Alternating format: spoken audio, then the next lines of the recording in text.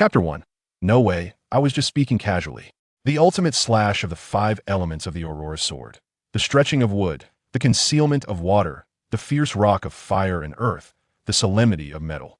Wu Haiyi stood in the room. Brandishing the battle-worn Aurora Sword he had purchased with 9 hands, he shouted exuberantly in sync with the narrative playing on the computer, his voice crackling with passion. At the age of 26, he found himself indulging in the fanciful imaginings of a 5 or 6-year-old boy.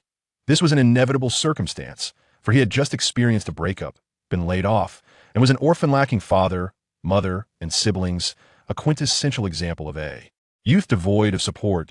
In his rented room, he unleashed his pent-up emotions with wild abandon, simultaneously gulping down a large green beverage. The flush on his face and the bravado in his mouth paired with the grand motions of his sword, which danced through the air. Oh heavens, grant me a chance. I shall surely carve my path to divinity in any realm with the Emperor's armor. As soon as the words left his lips, Wu Haiyi drowsily collapsed onto his bed, yet he maintained a firm grip on the sword in his hand. The blade pointed towards a poster, depicting a rare celestial event. 2 moons sharing the sky, a remarkable phenomenon. 8 stars Alagninga sight seldom witnessed in a millennium. A meteorite from the sun illuminated the night across the Dragon Kingdom, striking a window with a direct hit. In an instant, the world lost 1 refugee, but gained a lifeless body. Wu Haiyi rubbed his bleary eyes, the blinding light piercing through the darkness. Before him unfolded a sky of an unprecedented azure. In disbelief, he rubbed his eyes again, only to be astonished at the sight of his hands, which appeared remarkably youthful.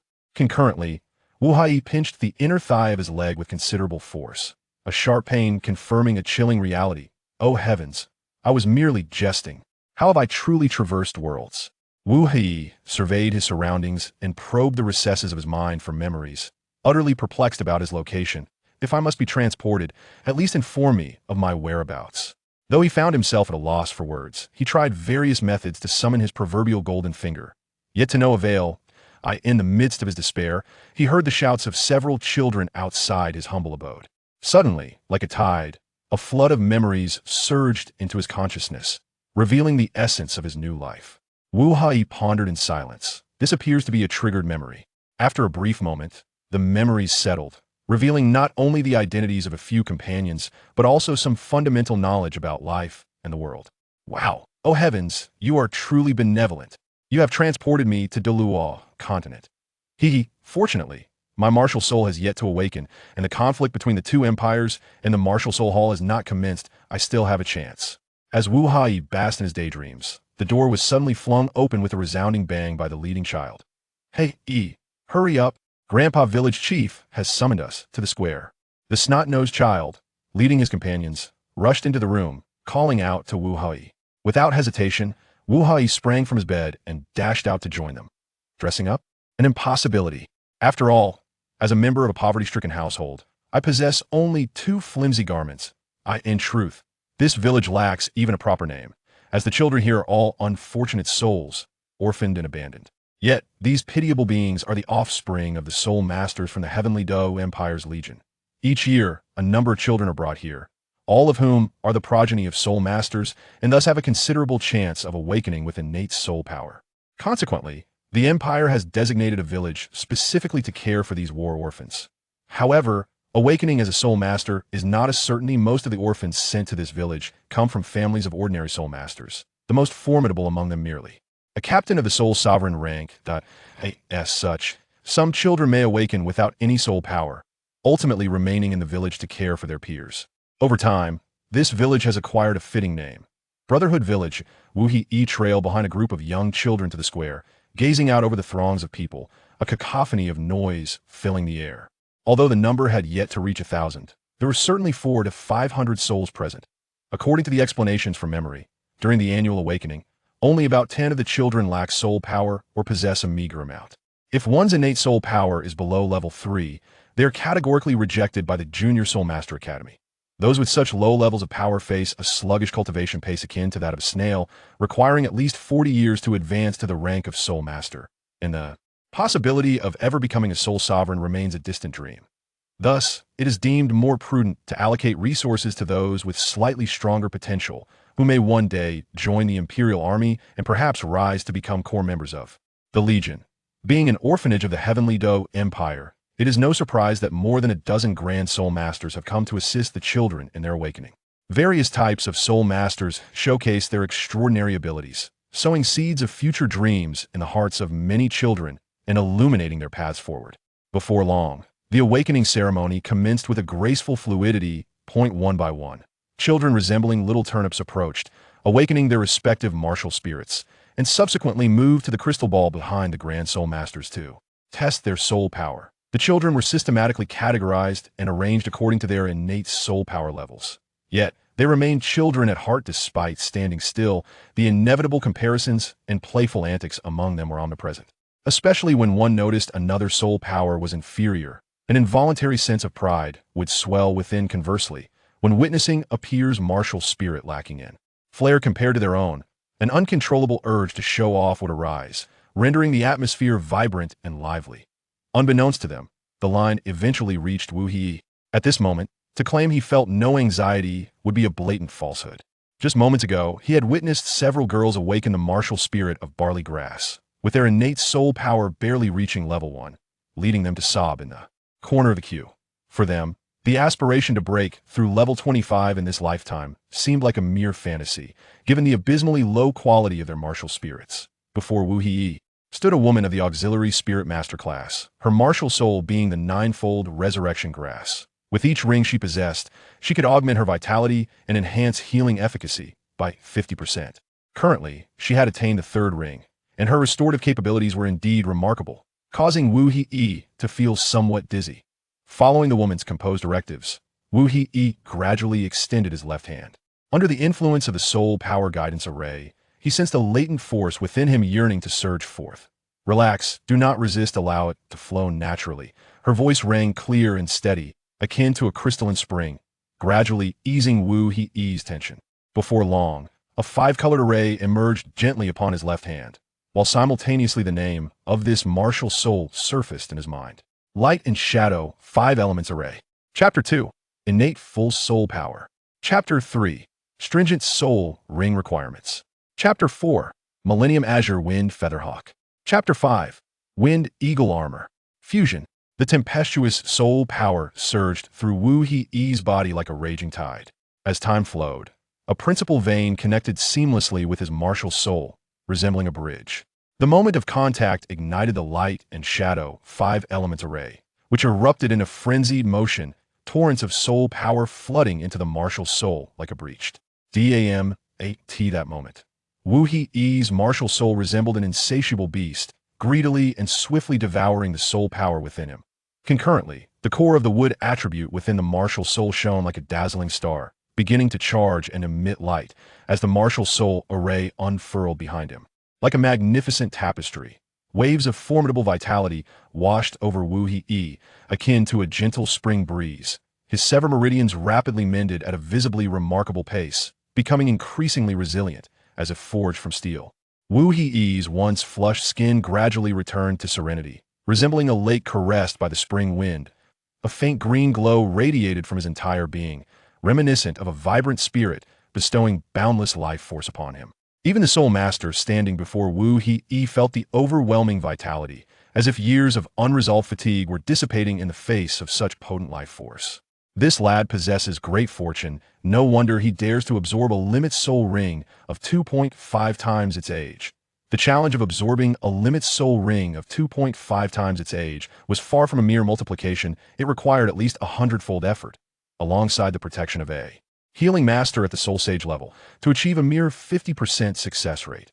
With the wood attribute's nurturing influence, Wu He navigated the tumultuous process of his meridians being strained and subsequently repaired, akin to walking a tightrope across a precipice. Engaging in repeated lateral movements, time slipped away unnoticed, and before long, 3 days had passed. Old Huang, it has been 3 days. Our rations are nearly depleted, and the Academy's allotted time is scant. Why is this lad still not recovered? Old Liu, let's wait a while longer. This boy's life energy is exceedingly vigorous and is stabilizing. It should be soon, just a bit longer. While Wu He may have been oblivious to the swift passage of time, other 6 individuals distinctly experienced the protracted span of 3 days within the Soul Beast Forest. Though it may be deemed the Empire's wildlife sanctuary, the peril it harbors is akin to that of a lurking tiger, posing a significant threat. Half a day later, Teacher Lu devoured the last pair of eagle wings with fervor, unable to contain himself any longer as he discarded the bones. Wu He's soul power erupted like a volcanic explosion, generating a formidable energy magnetic field that surged forth from his being. A purple soul ring, akin to a divine hand lifting the sun, elevated Wu He aloft, however. This soul ring did not adorn his martial soul in a celestial manner, but rather focused solely on the wood attributes core. Nevertheless, these details were trivial. What mattered was that Wu He had narrowly escaped death, and the group could finally exit this accursed forest and return to the warm embrace of their academy's cozy beds. The little girl with the dragon and phoenix bow martial soul bounded over like a jubilant fawn, shivering as she sensed the overwhelming surge of powerful soul energy radiating from Wu He. The soul master, surnamed Lu, strode over with great urgency, his greasy fist hammering against Wu He's chest like a sledgehammer. You are truly audacious, daring to provoke a millennium soul beast. If it weren't for Lao Huang insisting on staying behind to protect you, you would have already become a meal for the old wolf. Teacher Lu raised an eyebrow, gesturing for Wu He to express his gratitude to the soul master Lao Huang.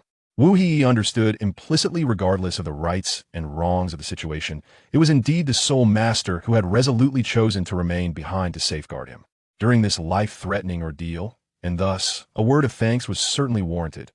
All right, enough chatter. Quickly unleash your soul skill, so we can prepare to return to the academy. Soul Master Huang urged, his face flushed with excitement as he waved his hand, prompting Wu He to hastily test the newly acquired soul skill. After all, the first soul ring was a Millennium one, a rare occurrence indeed. The effects of this soul skill were bound to be extraordinarily powerful, and everyone was brimming with excitement and curiosity. They all understood that Wu He's martial soul was quite exceptional, categorized by the academy as a weapon martial soul, which upon absorbing the soul ring, released a vast amount of life energy. Thus, everyone was convinced that Wu He's martial soul must be oriented toward support, and remarkably potent at that. However, only Wu He himself understood that his martial soul and soul skill were far from supportive, if not considered a strong attack. It certainly leaned towards agility. Under the watchful gaze of his peers, Wu He wasted no words and directly summoned his martial soul. The wood attributes core swiftly assumed dominance within his sea of consciousness. Simultaneously, Wu He was granted the choice of manifesting the soul skill effects. The first effect would envelop him in a summoned wind eagle armor, while the second offered a one-time use would attribute crystal, granting a wood or wind attribute soul master the opportunity to summon the wind eagle armor. Both options had a duration of 5 minutes, after which they would consume 95 of Wu He's soul power, leaving him with a mere 5 to maintain basic movement.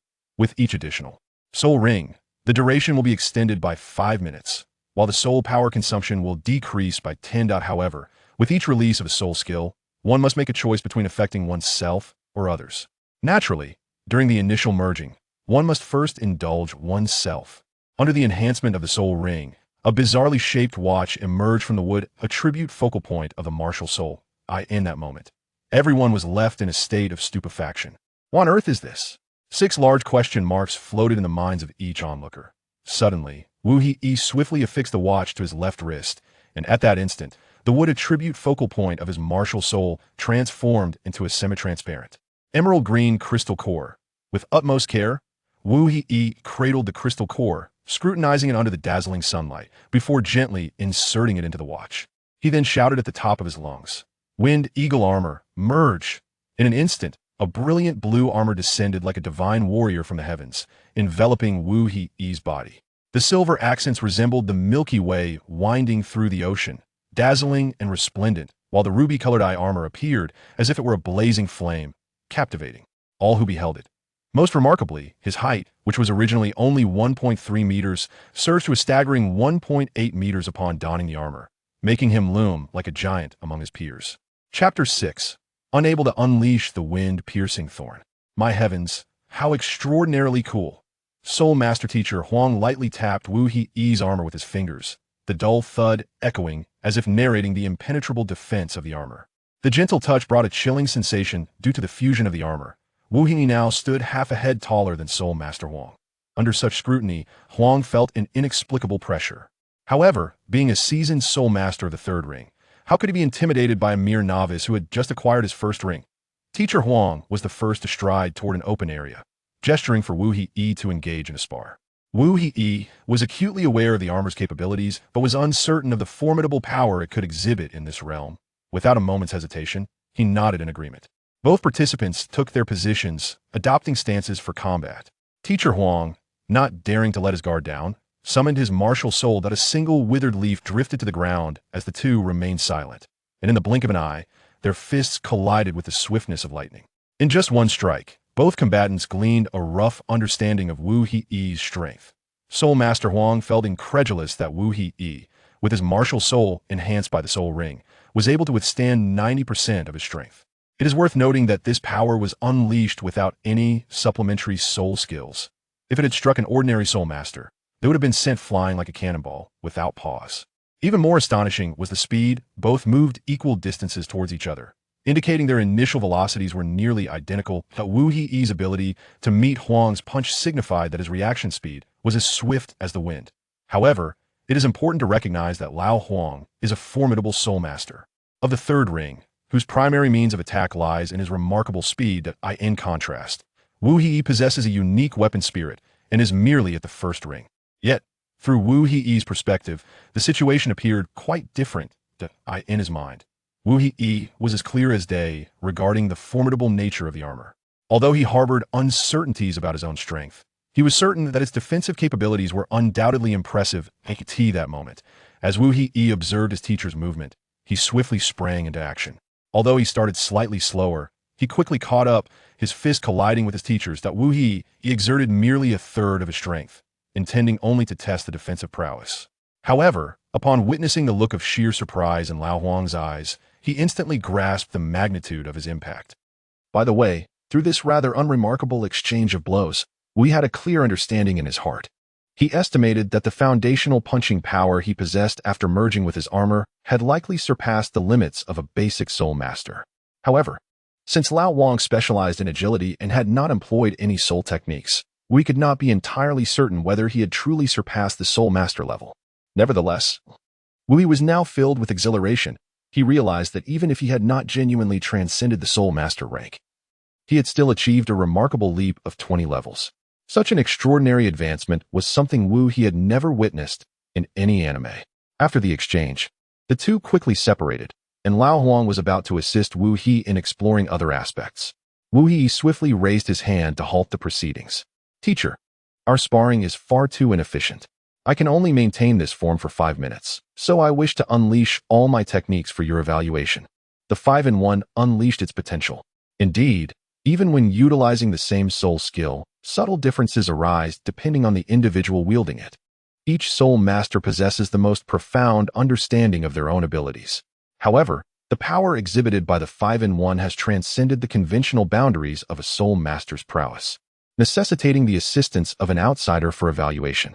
Old Huang contemplated this notion internally, acknowledging its validity. He then gestured for everyone to disperse slightly, granting the 5-in-1 some breathing space while ensuring that all remained on high alert against potential ambushes from the formidable soul beasts. Old Huang pointed towards a nearby grove, indicating that the 5-in-1 should conduct their tests there, unfettered and at liberty to explore their capabilities. Wu He, akin to Bruce Lee, performed a series of light jumps to warm up, the armor adorning his body clinking together, producing a crisp and melodious sound reminiscent of a beautiful symphony. First came his martial prowess. In the blink of an eye, 2 trees, which would require the embrace of 2 individuals to encircle, were effortlessly shattered by Wu He's fists and feet, akin to tender saplings ravaged by a tempest, instantly broken.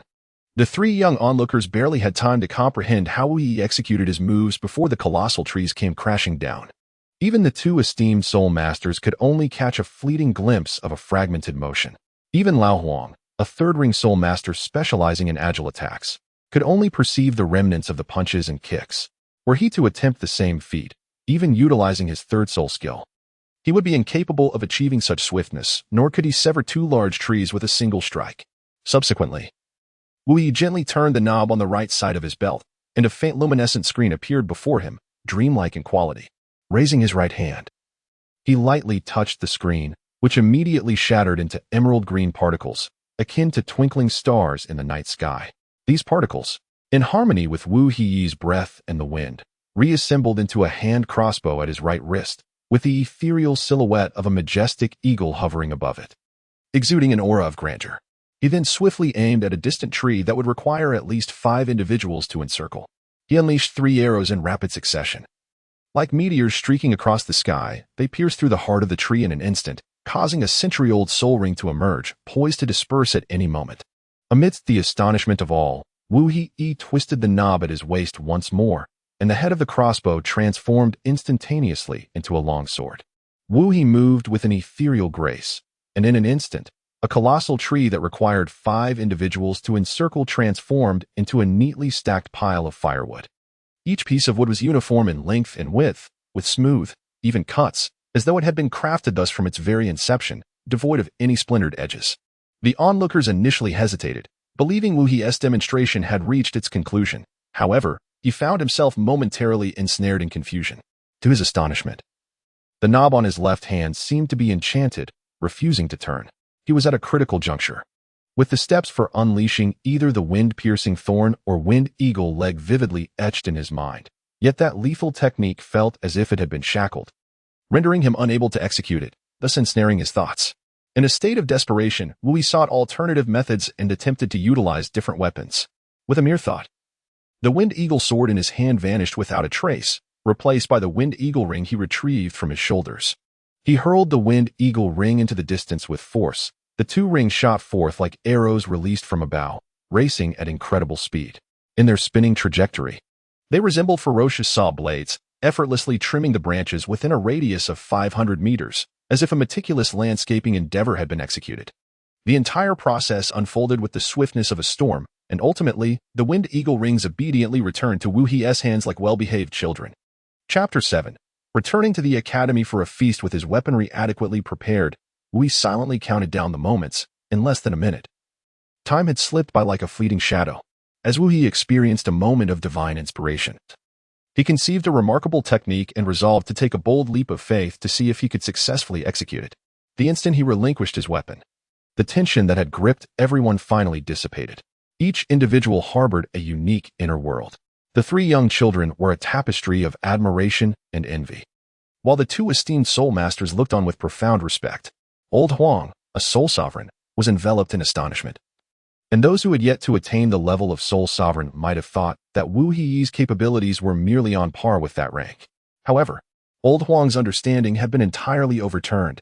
He firmly believed that Wu He had transcended the realm of soul sovereign and had ascended to the level of soul sect. Yet, just as they basked in the grandeur of their thoughts, Wu He suddenly dispelled his armor, instantly appearing extraordinarily frail, like a flickering candle in the wind. Nevertheless, they all vividly recalled Wu He stating that the duration of his soul technique was 5 minutes, but it seemed that he had not even reached 4 minutes. The first to regain her senses was a little girl from the same village as Wu He, who, like a swift swallow, caught him just before he collapsed. 5 seconds prior, Wu He gazed intently at the remaining minute, resolutely deciding to attempt the Zen seal. He gently placed his hands before his abdomen, palms pressed together in a rhythmic motion, softly reciting the Zen seal.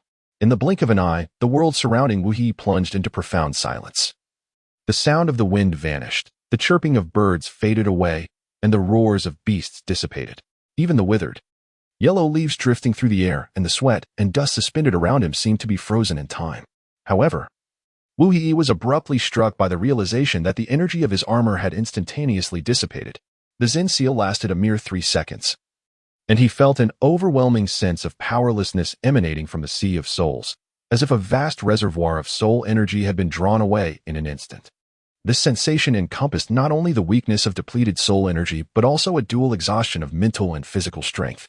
Under the tremendous pressure of these threefold losses, the helplessness that ensued was unbearable for Wu He. A few individuals, like the wind, swiftly returned to the academy with Wu He to report their findings. The 3 instructors submitted the details of their student soul ring acquisitions. When the principal learned that Wu He had obtained a Millennium Soul Ring, his jaw nearly dropped in disbelief. What did you say? You allowed a level 10 soul master to absorb a Millennium Soul Ring? Are you out of your mind? The principal unleashed a tempest of fury upon the 3 teachers. You are responsible for the 4 most outstanding students of the academy. If the students act foolishly, should you not also bear some responsibility? The three teachers stood as still as statues, not daring to move or even breathe. Just as Soul Master Lao Wang prepared to explain, he was interrupted once more.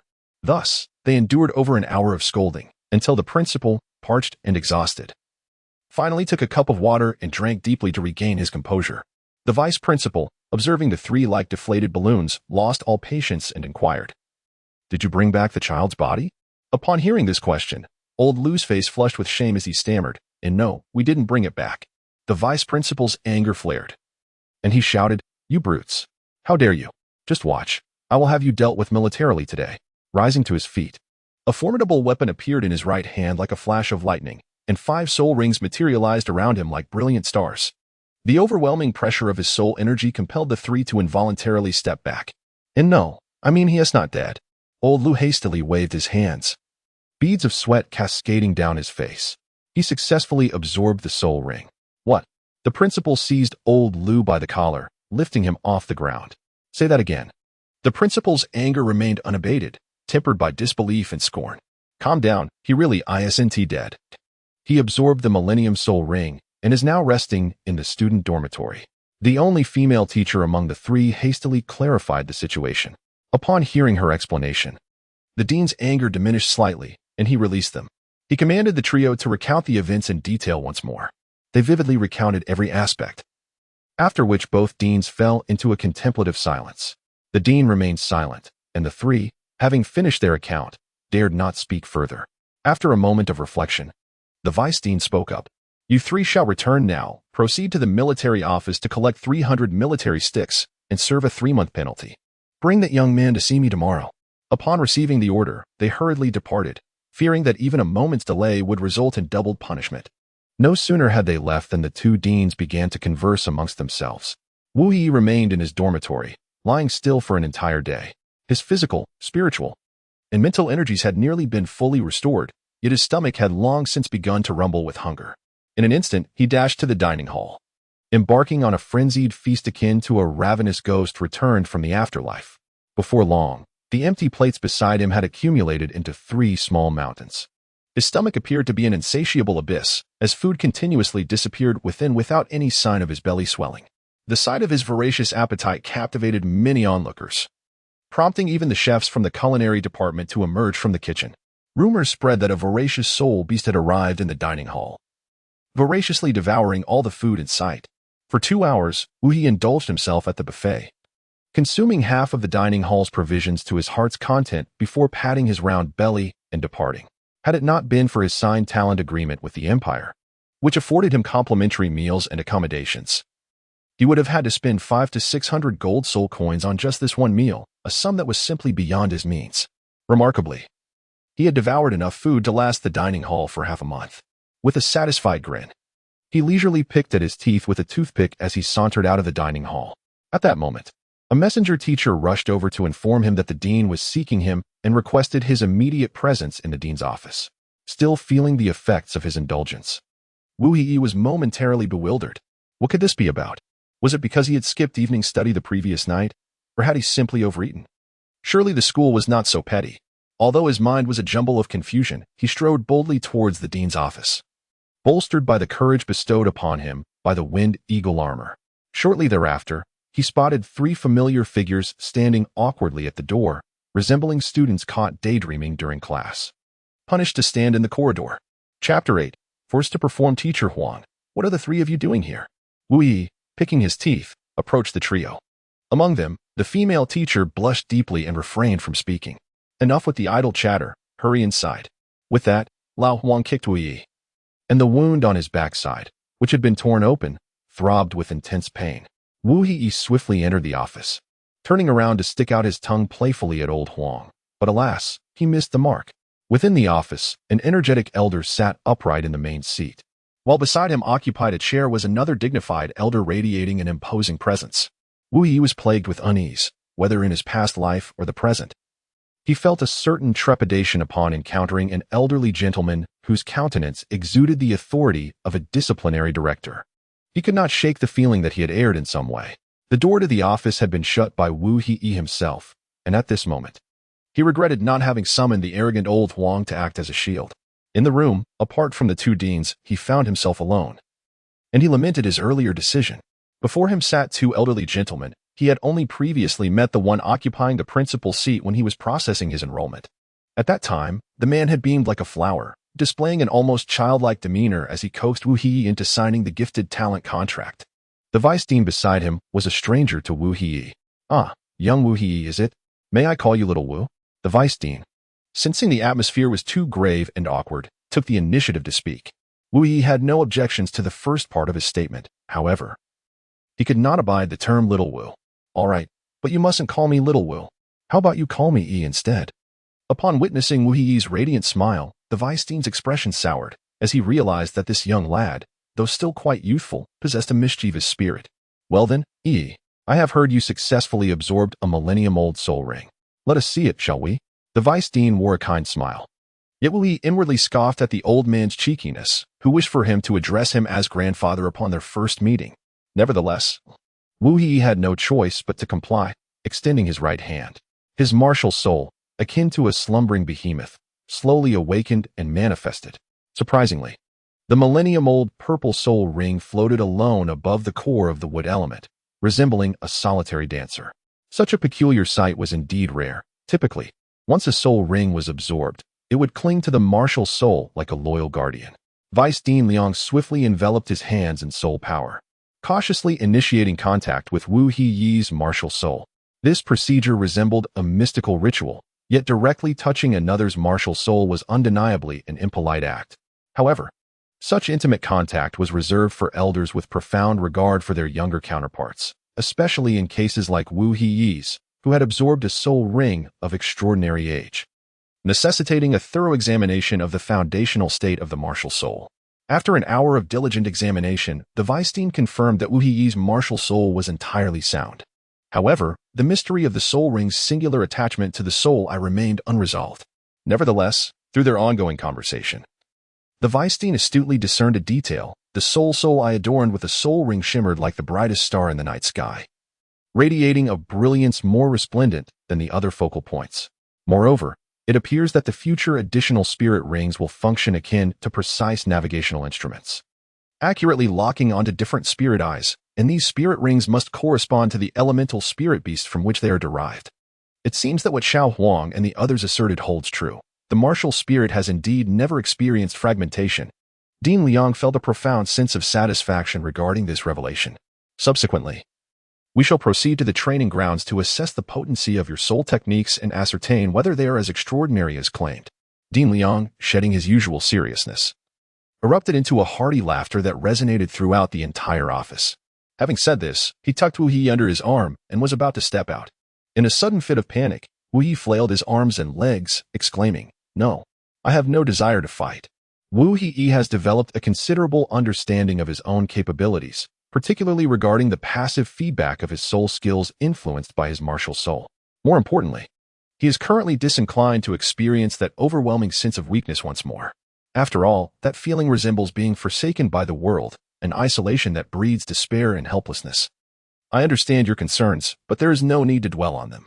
Our Dean Sin is indeed a healing-type soul master, having already reached the esteemed level of 59. Standing merely a step away from becoming a soul emperor, Dean Liang exudes confidence and arrogance, as if he himself were the soul emperor. Wu Yi looked utterly astonished, his gaze fixed upon Dean Sr. This was the first time he had heard that a support-type soul master specializing in healing could assume the prestigious position of a college dean. Moreover, their institution was a unique amalgamation of both primary and intermediate levels, where it was customary for the leadership to be held by formidable offensive soul masters. The dean not only represented the apex of the college's administrative hierarchy, but also embodied its martial prowess. Clearly, Dean Sin's capabilities must surpass those of an ordinary combat-oriented soul master. Thus, amidst the incredulous stares of passing students and faculty, Wu Hii was spirited away to the training arena by the exuberant Dean Liang. Onlookers, particularly those with keen eyes, noted that the usually stern vice Dean Liang appeared unusually joyful today, resembling a child filled with delight. However, the greater curiosity among the crowd revolved around the identity of Wu Hii, who had managed to elicit such a personal escort to the arena from the vice dean. As news spread like wildfire, a hilariously exaggerated rumor took flight. Have you heard? The newcomer Wu Hii is set to challenge the formidable Hammer King Liang Laoma. What? Liang Laoma is going to make Wu Yi regret it, simply because his first ring is a Millennium Soul Ring. Is that even possible? Who would be so audacious as to absorb a 1,000-year soul ring right off the bat? Wouldn't he just explode on the spot? Amidst a flurry of bizarre speculations, the training arena quickly became packed with spectators. Don't these idle youngsters have classes to attend? Why are they all here? Dean Liang surveyed the throng of students gathered to witness the spectacle. At that moment, some even began to set up betting pools. Although the options primarily revolved around how many moves Wu Yi could last against Liang Laoma. Yet, there was one particularly bold wager, offering odds of 1,000 to 1 on Wu Yi defeating Liang Laoma. It was utterly preposterous, 1 ring against 5. Yet, astonishingly, someone placed a bet. A charming girl, with a dragon phoenix bow slung across her back, wagered a gold soul coin. Wu Yi found himself utterly bewildered. How had it all transformed into a martial arts competition? Yet, there was no turning back. He had to muster his courage and confront the challenge head-on. Chapter 9. Facing Dean Liang. Let us do this. Wu Yi inhaled deeply, striving to calm his heart, which raced like a startled deer. After all, he wished to seize this opportunity to hone his combat skills. It is worth noting that combat techniques were not typically within the purview of someone in his grade. Now, with the Soul King serving as his sparring partner, such an opportunity was more precious than ascending to the heavens. Dean Liang stood before him like an immovable mountain, a mere 10 meters apart, their gazes locked. A subtle smile graced Dean Liang's lips as he flicked his right hand, and a powerful dragon hammer appeared in his grasp as if conjured by magic. His right foot lightly touched the ground like a dragonfly skimming the surface of water, and 5 soul rings emerged from beneath him, unfolding like layers of blooming lotus flowers. 2 yellow, 2 purple, and 1 black. Particularly striking was the black soul ring, emanating a surge of soul power akin to a roaring tsunami, overwhelming the 80 spectators with a sense of trepidation. The inky blackness of the soul ring was adorned with faint, shimmering soul light, resembling a constellation of stars against the night sky. In close proximity, the pressure it exerted on Wu Yi felt as formidable as Mount Tai bearing down upon him. From the initial composure to the furrowed brow, the moment the black soul ring materialized, it was as if an immensely heavy mountain suddenly bore down upon Wu Yi's shoulders. Wu Yi was akin to a monkey firmly constrained beneath the weight of Wuji Mountain, harboring a spirit of defiance yet lacking the strength to resist. In a fleeting moment, his martial soul unfurled behind him like a peacock displaying its plumage, and instantaneously, Wu Yi felt a slight alleviation of the burden upon his shoulders, granting him a precious opportunity to catch his breath. Wu Yi silently lamented the disparity between the Soul King and the Soul Master, which was indeed as vast as the heavens and the earth. My martial spirit is the Konglong Hammer, a formidable attack-type Soul King at level 58. The blunt instrument in Dean Liang's hand, the Konglong Hammer, emitted a resonant clang, spinning like a dragon emerging from the sea. The obsidian weapon radiated a unique silvery sheen as it whirled, resembling a bolt of lightning streaking across the night sky, showcasing its sharpness. Observing Dean Liang's self-introduction, Wu Yi could not remain indifferent. A purple soul ring, akin to a vibrant purple butterfly, gracefully fluttered out from the heart of the wood element array, lightly hovering around Wu Yi. The emergence of the purple soul ring was akin to a brilliant meteor streaking across the night sky, instantly eliciting gasps of astonishment from the audience. It was indeed a Millennium First ring, utterly astonishing. My martial spirit is the light and shadow 5 elements array, and I am presently a level 16 weapon soul master. Wu Yi paused momentarily, awkwardly scratching his head as he spoke. Is what it is, and is not what it is. What do you mean by temporarily? Dean Liang jested with a laugh. Enough of that. Come on, let me see what is special about your soul skills. All right, Wu Yi declared resolutely, come.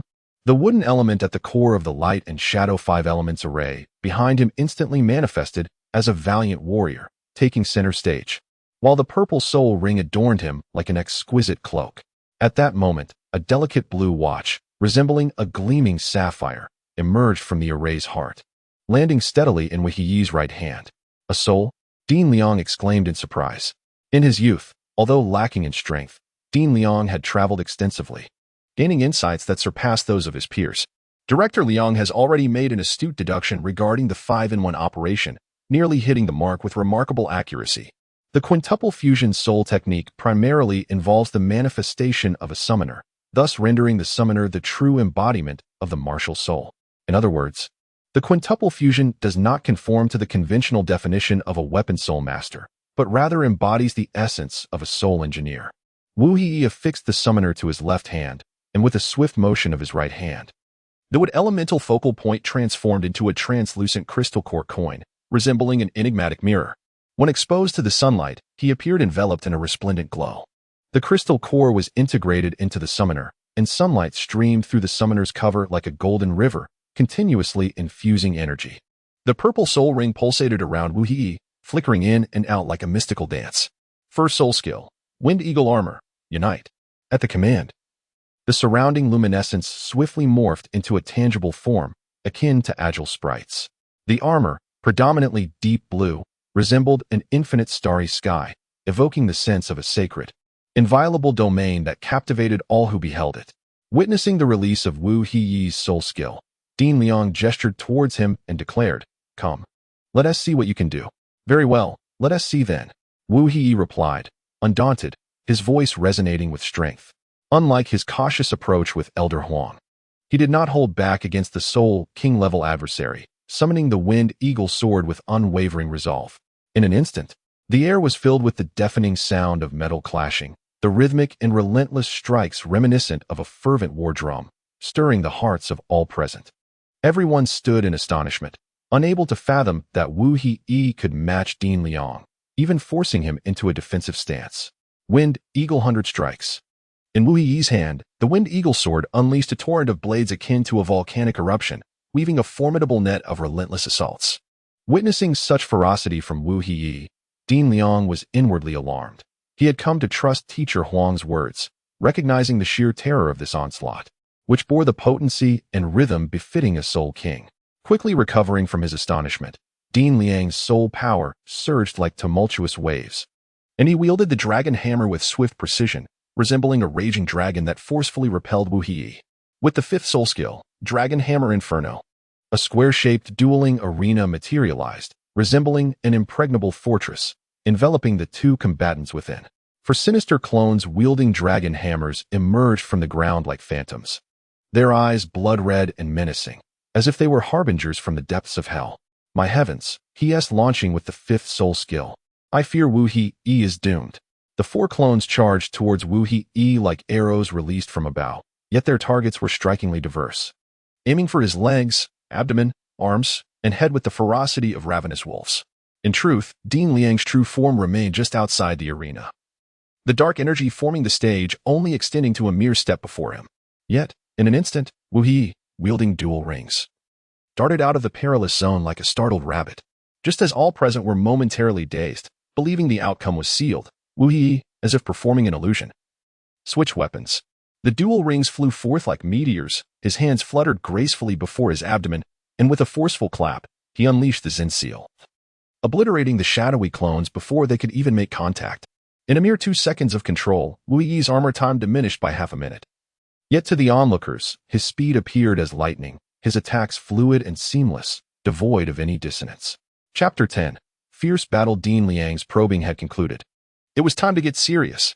A metallic, mechanical voice resonated from within the armor.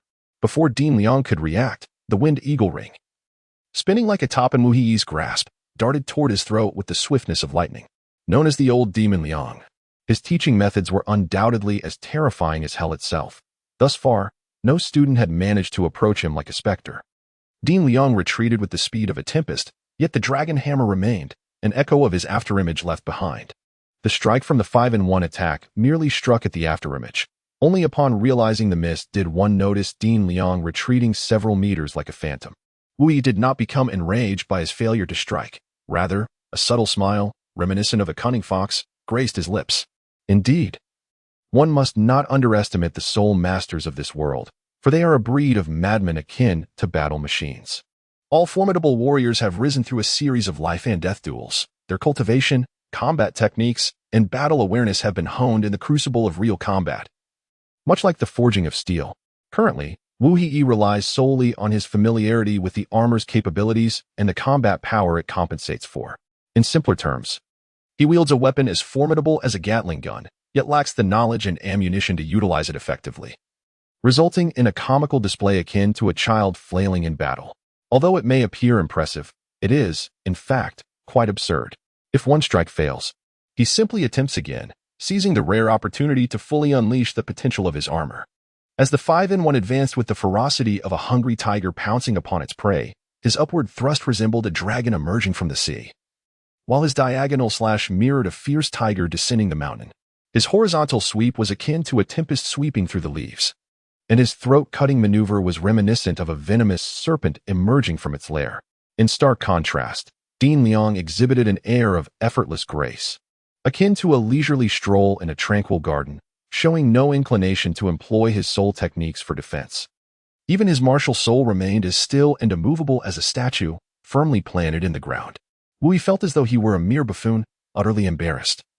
Realizing he could no longer charge forth like the formidable soul master, such reckless abandon was a gross misallocation of the Wind Eagle armor's avian agility.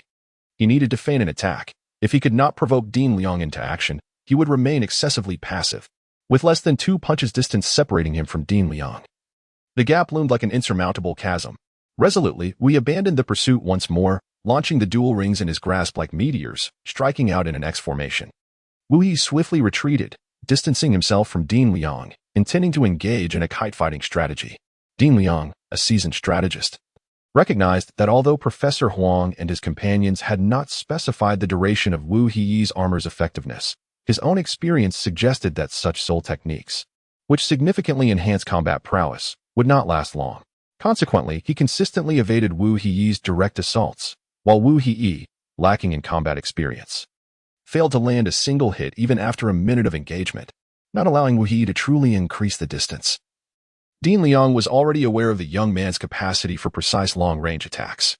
With soul power enveloping his hands, he effortlessly deflected the dual rings, casting them aside, while simultaneously condensing his soul power at his fingertips. The previously motionless dragon's hammer soared towards Wu Yi's back with a resounding whoosh. Upon reaching the rank of Soul King, his mastery over soul power and mental acuity had attained remarkable heights, making it exceedingly simple to manipulate his martial soul from a distance. After all, the martial soul is akin to a third hand for a soul master. Upon hearing the sound, Wu Yi realized that Dean Liang was indeed underestimating him. The ancient military strategies of Huaxia, honed over 5 millennia, far surpass any individual combat experience.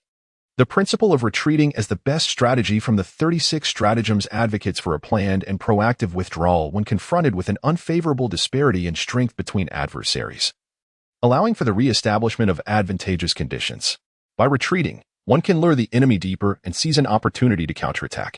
At the moment Dean Liang employed his martial soul to sever Wu Yi's escape route, he had already fallen into a trap, for the lessons of the past are often overlooked by the present. Meanwhile, the Wind Eagle ring had circled back, stealthily navigating through Dean Liang's blind spot. The Wind Eagle armor is characterized by its swiftness and opportunistic nature, akin to that of a cunning eagle. Wu Yi feigned surprise upon realizing an ambush from behind, swiftly turning to shield himself with his arms, bracing for a powerful blow. Wu Yi naturally utilized the gliding function of the Wind Eagle armor to simulate the illusion of being struck and propelled backward. However, enduring such a blow required considerable courage, yet fortunately, the armor's defense was sufficiently robust. To the majority of the audience, Wu Yi's flailing movements after being hit indeed appeared as though he was caught off guard. Conversely, for the more discerning spectators, his actions seemed rather clumsy. Revealing an overly apparent intent, his desire to approach Dean Liang's heart had never wavered. Naturally, those involved often remain oblivious to the insights of onlookers. By the time Dean Liang realized what was transpiring, Wu Yi had already closed the distance, brandishing the Wind Eagle sword. Simultaneously, the Wind Eagle ring was also in place, and Wu Yi was eager to discern whether Dean Liang's forthcoming choice would be to advance or retreat. "You little rascal!" Dean Liang's thoughts shifted as his martial soul returned to his grasp, simultaneously unleashing his second soul skill. The dragon flame barrier manifested as a wall of fire, directly intercepting the Wind Eagle ring that was hurtling toward him. When the Wind Eagle ring collided with the fiery barrier, it produced a resonant clang, akin to the sound of metal striking violently, igniting sparks in the air. Although the ambush was thwarted, it did not signify the cessation of Wu Yi's frontal assault. He crouched low and thrust upward. For the first time in 3 minutes, Wu Yi had genuinely landed a strike on Dean Liang, albeit without inflicting any damage. Nonetheless, it elicited gasps of astonishment from the audience. particularly from those who had attended Dean Liang's lectures.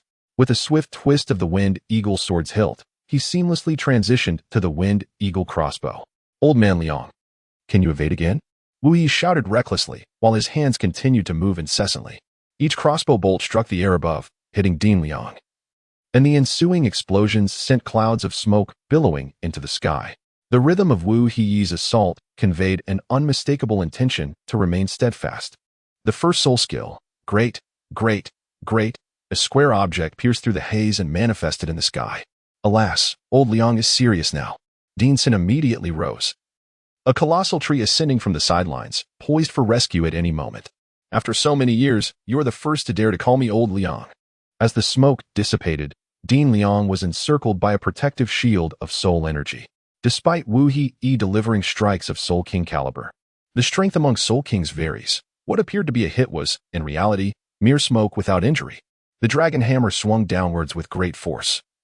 Yet its speed was lacking, allowing Wu Yi to evade effortlessly. Before he could revel in his success, the dragon hammer swept horizontally. And as Wu Yi attempted to dodge, he had barely left when a whip kick struck his armor, sending him flying without a moment to react. A feint to the east, striking to the west, quite effective. Chapter 11. Personal Transmission. Old Liang, you lack martial virtue. Wu Yi sprang up swiftly like a spring. Assuming a defensive posture, inwardly lamenting the rapidity with which this old fellow grasped new skills, akin to lightning. He blamed his own inexperience for being blinded by trifling gains. Yet, inexplicably, his fatal technique seemed sealed, refusing to be unleashed. Wu Yi cast a resigned glance at the time remaining for his armor, which dwindled to a mere minute. Just moments ago, there had been a minute and a half. He was momentarily struck dumb with astonishment. However, upon reflection, it began to make sense. The armor he summoned boasted combat prowess equivalent to that of a Soul King, and it was only logical that it would not be without its limitations. A skill like the Zen Seal, which transcends the rules of the world, demands a significant expenditure of time. Therefore, it seemed reasonable that the Wind Eagle armor, being an agile offensive type, would experience a reduction in its fusion time after enduring excessive attacks. As he gazed at the fleeting seconds, Wu Yi became acutely aware of the disparity in strength. Yet, he was unwilling to concede defeat so easily. Nevertheless, old Liang had already taken precautions, making any attempt to employ the same strategy once more a formidable challenge. Wu Yi, filled with reluctance, possessed nearly equal combat prowess yet lacked the corresponding strength and experience. In a moment of frustration, an idea seemed to dawn upon him. Once, in a renowned animated series, there existed a mystical technique capable of momentarily halting time, accompanied by a corresponding offensive strategy. Now, all he needed to do was to unleash the full potential of the Wind Eagle armor's speed. Wu Yi firmly stood his ground, facing Dean Liang, and with an exuberant spirit shouted, self-created soul skill, flash time technique, pseudo, Wind Eagle 100. His voice suddenly halted. Flash, just as the words fell. A profound sense of crisis surged towards Dean Liang like a tidal wave. Though Wu Yi was still 10 meters away, the impending attack felt inescapable, as if it were a shadow shadowing him. Dean Liang's reaction was as swift as lightning. His first and second soul skills erupted like two radiant beams of light, instantly countering the deluge of attacks coming from all directions. However, in that fleeting moment, his soul power was drained as if a dam had burst, rapidly depleting. After all, Wu Yi was employing every ounce of his strength, and he was uncertain how much longer his armor could endure, making each strike resemble a blazing meteor. The pinnacle of the armor's output. 3 seconds later, Dean Liang gasped for breath, half kneeling on the ground, as if a mountain had crushed him.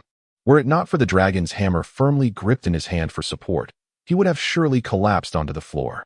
Over 100 slashing strikes descended upon him from every conceivable angle, like a tempest. Dean Liang was not a soul master renowned for his defensive prowess. Most of his techniques were rooted in fierce offense. Now, forced to adopt a defensive stance, not only was his soul power dissipating like flowing water, but his physical stamina was also being relentlessly exhausted. You little rascal! Dean Liang chided with a laugh. If only I were 10 years younger, ha! His voice resonated like a mighty bell in the air. He waved his hand, displaying a look of satisfaction, akin to a flower blooming in the spring. You have won. As Wu Yi donned his armor, he resembled a triumphant general, gracefully making his way to sit before Dean Liang. Yet, at the very moment he settled into his seat, the armor disintegrated like shattered ice, causing him to tumble awkwardly to the ground. Old man, I didn't win. I merely took advantage of the situation. It's a draw. Wu Yi's voice, though youthful, rang out with the clarity of a warbler emerging from the thicket, simultaneously revealing a profound weariness. Do you still require my assistance?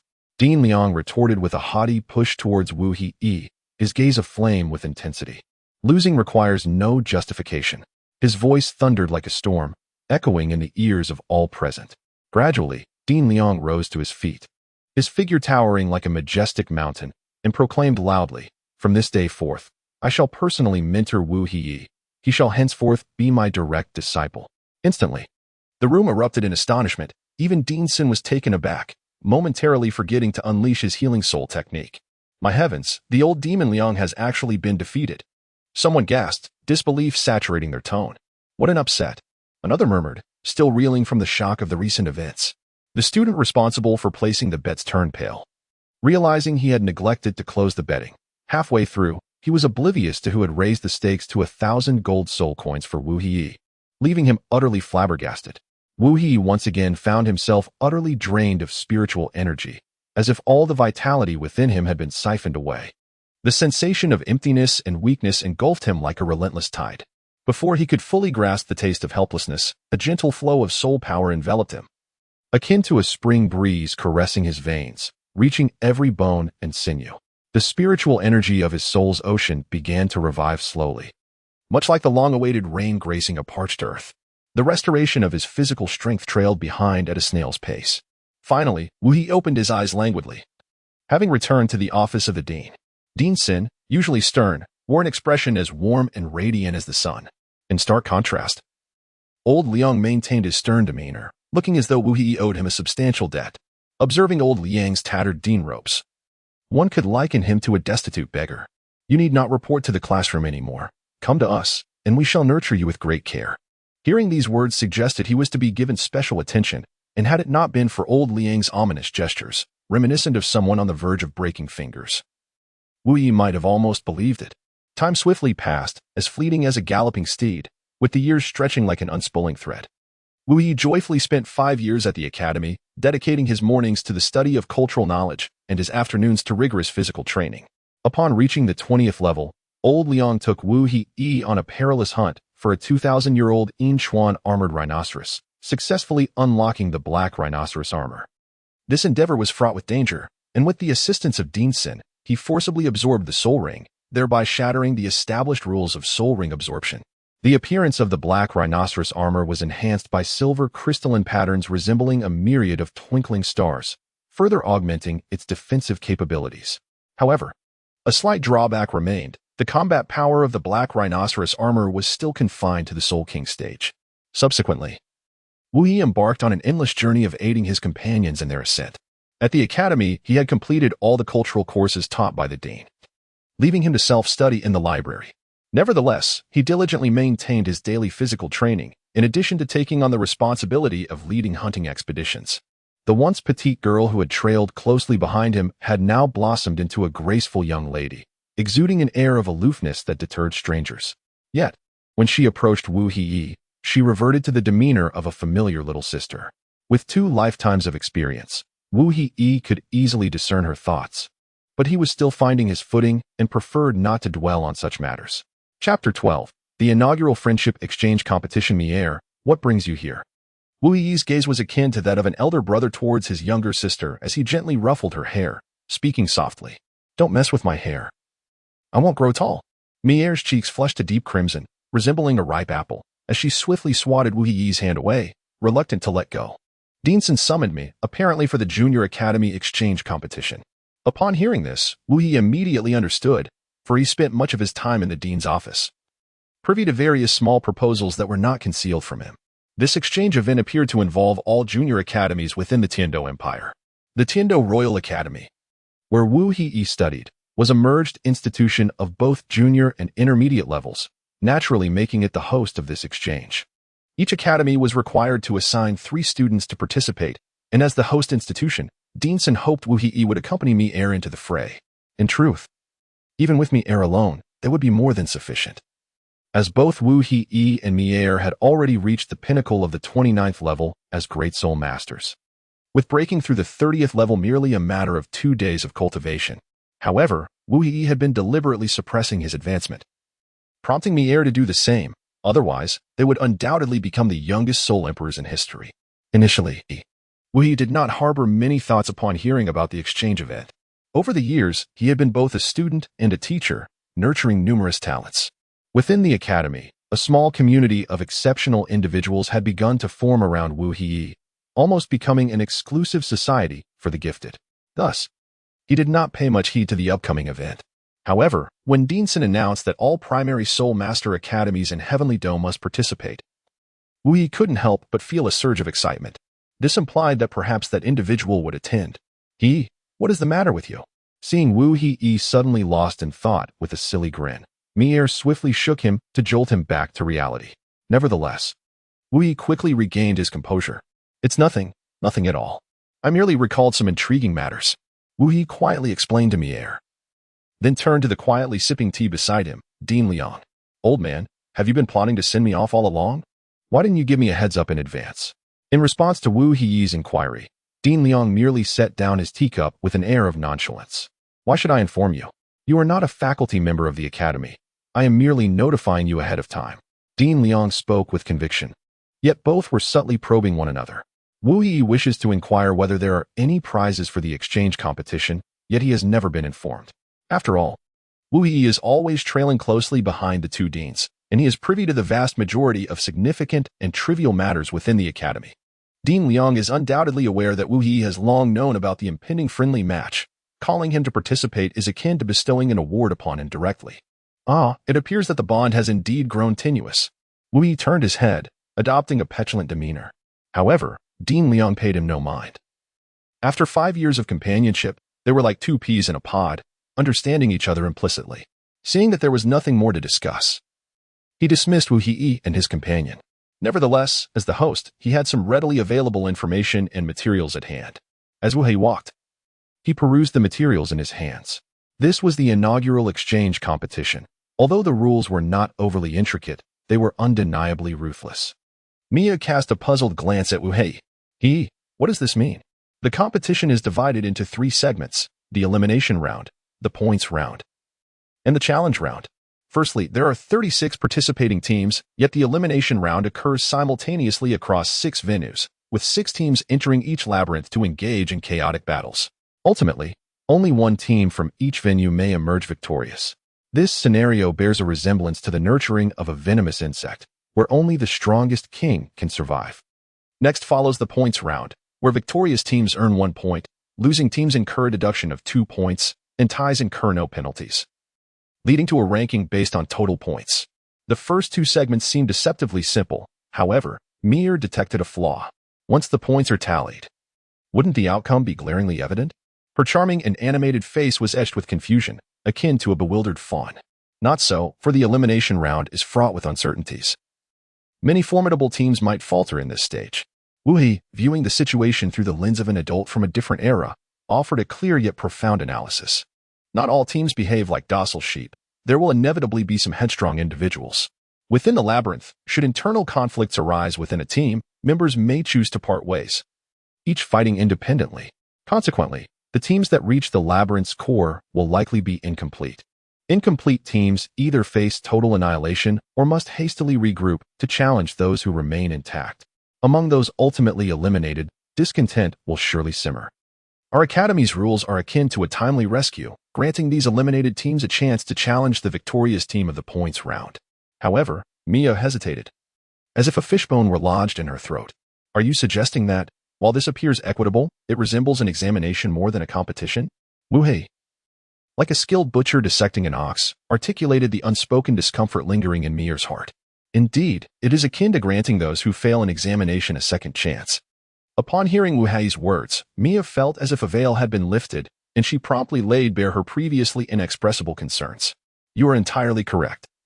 This is no trivial friendship exchange. It is an entrance examination. Wu Yi suddenly set down the materials in his hands, and in an instant, realization struck him. The Empire orchestrated this endeavor to identify the hidden genius students among the populace. Swiftly, Wu Yi began to peruse the documents, and soon he discovered the name of the Nodding Junior Soul Master Academy. However, As he continued to flip through the pages, a frown creased his brow. What troubles you? The spirit of the 5-in-1 suddenly tensed, incredulously gazing at the information of the contestants.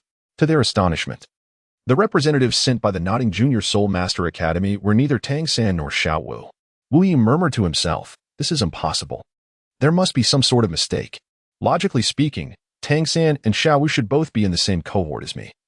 Having advanced to the rank of Great Soul Master, how could their academy send 3 mere children of level 19 into battle? Unbeknownst to Wu Yi, the crux of the issue lies in the calendar he glimpsed upon awakening in the village.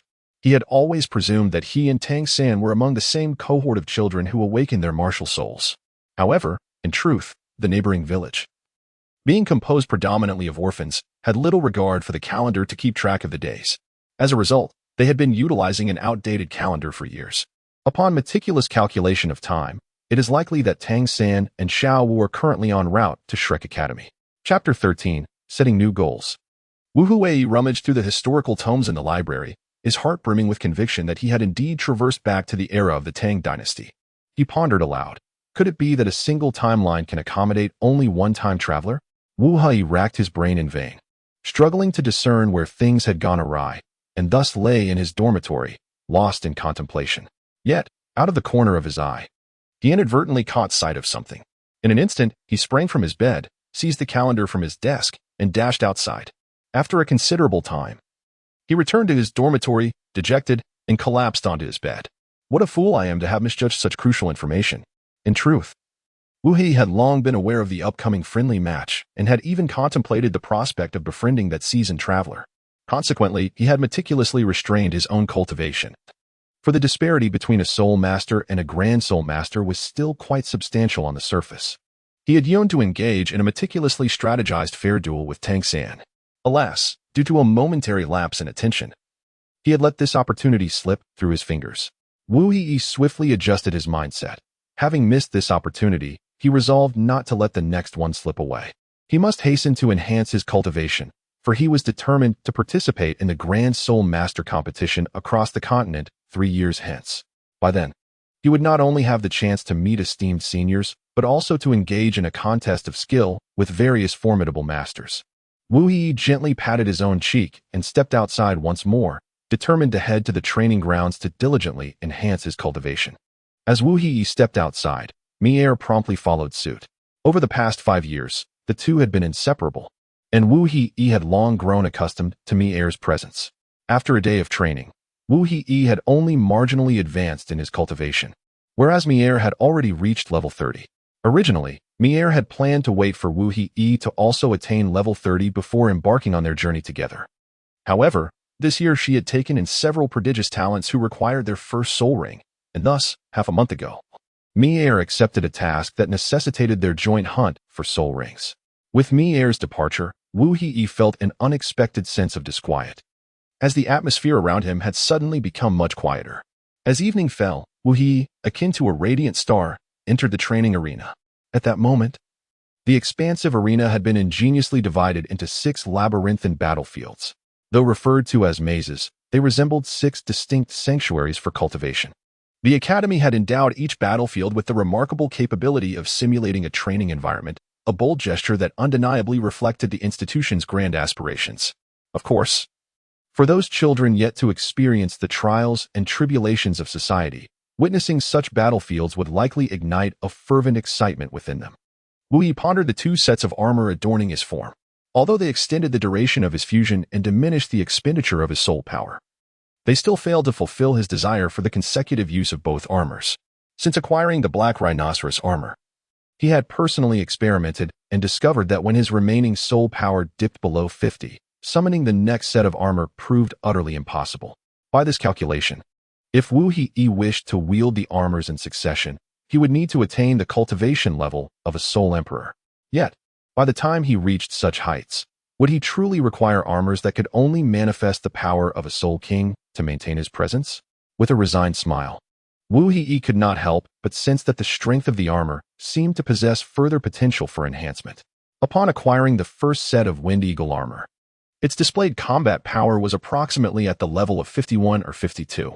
After obtaining the second set of Black Rhinoceros armor, his combat prowess soared dramatically, akin to a rocket, by 2 levels. Following this pattern, upon gathering all 5 sets of armor, he would undoubtedly attain the strength of a Soul Emperor. As Wu He leisurely wandered through the training grounds, he eventually discovered a relatively open area that remained unoccupied by the assembly. Without hesitation, he summoned the Black Rhino armor. This armor resembled a deity of war emerging from the depths of darkness, enveloped in an enigmatic, profound black hue, interspersed with dazzling blue and silver crystals reminiscent of a starlit sky, creating a hauntingly powerful aura. The contours of the armor flowed like a graceful dragon, exuding a unique beauty that conveyed an indomitable strength. The Black Rhino armor was equipped with merely 2 weapons, the invincible meteor spear and the versatile silver shield. This silver shield, significantly larger than the original water shield of the Black Rhino armor, presented a striking silver-black design, prominently featuring the formidable head of a rhinoceros. The horns of the rhinoceros, differing in size yet both gleaming with a sharp luster, were imbued with magical properties. The smaller horn had the ability to unleash currents of electricity and icy spikes at random. Upon contact, the electrical discharge would briefly paralyze the enemy for 2 seconds, while an icy spike would encase them in a momentary freeze for the same duration, although both effects shared similar offensive capabilities. Their impact was vastly enhanced when combined with the unique properties of the Black Rhino armor, belonging to the water element. Any triggered effect during an attack could instantly convert single-target damage into a more formidable area damage, even allowing for multiple instances of control. However, what captured Wu Yi's foremost attention was the weapon compendium procured by old Liang for him. An old friend of his was passionate about various weapon spirits, and thus documented a manual detailing the correct usage of an array of weapons, alongside methods for countering them. Despite being a novice teacher, old Liang was only proficient with the mace. He thus sought this book for Wu He. Although it merely introduced fundamental techniques for 100 different weapons, Wu He discovered that the knowledge within was far more intricate and fluid than that provided by the armor itself, significantly enhancing his combat prowess and allowing him to wield his strength more effectively. After practicing for a few rounds, Wu He set down his spear and erected 3 dummies nearby, preparing to hone some special skills. Upon witnessing Wu He's actions, old Liang, observing from a height, immediately adopted a serious demeanor. He had discreetly monitored Wu He's training, and he had not hesitated to request demonstrations of the skills that had once bested him 5 years prior. Each time, Wu He would oblige, accompanied by a playful remark, "Old man, don't be stubborn. Your cultivation level is too low to perceive it." Each time these words were uttered, they would infuriate the old man Liang immensely. However, he believed that the reason for his inability to see was merely the proximity. He could not fathom the existence of such extraordinary abilities capable of manipulating vast expanses. Thus, Liang devoted 5 years to ascertain the limits of his sight. Yet, this time he truly witnessed something remarkable. The spiritual awareness of the Soul King extended far beyond expectations. He stood 10 kilometers away in a straight line from Wu He's cultivation site, elevated at a height where, from his vantage point, Wu He appeared no larger than an ant. In Chapter 14, as Mier wept, Wu He held his long spear steadily beside him, his hands pressed together before his abdomen. From a distance, a surge of energy erupted forth like tumultuous waves, expanding wildly. Fortunately, Dean Liang found himself just outside the reach of this energy. Although this force was intangible and elusive, the Soul King, with his heightened perception, could still faintly sense an unusual presence. With a swift turn, Wu He seized the long spear in his grasp, executing a move akin to a fierce wind strike. He lunged forward, confronting the 3 puppets in an instant. The spear danced like a dragon emerging from the sea, delivering a series of thrusts, sweeping arcs, and upward jabs, followed by a dazzling array of spear techniques. In the past, had the puppets been struck by such a barrage, they would have surely shattered into pieces. Yet, from a distance, the 3 puppets remained seemingly unscathed, evoking a sense of perplexity. Could it be that the formidable defense of this armor diminished his attacking prowess? Although Dean Liang murmured to himself, he had personally experienced the formidable nature of this armor, which had not exhibited the anticipated lack of offensive strength or diminished power. As he pondered these uncertainties, Wu He transitioned his weapon to the silver armor shield. Although it appeared to be a modest handheld shield in his grasp, it transformed into an indomitable bastion. He unleashed his attacks with a fist-fighting technique, producing unexpected effects. Bolts of lightning flickered in his hands, accompanied by icy blades that struck the three puppets like concealed projectiles. At that moment, Dean Liang suddenly discerned an anomaly. Those within a certain radius appeared as if under a binding spell, halting their actions. This was particularly evident among the 6 principal construction workers of the special battlefield, who stood motionless like marionettes under control. If it had been just 1 or 2 individuals, one might attribute it to an isolated incident, but within the vast area surrounding Wu Yi, all living beings, and even drifting leaves suspended in midair, had ceased their movements. Dean Liang finally caught a whiff of an eerie aura related to time. As if hidden within the currents of time lay undisclosed secrets. Yet, in the blink of an eye, Wu Yi regained his poised stance, the spear standing elegantly by his side. In an instant, the thick, syrupy energy dissipated like a fleeting illusion, and everything reverted to its original state. Within but a moment, the cacophony of the environment and the actions of all resumed, as if no one had perceived the passage of time, each person methodically returning to their tasks. Indeed, a mere 10-second discrepancy had gone unnoticed. This time, Dean Liang finally grasped the terror of Wu Yi's ability, crashing into his consciousness like a tempestuous wave. As Dean Liang reflected on this, he beheld the lamentable state of the 3 puppets, akin to a nightmarish vision. Though these puppets were fashioned from wood and grass, they had endured repeated strikes from bolts of lightning, accompanied by a relentless onslaught of ice, and the ordeal was far from over. Dean Liang had witnessed the merciless flashes of blades each time Wu Yi demonstrated his prowess, the ferocity of which left him astounded. No wonder, he thought. It was so challenging to mount a defense. This was not merely a challenge. It was the first time the old man truly comprehended the terrifying nature of this skill.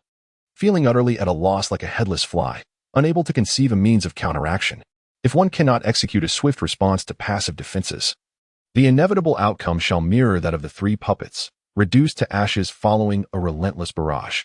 The entire scene unfolds with such breathtaking intensity. Initially, I marveled at the mechanics of release, yet now, having grasped the underlying principles, I am left with an overwhelming dread akin to plunging into an icy abyss, uncertain of how to confront it. After the attempt at the 5-in-1, a sense of unease lingered within, as though countless eyes lurked in the shadows, sending chills down his spine. That singular trial had nearly exhausted the fusion time of his armor. He had practiced various gun attacks, achieving a result that was passable at best. However, he felt that the effectiveness of these attacks paled in comparison to that of the Wind Eagle armor. Although it appeared to inflict considerable damage, he had only managed to reach the level of the Wind Eagle armor after exerting himself to the point of breathlessness. Fortunately, the Zen seal was indeed usable by all 5 elemental armors, though its immense consumption was astonishing. It served as a lifeline in desperate circumstances, yet once utilized, it felt akin to plunging into an abyss from which escape seemed impossible. Given the circumstances, there was little choice.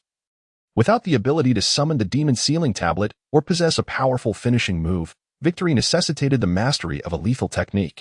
Thus, he resolved to adopt a cautious approach, opting to limit its use in the future and to diligently study the unique soul techniques developed by his predecessors. Yet, after years of dedicated cultivation, he had gained considerable insight into the control of his armors. The Wind Eagle armor, for instance, moved through the forest like a nimble bird, darting swiftly between trees and capable of concealing itself within dense foliage for extended durations, thereby prolonging its active time.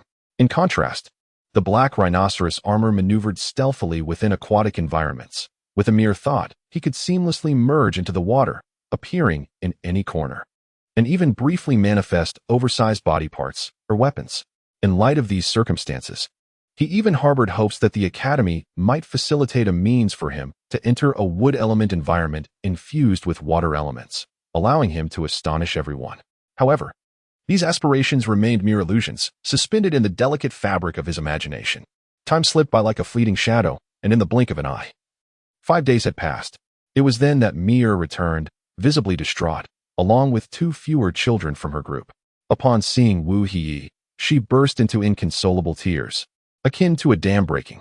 "It's all my fault. It's all my fault," she cried. It turned out that during a soul-hunting endeavor, 2 children had inadvertently provoked outsiders. Mir had bravely stepped forward, but her efforts were in vain, resulting in the shattering of the 2 children's martial souls, likely extinguishing their hopes of ever becoming soul masters. Furthermore, Mir's 3rd soul ring had been ruthlessly snatched away in front of her. The adversary's martial soul was exceedingly strange. possessing the ability to directly seize the soul rings of soul beasts hunted by others. Upon hearing this news, the high-ranking officials in the dean's office suddenly wore grave expressions. With the competition looming in less than a week, how could they swallow the bitterness of their students being bullied right at the school's doorstep? Wu Yi shared a similar sentiment and, without hesitation, swiftly assembled a formidable team of nearly 100 individuals. Those who dared to assault our Junior Royal Soul Master Academy would undoubtedly witness the might of our institution. Chapter 15. The soul was consumed. Almost all of the core students from the Junior Academy surged forth like a tidal wave. Such an overwhelming display was impossible for the dean to overlook. However, it was already too late to impede their advance. Although Wu Yi had not deliberately cultivated a following over the past 2 years, those who had benefited from his kindness were as numerous as fish crossing a river. What was most significant was the long-standing tradition within the academy that revered the strong, and Wu Yi's prowess was unparalleled among his peers. Many admired him wholeheartedly and were eager to follow his lead. Moreover, at the tender age of just over 10, these were spirited youths, passionate and loyal, ready to rally to Wu Yi's call. Wu Laoda, Wu Laoda, Wu Laoda. Although Wu Yi remained composed amidst the cacophony of voices, a sense of embarrassment washed over him. Initially, he had only summoned a select few acquaintances, all of whom possessed considerable prowess, reaching levels of 25 or 26. In the presence of a great spirit master team, they could undoubtedly assist in restraining his opponents. However, he was taken aback by the throng of followers that had inexplicably appeared upon his exit, leaving him no choice but to acquiesce to their presence. In that moment, Wu Yi, as if awakening from a reverie, remembered to inquire with Mi-Er regarding the unfolding events, having forgotten in his earlier state of anxious urgency. Yet, he failed to recognize that he had never been so impulsive in the past. Mi-Er began to recount the tale, stating that she and 2 teachers had embarked on an expedition with 3 junior students. They had successfully located a 300-year-old blue-silver grasshopper and an emerald dragonfly within the spirit beast forest. The age of these 2 spirit beasts was a fortuitous match for the 2 young boys, for not everyone possessed Wu Yi's extraordinary talent. Capable of absorbing a 1,000-year spirit ring at their first attempt, most individuals had to methodically seek out spirit rings according to their limits. The 2 spirit beasts seemed tailor-made for them, and with deft precision, Mi-Er released 2 arrows that struck true, shattering the wings of both insects and rendering them incapable of flight. Just as the 2 boys finished absorbing their spirit rings, a tongue shot out like lightning towards the already incapacitated spirit beasts. The shocking display instilled a sense of dread in everyone, prompting immediate vigilance. The previous strike had been chilling, despite the dragonfly and grasshopper being no larger than an adult's fist. The tongue moved with a speed and agility that belied its status as a mere 100-year spirit beast. Mi-Er felt a pang of fear. As this was her first encounter with such a situation, the 2 teachers, possessing more experience, remained relatively calm. Numerous spirit beasts preyed upon grasshoppers and dragonflies, yet only a few possessed long tongues, frogs, chameleons, salamanders, and giant salamanders. Just as the group was deep in contemplation, the tongue struck again, swiftly snatching away the carcass of another spirit beast. This time, Mi-Er focused intently on the direction from which the tongue had come, and at last, she caught a glimpse of its source. It was a fire bullfrog, its body aglow like a blazing flame, and though its tongue was pale, it left a charred sin in its wake. While the exact age of the spirit beast was indeterminate, Mi-Er surmised that its size suggested it was at least 1,000 years old, making it an ideal candidate for her 3rd spirit ring, despite its intimidating presence.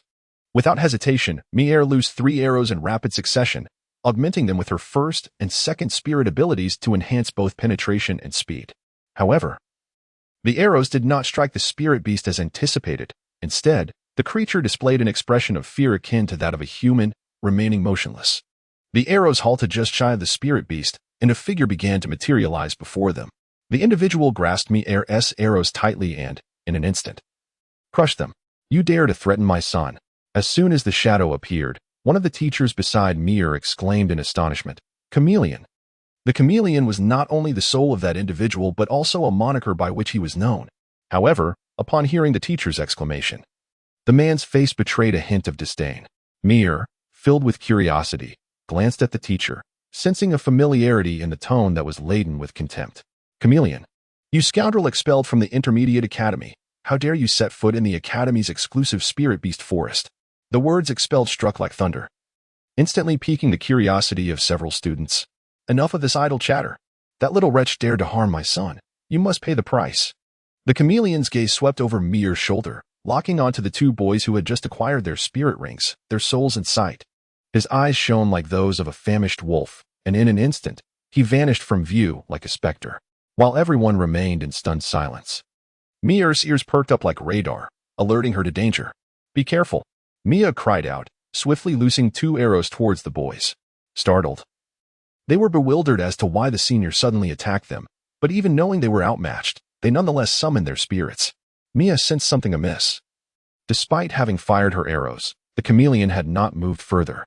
Yet, at the moment the boys unleashed their spirits, he sprang into action like a bolt of lightning. It dawned on Mier that he was not afraid of her attack. Rather, his target was not her at all. At this point, it was too late to prepare. As her arrows had merely been a feint, lacking any real power, intended only to obstruct the boys' movements. The 2 boys, still shaken, leapt aside. But before they could steady themselves, they felt like kites severed from their strings, soaring into the air. Following that, a tongue as hard as diamond shot forth, sweeping away their spirits in a single stroke. 3 seconds later, both boys collapsed to their knees, cradling their heads in agony, as though undergoing torture. What has happened?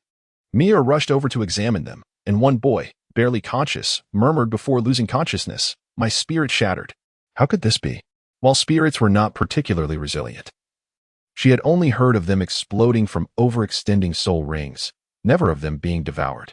There, the large toad had transformed back into a humanoid form. Though it appeared rather unhuman, its head particularly peculiar. My son is my magnum opus. His spirit is the mutated devouring frog, capable of consuming various adversaries to enhance his cultivation. Those 2 worthless boys' spirits are truly a fine source of nourishment. The figure of a man emerged, one hand gently caressing his son's head, while he laughed maniacally. Chapter 16, The Half-Orc. Chapter 17, The Desperate Counterattack. The chameleon flickered like a wraith, vanishing from sight in an instant. Wu Yi suddenly raised his voice and shouted, "Run quickly! It's a trap!" Instantly, everyone understood, and in that fleeting moment, their martial souls manifested, with soul techniques bursting forth like resplendent fireworks. Had this scene unfolded during a performance at the academy, it would have been nothing short of magnificent. Yet, at this moment, they were fighting for their lives, facing an enemy capable of invisibility, rendering the direction of their attacks utterly unpredictable. In an instant, nearly everyone fled like startled birds, but Wu Yi and Mier remained as steady as a mountain, fully aware that their adversary had yet to make a move. Mier relied on her keen hearing, while Wu Yi focused intently on the movement of the air. Invisibility was not invincibility, after all. The essence of the enemy was still tangible, and even the swiftest of movements would leave traces behind. Uncertain of the enemy's primary target, Wu Yi refrained from merging with Mier, knowing that a hasty decision could lead to dire consequences. Thus, they remained motionless, biding their time in this prolonged stalemate. Until at last, Wu Yi caught sight of a brilliant fireworks signal. This was a signal he had meticulously prepared for a few close friends, in a moment of crisis. Once they had successfully escaped and ensured their safety, they would send up a firework to notify the others. Wu Yi's anxious heart began to ease somewhat. "Mier, why do you not depart yet?" he inquired urgently. "I wish to fight alongside you." Mier replied, her eyes swiftly scanning the surroundings like a vigilant hawk. At that moment, the chameleon was as restless as a cat on a hot tin roof. His martial spirit was ill-suited for offensive maneuvers. Consequently, the soul skills he had chosen during his training predominantly leaned towards those of an assassin and scout. At this juncture, even the slightest movement on his part would draw Wu Yi's piercing gaze, as if his every thought had been laid bare before the other. He had observed the burst of fireworks, likely surmising their significance, which stirred a mix of annoyance and a tinge of rage within him. Yet, it was not unbridled fury, for the 2 before him appeared to possess talents that seemingly eclipsed those of all others combined. "Having let my prey escape, I shall take my frustrations out on you." As the chameleon shifted, both individuals sensed the change. Wu Yi's black rhino armor seamlessly melded, transforming him into an impregnable fortress. Simultaneously, Mier drew her dragon and phoenix bow, ready to unleash a volley. Though she could discern sounds and identify general locations, the chameleon evaded her arrows with the agility of a cunning rabbit. Just as he lunged a blade towards Wu Yi, a shield emerged like an unyielding wall before him. "Allow me to impart a lesson on how to strike," boomed a cheerful yet provocative voice from behind the shield, resonating like thunder on a clear day. The black armor of the 5-in-1 black rhinoceros shimmered ominously, exuding an imposing presence, as if a deity of war had descended, instilling a profound sense of dread. With a gentle tremor, the small blade on Wu Heyi's shield glided away like a falling leaf. Subsequently, his fist descended upon the chameleon with the weight of a hammer. The chameleon's soul master, previously concealed by its color-shifting ability, was unmasked by this powerful blow. In an instant, Wu Heyi unleashed a ferocious iron mountain strike, propelling his opponent into the air as if crushed by Mount Tai. Simultaneously, his hand moved with the ferocity of a tempest, swiftly transitioning his weapon to the Luxing gun. In that fleeting moment, the chameleon soul master, soaring high like a kite pinned in midair, found itself at the mercy of Wu Heyi's gunpoint, with no chance of descent. The reason Wu Heyi could not release him was not due to a lack of desire, but rather because the fatal blow had yet to be unleashed, resulting in this series of awkward, relentless assaults. Nevertheless, this minute control was enough to render a once mighty soul master utterly helpless, showcasing the formidable strength of Wu Heyi. Meanwhile, Mier remained anxiously scanning her surroundings, for her son, with his frog-like head, was absent. That creature's tongue was impressively powerful, though not as sharp as a knife. It could certainly rival a whip in its ferocity. Just as the two were on the verge of action, a colossal frog charged forth like an arrow released from a bow, crashing into the black rhino armor, forcing it backward, even in its strongest shield form. The black rhino armor felt the impact of the massive frog, its arm tingling slightly, yet it quickly regained its defensive stance to repel further attacks. The frog's size was astonishing. In Mier's descriptions, Wu Heyi had not envisioned such a gigantic creature. As he pondered whether these two frogs were indeed the same, the enormous frog suddenly transformed into a humanoid figure. Although the form appeared rather peculiar, it undeniably possessed human characteristics. Mier compared the frog's transformations in her mind, contemplating how many souls it must have consumed to grow from a small, Navi being into such a formidable giant. The large frog turned its gaze, fixating on Wu Heyi, but in an instant, it exchanged a glance with Mier. This fleeting moment solidified Mier as its permanent target. Mier keenly sensed the malicious intent in the frog's eyes, perplexed as to why this grotesque creature had chosen her as its focus. Its head was adorned with repulsive bumps, resembling malignant tumors, prompting a mix of amusement and frustration within her. Yet, in this life-and-death situation, even the slightest misstep could result in dire consequences. The dragon and phoenix bow in Mier's hand seemed ready to spark with intensity, yet against the stealthy chameleon, it proved nearly futile. However, the chameleon faced Wu Heyi, and every movement, every breath it took, left an indelible mark upon Wu Heyi's mind, rendering the thought of evasion a mere fantasy. At that moment, in a 2-against-2 scenario, Wu Heyi believed he could engage in battle. Despite Mier feeling that she might endure considerable hardship, and the chameleon was no exception. Although lacking a definitive killing move, Wu Heyi remained confident that seizing a fleeting opportunity could lead to their demise. This opportunity he captured in an instant. After all, amidst the fierce flames of battle, a momentary advantage was as ephemeral as a shooting star. Zenseal, allow me to illuminate for you the essence of true combat. Rest in peace. In that instant, the world fell into an eerie silence, as if time itself had come to a standstill. Yet, this also signified that the opponent's demise would be horrifically tragic. Within mere seconds, a deluge of thunderous waves cascaded between the two like a torrential rain, and as they attempted to resist, an unending barrage of icy blades swept in like a furious gale. Moreover, the unavoidable 108 strikes launched from every direction with relentless ferocity. When Wu Heyi glanced back, the chameleon was already spewing black blood, teetering on the brink of death. Yet, even in its final moments, it could not fathom why. Despite possessing the strength of a soul master and the frog-wielding powers nearly akin to a soul master, it would meet its end at the hands of two mere youngsters who had yet to achieve even the status of soul elders. Chapter 18. Lin Bei. Upon witnessing the chameleon's demise, the two felt an overwhelming sense of relief, the fatigue washing over them like a tidal wave. However, in the next moment, a pressure akin to a mountain descending upon an egg fell from the heavens. Wu Heyi was taken aback, pondering whether he had inadvertently drawn the ire of the old by eliminating the young. You two truly possess the audacity of bears and leopards. A familiar voice, akin to a tranquilizer, allowed the two to relax from their tense state. It turned out that the core students of the academy, who had been retreating, had encountered Dean Liang and gathered together. Thus, at the moment the signal flare was fired, several deans descended like divine warriors. Before they could even comfort the students, Dean Liang sensed the temporal fluctuations emanating from Wu Hiyi. In that instant, he was filled with urgency, akin to an ant on a hot pan. He had witnessed the full extent of Wu Hiyi's abilities before. Unfortunately, this time he found himself ensnared within the range of that skill. Despite his eagerness to rush, he felt as if he were immobilized. Therefore, the moment the skill concluded, Dean Liang summoned all his strength and dashed forth with remarkable speed. He was determined that his beloved disciple would not perish in the next heartbeat. However, as he anticipated, the skill was nearly invincible against those below the Soul Saint level. After all, it was a formidable control soul technique capable of halting time within a certain radius. Those unfamiliar with its principles would find it impossible to counter.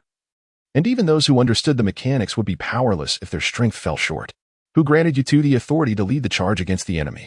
Are you unaware that recklessly deploying troops without fully grasping the enemy's intelligence is a grave military error? Dean Liang's reprimand towards Wu Hiyi was like a tempest. In this regard, Wu Hiyi had indeed acted with excessive recklessness. Once the matter was resolved, everyone returned to the academy like weary birds returning to their nests. Before heading back, Wu Hiyi personally assisted Mi-Er in acquiring her third soul ring. By a small riverbank, an unhatched frog egg lay, resembling a slumbering infant, gently soaking in the mingling waters of azure and yellow. The emulations within the egg mirrored the melody of a heartbeat, pulsating with the rhythm of life. Upon returning to the academy, Mi-Er transformed into the undisputed leader of the junior division. The entire junior department, including the teachers, found themselves unable to match her prowess. However, Mi-Er had yet to pass her advancement examination and was still deepening her studies in the junior division. With only 2 days remaining until the exchange competition, Mi-Er and Wu Hiyi exhibited seamless cooperation, yet they required further coordination with the support Soul Master Lin Bei. Originally, Lin Bei was regarded as a top-tier prodigy within the junior academy, yet since the enrollment of Wu Hiyi and Mi-Er, his status had plummeted like a shooting star. Lin Bei's martial soul was the seven-colored stone, a rare variant with a unique supportive effect. His assistance was aimed at compensating for deficiencies, exemplified by his first soul skill, soul power.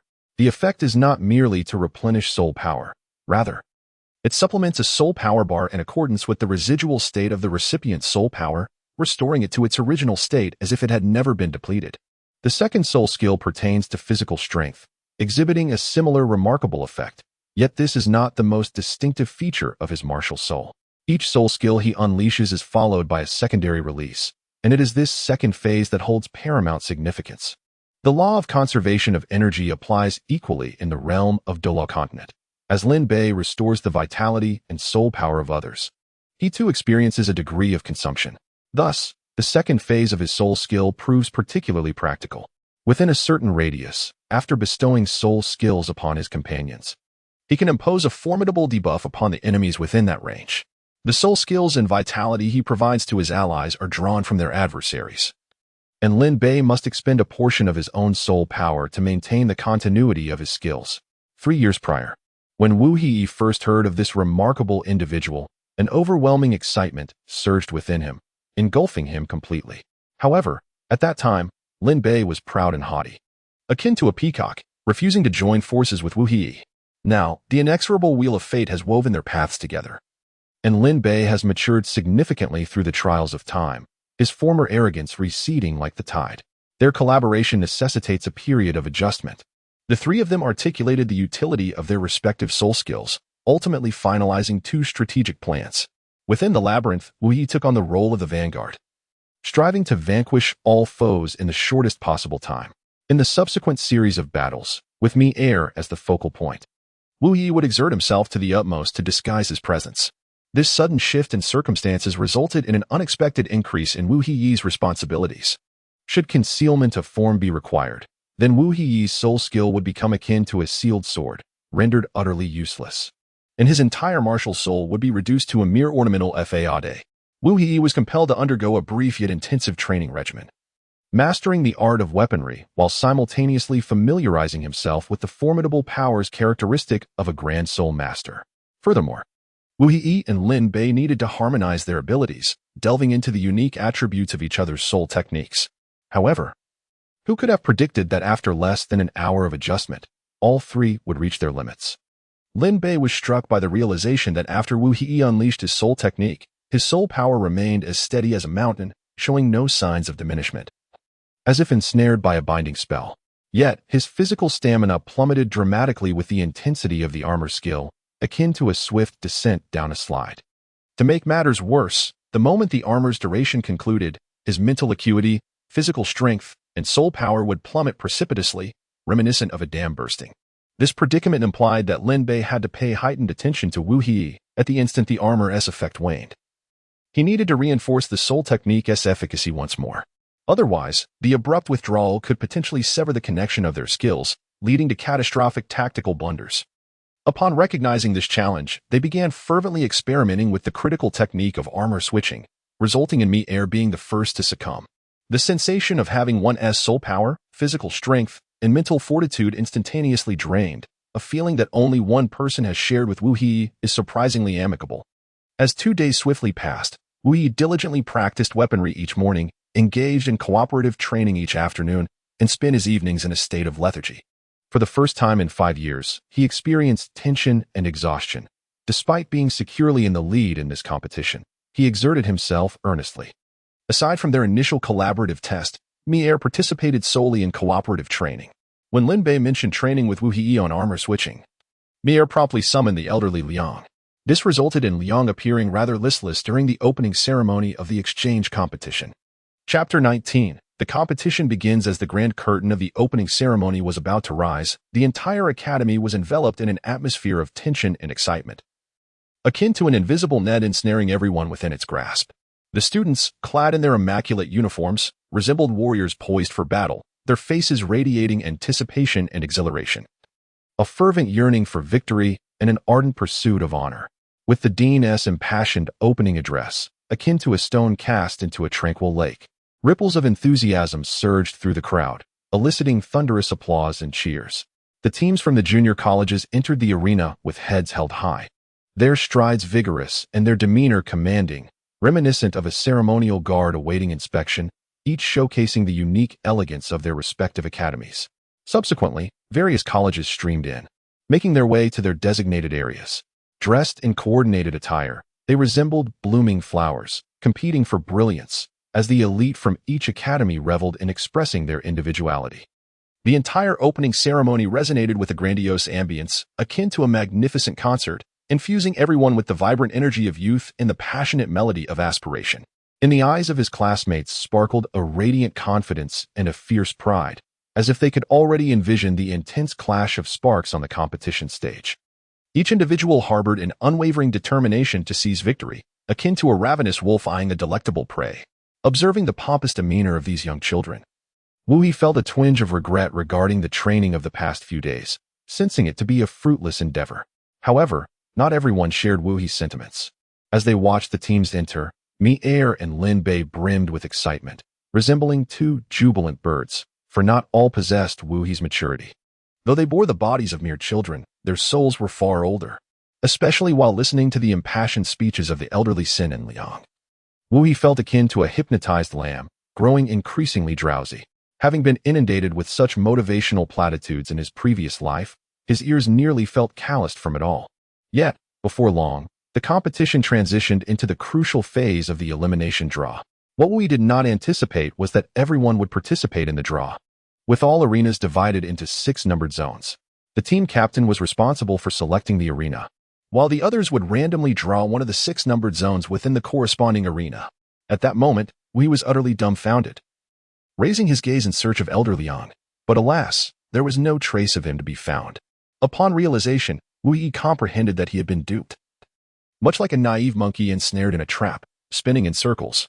Initially, his plan was flawless, and he descended upon the competition like a fierce tiger, swiftly obliterating the other teams with a whirlwind of force. However, contrary to his expectations, each squad was now composed of 3 members, scattered randomly across their designated areas like petals dispersed by the wind, making it exceedingly challenging for the team members to achieve seamless coordination in such a short time frame. Ideally, each squad would be equipped with a support or control soul master. Yet, given the current predicament, the members in this particular position were undoubtedly facing the gravest peril. As they prepared to enter the battlefield, Wu Yi and Mier shared an unspoken understanding, disregarding everything else as they charged towards the center of the arena. Destined to reunite. Lin Bei remained silent. His task at this moment was succinctly clear, to ensure his own safety until the very last moment. What appeared to be a simple endeavor was, in reality, fraught with difficulty. To endure until the end, he must eliminate the other two individuals from his starting area. Otherwise, even if he attempted to flee, he would find himself ensnared in an inescapable predicament, beset by threats on all sides.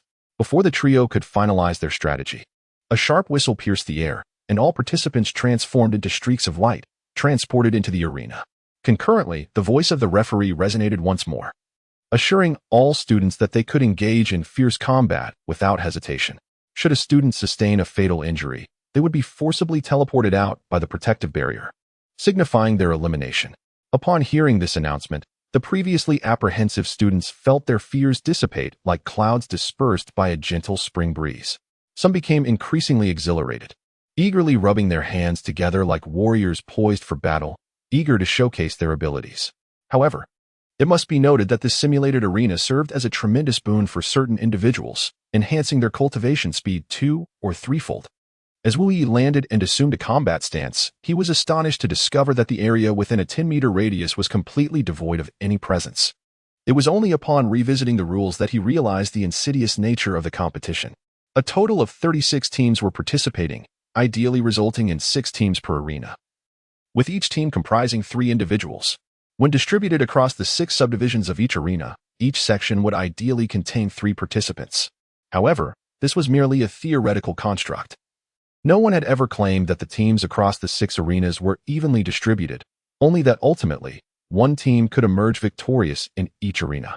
Furthermore, with 6 zones in each arena, the number of participants in each zone was neither consistently averaged nor fixed. Thus, while Wu Yi found himself in solitude, it was entirely plausible that other areas were teeming with competitors. Particularly in the zone where Mier was located, despair loomed large.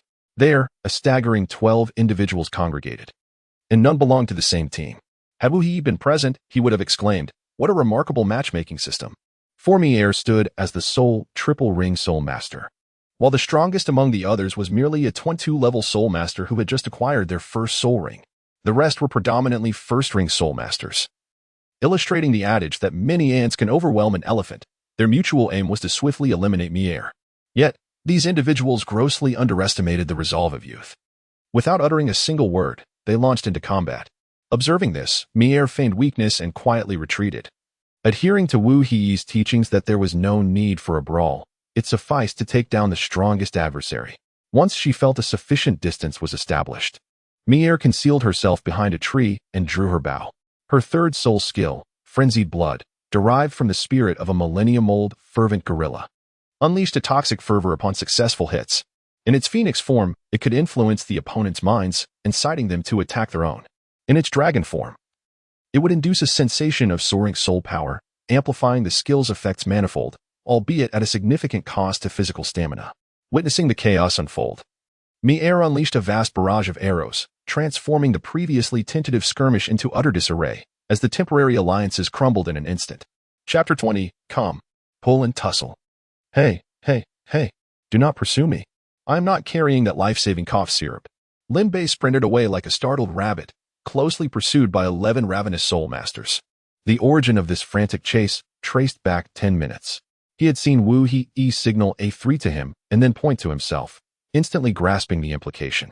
When transported, all participants felt like silenced lambs, unable even to glimpse the numbers indicating their teammates' zones. The gesture of the 5 and 1 signified to him that he was situated in Zone 3, urging him to locate him at the earliest opportunity. However, who could have anticipated that upon landing and opening his eyes, he would be met with 11 pairs of ravenous eyes fixated upon him like wolves? In that instant, his heart raced with a disarray of panic. It was unclear who spoke first. As a student of the Heavenly Doe Royal Academy, he was undoubtedly the strongest, and they aimed to eliminate him swiftly. In a heartbeat, the previously tense atmosphere ignited like a powder keg, erupting into chaos as everyone revealed their martial souls and spirit rings.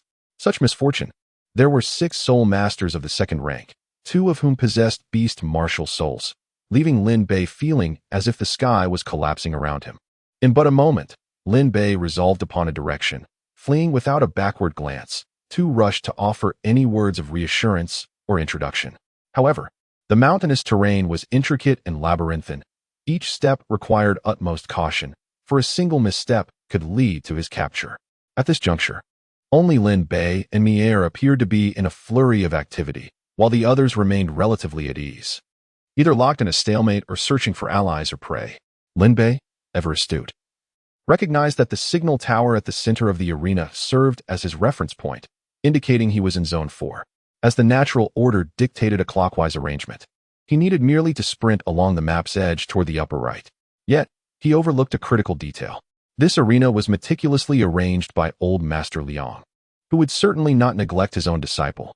While typical arenas are arranged sequentially as 123,456 or 654,321, the zones in this unique arena followed an erratic pattern of 142,536. Had Lin Bei known this, he would have certainly bestowed upon Old Master Liang a scathing rebuke. What folly to target his beloved disciple, let alone himself. Like an arrow released from its bow, Lin Bei abandoned the immediate shortcut and resolutely dashed towards the farthest direction.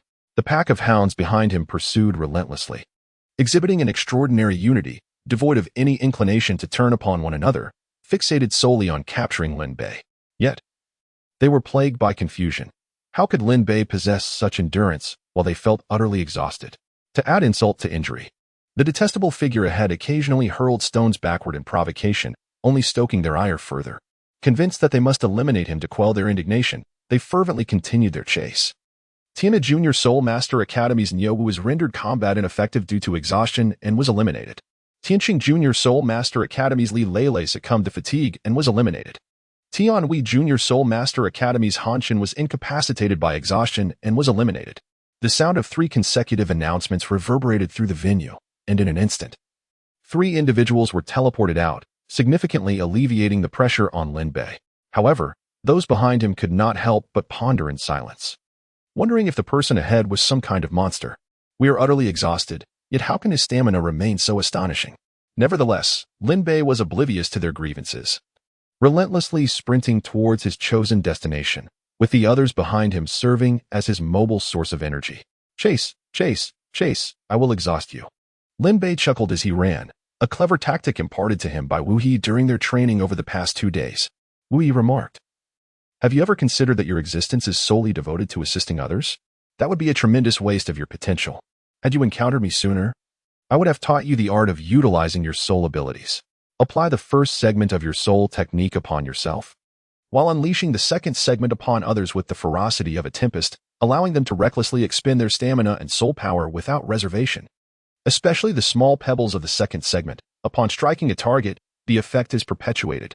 In moments of anger, individuals often neglect to evade hidden weapons, opting instead to deflect or catch them with their bodies or weaponry. At that moment, Wu He felt that Lin Bei had not fully grasped this concept. Thus, he took him to the dean's office for a demonstration. The experiment was undeniably exhilarating, yet Lin Bei endured quite a beating. As Wu He had articulated, none from the following group of disgruntled individuals managed to evade the stones. Once struck, the second segment of the soul technique was activated. In the midst of a continuous tug-of-war, where the enemy advanced as he retreated, Lin Bei gradually increased his speed while maintaining a deliberate distance, feigning near misses from the soul techniques aimed at him. Were it not for the present necessity to keep moving, Lin Bei would have truly relished the opportunity to unleash a few punches at the sky. Exhilarating, absolutely exhilarating. Yet reality dictated otherwise, and Lin Bei maintained an appearance of frantic evasion, occasionally tossing a handful of gravel behind him. I am but a mere support. Please cease your pursuit. The arena gradually constricted towards the center, a sensation only perceptible to the soul masters positioned at the periphery, as they found themselves eliminated from the contest. Above each venue, announcements echoed, observing the steady stream of students returning to their respective academies. Confronted by their instructors, most students faced reprimands, while only a few teachers possessed the self-awareness to acknowledge the inevitable elimination, offering words of solace to their pupils. Wu He had been wandering for half an hour without encountering anyone, and boredom began to envelop him. Just then, a sudden sound of battle emanated from his left, igniting a spark of excitement within him. He discreetly retrieved a pack of sunflower seeds from his soul guide ring and stealthily made his way over. Ling Ling, wait for me. A serpent-like girl pursued a cold and distant girl. Their school uniforms clearly indicated they belonged to different academies, yet no confrontation ensued. One walked while the other chased. We're not from the same academy, so please do not follow me. Although Yi Ling Ling appeared aloof and detached, she was, in truth, quite fragile and anxious, being merely a pure support type who could easily be eliminated in an instant. The snake girl had been assigned to this area alongside her, and initially, neither had any intention of fighting. They introduced themselves and planned to part ways. However, Du Guyan caught a whiff of a delightful scent emanating from Yi Ling Ling and decided to follow her persistently. Well, two lovely young ladies. Where are you off to? A boy, as rotund as an elephant, blocked their path, his face betraying a lewd grin and brimming with confidence. Would you like to see my mighty elephant? The chubby boy referred to his martial spirit, the mammoth, but Du Guyan felt nothing but disgust. Get lost.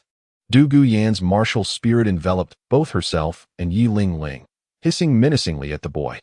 Chapter 21. The lecherous chubby boy Du Guyan's serpent venom danced like a lively spirit, swirling gracefully as it seeped out, her eyes gradually transforming into the hues of dazzling jewels. She resembled a radiant flower, akin to a captivating and proud little girl. The sight mesmerized the chubby boy, who rubbed his hands together eagerly, itching to touch Du Guyan's scaled visage. However, the toxic mist formed an unyielding barrier, halting his advance. He glanced around, believing the issue to be trivial. A brilliant golden soul ring emerged beneath him like a resplendent pearl, while an imposing phantom of the mammoth appeared behind him like a towering mountain. Martial spirit manifestation, mammoth giant. Upon witnessing the chubby boy activating his martial spirit, Yi Ling Ling, standing behind Du Guyan, felt as though she had plunged into an ice pit. Cold sweat pouring down her face as tremors of fear shook her entire being. In contrast, Du Guyan was filled with an exhilarating thrill. Although she was a control-type soul master, her combat prowess was not to be underestimated. First soul skill, Mammoth Trample. In an instant, a cloud of dust surged forth like a tumultuous tide, accompanied by a powerful force that pierced through Du Guyan's poisonous smoke defenses like a rapier. The two of them were once again exposed before the chubby boy, as the faint circle of toxic gas gradually receded like an ebbing tide. Du Guyan let out a light snort, yet her resolve showed no signs of wavering. Instead, she soared forth like a bird, her palm striking towards the chubby boy's chest with the swiftness of a gale. Her first soul skill, Phosphorescent Purple Poison. A trace of lethal venom resided within her palm. Akin to a harbinger of death, a single strike would suffice to eliminate the chubby boy from the contest. The lascivious chubby boy, with eyes as sharp as a hawk's, seemed to don a facade of lechery. He was surprisingly nimble, slipping aside like an eel, effortlessly evading Du Guyan's attack. Seeing her strike miss, he showed no mercy. His right foot shot forth like lightning towards Du Guyan's abdomen. Du Guyan, witnessing her miss, reacted with lightning speed. As her palm struck the ground, she utilized her waist and wrist strength to adjust her posture with the grace of a dancing serpent. Simultaneously, her body slipped away like an eel, skillfully avoiding the boy's kick. In just one exchange, both had garnered a vague understanding of each other. This girl was a perfect match of skill and form. The chubby boy's reflexes and agility were simply astonishing. Their eyes met, neither willing to yield. Akin to leopards poised to pounce at the slightest hint of a flaw in their opponent's stance. A withered yellow leaf floated gently before them, akin to a butterfly in flight, capturing their shared attention as they awaited its descent. Meanwhile, Yi Ling Ling, standing beside them, was drenched in a sheen of perspiration that rolled down like pearls. As a pure support-type soul master, her combat experience was woefully lacking. As a drop of crystalline sweat fell to the ground alongside the leaf, the figures of the two combatants vanished in an instant.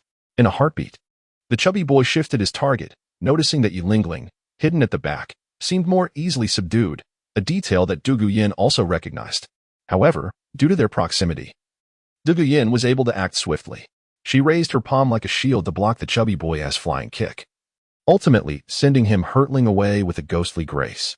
Yet, in truth, Du Guyan found herself more adept in close-quarters combat, though her ideal opponents were charming young men. Faced with this hefty boy, she felt that entangling with him would inevitably lead to unwelcome advances. The mere thought sent a shiver down her spine. The chubby boy, observing his opponent, found that whether attacking or defending, She moved with ease and finesse, while his own kick felt as though it had been met with a blade. At this moment, Wu Yi leisurely sat on a small earthen mound nearby, munching on sunflower seeds. Thoroughly engrossed in the splendid spectacle unfolding before him, the fierce battle between the little snake girl and the clumsy little elephant was nothing short of extraordinary. Both combatants had merely activated a single ring of their soul skills. However, the little elephant, at first glance, appeared rather dull-witted. The chubby boy, rubbing his waist, felt waves of pain crashing over him, accompanied by a sense of numbness and weakness. Instinctively, he reached down to touch his waist and hastily lifted his shirt, revealing not only a deep shoe print, but also a spiderweb-like pattern indicative of poisoning. Curse that venomous woman. How could she be so careless, forgetting to take precautions? Under normal circumstances, the spread of the purple toxin was slow, akin to a snail's crawl. Yet, once soul power was employed, the toxin surged forth like a wild stallion, galloping at tenfold speed. Most critically, this poison erupted once every minute, akin to a demonic curse, randomly inducing states of weakness and intensified toxicity. The escalation of the toxin was like adding fuel to a fire, with the intervals between toxic eruption shortening, leading to increasingly frequent poisoning effects. As time passes, the significance of a match's failure diminishes, while the peril of life becomes paramount. The hefty individual is acutely aware that delay is not an option. Swift action is imperative. If he can locate his teammates, their purifying abilities will undoubtedly rescue him from this dire predicament. With a swift invocation of his second soul skill, elephant form, his body expands dramatically, inflating to twice its size. His muscles become exceedingly taut, significantly slowing the spread of Douluo's poison. The elephant form allows for the transformation of any part of his body into that of a mammoth, enabling a plethora of unique combat effects. Douluo, momentarily taken aback by the release of such a formidable 500-year soul skill, quickly regains her composure. After all, not everyone possesses the foundation to acquire high-level soul rings. Unyielding, she summons a deep yellow 600-year soul ring, enveloping her hands in a denser miasma of poison. With her second soul skill, toxic erosion, she instantaneously amplifies the toxic damage, hastening the spread of the poison in afflicted individuals and intensifying the intervals of its explosive effects. The previously dissipated protective barrier of poison reemerges, encasing her once more. Observing the dire circumstances, the hefty individual employs the massive attribute of his elephant legs, unleashing a stomp to clear a path and dispel the noxious fumes. Concurrently, his other leg transforms into a formidable trunk, striking at Douluo like a colossal whip. Douluo deftly rolls backward twice to evade the onslaught, counterattacking with precision, her toxins landing with undeniable force. However, the thick hide of the mammoth significantly slows the infiltration of her poison, and she begins to perceive a substantial drain on her soul power. As the confrontation reaches a stalemate, a lithe figure springs forth from the nearby woods, resembling a cheetah in its agility. Utilizing his first soul skill, Shadow of the Claw, a multitude of claw silhouettes encircle Douluo, revealing the identity of her assailant. Chapter 22. Did your mother not teach you to cherish delicate flowers? The sudden assault descends like a tempest, leaving Douluo no chance to retaliate. She endures the full brunt of the attack, resulting in grievous wounds.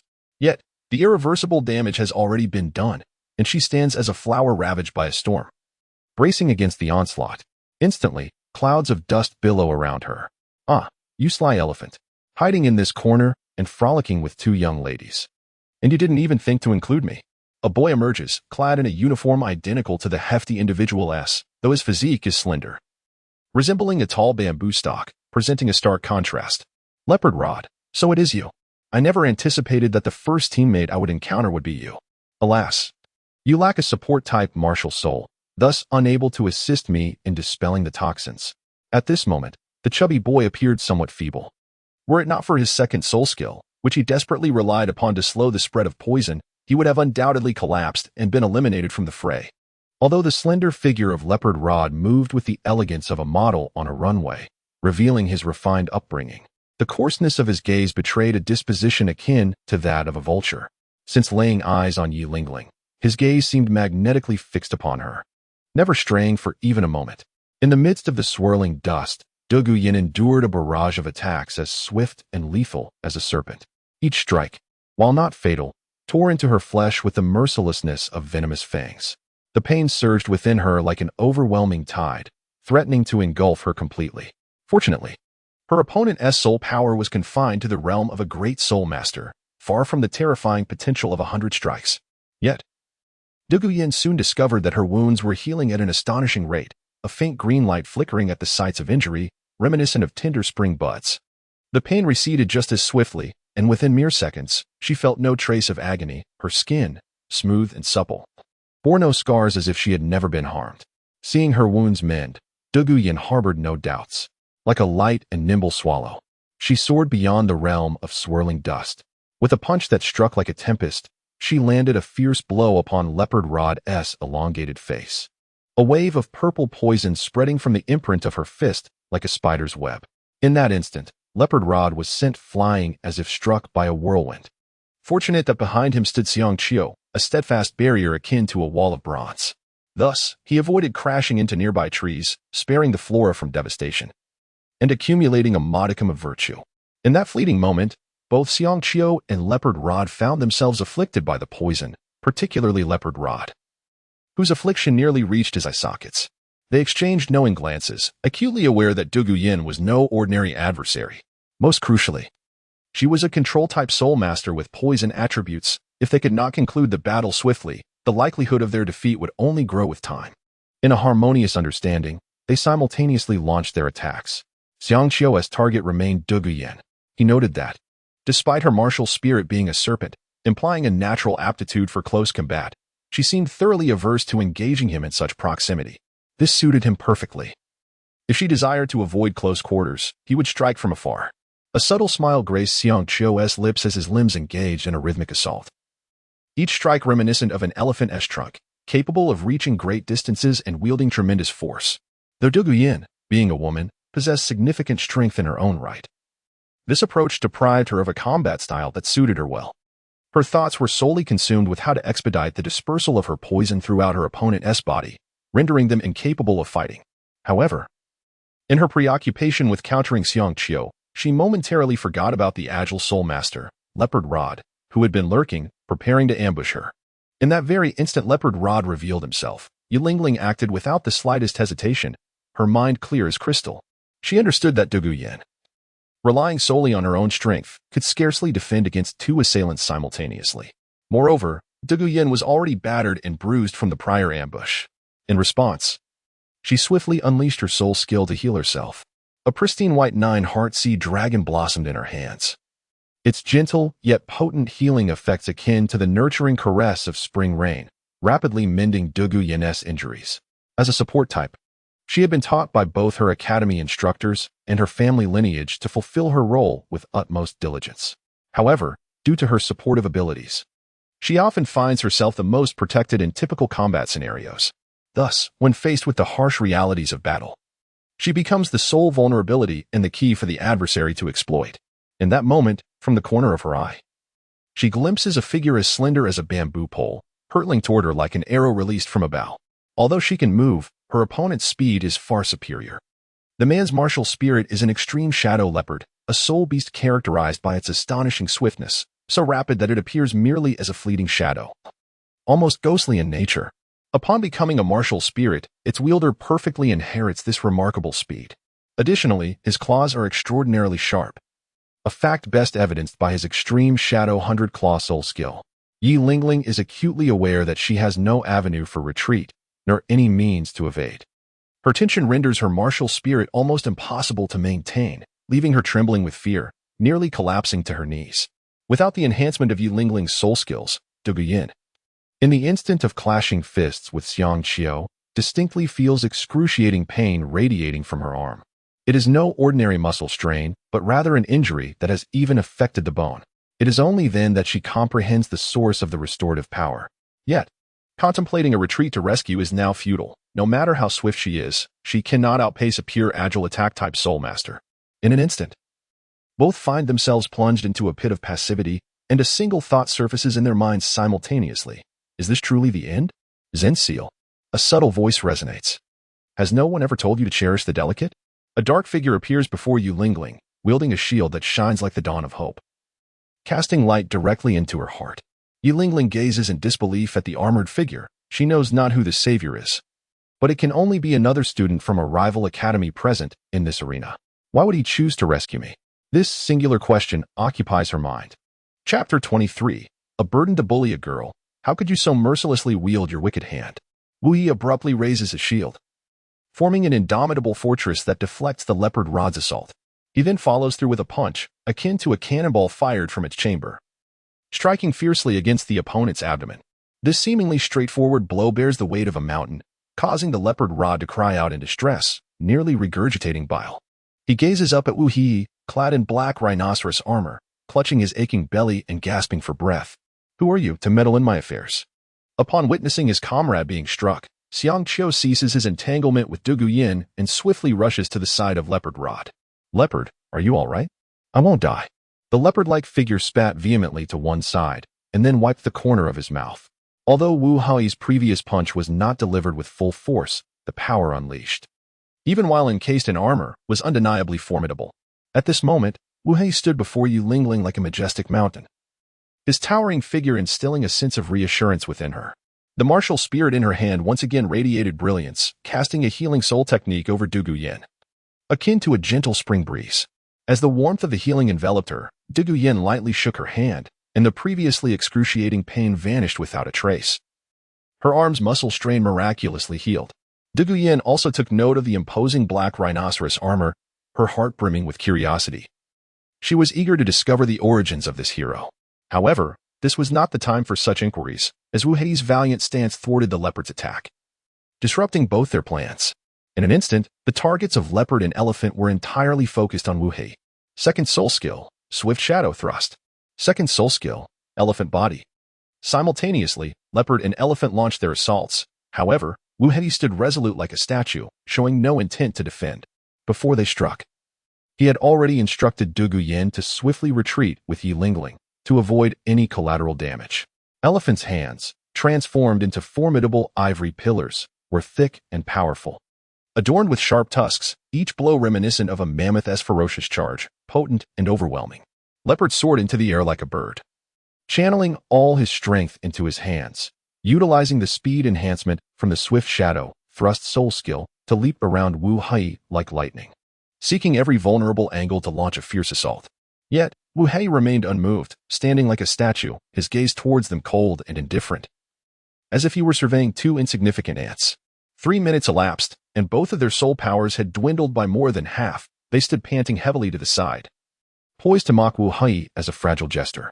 However, upon glancing up, they beheld Wu Hai's black rhinoceros armor, steadfast like an impenetrable black iron tower, firmly rooted in place without a hint of movement. In that instant, all scornful words lodged in their throats, leaving them feeling utterly powerless.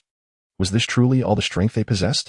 Wu Yi, with a voice as tranquil as still waters and as indifferent as glacial ice, uttered those words imbued with profound irony. You two had better learn how to fight properly. In an instant, Wu Yi's figure flickered and appeared before the two like a wraith, accompanied by immense inertia. His palms struck their chests with the force of a mountain crushing an egg. In that fleeting moment, the two were sent hurtling backward as though severed from their strings, crashing violently to the ground. They felt as if their posteriors had been shattered into 4 pieces, and the pressure on their sternums was so intense it seemed their chests might splinter apart. The already frail Baogan abruptly spat out a mouthful of blood, mingled with wisps of toxic vapor. You scoundrel, Baogan exclaimed weakly. If it weren't for the poison afflicting my brother and me, who knows what we would have done to you? Observing Baogan struggle for words, Xiang Jiao, clutching his chest in anger, retorted, Is that so? Wu Yi nonchalantly waved his hand and replied, Are you implying that I am bullying you two delicate souls? Upon hearing his words, Xiang Jiao and Baogan shamelessly nodded in agreement, their demeanor suggesting, indeed, that was precisely the case. With a slight smirk, Wu Yi was genuinely taken aback by the audacity of the two individuals before him, their shamelessness rivaling that of a fortress wall. Very well. Wu Yi elegantly turned, addressing the two enchanting ladies behind him. Dugu Yin, extract the poison from their bodies. Yi Lingling, you shall mend their injuries. Upon hearing Wu Yi's command, the two women were momentarily stunned, their expressions a mixture of disbelief and astonishment. Wait, how could you possibly trust these two scoundrels? Dugu Yin exclaimed, her face flushed with indignation, yet at a loss for a suitable retort. After all, within the community of soul masters, honorable and fair duels were held in high esteem. Fear not, simply follow my instructions. These clowns cannot stir up any significant trouble. Wu Yi's nonchalant demeanor struck like a resounding slap across the faces of the two, igniting Du Guyan's frustration as she stomped her feet in anger. Nevertheless, she complied with his wishes and began to detoxify the two. Observing Du Guyan's actions, Yi Ling felt an inexplicable surge of trust in Wu Yi. As if a unique intuition guided her, two beams of healing light cascaded upon Bao Gan and Xiang Qiu, akin to warm sunlight. In mere moments, the two slowly rose to their feet. Despite feeling somewhat drained, they could not help but praise Yi Ling's miraculous healing. Every injury had been mended. Even the internal damage wrought by Du Guyan's poison had been restored, as if they had never been harmed. Instantly, the lecherous grins reappeared on their faces, mocking. As if to say, we've never encountered such foolishness. We won't even wait for you to regain your strength. Shall we declare this a fair fight? Hearing Wu Yi's words, the two, though cursing him internally, begrudgingly acknowledged his mercy. Fairness it is, then let us begin.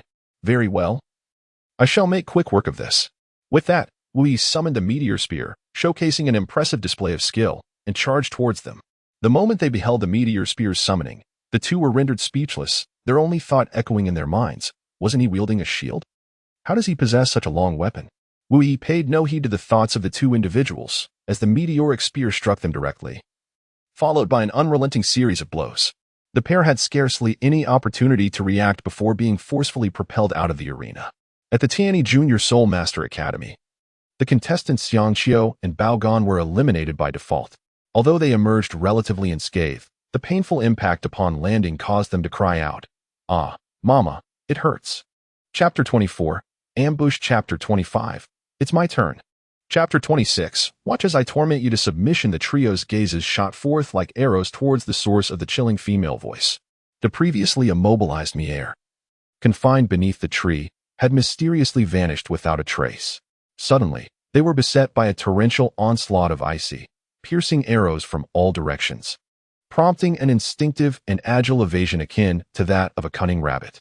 However, whether it was their lightning-fast reflexes or their ghostly evasive maneuvers, every arrow seemed to possess a will of its own, precisely landing mere half a meter before and behind them, creating an illusion of their adversaries being feeble and themselves as formidable warriors. It was not until a fan-shaped deluge of arrows descended from three directions simultaneously that they awakened from their stupor, hastily retreating to evade the assault, only to collide with one another in their panic, with no means of retreat. At that moment, Mier resembled a bow-hunting predator concealed in darkness, methodically driving her prey towards an inescapable abyss. As the trio collided, the fan of arrows rained down upon them like droplets of rain. While the impact was not severely damaging, the passive effects triggered left them feeling as if they had plunged into an icy abyss. Each of them was struck by 5 to 10 arrows. Being control-type soul masters, their defenses were inherently weak, allowing the arrows to easily penetrate their flesh. In an instant, they each bore the burden of 3 to 5 units of environmental gravitational suppression, compounding their already exhausted state. The combination of arrow wounds and the oppressive weight of their surroundings left them in a state of utter despair, their faces turning as pale as paper, as if they were on the brink of death. Yet, this was merely the beginning. Mier would not permit such an easy elimination of her foes. The escalation of environmental gravity surged forth, wrapping the three in a constricting embrace akin to a venomous serpent. Even Linbei, who stood nearby, narrowly avoided the onslaught, having agilely leapt aside like a startled bird. Mier's second soul technique, the Dragon Soul and Phoenix Soul, was truly fearsome. The increased environmental gravity merely heightened the difficulty of their actions and reduced their mobility, while the electric chains invoked terror with their hard control. The trio was left feeling as wilted as frost-bitten eggplants, gasping for breath as they experienced the bittersweet pangs of their past lives. All they wished for was to flee this dreadful place, yet they dared not act rashly, lingering in indecision for 10 agonizing minutes. Only when they saw that no one was obstructing them did they dare to proceed cautiously, as if treading on thin ice, towards a certain direction. Yet, Mier was akin to a leopard lying in wait upon a branch, having anticipated this moment for a considerable time. The three individuals, oblivious to the danger, ambled towards what they believed to be safety, but they had merely taken a single step. Suddenly, one among them collapsed to the ground as if crushed under the weight of a mountain, the gravity bearing down upon him tenfold, rendering him breathless and unable to utter a sound. This individual was the third member. His soul technique acted as an indomitable barrier, capable of obstructing the flow of other soul power and even usurping a portion of their autonomy. Thus, Mia found herself ensnared as a bait for that humiliating act. Yearning to cry out, yet finding her voice stifled, as if a hand had gripped her throat. The other two dared not assist him and were left with no choice but to retreat in another direction. However, just 3 steps later, they were akin to kites severed from their strings, soaring helplessly into the air with no place to land. This individual was the one who had employed a capturing soul technique against Mir, and now he would experience the same sense of helplessness she had felt. After all, those who have endured the rain often desire to tear the umbrellas from others' hands. Lastly, there was their leader, the one Mir most longed to confront. Not only had he leered at her with lascivious eyes, but his cunning mind resembled that of a sly, venomous serpent, both intelligent and malevolent. Should he survive, he would undoubtedly pose a significant obstacle to Wu He. Observing his 2 subordinates ensnared in dire straits, the leader was too fearful to move. Remaining frozen in place like a startled bird, too apprehensive to venture forth. He now recognized that the seemingly harmless attacks were, in fact, invisible traps imbued with a peculiar hunting attribute. Stepping into the trap's range would inevitably ensnare one in their depths. Such intelligence can be perilous. At last, Mio emerged from the shadows, her visage etched with fury and disdain. A third-ring soul master, she had been so thoroughly humiliated by 3 great soul masters. How could she swallow this bitter grievance without seeking retribution? She retracted her martial soul, akin to a graceful swallow, and glided towards that individual step by step.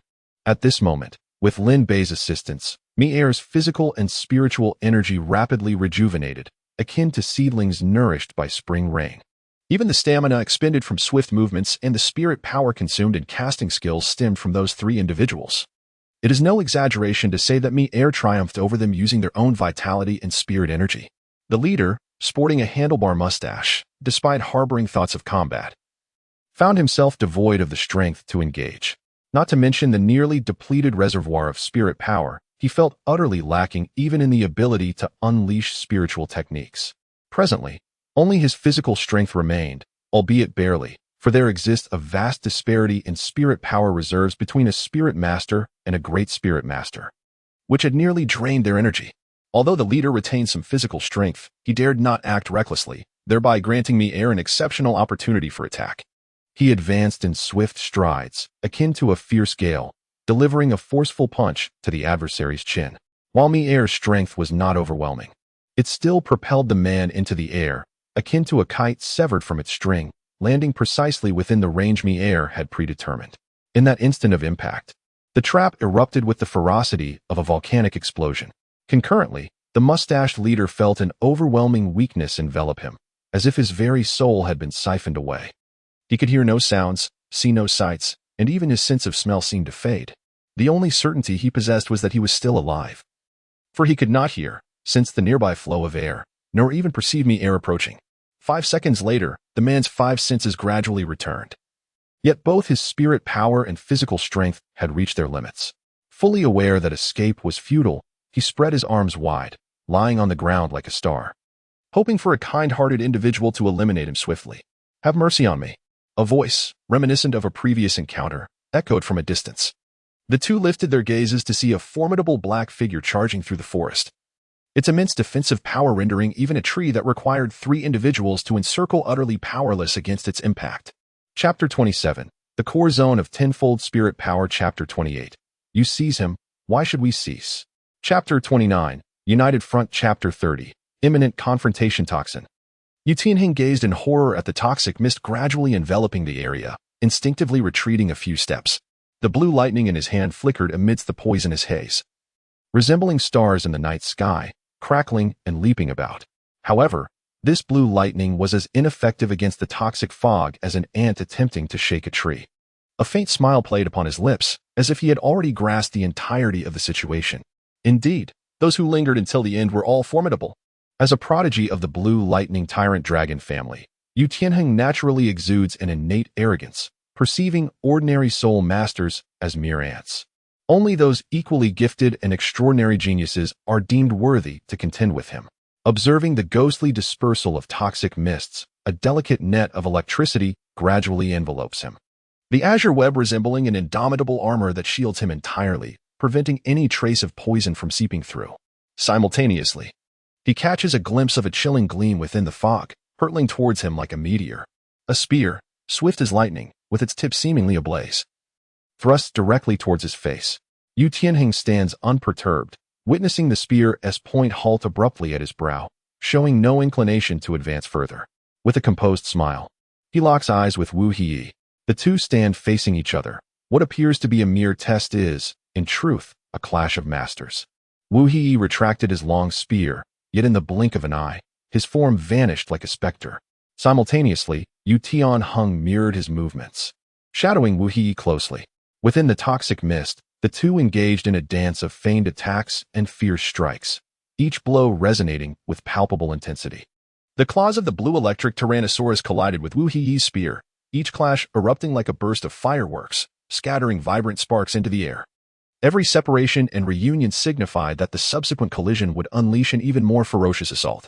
Remarkably, amid such a frenetic pace of combat, neither combatant exhibited any discomfort. Instead, they reveled in the exhilarating thrill of their exchange. Lin Bei, observing the evenly matched duel, was astonished to find that these two extraordinary beings were both smiling, while he himself found it impossible to share in their joy. At this moment, Wu Yi relied solely on his physical strength in battle. However, he soon found himself no longer enduring alone. Under the cover of the poisonous mist, he stealthily approached the Stone Brothers like a wraith. "Hey, you two simpletons." Lin Bei playfully patted the shoulders of the Stone Brothers, a cunning smile adorning his face, while simultaneously unleashing a few concealed crystals from his palm, which struck them with the swiftness of lightning. The Stone Brothers, startled by the voice, turned around instantly, their formidable Xuanjia shields standing resolutely before them, forcefully pushing Lin Bei away, their faces betraying a flicker of anger. Yet, they soon realized that their physical strength was mysteriously dissipating, akin to a river breaching its dam, with even a portion of their soul energy vanishing like smoke. Bewildered, they could only speculate that the toxicity of the mist was far from ordinary. Gradually, the battle between Wu He and Yu Tianheng reached a fever pitch. As they engaged in a fierce struggle, Wu He unexpectedly revealed a flaw at an inopportune moment, his head tilting slightly in an unusual direction, creating a gap. Seizing this rare opportunity, Yu Tianheng felt a twinge of unease. Sure enough, 3 arrows shot forth from the opening like venomous serpents emerging from their lairs. Yu Tianheng hastily shielded his face with his dragon claw, initially believing the arrows to be mere trifling distractions. However, he was unprepared for the arrow's force, which surpassed that of an ordinary soul master's iron fist. Moreover, it was not a disorganized barrage of 3 arrows that was aimed at him, but rather 9, arranged in perfect formation, 3 by 3, advancing with military precision toward Yu Tianheng. The power of the 9 arrows was akin to an overwhelming tide, sending Yu Tianheng hurtling through the air. Nevertheless, he was no ordinary opponent. Executing a graceful twist in midair, he landed swiftly, kneeling and gazing intently into the depths of the poisonous mist. How despicable of you to resort to ambush in a one-on-one battle. Yu Tianheng's dragon claw struck the ground in fury, as if he intended to shatter the very earth beneath him. Ridiculous. Who said anything about a fair duel? Don't be so naive. The shameless laughter of Wu He echoed in Yu Tianheng's ears, akin to a malevolent melody invading his senses. Just as he was on the verge of despair and prepared to move, he suddenly found himself subjected to an astonishing quintuple increase in gravitational force. This abrupt surge in gravity exerted immense pressure on his internal organs. At the tender age of 11 or 12, being a prodigy, his cultivation primarily revolved around soul power. And despite his awareness of possessing a robust beast martial soul, he seldom engaged in physical conditioning at such a young age. Consequently, the instant the 5-fold gravity manifested, Yu Tianheng nearly lost control over his martial soul. A trickle of blood escaped the corner of his mouth, intensifying his resentment towards Wu He. Very well. You lot wish to play dirty.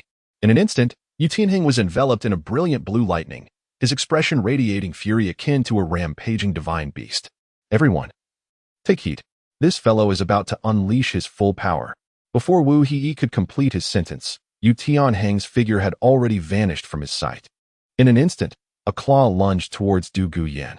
Throughout the skirmish with Wu He, Yu Tianheng was not idle. Through swift movements, he had roughly discerned the positions and actions of all individuals aside from his teammates. Although he had yet to uncover Mi Er's whereabouts, he was acutely aware of the positioning and roles of the others within the current scenario. His immediate objective was to neutralize Du Guyan. For her toxic miasma was not only extremely poisonous, but also obscured his vision, hindering his combat effectiveness. However, control-type soul masters were notoriously fragile, capable of being swiftly eliminated by a mere skill.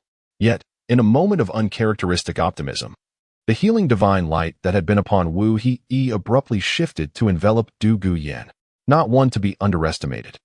Du Guyan deftly evaded Yu Tianheng's assault through clever displacement, simultaneously manifesting her martial spirit, transforming her legs into elongated serpentine tails. With a powerful lash, she struck Yu Tianheng at the waist, positioning him at the center of Wu He's temporary team. Before him stood Du Guyan, behind him was Mi Er. To his left lay Wu He, and to his right stood Lin Bei. Such a central position was not for the faint-hearted. A single misstep could lead to utter annihilation. At that moment, Yu Tianheng realized that the Shi family brothers, who had recently been resisting, were now incapacitated on the ground. He had initially intended to probe the situation, yet he found himself unexpectedly outnumbered 5-1. Chapter 31. The first encounter with a good thing. Yu Tianheng still clung to the hope of resistance, but the instant he stepped forward with his right foot, an overwhelming sensation of weightlessness surged through him, as if he were in an environment with merely 1/10 of normal gravity. With a moment's inattention, his body began to float like a drifting reed, and as he moved, the others followed suit, like shadows. Before he could regain his composure, Wu Yi's spear descended upon him with the ferocity of a tempest. Simultaneously, Du Guyan's fist struck with the force of a thunderous storm. And in the blink of an eye, Yu Tianheng was sent flying, akin to a kite severed from its string. He crashed to the ground, covered in dirt and disheveled, utterly defeated. In one moment, he had been a fierce, snarling little wolf dog, and in the next, he had morphed into a pitiful, gray little chick. Wu He initially intended to dissuade Yu Tianheng from his reckless endeavor, yet the obstinacy of a soul master, once ignited, is akin to an unyielding force that even 10 oxen cannot restrain. Yu Tianheng unleashed both his first and second rings simultaneously, desperately attempting to exhaust his soul power. Even if he faced elimination, he was determined to take someone down with him. His sights were set squarely on Wu He, whom he perceived as the strongest member of the temporary team. He believed that if he could replace Wu He, the outcome of the subsequent 2-on-2 battle would remain uncertain. However, fate often defies our intentions. As Yu Tianheng trembled yet again to rise, Wu He wasted no time, and, like a hungry tiger pouncing on its prey, charged at him with fists and kicks. In a mere 3 minutes, Yu Tianheng, despite his valiant efforts, reluctantly raised the flag of surrender, a symbol of his defeat. It was not a matter of inadequacy and strength, but rather a cruel twist of fortune that had him face a cadre of extraordinary talents. As Yu Tianheng and his 2 companions left the arena in dejection, the toxic gas released by Du Guyan spread like a plague, and the 5 individuals moved in unison, as if attuned to one another, towards the boundary of the occupied circle. Now, only we remain. Are you still willing to uphold your promises? Their expressions seemed to convey a clear message. Should you dare to renege, I shall unleash the poison. Among the trio of Wu He, only Mi Er harbored a sense of discontent. Nevertheless, Wu He remained steadfast in his verbal agreement and resolved to engage in a one-on-one confrontation. To everyone's astonishment, Du Guyan unexpectedly sent Yi Ling Ling into the fray. In that instant, both Lin Bei and Mi Er were left speechless. What on earth is happening here? Lin Bei suddenly pondered if this was an opportunity being presented, as the opponent, fully aware of their disadvantage, seemed too embarrassed to speak up, thus dispatching a mere support character, proficient only in healing. Lin Bei's wild imaginings nearly crafted a complete narrative, given a little more time. He might even conjure names for future offspring. Despite the absurdity of this notion, and the fact that the opponent had sent a support, Mi Er insisted on entering the arena.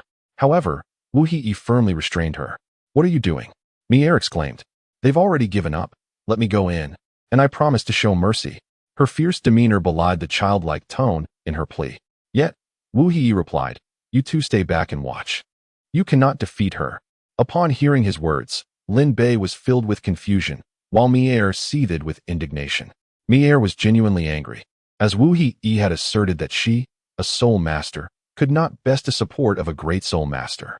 Furthermore, that support, with her icy visage, bore an air of delicate vulnerability that evoked a strange sense of unease in Mi Er. Be good, listen, and wait over there. Wu He gently stroked Mi Er's head and said, This calamity is of my own making, and it is my responsibility to resolve it. Upon hearing these words, Lin Bei became increasingly perplexed. What on earth was happening? How could a mere support player be blamed for Wu Heyi's troubles? Did he have some hidden debts of affection? If Wu Heyi were privy to Lin Bei's current thoughts, he would be tempted to pry open his head to understand how he could conjure such a multitude of ideas, some of which were not entirely without merit. Ultimately, Lin Bei and his companion could not withstand Wu Yi's insistence and slowly stepped aside, providing ample space for the two to engage in battle. Du Guyan consciously moved to the side, for regardless of which side emerged victorious, it bore little relevance to her. As she and Yi Lingling were not even from the same academy, she had allowed Yi Lingling to take the stage for two primary reasons. Firstly, since the onset of the competition, Yi Lingling had repeatedly rescued her from peril, without her healing abilities. Du Guyan would likely have been forced to withdraw from the contest due to injuries. Secondly, and most crucially, Yi Lingling possessed a trump card, a mysterious suit of armor bestowed upon her by a legendary hero, rumored to unleash the power of a Soul King for a duration of up to 10 minutes. Given this, even if Wu Yi dispatched the strongest Soul Master, Mier, it would surely prove futile.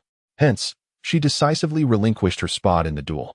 However, what took her by surprise was the identity of the challenger, Wu Heyi, a boy who had scarcely unleashed any soul skills throughout the match, relying solely on conventional weaponry and physical techniques in combat.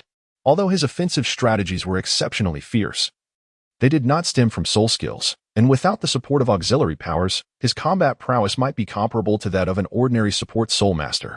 Du Guyan genuinely could not fathom why they had not sent their soul master into battle.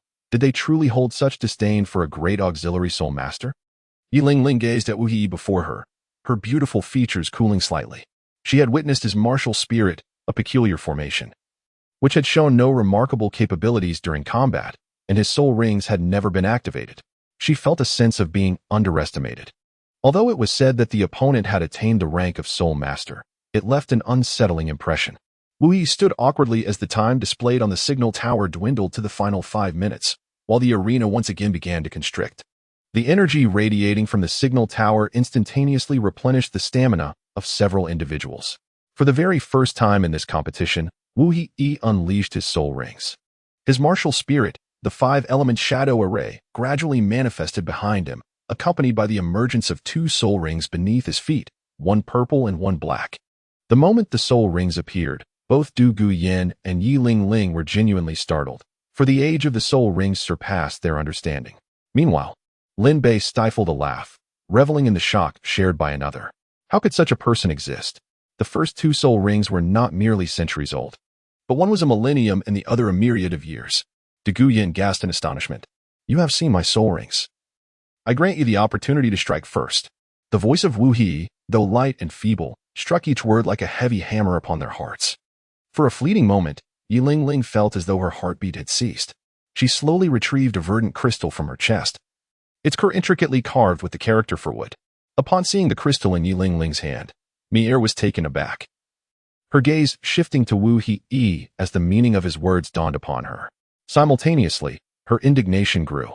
How could he give such a precious first gift to another girl? Yi Lingling raised the crystal high above her head, allowing the sunlight to filter through it. And with a powerful voice, she intoned an incantation. Wind Eagle Armor, unite. Chapter 32, The Wind Eagle and the Black Rhinoceros. As Yi Lingling uttered the command, the crystal in her hand shimmered like a radiant gem, ascending gracefully toward the sun. In that moment, Wu Yi's first soul ring burst forth like a wild horse breaking free, precisely encircling the wooden crystal before Yi Lingling's astonished eyes. What on earth was happening? Not only was Yi Lingling left agape, but even Du Guyan stood in stunned silence, witnessing for the first time how his soul ring could willingly assist another. To be honest, both Lin Bei and Mier were equally astonished, as this was their first encounter with such an extraordinary spectacle. Although Wu Heyi had previously mentioned a second application of his soul skill that could grant another the opportunity to wield armor, even Mier, who was closest to him, had never experienced such a fortune. Instead, it was Yi Lingling who reaped the unexpected boon. The purple soul ring enveloping the wooden crystal tightened like a sinuous serpent, and with a crisp sound of shattering, it melded into the character for wood. Akin to a droplet merging into the vast ocean, a cerulean giant eagle then soared like lightning around the arena. emitting a resounding cry before gracefully landing upon Yilingling's forehead. Subsequently, a ray of sunlight, like a golden thread, gently cascaded over Yilingling's form. The shattered crystal, its fragments seemingly enchanted, reassembled at various enchanting angles to form a unique set of armor, fitting seamlessly against Wu Hi's body. Soon after, the sunlight vanished, and with a final eagle's cry, a deep blue figure appeared before Wu Hi like a specter. For the first time, Wu Hi experienced a sense of overwhelming pressure akin to a mountain crushing an egg when faced with the wind eagle armor. The moment the azure-wood giant eagle touched Yilingling's forehead, a torrent of memories not belonging to her surged into her mind. Skills of combat, maneuvers of the armor, the utilization of weapons, and even the intricate details of the wind eagle armor coalesced within her instantaneously. It felt as though this armor had been meticulously tailored for her from the very beginning. Most remarkably, the use of the armor did not deplete her soul power in the slightest. It merely required a trivial amount of physical stamina. Simultaneously, her martial soul remained operational, as if everything was perfectly natural and harmonious. After completing the fusion with the wind eagle armor, a flash of crimson light glimmered in Yilingling's eyes, and she moved like a tempest. A force reminiscent of a hurricane gathered around her legs, with the energy pulsating and solidifying, radiating a delicate green luminescence that sparkled like emeralds. When godlike, her figure vanished like a wraith, only to reappear diagonally above Wu Hi. Her movements were as graceful as a dancing fairy, yet imbued with an intimidating aura that instilled fear. Merely gazing at the soles of the wind eagle armor evokes a profound sense of the immense power contained within that single step. The onlookers, bewildered by Wu Hi's seemingly frozen demeanor, were at a loss to understand his intentions. However, in the eyes of Du Guyan, Wu Hi was already gripped by sheer terror, yet she could not fathom why his first soul ring had detached from him like a bird leaving its nest. In that fleeting moment, his 10,000-year soul ring streaked by like a meteor, and a peculiar luminescence enveloped his form. He gently lifted his right foot, and, with a soft stomp, a cloud of dust surged forth like a colossal wave, obscuring the events within. Yiling, fixated on the rising haze, found that it offered no concealment from her sight. She perceived Wu Yi's actions as mere theatrics. Yet, in the next heartbeat, astonishment flickered in her eyes as she beheld an object she had long coveted.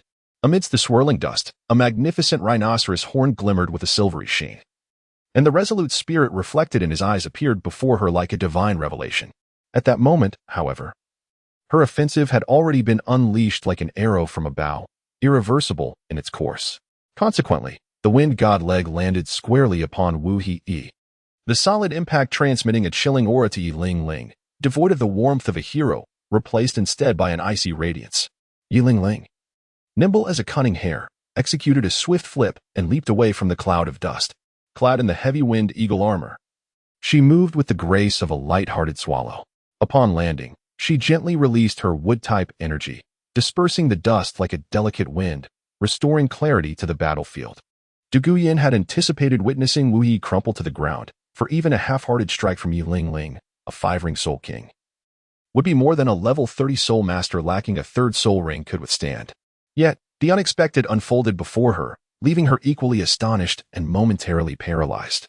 The black rhinoceros armor donned by Wu Hi resembled a colossal hammer wielding the power to inflict fatal wounds, shattering all of her pride with a single strike.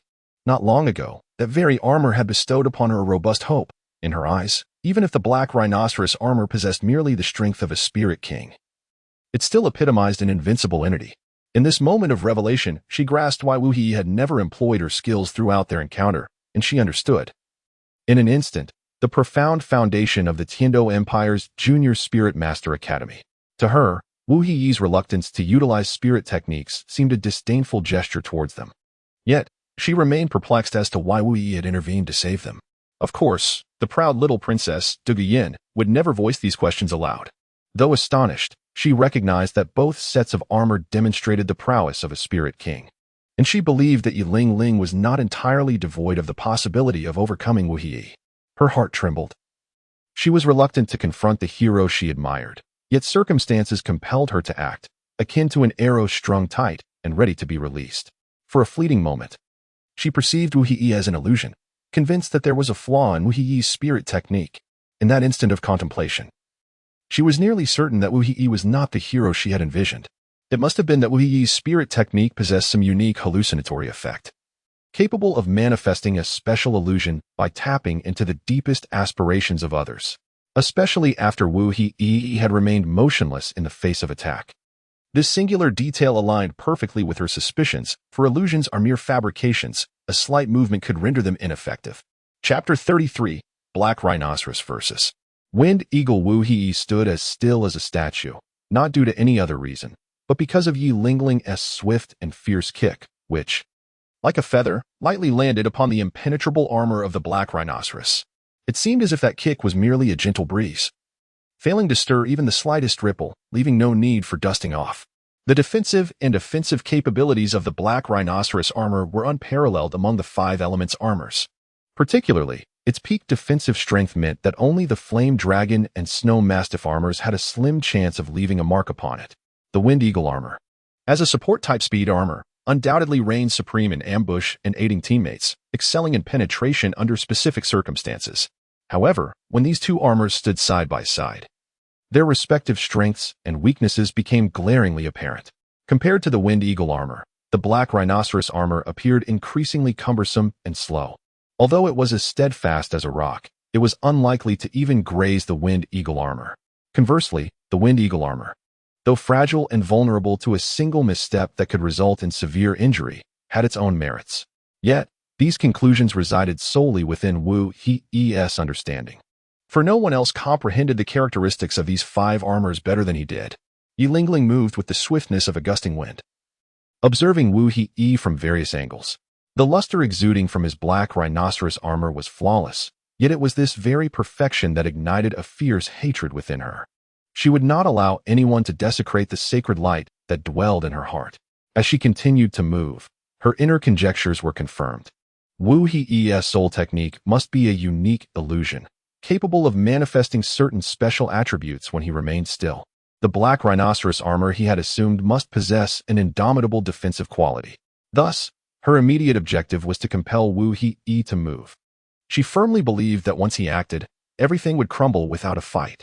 Like a delicate butterfly, Yi Lingling removed the Wind Eagle rings from her shoulders, elegantly tossing them with a dance-like flourish. The 2 rings whirled through the arena like bolts of lightning, slicing through the air with a thunderous crack, as if proclaiming their sharpness to the world. In an instant, a Wind Eagle crossbow appeared in her right hand. Yet she chose not to unleash it from a stationary position. Instead, in a circular motion, she released her crossbow attacks from all directions, akin to a blooming flower encircling Wu Yi. Each shot rained down upon the surface of the Black Rhinoceros armor, leaving behind mere traces.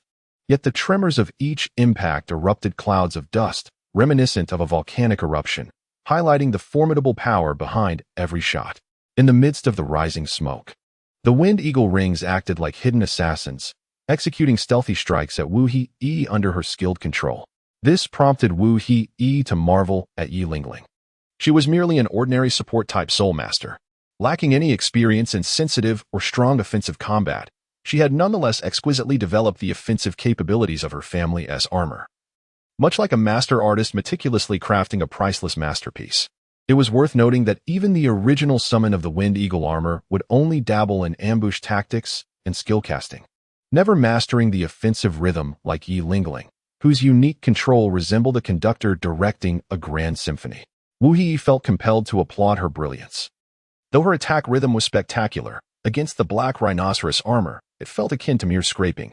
Had she been using the Earth Tiger or Flame Dragon armor, she might have inflicted some damage. Just as Yi Lingling seized the moment obscured by billowing smoke, the Wind Eagle crossbow in her hand transformed into the Wind Eagle sword, akin to a chameleon. As the Wind Eagle rings continued their relentless assault, Yi Lingling charged like a cheetah, launching a lethal strike with the speed of an arrow. Just as the tip of her sword was about to pierce Wu Yi, he finally moved, raising his hand shield like a protective barrier. In that instant, the 2 weapons clashed like ferocious beasts, producing a deafening sound of metal colliding. At that moment, Yi Lingling was stunned. She could hardly fathom that Wu Yi had indeed moved, and, remarkably, it was in defense. In that fleeting moment, she suddenly comprehended and silently acknowledged a truth she had long been reluctant to accept. However, the eyes of Wu Yi, encased in his Black Rhinoceros armor, glimmered with an ethereal light as his hand shield descended like a meteor, striking the chest of the Wind Eagle armor with incredible force. After all your relentless strikes, it is now my turn. Yi Ling, struck by the powerful blow, was sent reeling backward like a kite severed from its string. Although the Wind Eagle armor had absorbed a considerable amount of damage on her behalf, she still felt as though her ribcage might shatter. Typically, Wu Yi was a gentleman of impeccable demeanor, one who would never resort to striking a girl.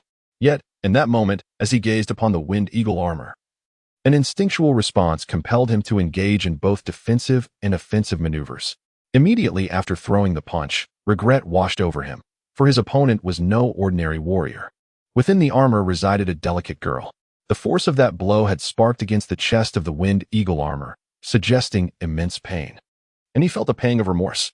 The sharp sensation of agony severed Yi Ling's misguided perceptions, pulling her back into the realm of reality. At long last, she was willing to believe in the authenticity of Wu Yi.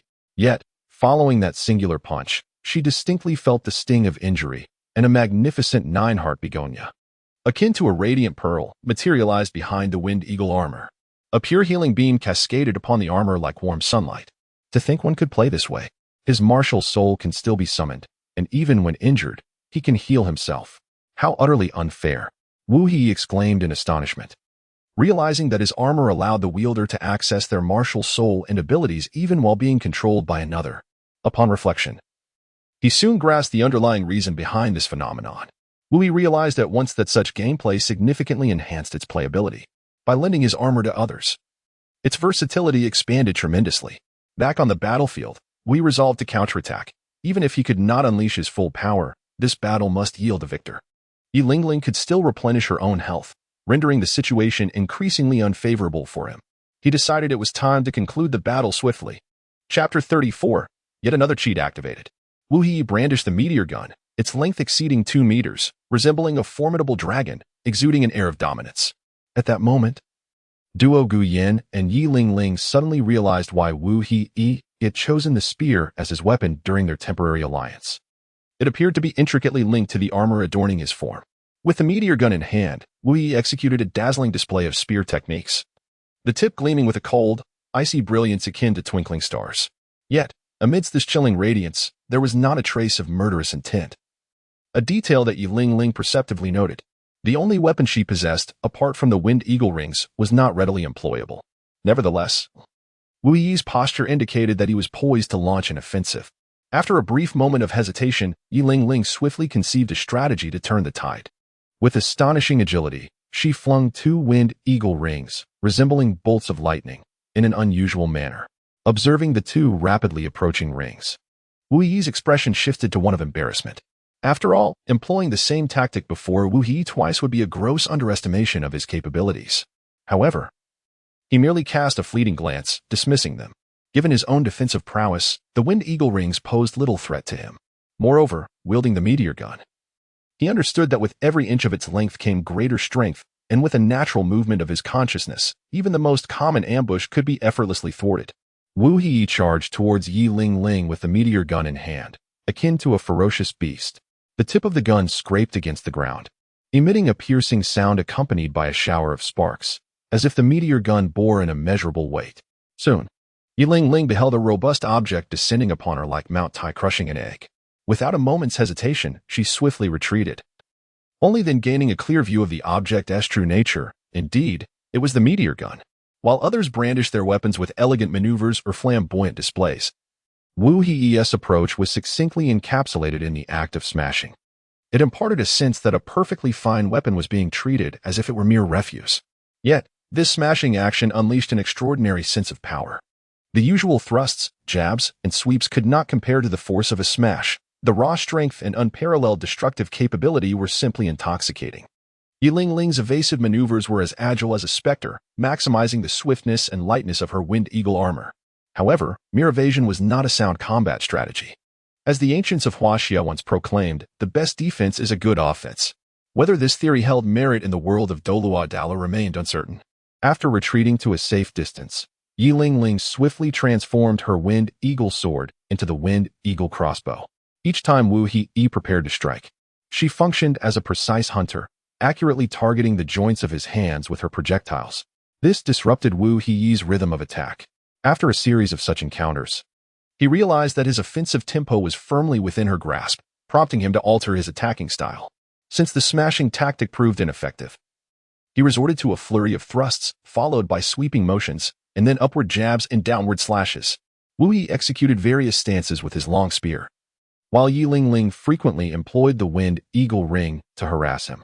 This relentless onslaught was akin to the annoyance of a bothersome fly, tolerable at first, but increasingly irksome with repetition. Thus, an intense exchange persisted for 6 or 7 minutes. Was Wu He not aiming for a swift resolution? He had initially intended to do so, yet Yi Lingling's mastery of the wind eagle armor grew ever more proficient, allowing her to deftly avoid direct confrontation with him. Even Wu He, intent on a quick victory, found it impossible to lay a finger on the nimble wind eagle armor. This sensation of being toyed with evoked a strange familiarity in Wu He, as if he had experienced it somewhere before. Suddenly, as if struck by a spell of paralysis, Wu He halted his assault, and in that fleeting moment, he seemed to grasp an epiphany. Yi Lingling, witnessing his cessation, felt a flicker of astonishment rise within her. In the present day, she has become increasingly adept at wielding the wind eagle armor, as if she were seamlessly fused with it. With her clever mind, she has even devised a unique attack pattern that harmonizes with the armor's capabilities. To be frank, her innate talent is extraordinary. Within mere minutes, she successfully brought Wu He, who was well-versed in all facets of the armor, into her rhythm. This is why he appeared so astonished. The sensation of controlling the tempo is one that most people find difficult to escape, and she could hardly comprehend how Wu He managed to achieve it. In the blink of an eye, she witnessed Wu He, who had been 5 meters away, suddenly materialized just 0.3 meters from her, as if he were a specter. His weapon instantaneously transformed into a hand shield. Caught off guard, she had neither the time to defend nor to evade, and Yi Lingling was sent flying like a kite severed from its string. Before she even touched the ground, she saw the figure that had struck her vanish once more like a wisp of smoke, only to reappear directly beneath her descent, this time wielding a meteor spear. He unleashed a fluid series of strikes, sending her hurtling away yet again. Yi Lingling was utterly perplexed. What hidden ability had Wu Heyi's defensive armor activated to suddenly amplify his speed so dramatically?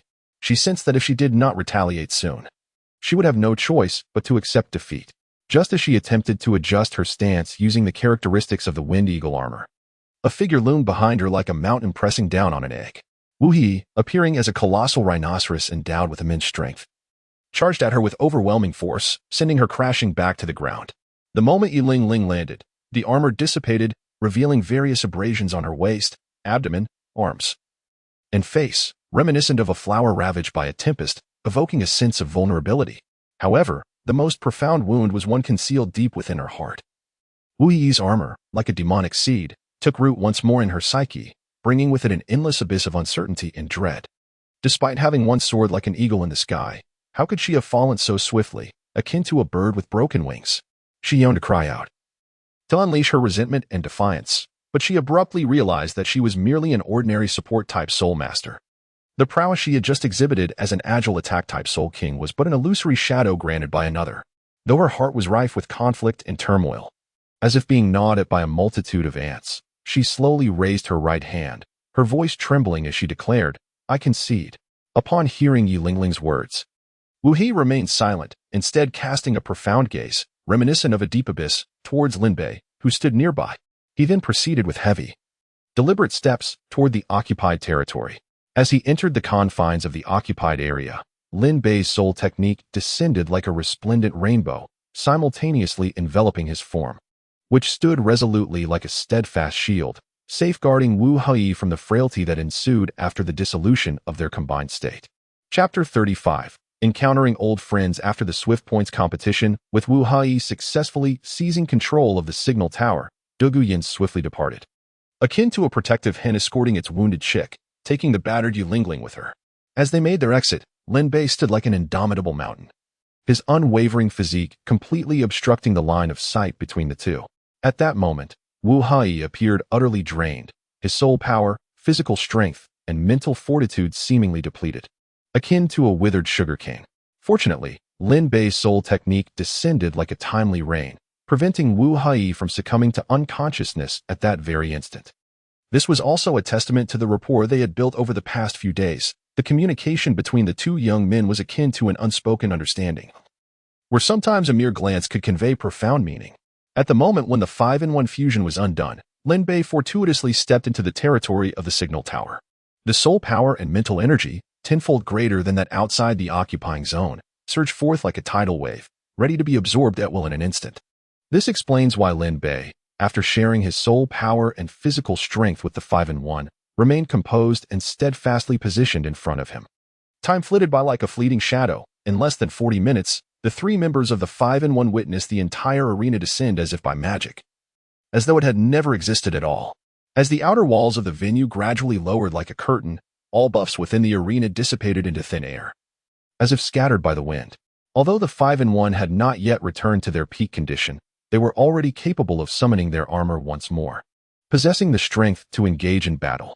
Surveying the surroundings, they noticed that all the walls of the venue had fallen, and even above them, a layer of light curtain slowly unfurled like gossamer.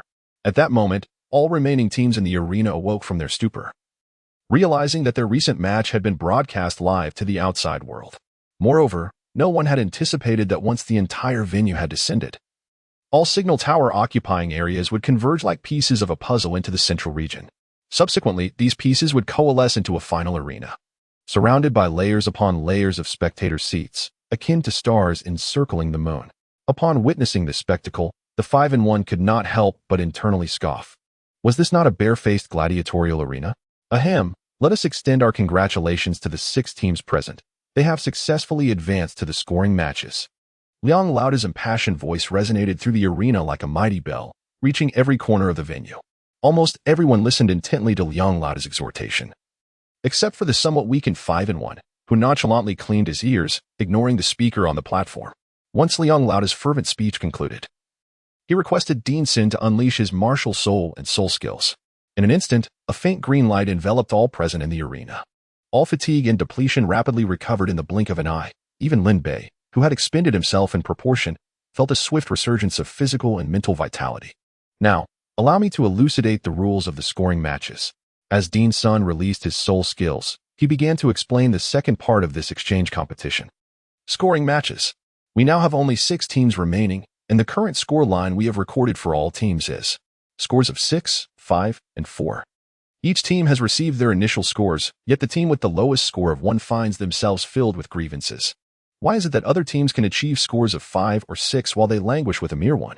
Understanding your confusion regarding these initial scores, allow me to elucidate. These scores are allocated based on the order in which teams achieved victory in the elimination rounds. Consequently, the last team to finish the elimination round inevitably receives the lowest score of 1. However, not every team can perceive this clearly.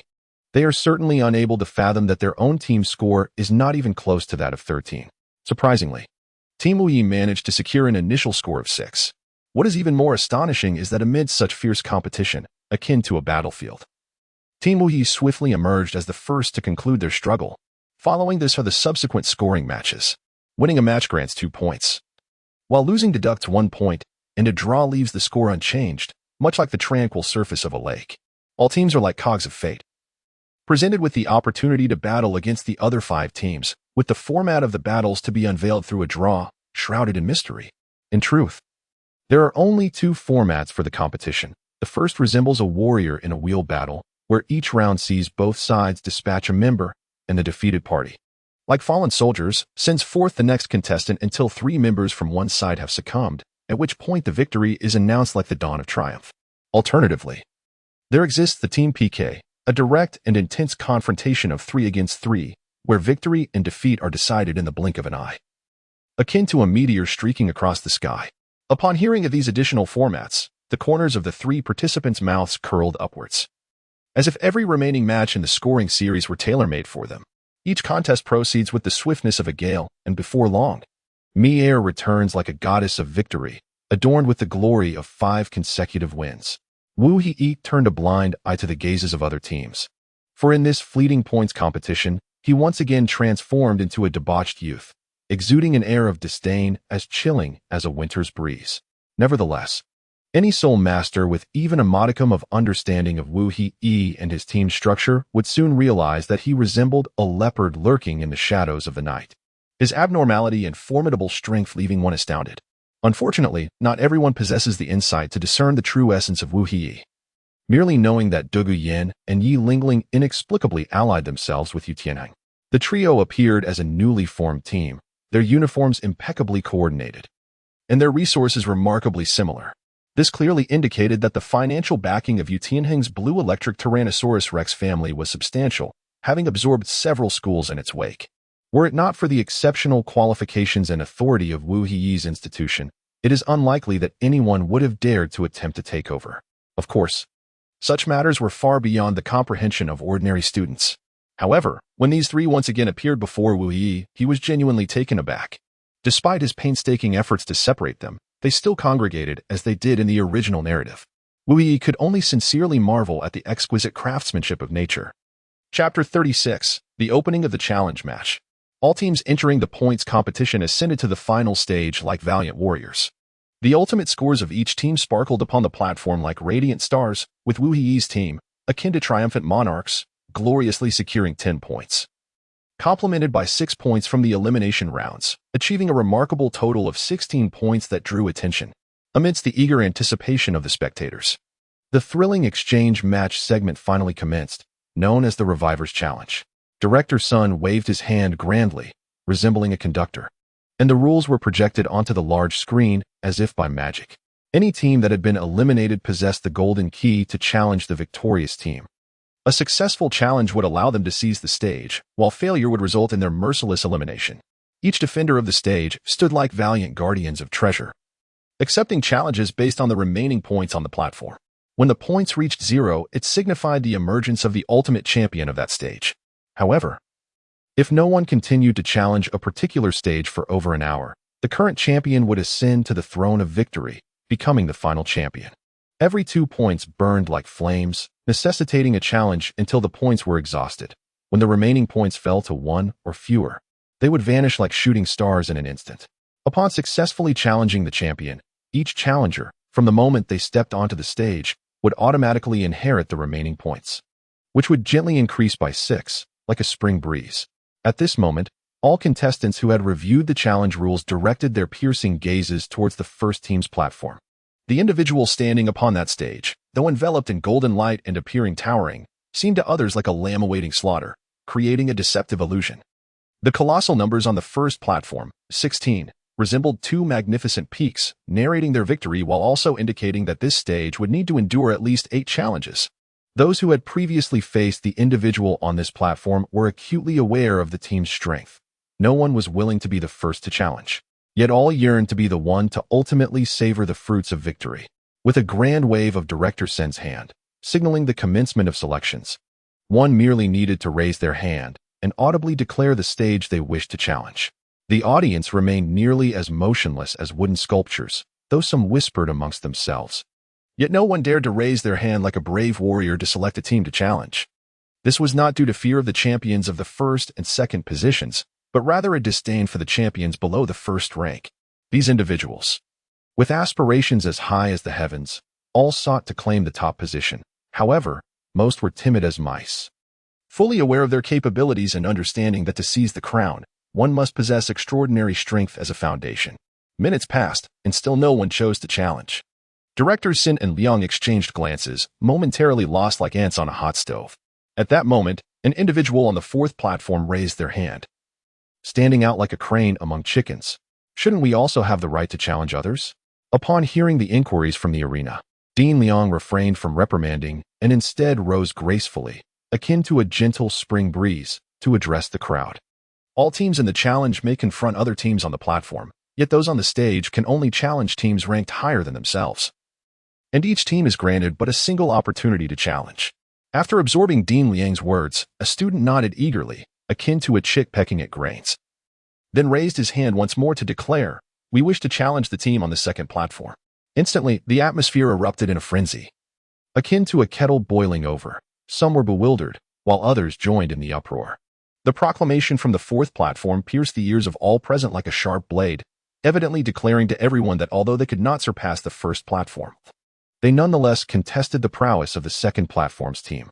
Then, at the referee's command, the contestants from the fourth platform surged forth like arrows released from a bow, presenting themselves and unleashing their martial spirits, ready to engage in a breathtaking duel. With one team having initiated a challenge, others followed suit, eagerly seeking platforms to contest, much like fish leaping across a river. However, an intriguing scene unfolded after the rules were announced. All eyes fixated on the first platform as if a hungry tiger had spotted its prey, yet no team dared to challenge the champion on the first platform. At this juncture, Wu Yi found himself feeling rather bored. He had anticipated a leisurely and enjoyable battle, yet no one was brave enough to step forward. After waiting for over half an hour with still no challengers, he even contemplated pulling out a deck of cards to teach Mier and Lin Bei how to play landlord. Just then, a familiar and jarring voice rang out. Our team challenges the first platform. Upon hearing the voice, Wu Yi sprang to his feet like a carp leaping over the dragon gate, gazing down at the hand raised below the stage. As he had surmised, it was indeed the team represented by Du Guyan that was participating in the vote. Originally, the three individuals belonged to different teams, yet each had sustained varying degrees of injuries, leading some of the more fragile-hearted to forego the subsequent matches, while others, burdened by severe injuries, chose to withdraw as even treatment could not guarantee a complete recovery. Ultimately, the trio sought out the dean at the academy to request a reformation of their team, and they effortlessly received the notification for team assembly. Unbeknownst to them, the seasoned members of the academy had long been eyeing the trio with keen interest. Through the preceding competitions, they had discerned that these three, when operating independently, were far from being formidable adversaries for Wu Yi. However, should they join forces, they might very well serve as a litmus test for his extraordinary potential. Indeed, the academy held no illusions that the three could triumph over Wu Yi. They merely hoped to elicit his latent abilities. Du Guyan, leading Yi Lingling, followed closely behind Yu Tianheng as they ascended to their designated arena. The glint of determination in their eyes bore a hint of ferocity, not a murderous intent, but an air of disdain, a conviction of superiority over their opponents. Each of them harbored the desire to vanquish the other, and thus, when united, they generated a substantial force. Yu Tianheng's gaze was fixed intently on Mier. His elimination had stemmed not from Wu Yi, but rather from the torment inflicted by Mier's soul abilities. In contrast, Du Guyan's focus was unwaveringly on Wu Yi, having recognized the latter's unique qualities, which he felt rendered his own soul skills somewhat inadequate. Yi Lingling, while not particularly resentful toward Shan Ren, felt a wave of revulsion at Lin Bei's stare. Chapter 37. The challenge begins as the trio approached the first arena with an air of casual confidence.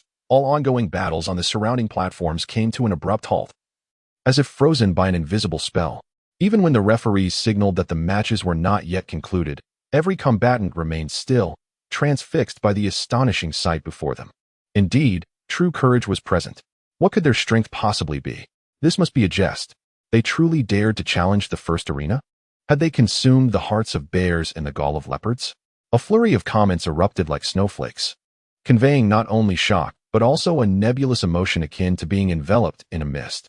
Upon witnessing the trio take the stage, Wu Yi brushed off the dust from his attire, instantly transforming from the demeanor of a carefree youth to that of a cautious and vigilant student ready to confront a formidable threat. "Is it truly you three?" he inquired.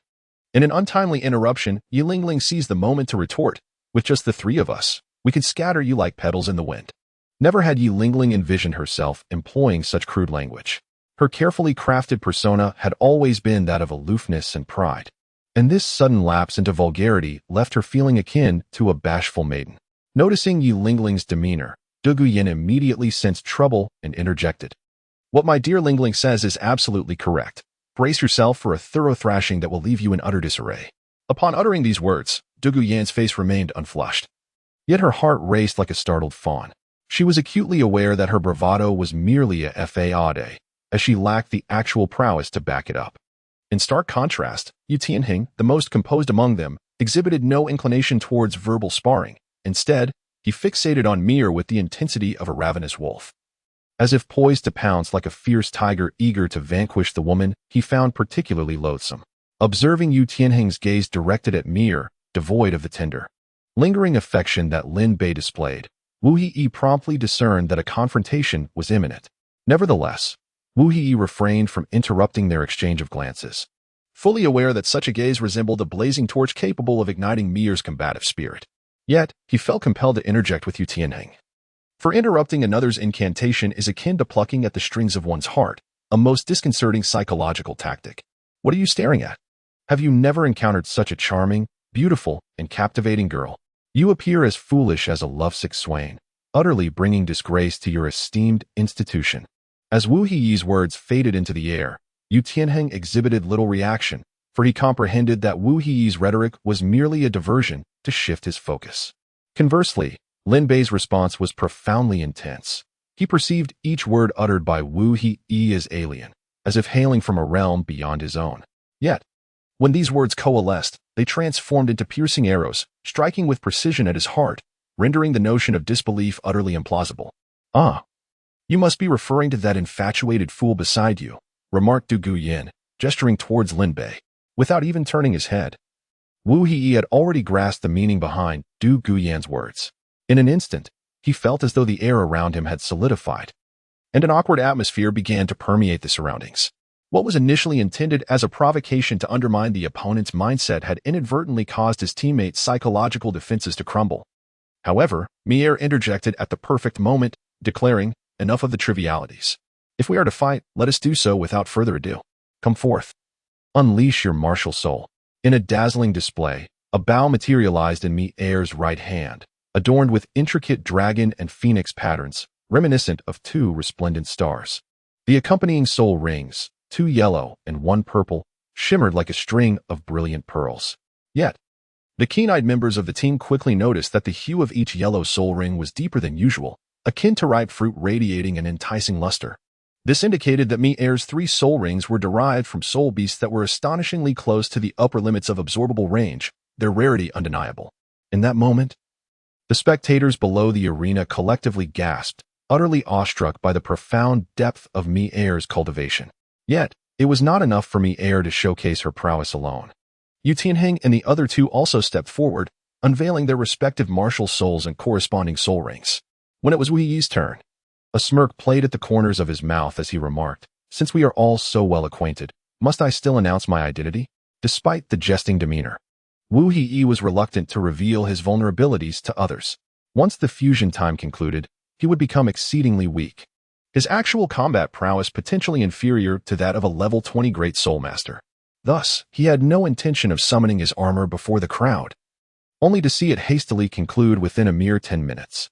Absolutely out of the question, Wu Hiyi resolutely stepped forward, swiftly summoning a nearly 2-meter-long iron sword from his storage spirit tool. However, the 2 soul rings surrounding him shimmered like brilliant stars, blinding all who beheld them, one a striking purple, the other a deep black. The manifestation of a millennium soul ring alongside a 10,000-year soul ring sent shockwaves through the hearts of all present, leaving them in profound bewilderment as to how Wu Hiyi had transcended the laws governing the spirit world. Such an astonishing event was undeniably real, yet Lin Bei, standing beside Wu Hiyi, seemed to lose all radiance, becoming utterly insignificant. In truth, his own martial soul was equally impressive, a vibrant, multicolored stone, but his soul ring configuration, though birthed from 2 yellow extreme spirit beasts, paled in comparison to Wu Hiyi's, appearing utterly mundane and lacking distinction. With both parties' martial souls fully revealed, the referee signaled the commencement of battle. Wu Hiyi, a powerful attack-type spirit master, and Mier, a swift attack-type spirit master, charged toward their adversaries with lightning speed, probing their opponents' defenses. In contrast, Yu Tianheng and his companions did not react as swiftly. However, upon witnessing the enemy adopt an offensive stance, he immediately conveyed a meaningful glance to Yi Lingling. She, understanding in an instant, enveloped Yu Tianheng in a green glow. Sensing the efficacy of the healing spirit technique, Yu Tianheng erupted with newfound vigor, his hands transforming into dragon claws imbued with electric energy, while his feet propelled him, guided by soul power, to intercept Mier on her path. Yet, seasoned from numerous battles, Mier decisively abandoned her feigned attack, swiftly increasing the distance between herself and Yu Tianheng. At this moment, she was acutely aware that engaging directly with a formidable attack-type spirit master would only lead to her inevitable defeat. Chapter 38. A Silver Spear. Chapter 39. At last, I awaited you. The scene shifts to another corner of the arena. Little girl, do not attempt to flee. The whip-like kick of Douluo Yin struck with the ferocity of a tempest, and although Wu Hei and Mi-Er launched their assault in that fleeting moment, Douluo Yin appeared somewhat sluggish, her reaction time slightly lacking. However, this did not imply her inadequacy in team combat. At the very instant Mi-Er evaded Yu Tianheng's frontal attack, Douluo Yin had already sprung into action. She effectively severed Mi-Er's opportunity to assist Wu Hei. Douluo Yin reflected upon her experiences fighting alongside Wu Hei and others, drawing insights from Yi Lingling regarding the combat prowess of the Wind Eagle armor. Her journey had been rich with learning. After numerous intense battles, her fighting style had undergone subtle transformations. Her leg strikes, seemingly diminutive and frail, unleashed a powerful force when executed, accompanied by the manifestation of her martial soul. A serpentine tail, extending 2 meters, surged forth like a dragon emerging from the sea. An unavoidable pressure emanating from it. Mi-Er, well-versed and knowledgeable, was no stranger to large soul beasts of the python variety.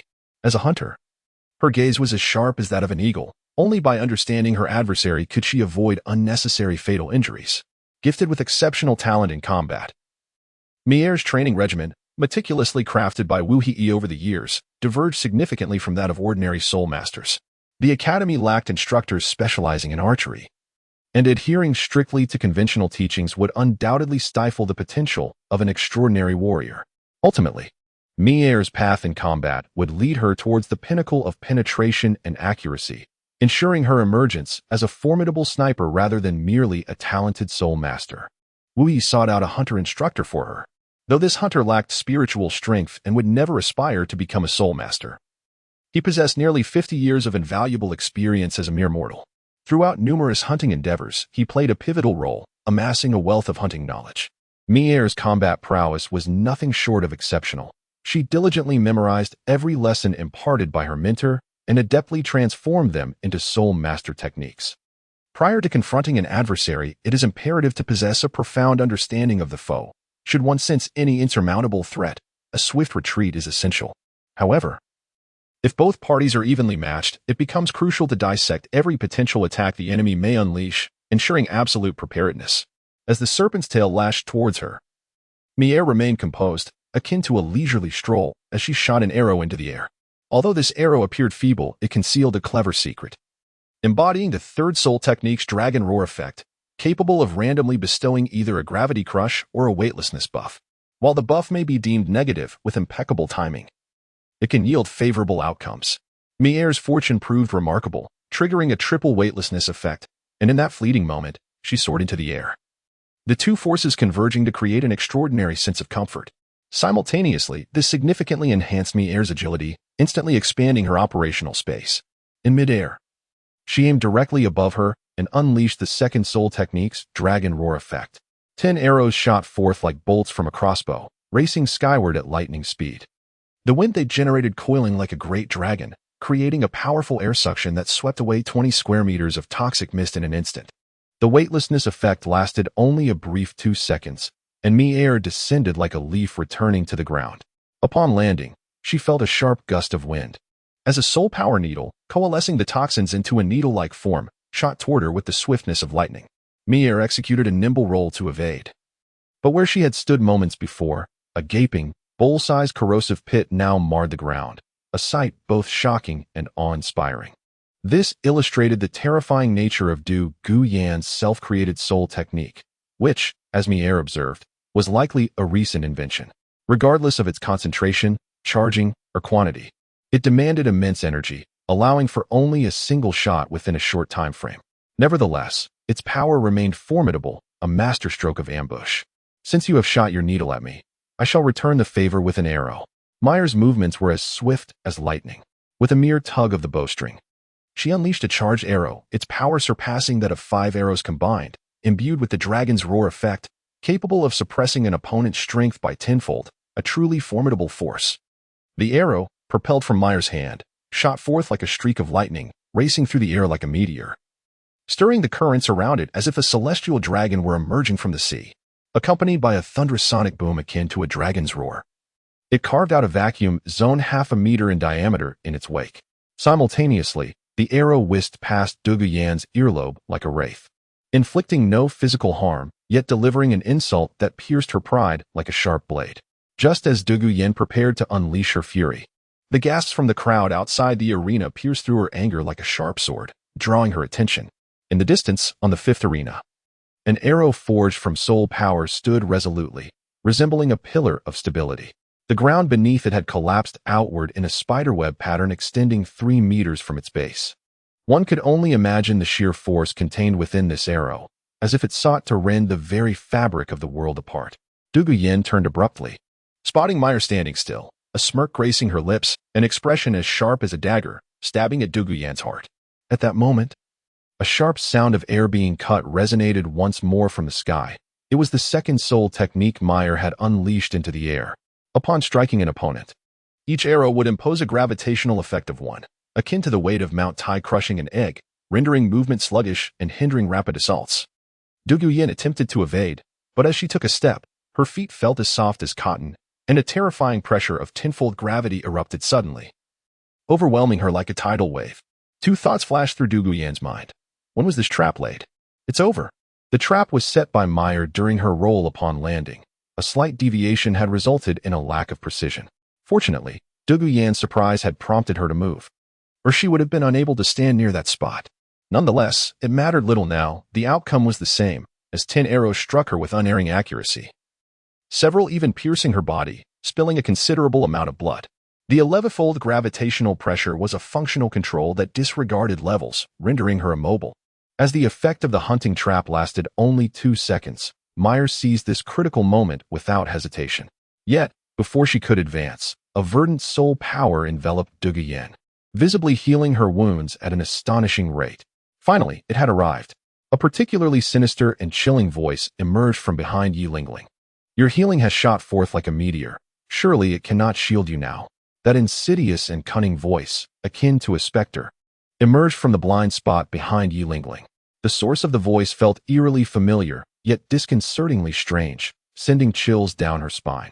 Indeed, Yilingling possessed merely 2 rings, thus she could only administer treatment to 2 individuals simultaneously, although she could skillfully regulate the amount and speed of treatment for different patients.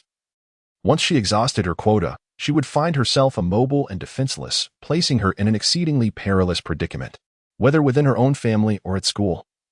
The teachings of all her instructors emphasized the necessity of safeguarding the strong. As long as they remained unharmed, there would invariably be someone to care for her. Having grown up in such an environment, every type of soul master she aided would fiercely protect her in return. Each battle was characterized by an unambiguous and overwhelming victory. Yet today, everything was turned on its head. Her teammates were thoroughly suppressed by the enemies, making it exceedingly difficult for them to rise, even with her support. The foes were overwhelmingly powerful, leaving no one with the leisure or strength to protect her, while she was required to maintain support effects for everyone. This predicament led to her being ambushed. When Lin Bei struck her with a palm, sending her flying, she was filled with confusion, pondering why Lin Bei, also a support, dared to venture out alone to ambush members of another team, completely disregarding his role as a support. In that fleeting moment of stupor, Yilingling suddenly realized the term mentioned by Wu He, support and roaming. Although their functions were somewhat similar, she now comprehended that support was merely pure assistance, whereas roaming was vastly different. Roaming involved utilizing agile positioning to provide support to teammates while simultaneously seeking opportunities to strike at the enemy. Lin Bei's blow not only sent Yilingling soaring, but also cleared her mind like a sudden awakening. Of course, that strike interrupted her casting. The healing spell she had been desperately sustaining for Yu Tianheng was abruptly severed, causing all of his internal injuries to manifest. Douluo, who had been pierced by arrows, saw his body, which was on the verge of recovery, once again seep blood. Both of them had been on the brink of rising. But the sudden interruption of the healing spell caused them to collapse once more. They turned to glance at Yilingling, especially Yu Tianheng, whose gaze held a glint of ferocity. He had heard Douluo extolling her healing abilities, only to find them severed at a critical moment. His fury, initially blazing, was instantly tempered by the sight of Yilingling on the ground, and he realized that the assailant was a boy. He vaguely recalled this individual, Lin Bei, also a support, but he could scarcely believe the audacity of someone so shameless as to ambush a girl. Because of that strike, the healing spell ceased abruptly, and Yu Tianheng's internal injuries erupted like a volcano, his anger surging like a torrential river. He longed to unleash all his wrath upon Lin Bei. Yet without the healing effects, his combat effectiveness had drastically diminished. He even felt a twinge of regret for having been so engrossed in battle that he neglected to protect his own support, thus rendering himself culpable. In contrast, Du Guyan was not as weak as Yu Qianheng. Upon witnessing her dear friend being struck, she was instantly consumed by rage, disregarding her own injuries and channeling her poison attributes with full force. In an instant, half of the arena was enveloped in toxic mist, resembling a vast green net that swiftly engulfed Mier and Lin Bei. Mier had no chance to flee, as the poisonous fog tightly ensnared her. This mist not only emitted lethal toxins, but was even more fearsome than smog. It acted like a thick curtain, obscuring the vision of most onlookers. Wu He attempted to rush in to provide aid, but it was already too late. Within moments, he heard Lin Bei's anguished cries, and simultaneously, the support effects on him began to dissolve like snow under the sun. Wu He tightly clenched his fist, inwardly exclaiming in alarm. How careless. Although Dong Guyan is a control-type soul master, her primary method of control relies on poison. During her battle with Mier, she had held back. In the course of their confrontation, she predominantly employed close combat techniques after manifesting her martial spirit, which led the others to overlook her controlling capabilities. As the toxin invaded her body, Mier's eyes became hazy, appearing as if shrouded in layers of illusions. The poison spread across her delicate face like tiny insects, leaving behind streaks of crimson lines. Lin Bei, caught off guard by Dong Guyan's sudden assault, felt the sting of a massive serpent's tail after she activated her martial spirit, causing him to cry out in agony and inhale a greater amount of toxin than the average person. In an instant, it felt as though all his strength had been drained, and he collapsed to the ground, the poison ravaging his body like a plague. Dong Guyan, meanwhile, resembled a hunter enveloped in mist, acutely aware of the presence of all living beings who had inhaled her toxin. Through the subtle fluctuations of life, she seemed to possess a pair of discerning eyes, accurately identifying her opponents and determining whether the poison within them should erupt. It was unexpected that Yi Ling Ling would be ambushed and fall, prompting such a volcanic reaction from Dong Guyan. Simultaneously, she grasped an extraordinary application of her martial spirit, akin to a snake's heat vision, allowing her to perceive the positioning of her opponents through thermal imaging. The fusion of these abilities enabled her to release her soul skills with precision amidst the poisonous fog, even allowing for targeted outbreaks. In that moment, Dong Guyan seemingly regained the upper hand. Having endured a brief respite from relentless attacks, Yi Ling Ling, resilient as a tenacious blade of grass, rose once more. As a support-type soul master, her mental fortitude surpassed that of ordinary soul masters, enabling her to perceive the nearby individuals. She immediately detected Dong Guyan standing before her, and her healing soul technique, like a warm spring breeze, swept over Dong Guyan once again. The wounds that had already begun to mend accelerated in their recovery. Damn it, just a little more. Although Mier's gaze had become clouded, as if enveloped in a fog, the fact that she could still maintain a half-kneeling position despite being poisoned was quite remarkable.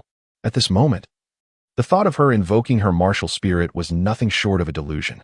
Any slight movement on her part would cause the poison to invade her system at an accelerated pace, akin to a deluge breaching its banks. At that point, she would likely find herself devoid of any chance to resist.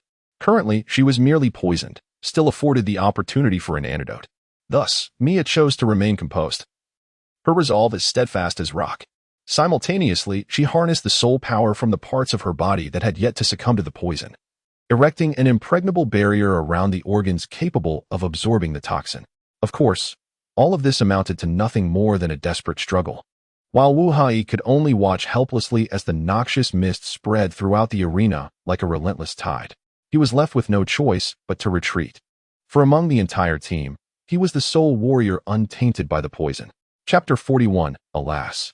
The inability to move surely indicates insufficient energy. Chapter 42. A flawed strategy. Gazing at Du Guyan, who had just rescued him from the brink of death, Yu Tianheng finally regained a semblance of composure. At that moment, the two seemed to awaken from a dream, resembling two parallel lines devoid of any harmonious coordination. Their combat was riddled with flaws. It could even be said that they were each fighting their own battles. In such dire circumstances, their own support was unexpectedly eliminated.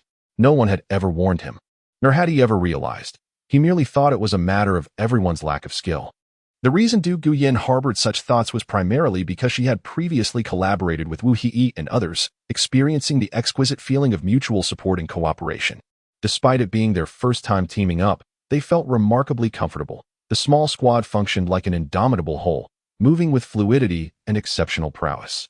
However, now, their grouping was merely an attempt to redeem themselves, lacking the essence of a true team, resembling nothing more than a scattered collection of individuals.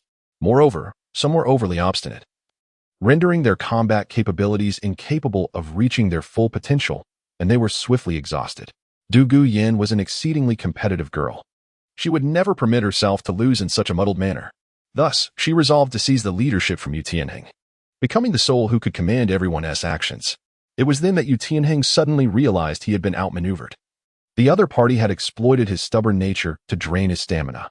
After receiving a hint, he seemed to find a new direction for battle. Looking towards Wu Hiyi, he did not perceive relinquishing control as a detrimental act. However, the very first order Du Guyan issued upon gaining control was to instruct Yu Tianheng to avoid a direct confrontation with Wu Hiyi. The primary reason was the disparity in strength should a direct clash occur with Wu Hiyi's capabilities. A mere moment of engagement would inevitably lead to their mutual elimination. After simply determining their battle strategy, the two sprang into action once more, especially Yu Tianheng. Despite the blue electric Tyrannosaurus being an assault type, yet, he was able to leverage the speed advantage of his internal elements to deftly evade Wu Hiyi's attacks like a specter.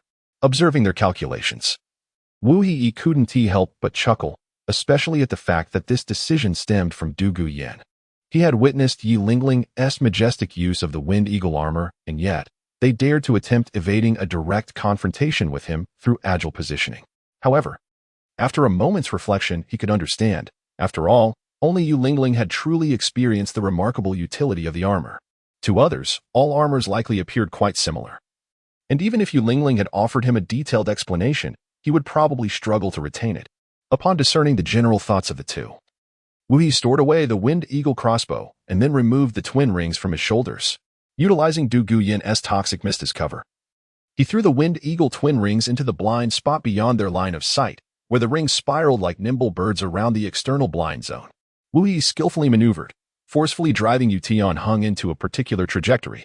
Yu Tianheng, exuding arrogance, believed that Wu Yi, despite his speed and strength, was helpless against him, unaware that Wu Yi had laid a trap, waiting for him to leap into it.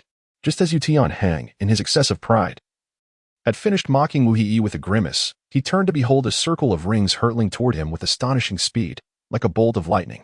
He attempted to evade, only to discover Wu Yi steadfastly standing not far away. Any lateral movement on his part would inevitably reveal a flaw, providing Wu Yi with an opportunity to strike. At that moment, Yu Tianheng was convinced that, with his own prowess, he could effortlessly repel this sneak attack. He transformed his hands and feet into dragon claws, electric arcs crackling around them like venomous serpents. Just as he prepared to launch his attack, the voice of Du Guyan suddenly pierced the air. "Don't go near me." However, in his peripheral vision, Wu Yi remained rooted in place. If he approached Du Guyan, both would undoubtedly fall prey to an assault. He cursed inwardly, realizing the treachery of this strategy, as insidious as a serpent, catching one off guard. Ultimately, the arrogant Yu Tianheng chose not to trust his teammate, charging forward recklessly as usual. Yet, the force delivered by the Wind Eagle ring far exceeded his expectations. Of course, had there been only one Wind Eagle ring, Yu Tianheng might have stood a chance to counter it, but the dilemma lay in the presence of two. The second Wind Eagle ring sped toward him from behind, both rings spinning rapidly in different directions. If he had faced just one, he might have only felt a slight increase in force. However, when the two Wind Eagle rings were perilously close and spinning at high velocity, Yu Tianheng naively reached out to catch them, momentarily resembling two fragile components within a machine. All it required was a single opportunity for him to be mercilessly propelled away like a cannonball by the whirling gears. And that opportunity was Du Guyan's hand. Du Guyan had initially hoped to save Yu Tianheng, but, unexpectedly, her outstretched hand sent Yu Tianheng flying instead. As Yu Tianheng's incredulous gaze met hers, Du Guyan realized the grave mistake she had made and was instantly engulfed in panic. At that moment, a powerful arrow struck her back like a flash of lightning. Due to the arrow's lack of a tip and the presence of a board at its front, the force behind it was astonishing. Upon impact, Du Guyan felt as though her limbs had suddenly lost a portion of their strength. It was then that she remembered the half-conscious archer, Mier, still present in the arena alongside Wu Yi. Yet, it was too late for regret. The force of the arrow, like that of a ferocious beast, forcibly propelled Du Guyan to the very spot Yu Tianhong had just occupied. The dual rings unleashed by Wu He now function as a formidable accelerator, propelling individuals forward like cannonballs under the influence of this directed force. In but a fleeting moment, the arena is left with only Wu He and midair. Wu He subtly gestured, and the referee promptly announced the results. The news of the defending champion's success spread like wildfire, leaving all spectators in awe of the extraordinary battle. It was astonishing to discover a student possessing the strength of a Soul King hidden among the crowd. Both sides bore numerous injuries, yet the defender, endowed with the power of a Soul King, managed to retain control of the arena. This significant detail was etched in the minds of all present. Despite the grievous wounds sustained by both competitors, none dared to issue a challenge. As the match on the first arena concluded, Deanson appeared before the 6 contestants as if by teleportation, a world tree materializing behind him. With a flourish, he summoned his soul rings, swiftly alleviating all ailments, whether poison or internal injury, restoring even Lin Bei, the most grievously wounded, to his former self in an instant. Chapter 43. The Old Monster. Dear students, the exchange competition has reached a triumphant conclusion. I shall now announce the top 3 teams of this tournament. Champion, Wu Yi's team. Upon hearing the name of the champions, nearly everyone felt it was well-deserved, though some harbored ulterior motives and whispered doubts. Isn't it merely because of a fortunate lineage? How else could one achieve the strength of a Soul King at just 11 years of age? Such sentiments spread like a contagion among a number of individuals in hushed tones. Wu He, however, remained oblivious, for within the small circle of this academy, such rumors were as insubstantial as a fleeting shadow. Everyone was acutely aware that Wu He hailed from a village comprised entirely of imperial orphans. Everything he possessed was the fruit of his own relentless efforts. Yet, as he basked in the radiant smile on the podium, Yu Tianheng felt a lump in his throat. He silently vowed that the next time such a competition arose, he would ensure Wu He was thoroughly vanquished. Standing on the award podium, Wu He immediately caught sight of Yu Tianheng's defiant gaze, sensing the seething jealousy burning within him, and could almost decipher his thoughts. Regrettably, he could not stand beside him to douse his unrealistic fantasies with a cold dose of reality, revealing that his aspirations were destined to dissolve into mere illusions, devoid of any possibility of realization. Runner-up, Li Li's team. This team resembled a fortunate band of scavengers, as their position was adjacent to the first arena. Following Wu He's breathtaking challenge, most teams were gripped by fear. Only a few weaker teams, convinced that any challenge would be futile, decided to take a gamble and attempt to contest for second place. After just a few rounds, the points of the second-place team were utterly depleted. Thus, Team Lila effortlessly claimed the coveted position of runner-up. Similarly, the situation for the third-place team was not dissimilar. While fierce battles raged on in other arenas, these 2 higher-ranked teams seemed to have fortuitously secured their victories, given their proximity to Wu He, which played a significant psychological role. Indeed, a renowned figure once remarked, "Sometimes, luck is a manifestation of strength." As the awards were finally distributed, the gathering shifted towards the crux of the matter. At this juncture, the students, having received their accolades, found themselves in a state of restless anticipation, particularly those eager to return home and boast of their achievements. Dean Liang, observing the eager expressions of the crowd, spoke with measured calmness. All of you present are elite scholars from various esteemed academies, and the time has come for you to advance to the Intermediate Soul Master Academy. One of the primary objectives of this exchange competition is to attract more exceptional talents to our empire, fostering a stronger and more capable generation. Dean Liang endeavored to embellish the purpose and future prospects of the entire event. However, the truth remained that he struggled to articulate a coherent rationale.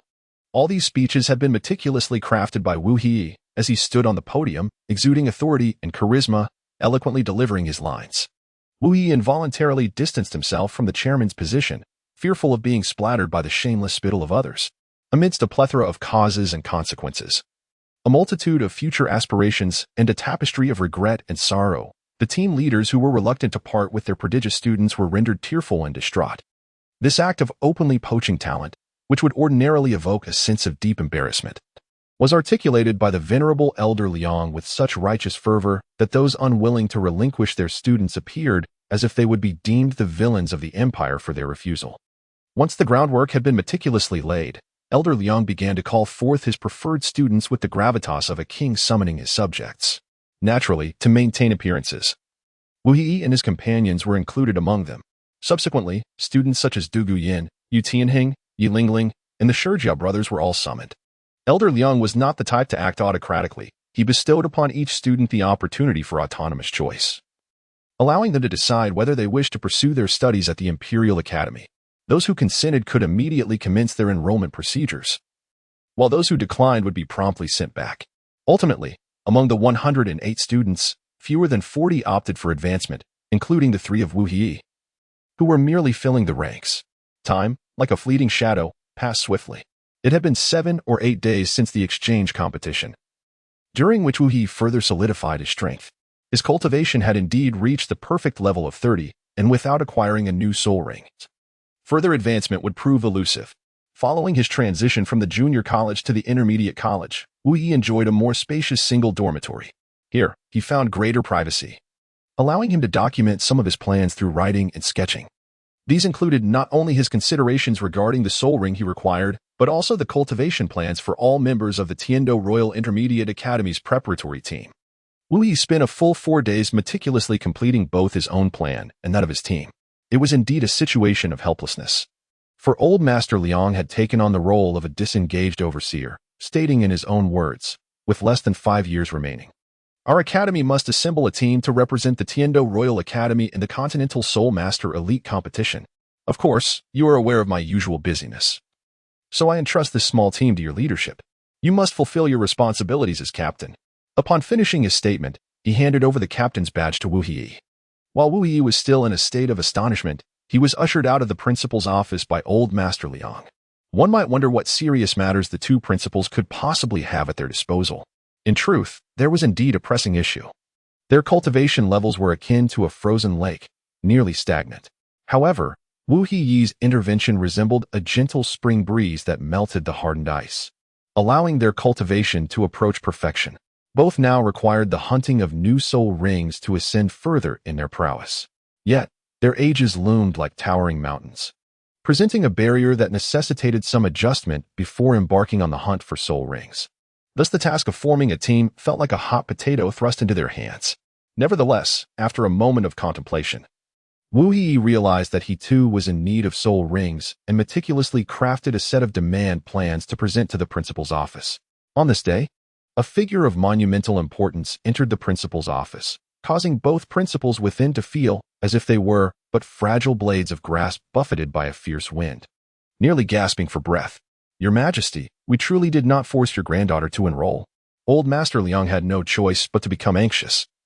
Despite the individual being merely a level 92, a newly minted title Douluo, there was no denying their status and prowess, which far surpassed his own, creating a chasm akin to that between the bright moon and a firefly. Just then, Wu Yi happened to push the door open. Witnessing old Master Liang and old Master Sin kneeling submissively before an elderly man clad in green leather trousers, their obsequious demeanor could easily lead one to suspect they harbored some peculiar inclinations. At that moment, the elderly gentleman in the form-fitting green attire turned his head to glance over. "Old poisonous creature," Wu Yi exclaimed in astonishment. "Oh, little fellow, you actually recognize this old man." As he turned, Douluo's piercing gaze, sharp as that of a hawk, fixed intently upon Wu Yi, and an overwhelming aura emanated from him, crashing down upon Wu Yi like a mighty avalanche. Initially, Wu Yi exhibited merely a hint of surprise on his face, but in the blink of an eye, it was supplanted by anguish. An enormous weight descended upon him, akin to a mountain crushing an egg, and the plans he held in his hands scattered like petals swept away by a tempest, falling to the ground in disarray, with both hands pressed against the ground. At that moment, Douluo resembled a towering mountain, imposing and suffocating, rendering him unable to rise or catch his breath. "Your Majesty, he is but a child." Old Liang, on the verge of intervening to prevent Douluo's actions, was abruptly met with a fierce glare as Douluo turned his head sharply. His eyes, radiating a chilling violet light, were akin to a venomous serpent, aflame with unbridled fury, simultaneously exerting pressure upon the two deans. "As mere ants. We ought to embody the essence of ants. How dare one audaciously utter my moniker? Old monster, I may not know you, but I am well acquainted with your grandson." As Wu Yi's words hung unfinished in the air, an overwhelming pressure surged forth, akin to a tempestuous storm, causing a torrent of blood to erupt from his mouth. "You, Yin, I have discerned your identity." Suddenly, Douluo burst into a hearty laugh, yet the weight upon him intensified like an unrelenting tide, each wave more ferocious than the last. Wu He, it is you, the wretch who has harmed my beloved Yin Yin. At this moment, Wu He's arms trembled and bent slightly, resembling a flickering candle in the wind, rendered speechless. Yet, the laughter of Du Gubo grew ever louder, amplifying the weight of the pressure upon him. As the essence of Wu He's 5 organs gradually detached from the realm of the living, his senses began to blur and fade. In that moment, Wu He's martial soul emerged under immense pressure, 2 soul rings shining like resplendent stars, illuminating his form and safeguarding his body. Old monster, if you possess the capability in my life, let us see if your granddaughter remains salvageable. After experiencing a fleeting moment of relief, Wu He exerted all his strength to unleash words capable of counterbalancing Du Gubo, like cannonballs fired in rapid succession. In the original text, Du Gubo's martial soul is flawed, akin to a cursed magic box. The more one cultivates, the more toxins accumulate in the body, ultimately turning against its master once a certain threshold is reached. This was the fate of Du Gubo's son, whose life was claimed by this insidious poison. As for Du Gubo himself, he merely achieved the rank of title Douluo through a stroke of luck. Yet, this very poison also curtailed his potential, rendering him like an eagle with broken wings, unable to soar amidst the heavens. Victory tasted as bitter as defeat, both laden with toxicity. Du Guyin was Du Gubo's Achilles heel. He was loath to see her repeat his tragic path, yet powerless to halt her cultivation, leaving him to rack his brain in search of solutions to her dilemmas. However, after all these years, he remained utterly helpless. Yet now, before him, Wu He audaciously seized upon this matter, like a sharp blade piercing directly into his heart. What did you say? Du Gubo grasped at the air, and Wu He was suddenly transformed into a marionette, tightly held within Du Gubo's grasp. What right do you have to declare that Yin Yin is beyond saving? Though Du Gubo seethed with anger, he restrained himself just enough to afford Wu He an opportunity for explanation. Should Wu He fail to provide a satisfactory account, he would swiftly pay with his life. Wu He had blood at the corner of his mouth, yet a smile graced his face. He had wagered correctly. Setting aside the matter of Du Guyin, let us speak of you. You, who are already hanging by a thread, remain utterly oblivious. With a grim smile, Wu He appeared to wield a sharp, long needle that pierced deeply into Du Gubo's heart. Du Gubo's hand clenched tightly, consumed by a desire to crush this insolent ant who dared to speak so brazenly, to set an example and deter others from mocking him thus. Yet, in this impulsive moment, he squandered the singular opportunity to eliminate Wu He once and for all. As the shadowy light flickered beside Wu He, the crystal stone struck him with the swiftness of lightning, eliminating the need for the summoning device and allowing for an instantaneous fusion. With the formidable defense of the Black Rhino, he successfully preserved his life. Yet, in the blink of an eye, the armor crumbled into dust, and his physical and spiritual energies vanished as if breached by a flood. Remarkably, we had once again unlocked a novel application of the armor. Du Gubo could scarcely fathom that this seemingly fragile ant possessed such resistance. Though it was merely a fleeting glimpse, Du Gubo was considerably alarmed. However, to strike again was beneath his dignity. He could not afford the loss of face that would come from needing to exert himself twice to eliminate a mere great soul master. After narrowly escaping a calamity, Wu Yi gazed into the seemingly devouring eyes of Du Gubo, swallowing hard with great difficulty. He then recounted Du Gubo's hidden affliction in precise accordance with Tang San's words. Do you see? Not a single detail was amiss in my narration. After Wu Yi concluded his discourse, he exhaled a sigh of relief, collapsing to the ground like a heap of mud. Du Gubo was utterly astonished. Rendered speechless by every word that Wu Yi had uttered, his situation had been articulated in its entirety, details he had never disclosed to anyone, not even to the astute Du Guyan, who knew him so well. At that moment, he was so taken aback that he forgot to exert his oppressive aura, prompting the elderly Sin to hastily attend to Wu Yi's ailments. Du Gubo abruptly lifted Wu Yi, demanding, "How on earth did you come to know this? Speak at once." At this moment, Wu Yi was not inclined to indulge him. Instead, he merely smiled faintly, choosing silence. It could be said that Wu Yi had gained the upper hand, for Du Gubo was flustered and believed. Gazing at Wu Yi's silent smile, Du Gubo's heart raced with unease. He surmised that since Wu Yi could articulate such words, he must possess a certain understanding of his condition. Coupled with Wu Yi's statement that without him, Du Guyan would be doomed, Du Gubo was now convinced that Wu Yi undoubtedly knew how to remedy the flaws in his martial soul. However, he felt he had gravely offended Wu Yi, and regardless of how he inquired or pressed, Wu Yi firmly sealed his lips, unwilling to utter another word. It was then that Du Gubo recognized the impending crisis. In the midst of his chaotic thoughts, he involuntarily took a few steps back, his feet treading upon the meticulously crafted plan laid out by Wu He. Looking down, he caught sight of three characters that struck him like a bolt from the blue, causing his pupils to widen in shock. Douluo Yin. That was the name of his granddaughter. How could he be so dull as to naively believe that Wu He harbored affections for her? Boldly inscribing her name on a formal plan? In a hurry, he picked it up, only to discover it contained all the data pertaining to Douluo Yin, including her soul skills, every detail meticulously detailed as if it were an intricate painting, laid bare for all to see. Naturally, it also indicated the flaws in her martial soul, yet the subsequent section detailing the solutions seemed shrouded in obscurity, as if veiled by an invisible hand. And in his fluster, he inadvertently stepped into ink, obscuring that portion entirely. Chapter 45, The Method Upon Seeing Such Comprehensive Data. Douluo could not help but gather a few more sheets, each resembling a finely crafted portrait, filled with the intricate details of different individuals. These encompass the unique characteristics and distinct traits of their martial souls, the application of soul skills, methods of variation, as well as the flaws in the martial souls and their prospective trajectories. With each sheet he picked up, it felt as though he was unlocking a wondrous new realm. Those seemingly mundane data points and developmental directions, when viewed in isolation, appeared unremarkable, yet when combined, they left Douluo feeling somewhat dazzled. After all, the original character of Douluo was a titled Douluo with a skewed skill tree. Some common knowledge had become an unfamiliar territory for him, although he was quite experienced in cultivating flowers and plants. It was not until he picked up a sheet showcasing Wu He's personal data and current requirements that Douluo's eyes suddenly sparkled like stars. He mused inwardly. Ah, young lad, have I not just discovered your Achilles heel? At this moment, it dawned upon Wu He that his soul power level had astonishingly reached level 30. Moreover, it appeared robust and abundant, suggesting that he had achieved this level quite some time ago, yet had not found a suitable soul ring. His original plan was to prioritize hunting soul beasts to acquire a soul ring. Coincidentally, both deans had also attained level 60 and were in need of a brand new soul ring. He intended to approach them to form a team and embark on this endeavor together. However, this piece of paper had now fallen into the hands of Douluo. He crumpled the paper in his hand, akin to shattering an ethereal dream, and then laughed heartily. Young man, I shall hunt a soul ring that you have long desired. And in return, you will assist me in resolving Yin Yan's martial soul dilemma.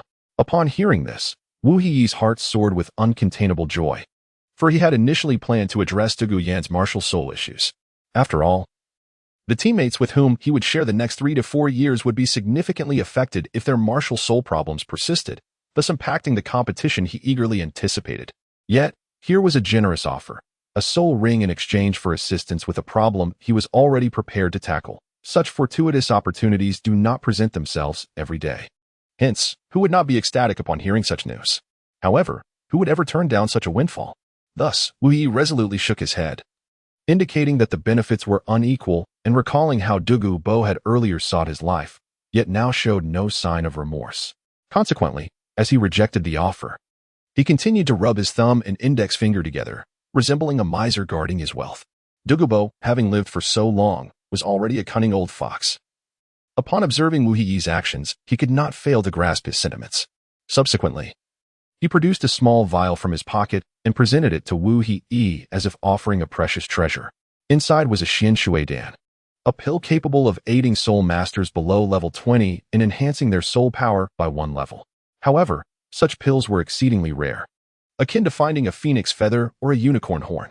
After all, several of the ingredients originated from marine soul beasts, which were far more ferocious than their terrestrial counterparts and difficult to capture, thus rendering this pill exceptionally valuable. Wu He was no naive villager, for he was well aware of the properties of the Xian Shui Dan. Yet, for him in the present moment, this elixir held no practical utility. It's worth overshadowing its actual efficacy. Nevertheless, he did not disdain it. Rather, he grasped it with reverence, tucking it away in his pocket, contemplating that even if he could not utilize it himself, it could fetch a handsome price in the future, for such a pill was exceedingly rare in the market. After securing the Xian Shui Dan, Wu He remarked, to address the dilemma of Douluo Yin, the timing is not yet right. We must wait until your cultivation surpasses level 95 for any possibility of resolution. At that moment, Wu He felt as though a bucket of icy water had been poured over him, who did not understand the plight of Douluo. The sheer quantity of toxins had begun to retaliate against his own body, depleting much of his foundational strength, rendering his attainment of level 92 as a titled Douluo his utmost limit. Naturally, Douluo was acutely aware of this reality, and thus he found himself suddenly engulfed in melancholy, as if countless ants were gnawing at his heart.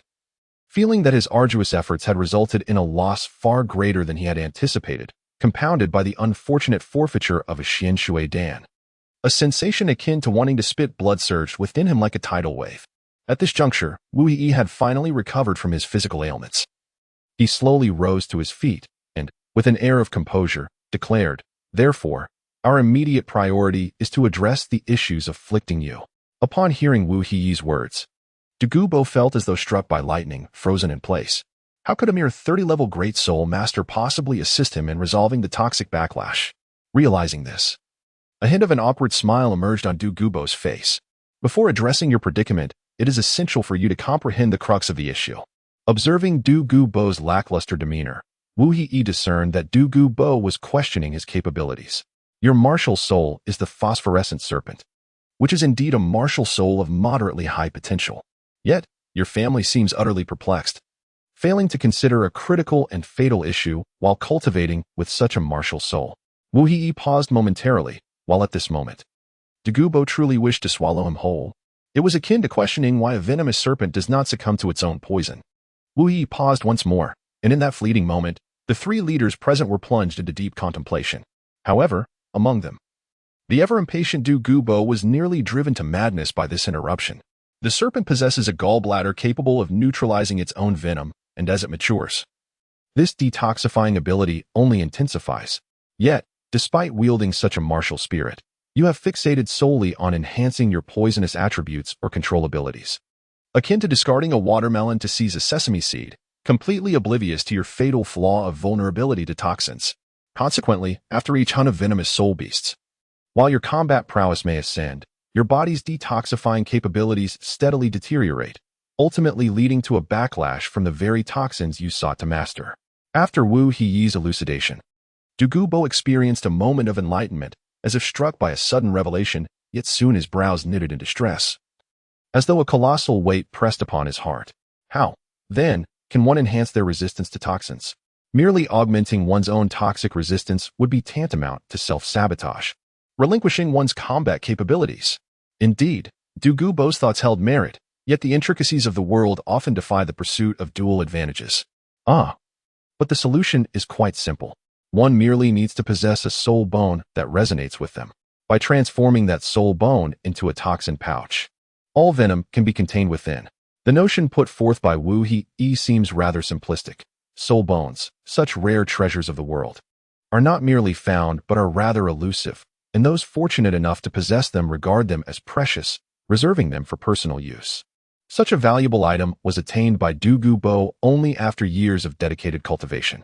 Nevertheless, the approach proposed by Wu Yi is specifically tailored for Douluo, as this method, akin to merely skimming the surface of a problem without addressing its root, would hardly be appropriate for him to employ with his own team. Chapter 46. A Fire Attribute Soul Beast of 30,000 Years? Following Wu Yi's line of thought, Douluo delved deeper, unraveling the intricacies of this discovery, which sparkled with the brilliance of countless stars in the night sky. Could such a method truly be ineffective? In the original narrative, it was indeed through this very method that Tang San successfully subdued Douluo. Wu Yi, though seemingly casual, was acutely aware of his lack of profound background compared to Tang San, and thus refrained from divulging further details. After a moment of contemplation, Douluo resolutely resolved to experiment with the method proposed by Wu Yi, while also intending to honor his promise. After all, as a titled Douluo, Douluo was a paragon among soul masters. Once he had pledged to provide something to another, he would never go back on his word. Consequently, Douluo, akin to an eagle seizing its prey, tucked Wu Yi under his arm, ready to soar away. Observing this, Dean Liang hurriedly stepped forward to intervene. For Wu Yi was not only his prized pupil but also a student of paramount importance to the academy. However, Douluo merely cast a disdainful glance over his shoulder, leaving Dean Liang and Dean Sin as motionless as if struck by a spell. With a scoff, Douluo flung open the door and departed like a bird in flight.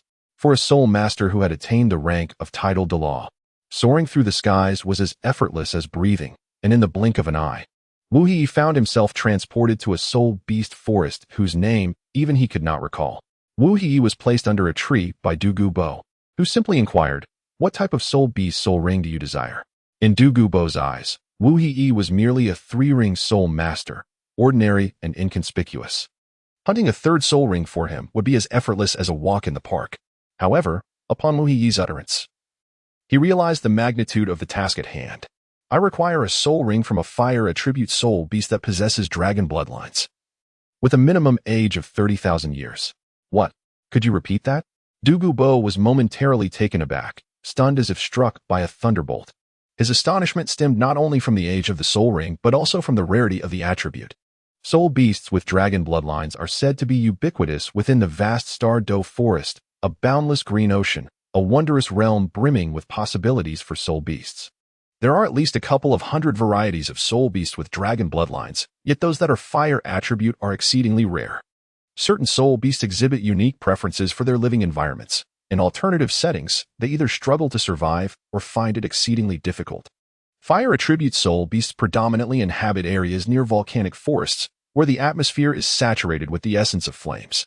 However, few soul masters dare to tread in such regions, as they function like powerful magnets, exerting immense pressure on the cultivation realms of the soul masters. Then, there was the matter of the 30,000-year requirement for the soul ring. For an ordinary soul beast to reach such an age, it must be near the core of the forest. In the volcanic forest, to locate a soul beast of 30,000 years, a typical soul master would see their cultivation level suppressed to levels 6 to 8. Even a titled Douluo would experience a reduction of at least 5 levels in strength. This meant that if Douluo Bo were to assist Wu He in hunting a fire attribute soul beast with dragon lineage, his actual combat prowess would plummet to that of a soul Douluo. Yet, this was not entirely unacceptable. He merely found it hard to believe that a level 30 soul master could absorb a soul ring of such an advanced age. Typically, a level 30 soul master could absorb a 1,000-year soul ring at most, and those with exceptional talent might manage up to 5,000 years. However, Wu He had boldly requested a 30,000-year soul ring, which Douluo Bo naturally disbelieved, suspecting that Wu He was deliberately trying to make things difficult for him as a form of retribution for his earlier actions. Sensing the unfriendly gaze from Douluo Bo, Wu He could surmise his thoughts and decided not to engage in further idle chatter. He swiftly released his own soul ring. Upon witnessing the color of Wu He's soul ring, Douluo Bo was momentarily taken aback, for earlier that day, Wu He had indeed released his martial soul and soul ring to resist the pressure of Douluo Bo's soul power. It was only in his fury that he had failed to pay it due attention. How could this be possible? Even upon witnessing it once more, Douluo Bo found it hard to believe that an ordinary soul master could possess a 1,000-year first soul ring, followed by a second soul ring of 10,000 years. It was utterly astonishing. Having cultivated for many years, he had encountered numerous talents, yet he had never before encountered a being as monstrous as Wu He. Nevertheless, despite his astonishment, having made a promise, he felt compelled to deliver. He inquired further into Wu He's specific soul beast requirements. But the creature he described had never graced his memory. It was a soul beast embodying the attributes of a serpent's body, deer antlers, bovine ears, ovine beard, eagle's claws, and fish scales, with the added requirement of possessing fire attributes. Douluo Bo couldn't help but lament his limited knowledge. After all, his years of cultivation had largely been spent tending to his plants, with little time devoted to seeking out those peculiar soul beasts. However, certain creatures possessing some of these characteristics did linger in his recollection, such as those with serpentine bodies, adorned with horns, and covered in scales. Upon hearing Douluo Bo's description, Wu He pondered for a moment, and the image of a dragon-like creature immediately emerged in his mind, for such soul beasts were indeed formidable. Wu He harbored a genuine hope of discovering a true fire attribute divine dragon. However, should such a treasure prove elusive, a lesser option, the flood dragon, would suffice.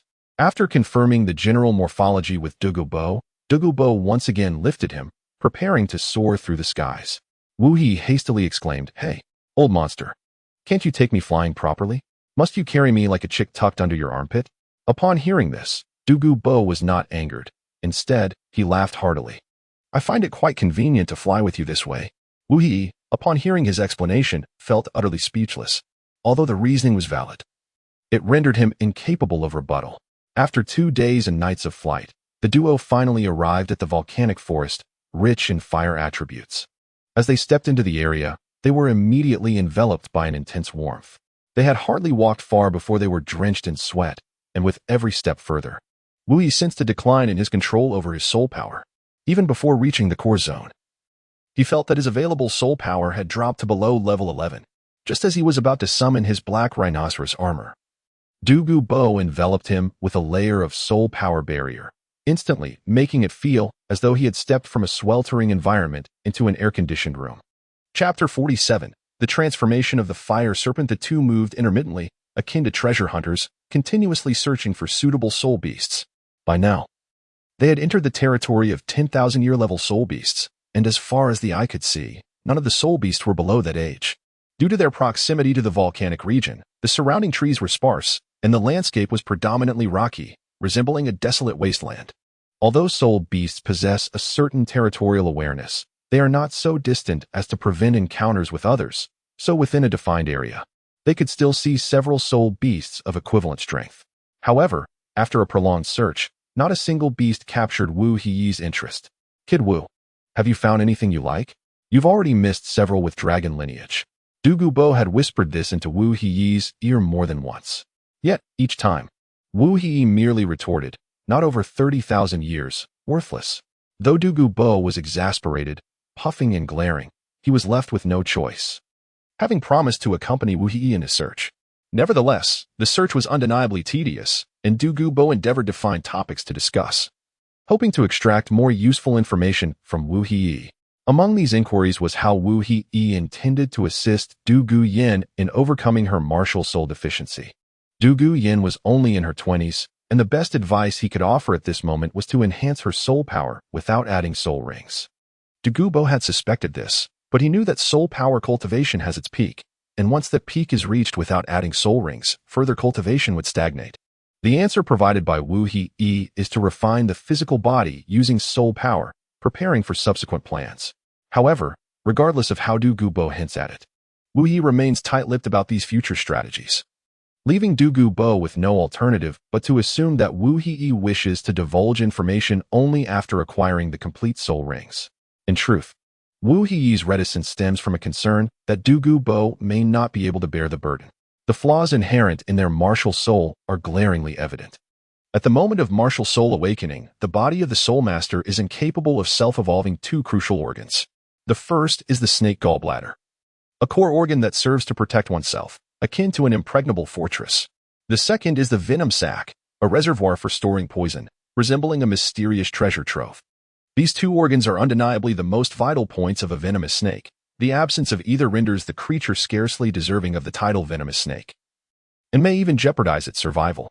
Yet, this particular snake, upon becoming a martial soul, fails to endow its host with these two organs, thereby manifesting a significant flaw in the martial soul. To remedy this defect, the most straightforward approach would be to introduce substitute organs. These so-called substitute organs refer to additional soul bones. However, any type of soul bone utilized as a replacement organ comes with a considerably high limit. Once this limit is reached, the anticipated backlash will inevitably manifest. Thus, one could argue that this is merely a temporary solution to fundamentally resolve the issue. What measures should be taken? There exists but one viable path: the evolution of the martial soul. By inducing the evolution of the martial soul, the inherent deficiencies within the body can be specifically rectified during this transformative process. It is widely acknowledged that the upper limit of the biphosphor snake is merely the biphosphor snake king. Achieving the evolution into a biphosphor snake king is not particularly challenging, which implies that this evolution may fall short of the desired ideal effect. To attain the expected results, it is essential to enable Douluo Yan's martial soul to transcend the limits of a typical biphosphor snake king and continue its advancement. There are two potential developmental pathways, one leading towards the direction of a flood dragon or true dragon, and the other progressing towards a more formidable species of snake. In a remarkable tome known as the Classic of Mountains and Seas, Wu Yi encountered a peculiar serpent species named Xianglu. More intriguingly, similar serpentine creatures have also appeared in various mythological texts. Thus, when Wu Yi contemplated this serpent, he immediately delved into a vast array of ancient soul beast records. To his astonishment, Within the enchanting realm of Douluo continent, he indeed discovered a soul beast that bore a striking resemblance to it. The nine-headed dragon serpent is a naturally occurring nine-headed serpent, possessing a dragon's body and 9 distinct heads, each endowed with its own independent consciousness and attributes, all harboring venomous properties. Wherever this dragon serpent traverses, it leaves behind a toxic marsh, establishing its unparalleled status among venomous serpents. Wahui's gaze was directed towards this particular path for another significant reason. The serpentine soul beast undergoes a metamorphosis every 10,000 years. Each transformation results in a 100-fold increase in its combat prowess. However, during this process, it becomes exceedingly vulnerable. Fortunately, ancient texts detailing the encounters of soul masters with the nine-headed dragon serpent meticulously recorded its approximate length and height. A simple calculation led to the conclusion that, to date, the dragon serpent had likely transformed at least 3 times, with a 4th transformation imminent in the coming years. Should fortune favor a chance encounter, there lies the opportunity to capture it successfully. As Wahui pondered how to articulate his plans to Douluo, a dragon-like creature, resonating with the sound of a dragon's roar, shot into the sky like an arrow, shedding droplets of crimson. The droplets, resembling pearls, emanated a dense heat, but upon closer inspection, they were not blood. Rather, they were molten lava. Fortunately, the two were not far apart, and Douluo hastily took Wahui with him as they sped towards the spectacle. From their aerial vantage point, they beheld a dragon whose form closely matched Wahui's description.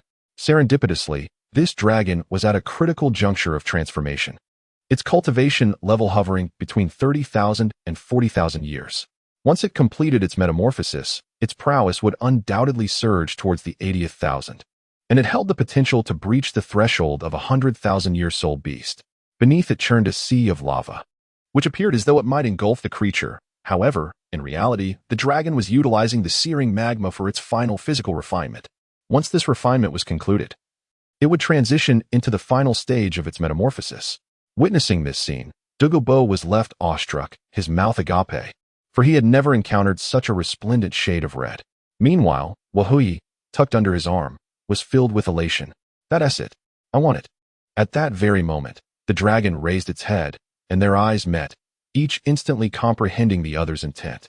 The dragon let out a long, defiant roar, proclaiming its dominance. Old monster, should you assist me in capturing it, I shall reveal the secret to the evolution of Douluo's martial soul. What? Martial soul evolution? Douluo was momentarily taken aback, but quickly regained his composure. He grasped Wahui's intent, despite not knowing how he planned to facilitate Douluo's martial soul evolution. However, in his eyes, Wahui would never deceive him. After all, even the mightiest soul sovereign was merely a soul sovereign, and even if they could unleash soul king-level power, they would be but trivial adversaries in his hands. Thus, he turned his attention to the dragon, which was undergoing a grand metamorphosis in the valley. He had never witnessed such an extraordinary soul beast, yet based on its cultivation, he believed capturing it would not prove to be a formidable challenge.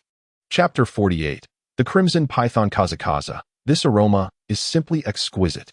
A streak of black lightning flashed across the sky. After confirming that there was no danger, it reappeared, methodically devouring the remnants of an uneaten eggshell. A slender, reddish serpent glided along the winding mountain path like a delicate ribbon, meandering aimlessly, unaware of the numerous adversaries it had consumed on its journey of growth. Before it knew it, it had transformed into a small python over 3 meters in length, its scales having undergone 3 or 4 molts, evolving from a deep crimson to a striking blood red at its first emergence. At this moment, it finally grasped a clear purpose, gradually realizing that within its being resided a mysterious energy known as soul power. If harnessed correctly, it would surely possess formidable strength upon reaching maturity. However, every growth demanded a price. Each advancement meant encountering a soul beast with an insatiable desire to dominate, in its quest for robust development and longevity beyond others. Every battle left it battered and bruised, with some of its scales shattered. Thus, it grew incrementally, eventually establishing itself as a sovereign within the volcanic forest. Its length approached 60 meters, its girth so substantial that it would take at least 5 adults joining hands to encircle it. Yet, despite its colossal form, it had only attained an age of around 8 to 10,000 years, feeling that this was far from sufficient, still yearning for further growth. For a serpent of its kind, reaching an age of around 10,000 years was already an extraordinary feat. Any desire to surpass this limit would necessitate the aid of rare treasures. whether by divine favor or sheer fortune, within the span of merely a week. It discovered a wild fruit at the heart of the volcanic forest, nestled within the crater, resembling a hanging treasure. This fruit exuded a mysterious allure, continuously releasing intense heat. With each waft of warmth, the corresponding plant seemed infused with vibrant life, swelling in size. Such an extraordinary phenomenon captivated its heart, especially when glancing at the fruit. It appeared like an enchanting siren, radiating an indescribable brilliance, as if casting a spell that lured it irresistibly. Deep within, it yearned, convinced that consuming the fruit would yield unimaginable enhancements. Henceforth, it devoted each day to pondering how it might procure this prized fruit. After all, the crater occasionally erupted with molten lava. While it posed no threat to the plant itself, there were no footholds within the crater to land upon. The lone hope rested solely upon that solitary plant. After nearly 2 weeks of vacillation, lingering at the edge of the volcano, he finally resolved to take a gamble. Each day, he beheld the fruit swelling like an inflated balloon, its radiant hues intensifying, seemingly beckoning him with an irresistible allure. He determined to fashion his body into a spherical form, allowing part of himself to dangle like a rope into the volcano's maw. As long as his mouth could grasp the fruit, he would swiftly ascend. However, aspirations often diverge from reality. Initially, his endeavor progressed smoothly, yet as he ventured deeper, the demands on his body escalated. Ultimately, after arduous efforts, he managed to make contact with the fruit, but by then, his lower half could no longer endure. 3/4 of his body stood vertically within the volcano's opening. In this critical moment, he bit down on the entire plant, swallowing both the fruit and its stem in one gulp. Immediately, his body began to tremble violently in midair, leaving him no chance of climbing back up. He resembled a kite severed from its string, plummeting step by step. He had intended to savor the fruit after extricating it from the volcano, but to his dismay, the tail end of his lower half had already fallen away. A sudden pang seized his heart, and instinctively, his throat performed a swallowing motion, causing the fruit in his mouth to explode, a torrent surging through his body. Instantly, he was engulfed by an unprecedented searing heat, as if every cell within him ignited in fervent flames. Then, the entire massive serpent was unceremoniously engulfed by the magma of the volcano. In stark contrast to the colossal volcano, his corpulent form appeared remarkably insignificant. Upon plummeting into the magma, he was not instantly consumed. Rather, a peculiar liquid emerged upon his scales, resembling a mysterious shield that offered a degree of protection to his body. Although this shield ensured he was not devoured by the magma, the superheated lava still clawed at him with the mercilessness of a demon's talon, inflicting intense pain. Yet, the energy unleashed by the fruit surged through him like a torrential flood, the agony from his bodily transformation eclipsing that inflicted by the searing magma, akin to 1,000 arrows piercing his heart, rendering him nearly insufferable. While both sensations compounded in their torment, in the split second of his descent, he had already succumbed to the overwhelming pain of the energy explosion, losing all sense of self. Just before his fall, he had contemplated the irony of having consumed the fruit only to face demise. Upon regaining consciousness, he found himself not only still within the volcano's mouth, but also having created a substantial platform amidst the molten chaos, lying there like an abandoned orphan. Beside him lay a pool of fiery red, deceptively calm, yet it was the magma capable of dissolving all, lurking like a slumbering behemoth ready to unleash its voracious maw. On the other side, a colossal shed skin loomed, resembling an imposing monument. Astonished by his miraculous survival, he was even more taken aback by his newfound strength and slenderness. His once crimson scales had transformed into a vibrant scarlet, interlaced with delicate golden patterns reminiscent of arcane runes. To his astonishment, he discovered limbs had sprouted, with 2 small fleshy bumps atop his head, tender to the touch. Following this evolution, he felt a newfound lightness in his body. Realizing he could perform movements previously beyond his reach, even achieving fleeting moments of flight. However, this transformation brought with it an unprecedented hunger, compelling him to consume every ancient-level soul beast within a 5-mile radius, barely satiating his need for energy. Chapter 49. The Flame-Scaled Serpent After 4 to 5 months of stability. My evolved mindset mirrored the serene surface of a still lake. I was delighted to discover that my cultivation limit had risen dramatically, allowing me to effortlessly advance to a 30,000-year level. Concurrently, my mind became a treasure trove of knowledge, encompassing not only techniques for harnessing soul power, but also ancient bloodline legacies. I realized that my current state resembled that of the flame-scaled serpent, with calm and diligent training, And after enduring a harrowing thunder tribulation, I could aspire to evolve into a flame dragon, should I acquire rare resources in the future. The possibility of becoming a true fire god dragon and soaring through the skies was within reach. As time flowed gently onward, I increasingly felt the surging energy of the fire element within me, and my soul power approached a new threshold. Each day, I diligently forged my physical form through the dual practice of magma and soul power, ensuring I would withstand the impending trials of the thunder tribulation. My formidable physique stood as an indomitable fortress, far surpassing ordinary soul beasts, even in the periods of vulnerability during transformation.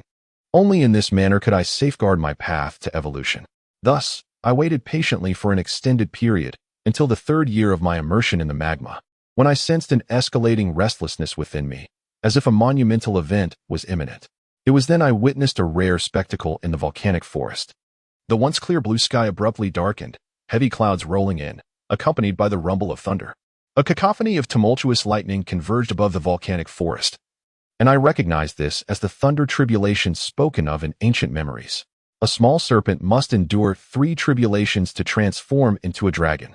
A small dragon must face 6 to become a true dragon, and a dragon must withstand 9 tribulations to evolve into a true dragon. Only by overcoming these formidable hurdles could one hope to transcend the ordinary serpentine soul beast and metamorphose into a dragon soul beast, soaring triumphantly across the heavens. The gathering storm clouds loomed like an impenetrable net, evidently converging upon me with overwhelming force. He was acutely aware that he must exert every ounce of his soul power to engage in a comprehensive confrontation with the impending thunder tribulation. Should he succeed in enduring this trial, he would transcend the initial barrier and emerge as a true dragon. The blazing-scaled dragon ascended to the summit of the volcano, bellowing defiantly at the storm of lightning above.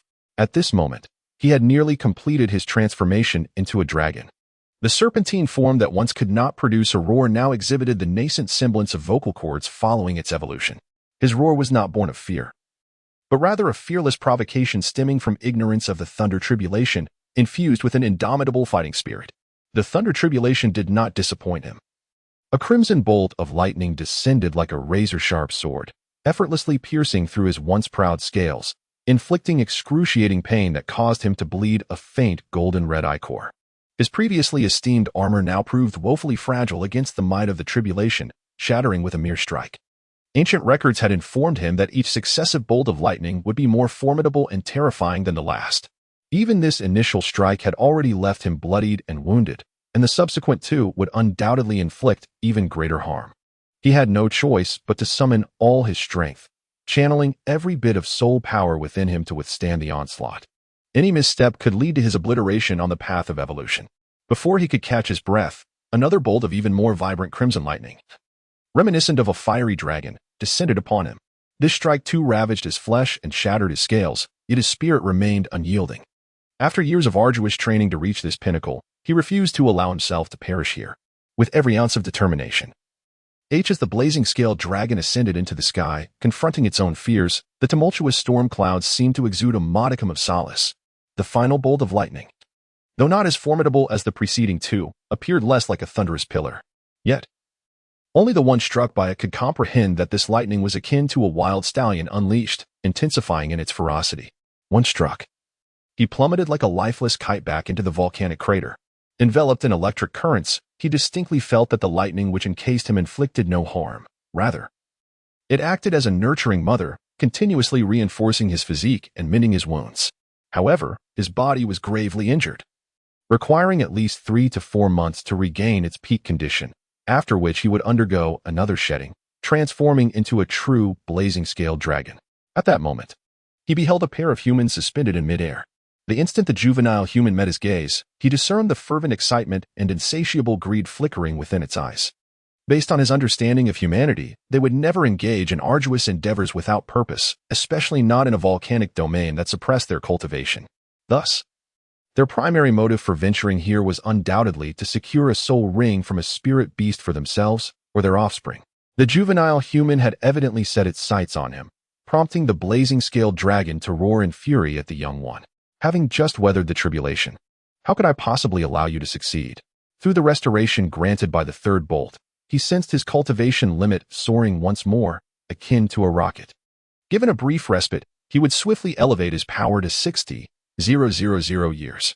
Upon reaching this level of strength, his combat prowess would be nearly comparable to that of an average 100,000-year-old spirit beast. Thus, in his current state of extreme weakness, he was resolute in not becoming another's meal. That would be nothing short of a harrowing tragedy. Old monster, he is mine. The 5 fingers of Douluo resembled a sharp sword, pointed directly at the flaming-scaled serpent within the volcanic crater. He discerned that this creature had recently endured a tribulation, transforming from an ordinary fire attribute serpent into a soul beast of draconic lineage, possessing both fire attributes and the essence of a dragon. At this moment, the creature was severely weakened, its combat prowess diminished to a mere shadow of its former self. Should it be allowed a moment to regain its vitality, even 2-souled Douluos might find it a daunting task to subdue it.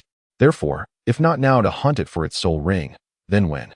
Douluo gazed intently at the serpent-like soul beast within the volcanic mouth. A flicker of ruthlessness briefly crossed his mind. In an instant, however, a massive emerald-green python rose behind him, towering like a majestic mountain. 7th soul skill, martial soul avatar. The 2 entities stood poised against one another, akin to stars on the brink of collision, ready to unleash their power at a moment's notice. Chapter 50, Self-Detonation. Douluo transformed into a colossal serpent, launching forth like an arrow aimed at the flaming-scaled serpent. The latter, still reeling from the recent lightning strike and rendered numb, was utterly incapable of resistance. In the blink of an eye, Douluo ensnared it with a triple-layered binding, as if a great mountain had descended upon it. Once securely bound, Douluo began to constrict his form, causing the flaming-scaled serpent to feel an overwhelming pressure akin to that of a mountain. At this juncture, any attempt at resistance from the serpent was rendered futile, as it was already too late. The force exerted by Douluo intensified, causing the scales in the contracted area to visibly twist and shatter, emitting a disconcerting sound that sent shivers down one's spine.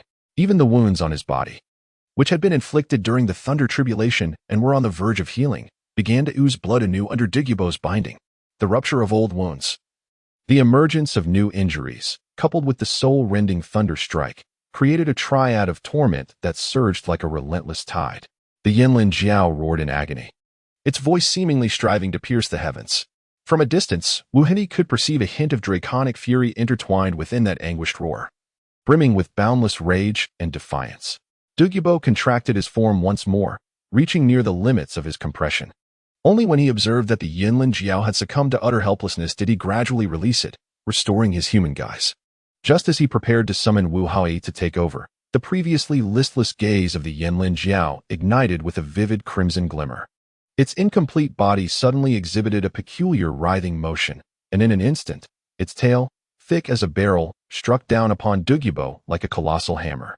This unforeseen assault caught Douluo completely off guard, embedding him into the mountainside, as if he were a nail driven into solid rock.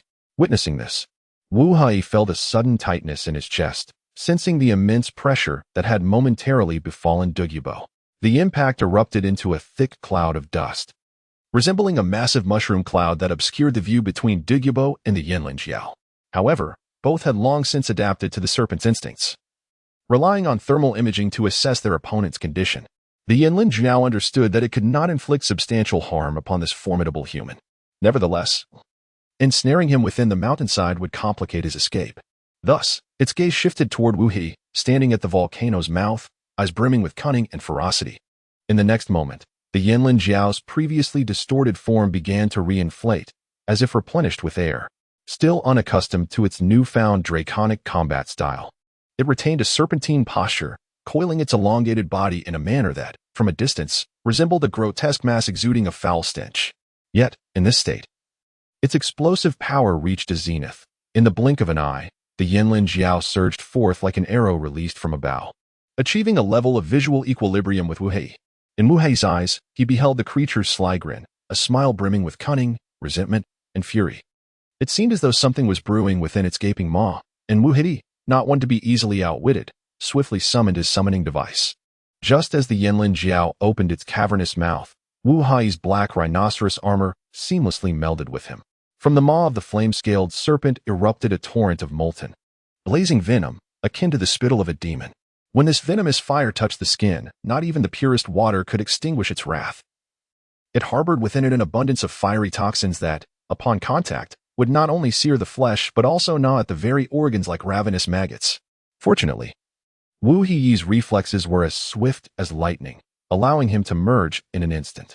The silver river water shield he wielded epitomized the essence of water, standing in stark opposition to the fiery poison. As the flame-scaled serpent raged, spewing forth its venomous flames, a thunderous roar erupted from the volcano's mouth. In that very moment, Douluo unleashed a devastating rising dragon fist, striking fiercely at the center of the serpent's jaw. He had anticipated that his full-powered assault would pierce the soul beast's chin like a bolt of thunder, but to his astonishment, it merely caused the creature to clamp its jaws shut. The serpent's jaw, as unyielding as a wall of bronze, imparted a profound lesson to Douluo. After sending the flame-scaled serpent careening away, Douluo did not pause for breath. He transformed once again into a vibrant green phosphor serpent king, darting forward with the speed of lightning. With a powerful bite, he sank his venomous fangs into the serpent's crown, the sharpness of his teeth piercing through its scales and leaving a fractured imprint upon its skull. This unexpected resilience caught Douluo off guard, as his full-force bite failed to penetrate. However, Douluo was no mere character in a turn-based game to strike once and retreat. Seizing the opportunity, he unleashed a tempest of attacks upon the serpent's body, as if to repay the grievance of having been struck into the mountainside. In a short while, the flame-scaled serpent succumbed to a state of lethargy. Yet, Wu Heyi discerned a flicker of defiance in its gaze, soon followed by a glimmer of ferocity. After completing his assault, Douluo observed the flame-scaled serpent lying in a volcanic hollow, its bones shattered and its spirit broken, as though stripped of its very spine, rendering it powerless to move. The serpent, filled with grievance, lifted its massive head, gazing at Douluo with a pitiable, beseeching expression. Yet Douluo remained as unyielding as a heart of stone, unmoved by its plight.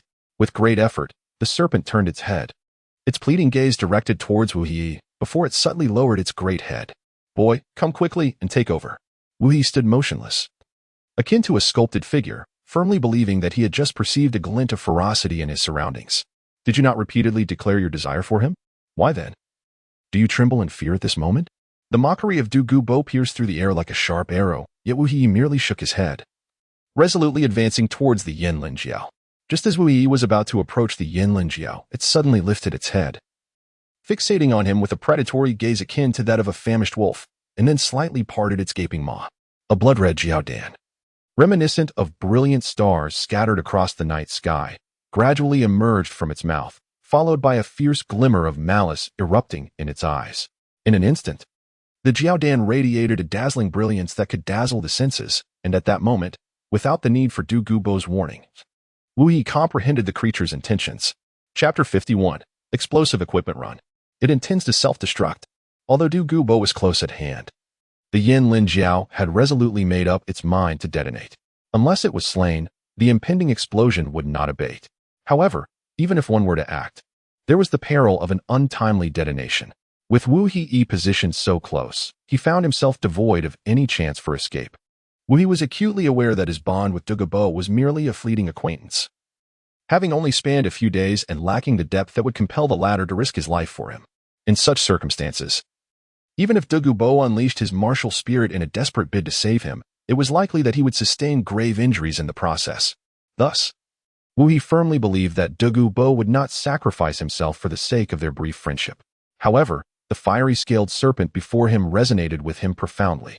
Even if he miraculously escaped this calamity, the chance of encountering such a suitable soul beast again would verily be akin to an insurmountable challenge. Consequently, he ultimately resolved to make a bold decision. "Old monster, swiftly, send me to the heavens." Upon hearing this proclamation, Douluo felt as though he had been struck by lightning. What did it mean to send him to the heavens? Was he expected to watch him march towards his demise? Should Wu Heyi perish, how would he face Yin Yan? Yet, when he observed Wu Heyi poised to leap, enlightenment dawned upon him regarding the true meaning of ascending to the heavens. Nevertheless, the fiery scaled serpent was already primed for self-detonation. At that moment, soaring into the skies might not shield them from the impending explosion, yet since Wu Heyi had spoken thus, he could only gamble on the faint hope for survival. Douluo once more unleashed his martial spirit, and at the instant Wu Heyi sprang into the air. A serpentine tail of formidable girth struck the ground beneath him with the force of a crashing tide. In that fleeting moment, Wu Heyi ascended with the velocity of a rocket, soaring into the sky with astonishing speed. Taking advantage of this opportunity, Douluo propelled himself forward like an arrow released from its bow, racing away in fear of being caught in the aftermath of the impending explosion. Observing the ascending human child, Yanlin Jiao found himself momentarily bewildered, yet he would not easily allow this little creature to escape. The formidable human hunted him primarily to provide the child with a soul ring. And if he were to slip away, would not his self-detonation be in vain? Although his bones were already shattered, it is well known that serpents rely on muscular strength rather than skeletal structure for explosive leaps. Even with broken bones, he could still achieve a certain height through sheer muscular force. Just as he prepared to unleash his power, a spear descended from the fractured crown of his head, piercing through his brain and beast core. The immense impact shattered his jawbone, pinning him to the ground in an eerie posture. He was left in a state of confusion. His resentment, his fury, and his bewilderment vanished in an instant, along with his self-detonation, as his consciousness dissipated into the void. Even Douluo, who was about to flee, stood stupefied, rendered speechless by the spectacle. Wu He firmly placed his right foot upon the muzzle of the meteor gun, stamping down heavily on the earth, his grip unwavering on the gun's shaft.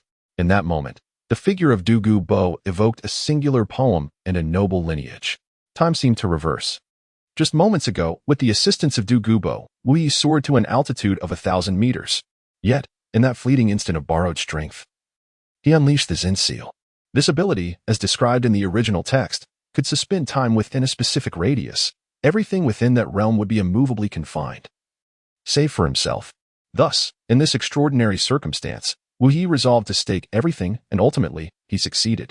In the instant when time abruptly halted, he shot forth like an arrow released from its bow, propelled by the momentum of that brief surge, ascending like a bird to the heights of the sky. A classic principle of physics states that once one aims at a point, gravitational acceleration acts like an indomitable arrow, capable of penetrating all. Despite soaring high above, surveying the ground below where everything appeared diminutive as ants, even the head of the great-headed dragon shrank to an inconsequential black. Nevertheless, this did not hinder Wu He's plans. He twisted the knob at his waist, pinching a card between his index and middle fingers, letting it drift gracefully towards the dragon's head like a feather. In the next moment, his body plummeted swiftly under the force of gravity and just 5 meters beneath him. The summoning card of the meteor gun unfolded like a mysterious portal. Upon passing through this gateway, a meteor gun materialized in his hands, its shaft spinning rapidly between his grasp, the muzzle conjuring a violent spiral of air. While the torrent strike could not be executed on flat ground, the atmospheric pressure in the air allowed for an extraordinary special skill to be unleashed. The pseudo-torrent strike, piercing the surface, struck with the might of Mount Tai. This earth-shattering blow transcended mere gravitational attacks. At the moment of release, the soul energy in his hands surged forth like a raging flood. All of this transpired within the span of 3 seconds. In the final second, Wu He released the Zen Seal, as he had anticipated. The flame-scale dragon would undoubtedly seek to prevent his escape, prompting a potential counterattack. He slightly raised his head, revealing the gaping wound where a serpent's fang had pierced through. The scale shattered. In that moment, the meteor gun, enveloped in a torrent of air, pierced forth, instantly penetrating his skull. In that very instant, his brain was shattered into fragments, along with the beast core prepared for self-detonation, reduced to ashes. With a force akin to iron pincers, Wu pulled out the meteor spear, and then, like a falling leaf, he gently descended from the dragon's head. It must be said that plummeting from such heights, his feet felt as though they were being gnawed by countless ants, leaving them somewhat numb. A soul ring, dark as ink, slowly coalesced from the body of the Yanlin dragon, resembling a mysterious star in the night sky. However, this soul ring's hue was not the profoundly deep black one would expect. Wu Yi furrowed his brow, his mind clouded with confusion. Hadn't this individual successfully transcended the tribulation? Logically, one would expect a cultivation level ranging from 40 to 50,000 years. How could the soul ring exhibit such a subtle shade of ink? As if sensing Wu Yi's perplexity, Douluo stepped forward and gently patted his shoulder, akin to a sage guiding a wayward youth. My dear lad, consider yourself fortunate. This great beast was on the verge of self-detonation, and all of its cultivation essence had surged towards its beast core. Although you averted the explosion, the remaining cultivation it possesses still amounts to 20,000 years, which is indeed a stroke of fortune amidst the misfortune. At this moment, Wu Yi suddenly came to a realization, feeling a twinge of regret within. Had he been a touch more resolute then, facing its fierce gaze directly, and had he erupted at that critical juncture, perhaps he could have thwarted its suicidal intent. Now, however, no amount of reflection could alter the past. The adversary had already perished, leaving no chance for revival. With a sense of resignation, Wu Yi removed his armor, allowing the Black Soul Ring, aged over 19,000 years, to draw near him like a magnet. Within a mere few hours, and without the slightest trace of agony, the absorption was complete. The position symbolizing the fire element now bore an additional Black Soul Ring, resembling obsidian in its depth. Wu Yi, somewhat vexed, delivered 2 swift kicks to the body of the Yin Lin Xiao, only to be met with a resounding metallic clang. Both individuals were taken aback, and from the expressions on each other's faces, they discerned the nature of the sound. A complimentary little gift equates to 10 cents, and 10 of these gifts amount to $1. Thus, one merely requires 1,000,000 complimentary little gifts to purchase a vehicle, and several tens of millions to acquire a residence. So, why not bestow a few complimentary little gifts? Chapter 52. Absorption of Soul Bones. Wu Yi was acutely aware that there exists in this world something more precious than life itself. He gazed at Douluo, his heart brimming with trepidation, reluctant to grasp that object, for he dared not probe the depths of human nature, as long as he refrained from touching it. He could convince himself that nothing had transpired. Crucially, prior to this moment, he had recounted to Douluo a method that could alleviate Du Yan's condition but was incapable of curing it entirely. Now, the vital object necessary to actualize this method had come into existence. Douluo was momentarily taken aback, seemingly comprehending Wu Yi's intentions. In his hand, the dark green soul energy coalesced like a blazing flame, gathering strength before he clenched it tightly. At that moment, Wu Yi felt as though his heart might leap from his throat. He watched, wide-eyed, as Douluo gathered his soul power, fear prompting him to shut his eyes and quietly await the arrival of death. "All right, young man, cease your pretense." Douluo's fingertip flicked gently against Wu Yi's forehead, akin to a dragonfly skimming the water's surface. Wu Yi playfully opened one eye while closing the other, gazing at Douluo. This was undeniably a heart-stopping test of humanity, a high-stakes gamble between the two, with Wu Yi emerging as the ultimate victor. The Yin Lin Xiao, a fire attribute soul beast, resembled a blazing dragon, though it had evolved from a snake. In terms of essence, the soul bone it produced would undoubtedly be a tremendous boon for soul masters of the serpentine variety. However, the Bai Lin snake ultimately belonged to the cold and dark category of soul beasts, and Du Yin, being a girl, naturally possessed a cooler disposition. If she were to absorb a soul bone of the supreme flame attribute, it could potentially backfire, not only failing to enhance her cultivation but possibly endangering her very existence. Wu Yi was not wagering on Douluo's reservoir of knowledge, but rather on whether Douluo, upon encountering such a precious soul bone, would claim it for himself and leave him to perish. To speak candidly, after acquiring the 3rd soul ring, Wu Yi's cultivation had indeed seen a remarkable enhancement, reaching level 33, which represented a significant breakthrough for him. However, in the presence of a title Douluo, he remained merely an inconsequential ant. Thus, he was betting on whether Douluo would deliver a fatal blow. The moment Douluo picked up the soul bone, it was as if enlightenment struck him, and he comprehended everything. Consequently, he resolutely handed the soul bone to Wu Yi, for he had no penchant for seizing the possessions of the younger generation. "Are you truly not going to keep it?" Wu Yi inquired bluntly, cradling the soul bone in his palm. This was evidently not an ordinary soul bone, but a genuine external soul bone. Despite its relatively recent origin, its worth far surpassed that of any typical soul bone. Douluo was acutely aware of this. The instant he grasped the soul bone, he recognized its unparalleled value. Nevertheless, he understood that the effects of a soul bone and soul ring derived from the same soul beast would be significantly amplified if absorbed by the same individual. He was not one to feign reluctance, and more importantly, his beloved Yin often implored him to look after Wu Yi. For over a decade, Du Yin had never beseeched him to treat anyone with such kindness, and given his inherent appreciation for talent, he was compelled to consider Wu Yi, who held the key to altering the fate of his entire family. Enough of this prattle, quickly absorb it. With that, Douluo turned, once more vigilant. Observing Douluo's demeanor, Wu Yi ceased his further inquiries, lifted the soul bone, and scrutinized it closely to ascertain the corresponding part of the body it represented. Since antiquity, there have been tales of the dragon's reverse scale, also known as the heart-protecting scale, regarded as one of the most vital scales of the dragon. In this world, when a small snake transforms into a jiao, a reverse scale emerges from its heart region, when the Jiao ascends to become a Jiao dragon. Another reverse scale is generated. Ultimately, at the moment of transformation into a true dragon, a third reverse scale will manifest at its chest. At that time, these three reverse scales will coalesce into the hardest and most significant dragon scales. Presently, the Yin Lin Jiao possessed such a reverse scale. Even as it met a tragic end, its beast core was destroyed, yet a vast amount of energy was released in a manner akin to the phoenix's rebirth, transforming the scale into an external soul bone. Given that it had transformed from the heart-protecting reverse scale, it was destined to be embedded in the left side of the chest, just above the heart. Without hesitation, Wu Yi swiftly discarded his garments, his right hand firmly grasping the external soul bone. With utmost care, he positioned the soul bone close to his heart and fervently channeled his soul power to guide it. At the moment the soul bone approached his chest, delicate tendrils of soul energy seemed to sprout from it, and before Wu Yi could react, they lunged toward him like a ravenous tiger pouncing on its prey. Instantly, he was engulfed by an excruciating pain akin to thousands of ants gnawing at his heart. The soul bone did not merely rest against his chest, rather, it incessantly drained his soul power like a vampire, burrowing its way into his body with relentless fervor. The agony transcended mere skin deep. It surged through his muscles, tendons, and blood vessels like an overwhelming tide. Yet, these discomforts paled in comparison. Just as Wu Yi believed he had endured the worst, the soul bone unexpectedly embedded itself within his very heart. Suddenly, he felt his heart falter, as though gripped tightly by an iron vice.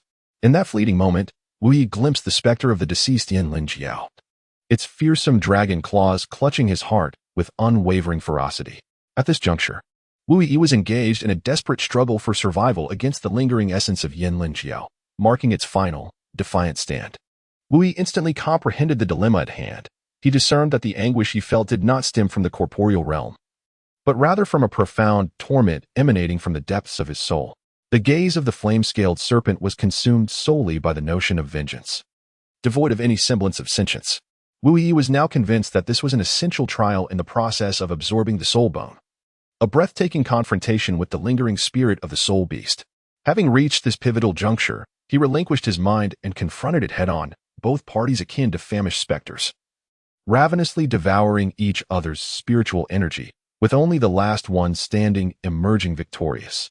As he continued to absorb the essence of the soul bone, Wu Yi's complexion fluctuated between hues of pale and ashen, intermittently manifesting bursts of fiery energy. Beads of sweat, akin to pearls, could not traverse his cheeks, as they were instantly vaporized upon contact with the heat. After more than 6 hours of relentless struggle, the heavens above him transformed into a tapestry of stars. And only then did Wu Yi slowly open his eyes. A mixture of exhaustion and exhilaration filled his gaze, signifying that he had indeed successfully absorbed the soul bone. It must be acknowledged that this particular soul bone exhibited remarkably potent effects. Chapter 53, Dragon's Might. Chapter 54, The Viral Check-in Point of the Ice and Fire Duality.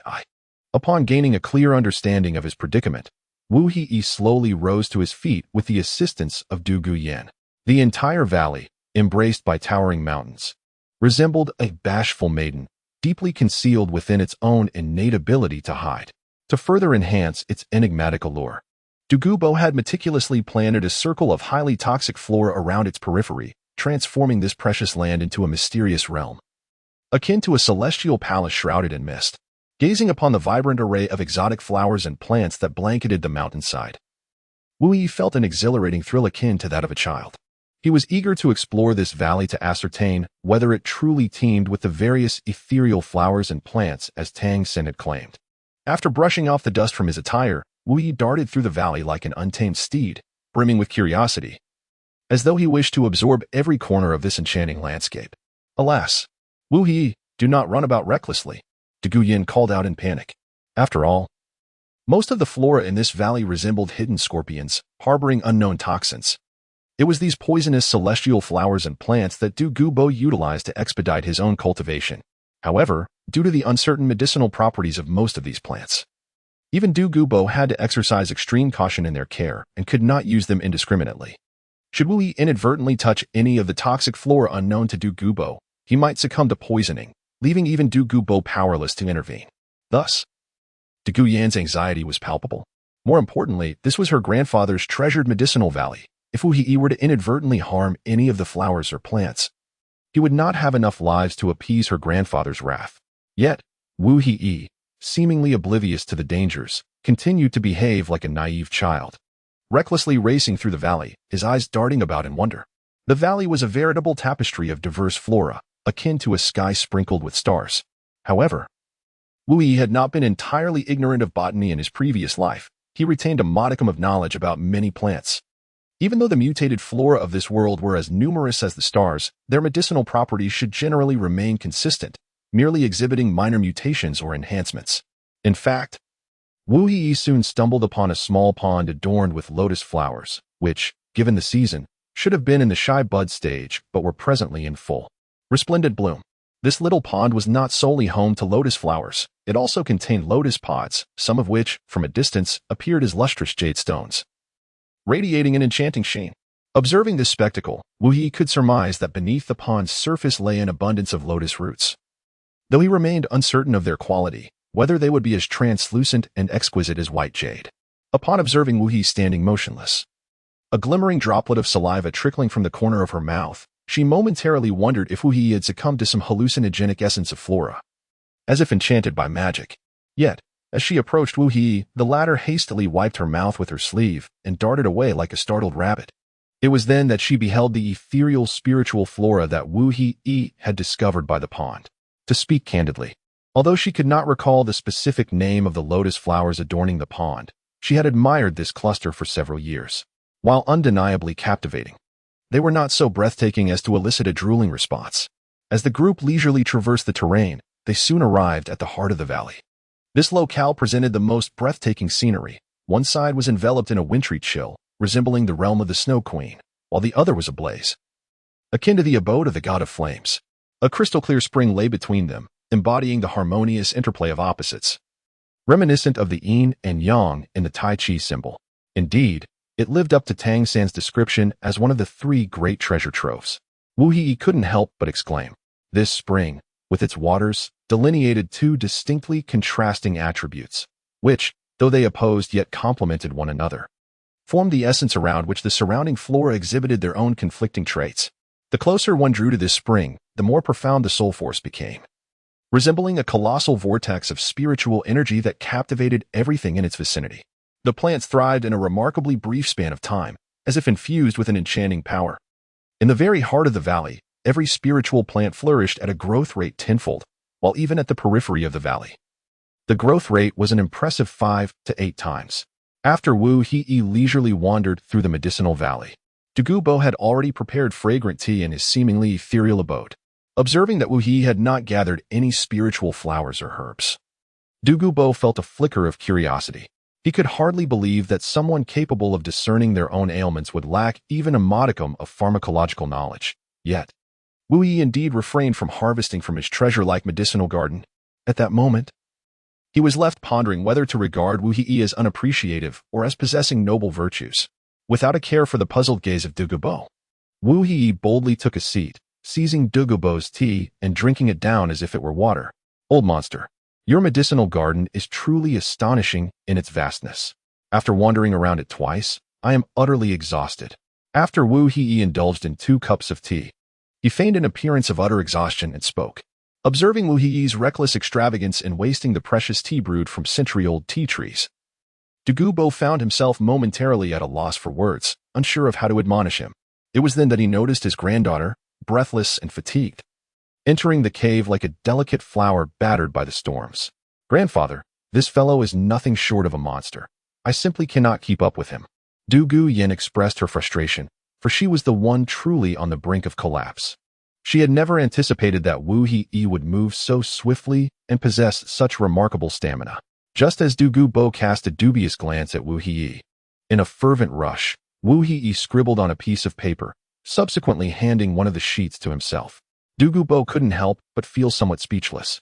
Nevertheless, he first glanced at the contents inscribed on the paper. Immediately thereafter, a look of astonishment washed over him, causing him to rise abruptly, exclaiming in excitement, "Young man, is what you have written truly authentic?" Wu Yi poured himself another cup of tea and drank it in one gulp. There are only these 2 options. You may choose one for yourself. Wu Yi did not directly answer Du Gubo's inquiry. Instead, he deftly tossed the decision back to him like a delicate embroidered ball. Du Gubo once again glanced at the proposal on the paper, becoming ensnared in a profound silence akin to deathly stillness. Du Guyan observed the two cryptic speakers with exasperation, as if they were entirely oblivious to her presence. Although fatigue weighed heavily upon her, she was not yet incapacitated. She swiftly approached and seized the document from Du Gubo's grasp. Chapter 55, Jade and Bone Broth Proposal 1. To consume the water immortal jade skin bone and the marvelous celestial mushroom in intervals, akin to two surging torrents, fortifying her physique, nourishing her meridians, and replenishing her bones. This would invigorate her limbs and circulate her blood, seemingly bestowing upon her an indestructible body. Undoubtedly, this would lay a robust foundation for the subsequent evolution of her martial spirit. The advantages were evident. Her physical strength would witness substantial enhancement, and her cultivation speed would soar to unprecedented heights. However, the drawbacks loomed ominously. The toxins within her would spread throughout her body like a deluge, making future detoxification a Herculean task. Proposal 2. To simultaneously ingest the 8-pointed frosty grass and the fiery apricot blossom, supplemented by the dual forces of ice and fire through the waters of the yin-yang eye, resembling a grand feast of elemental fusion. The merits of this approach were impeccable: invulnerability to toxins, immunity to both ice and fire, and the further strengthening of her physique. Even without the evolution of her martial spirit, she would remain unconcerned about the backlash of martial toxins. Yet, the perils were equally stark. Firstly, the 8-pointed frosty grass, a rare and chilling poison, resembled a blade that could pierce the heart. Prolonged exposure would lead to inevitable heartache, with no remedy in sight. Secondly, the fiery apricot blossom, a rare fire toxin, radiated a brilliant crimson, akin to dancing flames, standing in stark contrast to the frost. A slight misstep could result in death, with the soul dissipating into the void. Du Guyan scrutinized both proposals, a chill creeping down her spine. The first proposal, though seemingly conservative, implied that the user must complete the evolution of their martial spirit shortly after consuming the two spiritual herbs. Otherwise, the soul master would become a mere vessel for poison. One day in the future, they would face either the wrath of the poisonous backlash, rampaging like a demon, or the vessel would shatter, releasing toxic mist that would ravage the surroundings. The second proposal, however, resembled a gamble of life and death, with fate resting on the roll of the dice. Strangely, Du Guyan felt an intense sensation that this proposal seemed tailor-made for her. She then lifted her gaze, locking eyes with him, as time appeared to freeze in that moment. In this delicate and awkward atmosphere, Wu Yi broke the silence first. Du Guyan, if given the choice, which path would you select? Before Wu Yi could finish his words, he was seized by Du Gubo, who lifted him by the collar as one would a small chick, and cast him out of the cave dwelling. Wu Yi rubbed his bottom, which was on the verge of being split into 4 parts, and cast a glance back with a look of complaint. After a considerable time, Du Gubo and Du Guyan slowly emerged from their cave, both secretly pondering that Wu Yi was likely hiding in some corner, weeping. To their surprise, Wu Yi had already taken a different path, seeking an empty space where he had begun to prepare a soup. If one were to inquire about the nature of this soup, it was the exquisite jade-like broth simmered with a millennium-old red pig bone.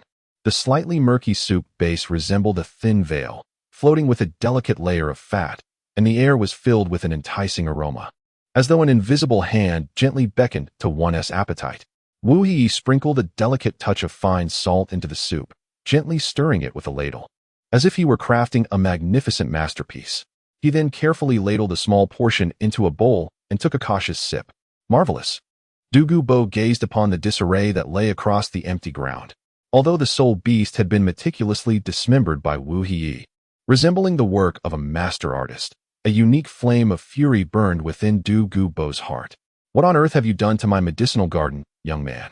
Upon hearing the sound, Wu Yi turned around and noticed that the two individuals had already emerged. Observing the expression on Du Guyan's face, it was evident that Du Gubo had disclosed everything to her. As for the specifics of his narration, Wu Yi felt it inappropriate to speculate recklessly. Upon seeing the furious Du Gubo, Wu Yi instinctively prepared a generous bowl of jade-green soup simmered with red pig bones and respectfully presented it to Du Gubo. Rest assured, you old monster, I'm not the kind of person to indulge selfishly. As you can see, I have indeed saved a portion for you. Wu He wore a mischievous grin that made Du Gubo wish to hurl the bowl in his hand with great force. Had it not been for the plant within, the root of some ethereal herb, he might have already fused with his martial soul.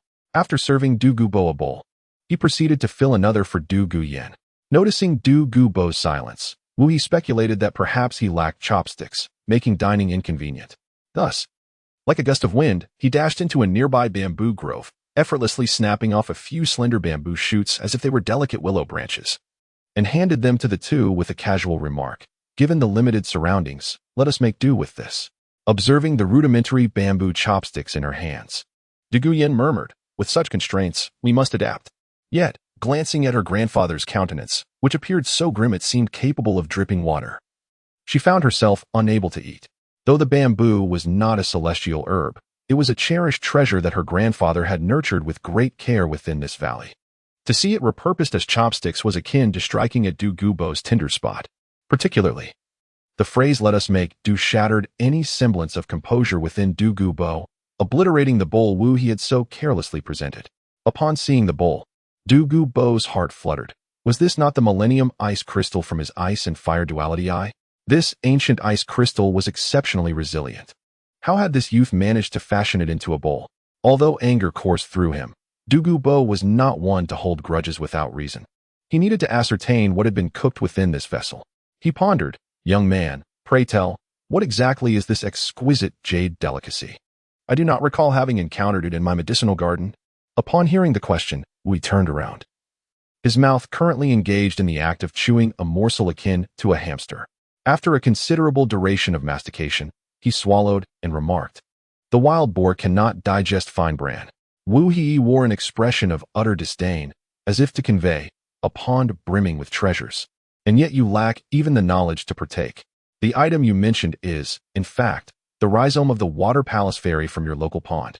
This remarkable entity is a veritable trove of benefits, though regrettably, you do not comprehend the art of its utilization.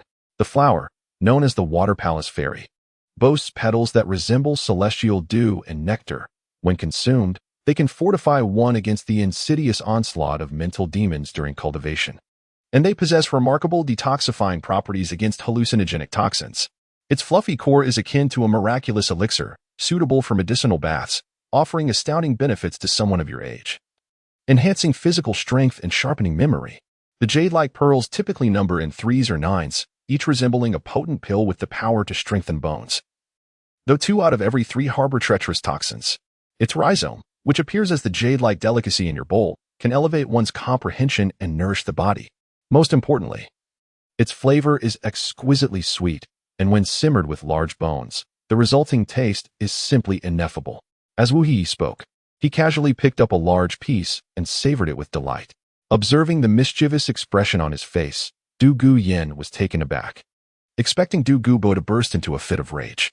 However, to her surprise, Du Gubo had swiftly joined Wu He by the cauldron, indulging in the feast with equal fervor. In Chapter 56, Refining the Body, the trio devoured the jade-like delicacies in their bowls with the ferocity of hungry wolves. Leaving the once-filled cauldron completely empty, each of them appeared unsatisfied, gazing at the now barren vessel. The effects of the jade-like delicacies were exceptionally gentle, akin to a babbling brook that softly cleanses the grime from the body. Simultaneously, their minds experienced a clarity akin to the lifting of clouds, leading to a marked enhancement in both contemplation and cultivation. Wu He, you mentioned that if I opt for the second option, how should I defend against the intense heat of the fiery apricot? This is my most pressing concern, Du Guyen inquired, for her martial spirit was of the cold, serpentine variety. Although she too dabbled in toxins, the fire-based poison was in direct conflict with her icy attributes. A single misstep could lead her down a perilous path. This was a matter that had occupied Du Gubo's thoughts for a considerable time. Wu He lightly waved his hand and remarked, this is merely a trivial matter. First, consume the 8-pointed ice grass. Its frost and poison will envelop your entire being with the swiftness of a tempest. However, your martial soul should possess a certain resilience against such cold toxins. Du Guyen nodded in understanding, and then Wu He continued. Before the cold poison invades your heart and lungs, promptly ingest the fiery apricot blossom. In doing so, these 2 celestial herbs will engage in a delicate balance, akin to the duality of ice and fire, thus entering a subtle state of refinement. Wu He, while articulating his thoughts with expressive gestures, soon raised a finger and solemnly stated, "However, there is a crucial point that warrants special attention.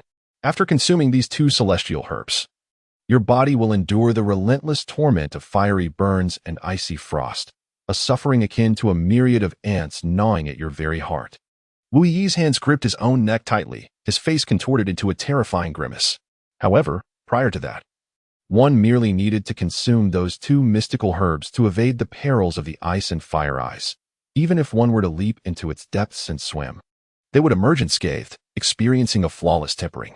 After hearing Wu Yi's explanation, Du Guyan expressed no doubts. If given a choice, she would undoubtedly opt for the more effective second plan. In truth, Wu Yi's eloquence stemmed from the successful example of Tang San in the original narrative. Yet, internally, Wu Yi's heart was tumultuous, akin to a surging sea, unable to find tranquility. Nevertheless, since Du Guyan had made her choice, he would naturally devote himself entirely to the task. He whispered a few words into Du Gubo's ear, who nodded slightly before departing the medicinal valley. "Where is my grandfather headed?" Du Guyan wondered with curiosity, unaware of what Wu Yi had conveyed to her grandfather that allowed him to leave them here with such assurance.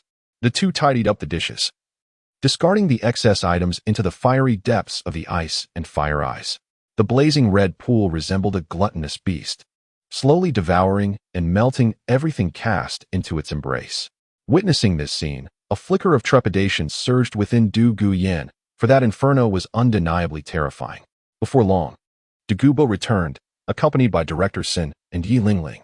At this moment, Director Sin had reached level 63 and had just acquired his 6th spirit ring, while even Yi Lingling had obtained her 3rd spirit ring, achieving the status of a level 32 spirit elder.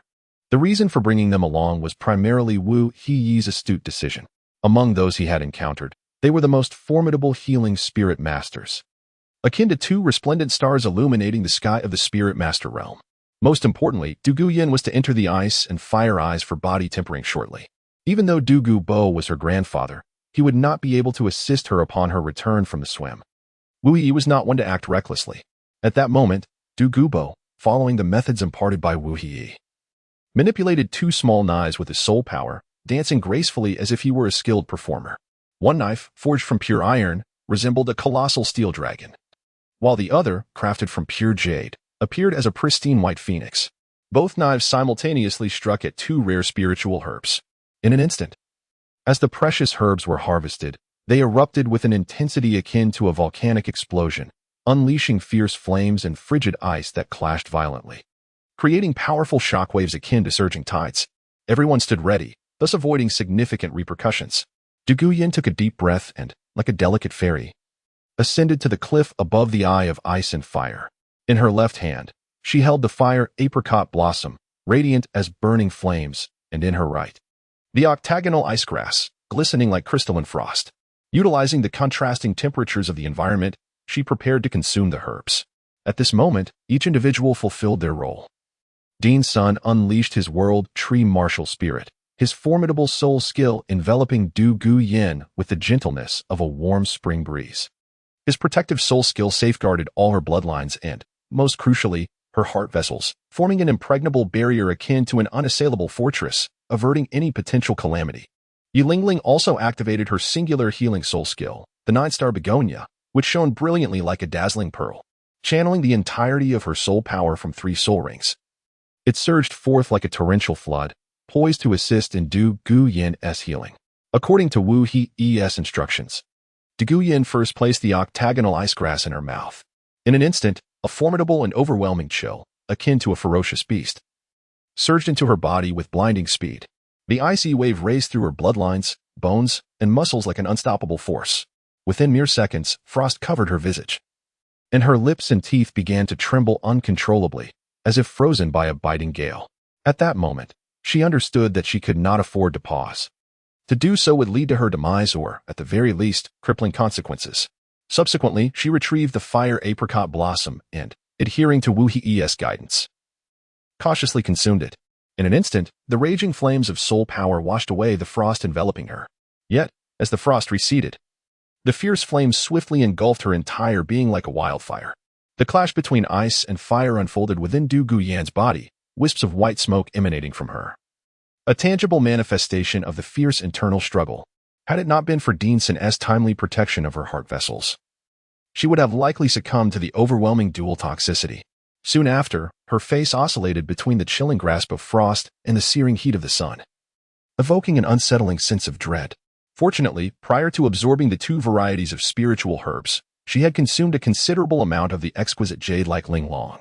At this moment, although Douluo Yin was unable to fully harness the energies of these two entities, the heightened enlightenment provided by the linglong allowed her to initially manage the flow of these unique soul powers within her body. Chapter 57. The Nine-Headed Dragon Snake Beast. Chapter 58. Subsequent plans. Though it is anticipated that the nine-headed dragon snake beast will soon enter a new molting phase, its lair remains shrouded in obscurity, eluding the knowledge of many. Consequently, Douluo decisively activated his network of connections, diligently gathering pertinent information, while also inquiring with Wu He about the existence of an alternative plan, setting aside other considerations. The soul beast Wu He mentioned is merely a mysterious entity recorded in apocryphal texts, its current existence unknown. Should this soul beast have met a tragic fate at the hands of others, leaving no progeny behind, Wu Yi's alternative plan would become of paramount importance. However, Wu He unhesitatingly provided an affirmative response, asserting that the nine-headed dragon snake beast is indeed the most optimal solution. Without this soul beast, seeking other soul beasts as materials for the ascension of martial spirits would undoubtedly diminish the effectiveness of the endeavor.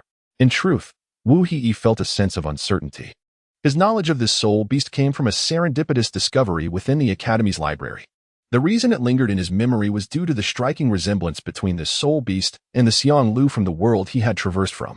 Furthermore, he had once been an ardent enthusiast of fantastical novels and films, where it seemed every realm was home to such colossal monsters with 8 or 9 heads.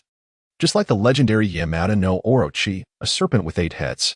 When asked about alternative plans, the first image that flashed in Wu He's mind was that of the 9-headed bat lurking beneath the city of slaughter.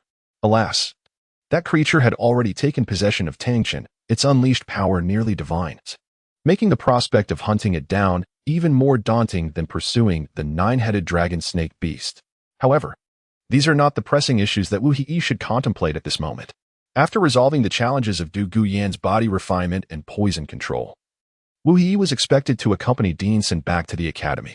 Yet, what Wu He did not anticipate was that the method he devised for Douluo Yin would yield results far beyond his expectations.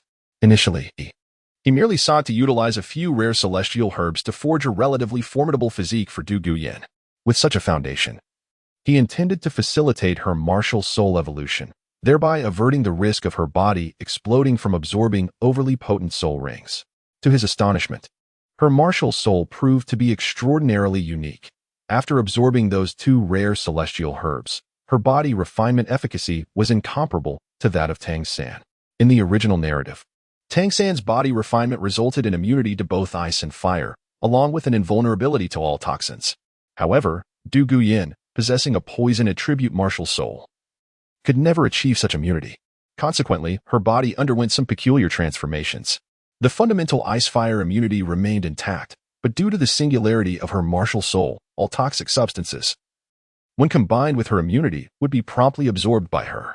After a certain period of refinement, these toxins could be transformed into treasures unique to Douluo Yin. Nonetheless, one aspect aligned perfectly with Wu He's initial predictions. Her body resembled a toxic reservoir, with her current physical strength elevated to unprecedented heights. The quantity of toxins her body could store had also significantly increased, albeit still with an upper limit. Should that limit be surpassed one day, Douluo Yin would become a moving gas canister of poison. The original solution was to prevent Douluo Yin from cultivating soul power and to swiftly seek an appropriate soul beast for her martial soul evolution, thereby enhancing her body's capacity to store toxins and augmenting her poison attribute attacks with additional techniques. Yet, the pressing issue now was that Douluo Yin realized that as her soul power increased, so did her capacity to store toxins. It seemed that her ability to retain more toxic elements was contingent upon the level of her soul power. Furthermore, should her soul power cultivation stagnate, the toxins within her body would begin to erode her soul power, eventually leading to its expulsion by the toxins, making it increasingly difficult to suppress. This situation starkly contrasted with Wu He's initial conjectures, which prompted Douluo Yin to seek his counsel on what kind of soul beast would be most suitable for her 3rd soul ring. This truly perplexed Wu Yi. His previous plans were primarily based on a general understanding of the situation, and the suggestions he offered were interwoven with his insights. Although most could find their foundation within the knowledge of this world, some deviations were inevitable. However, he had never anticipated her sudden ability to cultivate. Yet since the problem had surfaced, it certainly required resolution. After much contemplation, Wu Yi sought out Dean Sin and Du Gubo for some literature concerning soul beasts. Subsequently, he delved into research in Du Gubo's medicinal valley for several days, ultimately arriving at a series of potential directions. Given the likelihood of failing to locate the nine-headed dragon snake beast, Wu Yi devised a new hunting route for the future development of Du Guyan. Among the soul beasts, one in particular holds the key to this direction. However, those are matters for another time. What remains most pressing is determining the type of soul beast that should constitute Du Guyan's third soul ring. Wu Yi sketched the general outline of a soul beast on a blank sheet of paper. Due to the incomplete nature of the books provided by Dean Sin and Du Gubo, many pages contained only a single illustration, accompanied by a brief description of the soul beast's characteristics, with some even lacking a name. Consequently, Wu Yi found himself unable to ascertain the true identities of certain soul beasts and could only replicate their images. Upon examining the drawing, Du Gubo suddenly exclaimed with great enthusiasm, "Isn't this the mirror shadow venomous python? This particular soul beast is distinguished by its remarkably translucent, crystal-like appearance. Yet its venom is both colorless and odorless. Its most notable feature is that the toxins are released in the form of poisonous mist from its tail. When its prey inhales this toxin, they fall into a hallucinatory state, experiencing a myriad of illusions and ultimately meeting a tragic demise in the abyss of despair brought on by these visions. Such soul beasts are typically solitary. Although they are not considered rare among serpentine species, their lethality during hunts is undeniably exceptional. Wu Yi chose this soul beast for two reasons. Firstly, Du Guyan has consistently presented herself as a control-type soul master. Thus, the soul abilities possessed by this beast are likely to include illusions that can prolong the duration of her control. Secondly, based on the first reason, once she unleashes her illusions, Du Guyan's physical resilience becomes akin to an impenetrable fortress, comparable to some formidable attack-type soul masters of equal rank. However, there exists another unspoken reason for Wu Yi's choice. He yearns to discover the extraordinary chemical reaction that ensues when fire poison, cold poison, and illusion poison converge. Chapter 59. The Mirror Shadow Illusion Poison Python. Having determined their target, the group set forth without delay towards the habitat of the Mirror Shadow Illusion Poison Python. Naturally, they did not bring Yi Ling Ling along, as her cultivation was far too inadequate. Bringing her would not only slow their progress, but also require them to expend energy on her care. In fact, for this hunt, Du Gubo alone would have sufficed. He could effortlessly capture the soul beast, allowing Du Guyan to smoothly absorb the soul ring. However, the reason for the group's joint expedition was due to several intricate challenges presented by this soul beast. Firstly, the creature's body gleamed with a crystal-like transparency, allowing it to seamlessly blend into its surroundings when motionless, achieving near invisibility.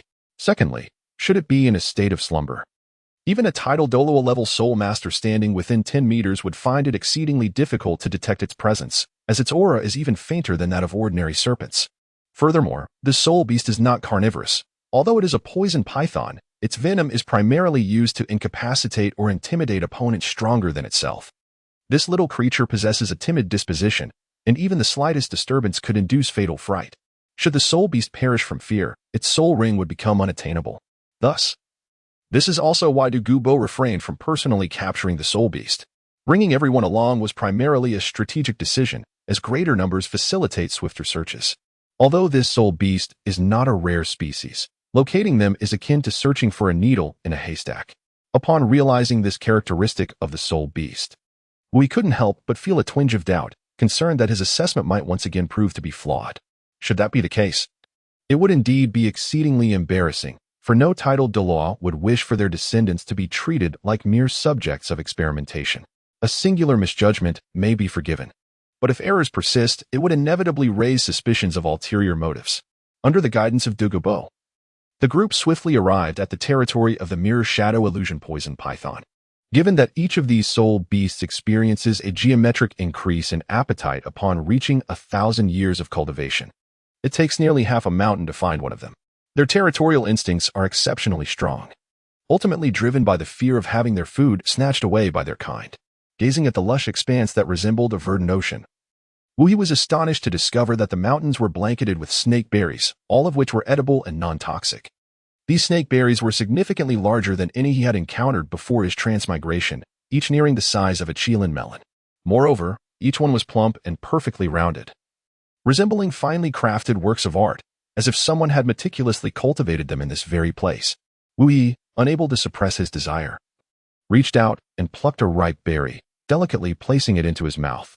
As he gently bit into the succulent snake berry, its juice burst forth like a spring, sweet and delightful, providing an exquisite sense of satisfaction. After a few bites, he finished the berry but still felt a lingering craving. At that moment, Wu Yi experienced a twinge of guilt, glancing around furtively to ensure no one noticed his indulgence. He observed that the others were still searching for traces of the soul beasts, oblivious to his actions. In his quest among the numerous snake berries, he spotted another fruit. Fully ripened and significantly larger than the previous one, its vibrant crimson hue resembling a dazzling gemstone, utterly tantalizing. However, the fruit hung rather high, and at just under 1.60 meters, Wu Yi found it quite challenging to reach. Fortunately, a smooth boulder stood nearby, providing just the right height for him to grasp the fruit. After successfully plucking it, he sat contentedly on the stone, preparing to savor its rich flavor. Yet, at that very moment, a small snake's tongue flickered before his eyes like a flash of lightning. Wu Yi was momentarily taken aback. It seemed that only after a full 2 seconds did he emerge from his stupor, suddenly jolted. He had not yet mustered a response when he found himself soaring into the air like a kite severed from its string. Alas, must fortune be so unkind? Wu Yi was utterly terrified, his voice rising in a frantic cry. Although this serpent was not a carnivorous soul beast and typically sustained itself by consuming berries, it did not imply an absolute disinterest in flesh. Occasionally, a rodent soul beast would venture nearby, and on a whim, it might indulge in a meaty feast. At this moment, the mirror shadow venomous python, previously lost in slumber, was abruptly roused, most likely due to Wu Yi plucking away the precious fruit it cherished. Anyone would be incensed if their most beloved food, nurtured with care until the moment of indulgence, was suddenly snatched away. More crucially, Wu Yi audaciously stood atop its head, brazenly seizing the very fruit it adored. Upon hearing Wu Yi's urgent call, the others were instantly roused from their stupor. Realizing that he had discovered the soul beast, they were perplexed as to why the typically timid and docile giant python had been provoked by Wu Yi. The trio observed clouds of dust rising from the ground, rushing towards them with astonishing speed, and soon they beheld Wu Yi at the forefront. In relentless pursuit behind him was the mirror shadow illusory venom python, now glowing a fierce crimson, its once crystal-clear form transformed into a vivid shade of red, as if ignited by an unseen flame. "Stop chasing me.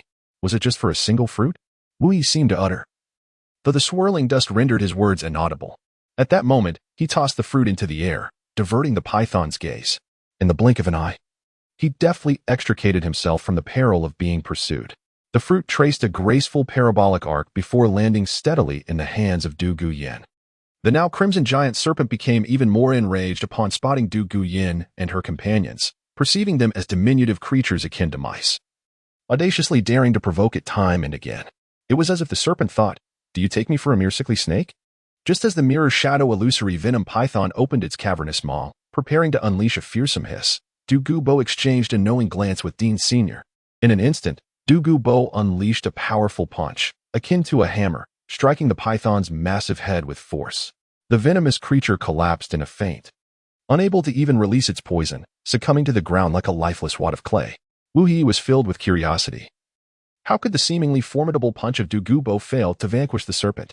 Soon after, he noticed the glinting green light emanating from Dean Sin's hand, and everything became clear to him. As the great serpent lay defeated, Du Guyan, akin to a seasoned hunter, deftly withdrew her dagger, poised to deliver the fatal blow. Suddenly, a stone hurtled through the air like a shooting star, striking the dagger from her grasp. A thunderous voice rang out, "Wait."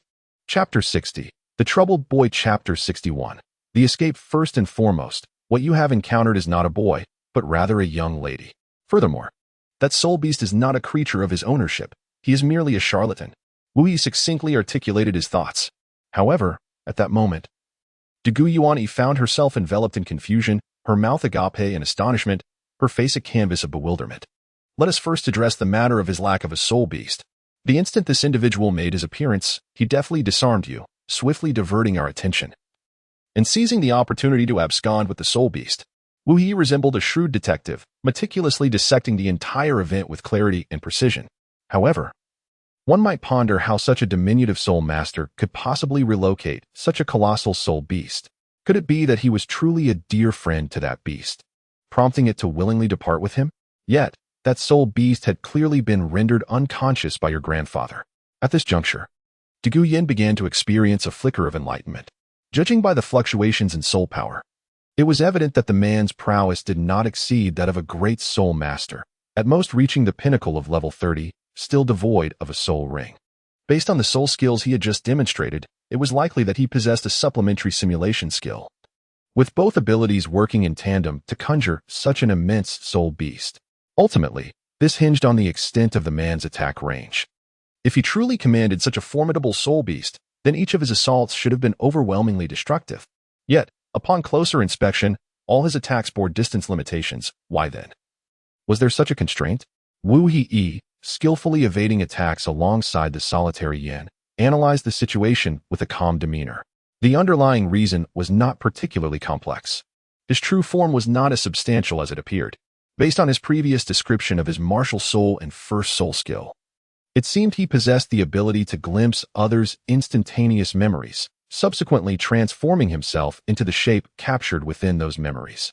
Since the mirror shadow phantom python had been rendered unconscious by a single punch from his grandfather in that fleeting moment, the creature's mind must have conjured the image of its own mother, thus allowing him to assume the guise of the mirror shadow phantom python and attain such an impressive size.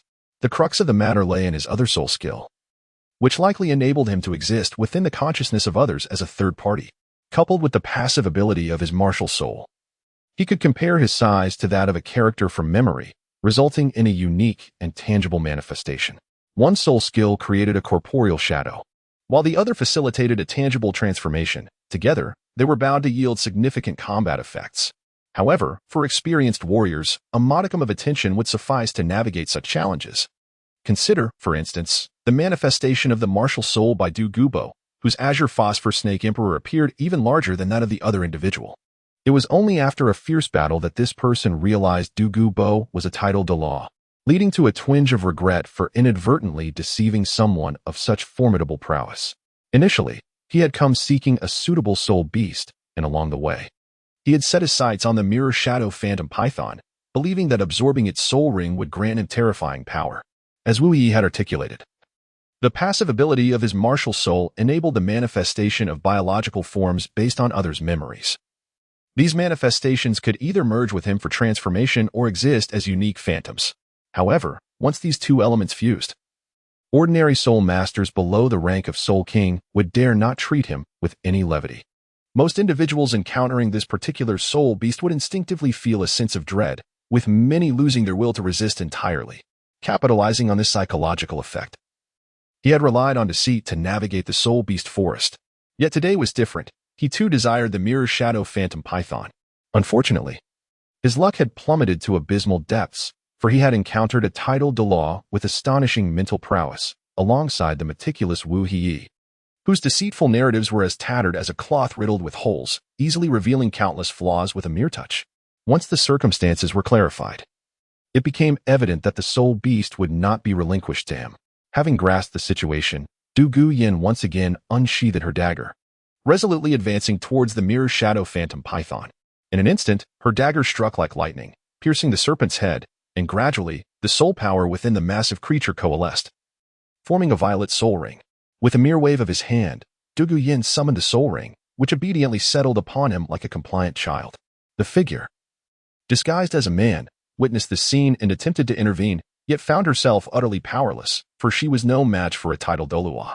In a moment of frustration, she uttered a fierce remark, "Consider yourselves formidable," before vanishing once more, employing the phantasmal characteristics of the mirror shadow venomous python to slip away like a wraith. However, to Douluo, her disappearance appeared no more than a child's trick, devoid of distinction. With a sufficiently potent mental prowess, any hue of soul beast could be easily discerned, especially one as incomplete in skills as she.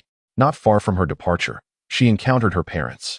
Her mother, an elegantly adorned noblewoman clad in golden gloves, resembling a badge of honor, stood beside her father, a humble tree planter donning silver gloves, akin to a guardian of the forest. Both had attained the rank of Soul Douluo, yet in recent years, they had discovered that ascending to title Douluo was an endeavor fraught with unimaginable difficulty. Their daughter, however, had fortuitously inherited their martial souls, representing both a transcendence and a mutation of sorts. Once, they had been an illustrious king of gamblers and a benevolent rogue, each embodying their own tales. By some mysterious fate, the two had harmoniously united, giving rise to this extraordinary girl. Her soul skills sparkled like the stars in the night sky, predominantly leaning towards the realms of mental and transformation abilities. Her soul techniques bore the sharpness of a sword, capable of piercing deep into the essence of others' souls, and could instantaneously morph into their most feared manifestations, even materializing the ethereal realms of imagination. Yet, her soul skills were not without significant flaws. Firstly, the activation of her techniques necessitated contact with the opponent's head. Secondly, the more formidable the imagined figure or object conjured by her adversary, the greater the consumption of soul power, and consequently, the longer the duration of manifestation. This was precisely why, during her inaugural attempt to intimidate Wu He and his companions with an enormous visage, she faltered after merely one assault, losing her corporeal form. Her fascination with that soul beast stemmed from her yearning to harness the wondrous, translucent crystalline effect it possessed. This would enable her to stealthily reach her opponent's mind, thus allowing her to unleash her soul abilities with greater finesse. In Chapter 62, the Flame Dragon armor arrives, unbothered by any distractions. Douluo Yin was finally able to absorb her soul ring in peace. Although Douluo Yin was undoubtedly a prodigious talent, advancing rapidly in her cultivation, the risks associated with absorbing a soul ring were universally perilous, and the suffering endured was equally arduous for all. Time slipped by like a fleeting shadow. And after more than 4 hours of vigilant guardianship, her soul power fluctuations eventually stabilized. After yet another hour, Douluo Yin finally opened her eyes. "Grandfather, I have finally become a soul master," Douluo Yin exclaimed, barely able to contain her exhilaration as she called out to Douluo Bo. Douluo Bo gazed affectionately at Douluo Yin, sensing the waves of soul power emanating from her, and gently stroked her hair. "Excellent, you have already reached level 34. Indeed, in the presence of a title Douluo, the levels of ordinary soul masters appeared almost transparent. In an instant, Douluo Bo discerned Douluo Yin's level with clarity. However, being a grandfather and granddaughter pair, such knowledge would not incite envy from others. Yin, why not demonstrate your new soul ability?" Upon hearing this, Douluo Yin nodded slightly, and a luminous, crystalline phosphor serpent materialized behind her. Observing the transformation of the phosphor serpent without any signs of evolution, Wu felt a wave of relief wash over him, silently grateful that it aligned closely with his expectations. Douluo Yin glanced around, realizing there was nothing available to serve as a medium for her soul ability's release, leaving her momentarily at a loss. "Youngster, didn't you just acquire your third soul ring as well? Perhaps the two of you could engage in a friendly spar," Douluo Bo remarked, a mischievous grin adorning his face as he observed Douluo Yin's predicament. "That might not be appropriate." Wu He wore an awkward smile, unwilling to become a target, and certainly did not wish to bully Douluo Yin. After all, regardless of how many years of soul rings he possessed or his current rank as a soul master, his soul skills would undoubtedly yield effects akin to that of a soul king, which felt somewhat like overpowering the smaller opponent in this instance. Douluo Yin was well aware of Wu He's soul skills, capable of transforming him into a competent soul king in an instant, exhibiting strength, speed, and weaponry usage that could rival that of a soul king. However, she was brimming with confidence in her newly acquired soul skills, a subtle smile playing on her lips as she regarded the helpless Wu He with an expression that was both teasing and playful. "No matter," she thought, "it could serve as a practice session for me." Upon hearing the principal's words, Wu He felt it inappropriate to decline, for he too wished to ascertain the efficacy of his third set of armor. The two soon discovered a small clearing, where Douluo Bo unleashed his unparalleled soul power, swiftly clearing the surrounding trees with ease. In the blink of an eye, the clearing transformed into a circular arena with a radius of 25 meters. As they ascended the platform, they exchanged respectful gestures. Douluo Yin, without hesitation, initiated the offensive by summoning her martial soul, a 34th level control-type battle spirit, the Phosphor Snake. Since joining the Tiando Academy, Douluo Yin had studied alongside me and the others. In less than a week, she had successfully corrected Douluo Yin's tendency to vocalize the names of her soul techniques prior to their release. Now, within the core circle of the Wu Hei team, all members executed their soul techniques silently and with an almost effortless instantaneous release. In truth, this rapid execution merely stemmed from eliminating the need to call out the technique's name beforehand, having already charged or guided the energy, thus creating an illusion of immediacy. Had it not been for Wu Hei's prior encounters with Douluo Yan, wherein he had discerned the effects of her soul techniques, he might have unwittingly fallen prey to her stratagem. As he beheld the poisonous mist drifting toward him, Wu Hei made a swift decision, quickly creating distance while simultaneously not pausing in his actions. A summoner, glowing like flames in a vibrant crimson, akin to a resplendent gem, appeared in his hand. Wu Hei gazed at the familiar texture, a subtle smile gracing his lips.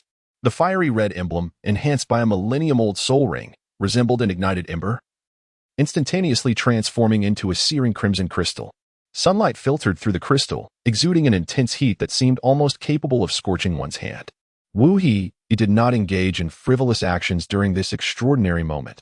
His movements were decisive and resolute, reminiscent of a seasoned warrior. He swiftly inserted the crystal into the summoning device. Then, with a gesture akin to a classic cinematic scene, he delivered two powerful punches towards the sky. Accompanied by a thunderous shout, "Flame Dragon Armor! Fusion!" His voice resonated like a clap of thunder, followed by a piercing dragon's roar, surging forth from the summoning device like a torrential flood. Gradually, the onlookers beheld a fiery red divine dragon, akin to a lively ribbon, coiling around Wu Hei's waist, transforming into a blazing belt. Subsequently, a beam of light, radiant as the sun, descended from above, enveloping Wu Hei in a golden cascade. In an instant, a suit of crimson gleaming armor, resembling an exquisite battle garment, enveloped Wu Hei's form.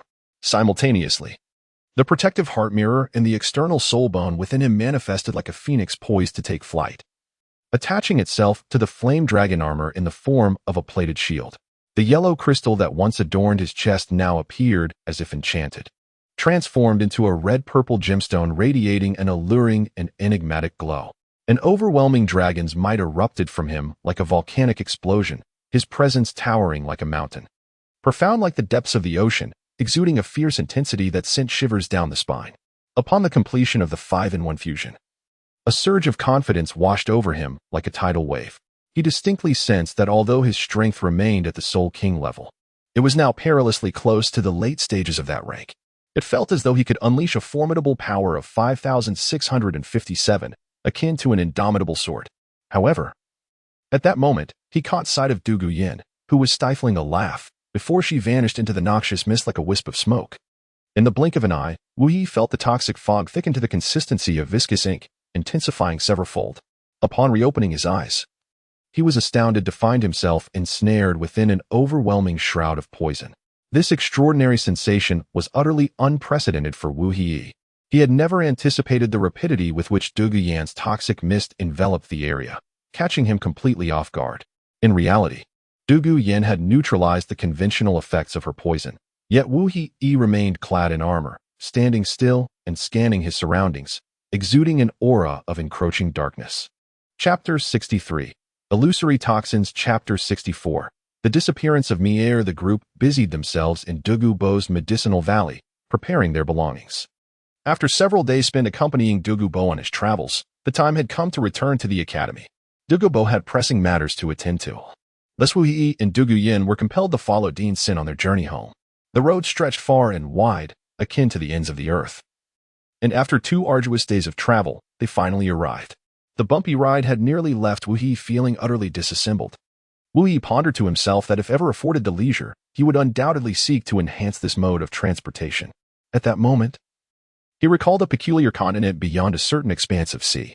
The civilization upon that land, characterized by the mediocrity of its inhabitants, had consequently embarked upon the path of technological advancement.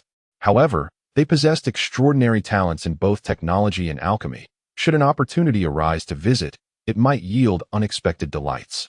Upon returning to the academy, Wu Hei was eager to retreat to the soft embrace of his bed and indulge in a restorative slumber. Yet, before he could reach his dormitory, he was met with distressing news. During his absence, Mier had undertaken a task for the academy, but had exceeded the deadline by 3 days without return. Being a prodigy of the institution, the academy had dispatched instructors of Soul Master rank to form a search party. Nevertheless, after 3 days of scouring the task route, they had found no trace, and Mier was now classified as missing. This revelation struck Wu Hei like a bolt from the blue. In the original narrative, there was no mention of this girl. Her existence a consequence of his own butterfly effect in this world. He couldn't help but wonder if the cosmic laws of this realm possessed a self-repairing capability, having forcibly erased her from existence. Even Wu Hei, who had always scoffed at the notion of theology, found it hard to accept such an absurdity. Surely, some extraordinary occurrence had led to Mier's mysterious disappearance. Physically and mentally exhausted, Wu Hei made his way to the task reception area of the Intermediate Academy to investigate the assignment Mier had taken on. In every reputable institution, once students reach the intermediate threshold, they are typically poised to break through to level 20, eagerly awaiting the day they can spread their wings. Much like fledglings yearning for flight, when soul masters elevate their levels to 20 or 30, it is akin to finding a sturdy umbrella amidst a tempest, granting them a modicum of self-preservation. Yet, within this vast world, not every soul master can ascend to the heights of soul sect or soul king as if climbing a celestial ladder. Most find themselves stymied at the soul venerable stage, confronted by an insurmountable barrier. To ensure the seamless operation of society as a finely tuned machine, the Intermediate Academy bears the sacred duty of providing students with practical opportunities. Upon completing these internships, students acquire keys to unlock the treasures of life, gaining invaluable experiences that will enable them to navigate society with greater poise post-graduation. Of course, the tasks available in the task hall are not all daunting and complex. They are stratified like a staircase into varying levels. Students unable to elevate their soul power beyond level 20 before the age of 30 are relegated to intermediate tasks, as if obstructed by an invisible barrier. Only those who attain level 30 in soul power before the age of 25 qualify for advanced tasks, embarking on a broad avenue toward higher realms. Above the advanced tasks lie the S-level tasks, shrouded in mystery, imbued with peril, yet radiating alluring opportunities. Most of these tasks stem from the serendipitous discoveries made by students and teachers during their excursions or their courageous explorations of potential crises. Only those students who have transcended to a soul master level of 35 or above before the age of 20 possess the capability to undertake these tasks. Furthermore, they must be accompanied by at least one mentor of soul master level 40 or higher, shadowing them on this journey fraught with uncertainty. However, the recent disappearance of Mier is linked to an ominous S-level task. Alongside her, 2 soul master teachers of level 40 or above vanished as if swept away by a mysterious whirlwind, leaving no trace behind. Consequently, the situation surrounding this task has become exceedingly precarious, resembling a ferocious beast that instills trepidation in those who dare to approach it. It has escalated overnight from S-level to double S-level, with only students or teachers possessing the strength of a soul king or higher qualifying to tame this formidable creature. In the task hall, such assignments twinkle like brilliant stars in the night sky, numbering in the dozens, each akin to a protracted marathon requiring decades to conquer. Although these tasks, upon reaching a certain duration, may elevate one to a prestigious academy, like a carp leaping over the dragon gate, the individuals affected this time are none other than Wu Hei. After an exhaustive night of deliberation on the task, Wu Hei, like a ravenous tiger pouncing upon its prey, fervently approached the deans to request the assignment. Both deans were acutely aware of Wu Hei's formidable capabilities. However, due to the limitations posed by his foundational soul power, they recognized the potential issues regarding his combat endurance and thus hesitated to grant immediate approval. Nonetheless, Wu Hei remained resolute, adamantly insisting on taking on the challenge, leading to a stalemate as neither dean wished to see this prodigious student fall like a shooting star, especially after having already lost one. At this impasse, the door to the dean's office was suddenly thrust open as if swept by a tempest.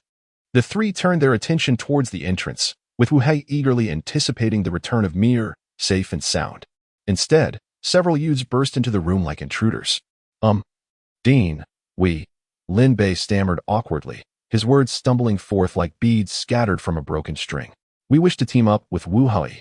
Yalingling, typically gentle and unassuming, boldly spoke up like a valiant warrior. What? The 3 exclaimed in unison, astonishment evident on their faces. We will join Wu Hei in undertaking the task to retrieve Mier, De Guyen promptly added.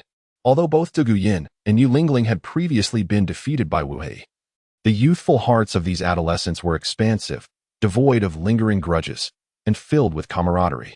Despite Yu Tianheng, who stood silently behind them, exuding an air of prideful indifference.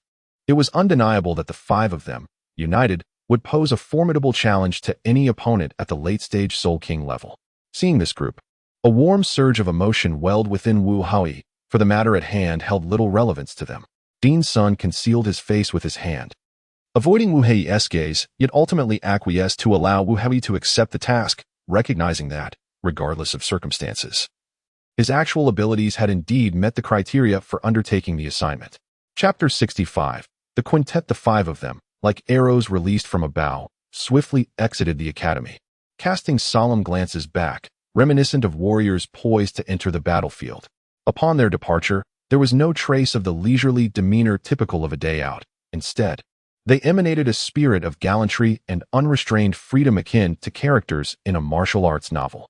They summoned a carriage, racing towards the task location with fervor. Truth be told, Wu Haoyi felt an inexplicable sense of familiarity regarding this task site.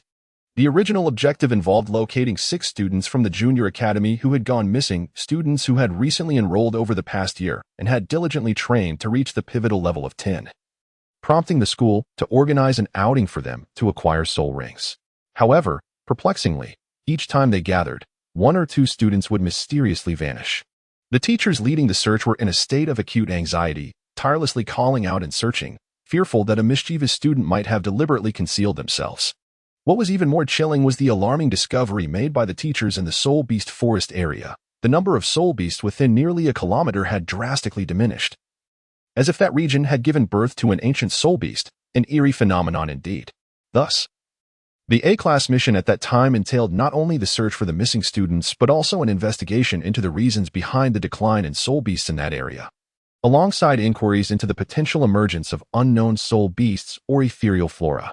Initially, this mission did not fall under the S-class category. Prior to Mir receiving this S-class task, 2 groups of students had already undertaken B-class and A-class missions related to it. However, they had failed to return within the allotted time, leaving no trace behind. It was only after Mir accepted the mission that the school began to take it seriously. This was also the reason why, upon its elevation to an SS-class mission, both deans were adamant about preventing Wu Haoyi from engaging with it, as they believed the missing students had essentially been condemned to death. After all, since the establishment of the school, such occurrences had transpired countless times. Even if the students were eventually found, they were often mere shells, ravaged beyond recognition by unknown soul beasts. Therefore, once a certain threshold of disappearance had been reached without any sign of life, the students were typically presumed lost forever.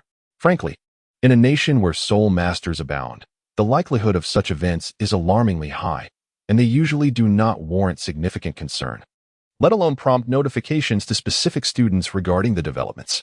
However, this instance was particularly exceptional, as the academy had lost a prodigious talent. And one of the markers of this student's excellence was another core genius from the school, leading to this unprecedented precedent. Upon learning the ins and outs of this mission, those in the vehicle could not help but gasp in shock.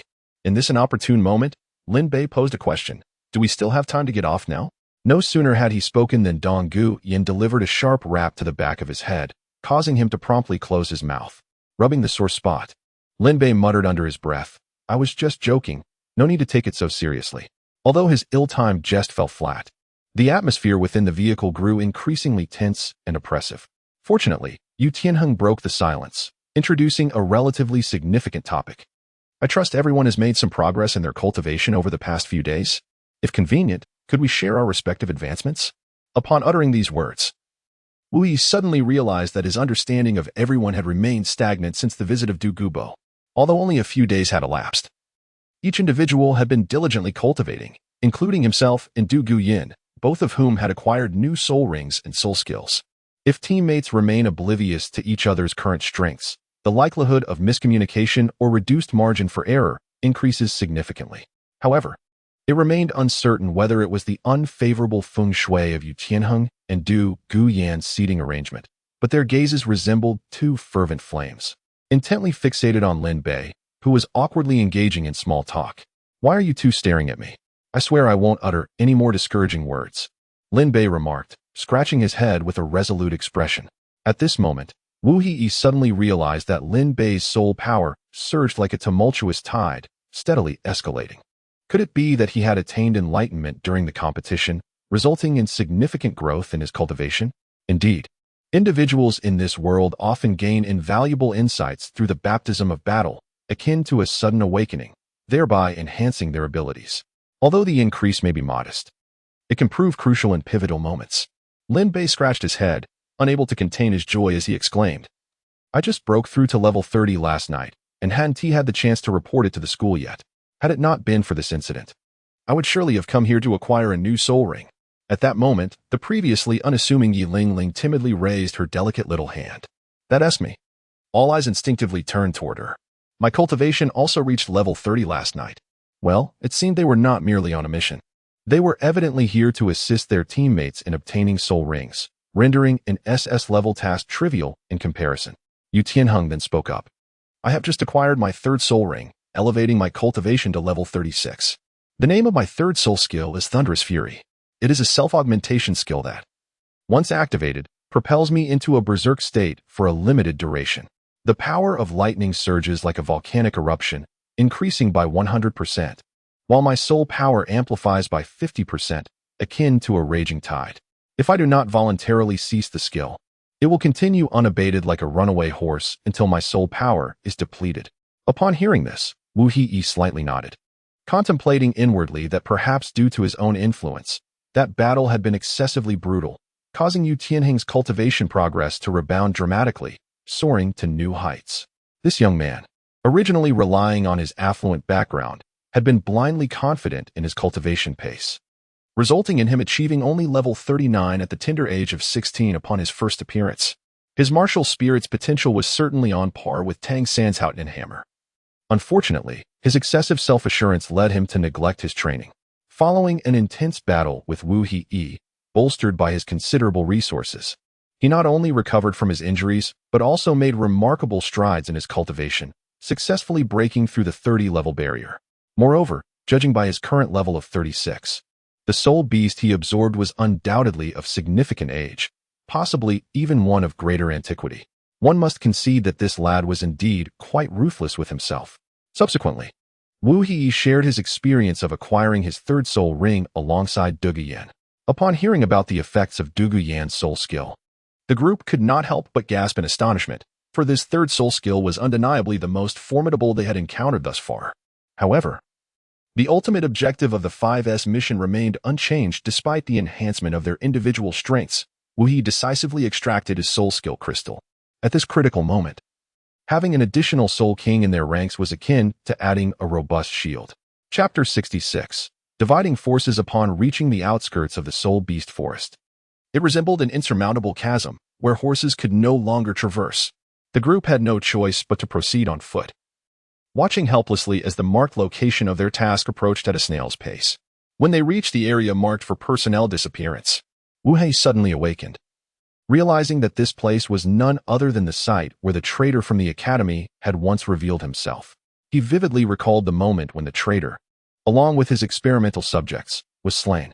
The traitor had attempted to merge his own cells with those of a soul beast, aspiring to create a wholly new life form, one that could cultivate at an astonishing rate. However, the lifespan of such a being proved to be exceedingly unstable. At that time, the Soul Master was still in the experimental phase and had contemplated merging with the cells of others, yet every endeavor ended in failure. Now, the same issue had resurfaced in this very location. Wu Hei swiftly grasped this troubling reality, and it was certain that Mir, who had taken on this mission, was equally aware of it. Yet, she had bizarrely vanished, perhaps having sensed something amiss, or it could be that the Soul Master from back then had not truly failed. There might be an experimental subject among his creations that recognized Mir. Such chilling conjectures left Wu Hei hesitant to delve deeper into his thoughts. He could only assume that Mir had uncovered some troubling matter and encountered difficulties while pursuing it, a predicament that even the Soul Master level powerhouse accompanying her could not resolve. Wu Hei currently does not intend to mention the past events to the other 4 members, choosing instead to divide the 5-person team into 2. After all, if they were to search together, it would be exceedingly time-consuming. Their objective is to ascertain whether Mir has left any traces behind. He pairs with Lin Bei, while the remaining 3 form another group. In this manner, should any issues arise, they will have the support of a formidable Soul King within a short span of time. When the other group uncovers any situation, they will have ample time to rush to their aid. The two teams swiftly separate like arrows released from a bow, racing towards two distinctly different directions. They agree that if they do not find the unique mark left for Wu He by Mi-air within an hour, they shall reconvene at their starting point. Should they detect any clues or encounter unexpected combat, they must promptly fire a signal flare into the sky. Naturally, if a particular group has yet to return to the original point after an hour and has not launched a signal flare, everyone will understand the implications of such a silence. Shortly after the teams set off, within less than 5 minutes, Lin Bei gravely poses a question. Old Wu, did you perhaps fail to disclose the truth just now? Wu Yi directed his gaze towards Lin Bei, a person known for his unrestrained speech and eccentric behavior, who, surprisingly, displayed an unusual sharpness this time. However, upon further reflection, this seemed to be quite reasonable. After all, as a support-type soul master, Lin Bei was one of the 3 great prodigies in the junior academy, alongside Wu He and Mi-air. I am unaware of what you are speaking about. Wu He merely cast a fleeting glance at Lin Bei, uttering no further words, and continued to stride forward, seemingly unwilling to provide additional explanation. However, Lin Bei refused to relent, remaining firmly rooted in place. Do you not trust me? I only brought this up after they had departed. As Wu Yi pressed onward into the depths of the forest, his back turned, he paid no heed to Lin Bei. Although I was not directly involved in the events that transpired, upon my return, my classmates relayed the situation to me. Thus, I possess a general understanding of the circumstances. You wish to avoid entangling them in this matter, do you not? Wu Yi suddenly turned around, standing still like a statue, his gaze fixed intently on Lin Bei. Nevertheless, Lin Bei continued speaking, the direction you guided them towards. If you proceed for just 1 more hour, you should be able to exit this soul beast forest. Am I correct? Wu Yi's lips curled slightly, revealing a faint smile. He could hardly believe that this typically unruly individual had displayed such remarkable wisdom this time. You brought me along merely because you anticipated my knowledge of the matter, while simultaneously wishing to keep my interaction with the other 3 at bay. And you require my soul technique as assistance. Wu Yi stood steadfast, his expression tranquil, as he spoke calmly. Thus, your current choice lies in whether to march alongside me or to part ways, whether it was the distance or Lin Bei's sudden silence from afar. Lin Bei's gaze appeared so somber it seemed capable of dripping with water. Yet in an instant, he swiftly caught up with Wu He, akin to a gust of wind. He gently patted Wu He's shoulder, offering reassurance. We are brothers, even if you harbor doubts towards me. How could I ever mistrust you? Should anything arise, feel free to confide in me. Do not bear everything alone. Lin Bei's conjecture was entirely accurate. The path that Wu He traversed alone was indeed the very direction where he had previously eliminated that soul master. However, as they ventured deeper, an eerie sensation grew increasingly palpable. The time since the soul master's demise was still brief, and although the spirit beast forest was rich in soul power, the growth rate of the vegetation here should not be so astonishingly rapid. It dawned on him that several trees, which had been destroyed, seemed to be recovering as if by enchantment, astonishingly returning to their former state. Yet, after walking for several minutes, Wu He abruptly halted. The seemingly carefree Lin Bei turned back in confusion and inquired, "What is it?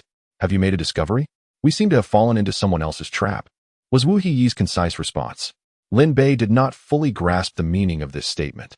He had not sensed any peculiarities as he stepped into this unfamiliar territory, for it was his first time here, and he felt nothing out of the ordinary. Wu He was acutely aware of Lin Bei's confusion. He casually retrieved a half-moon-shaped dart from his pocket and launched it towards a towering tree with the swiftness of an arrow released from a bowstring.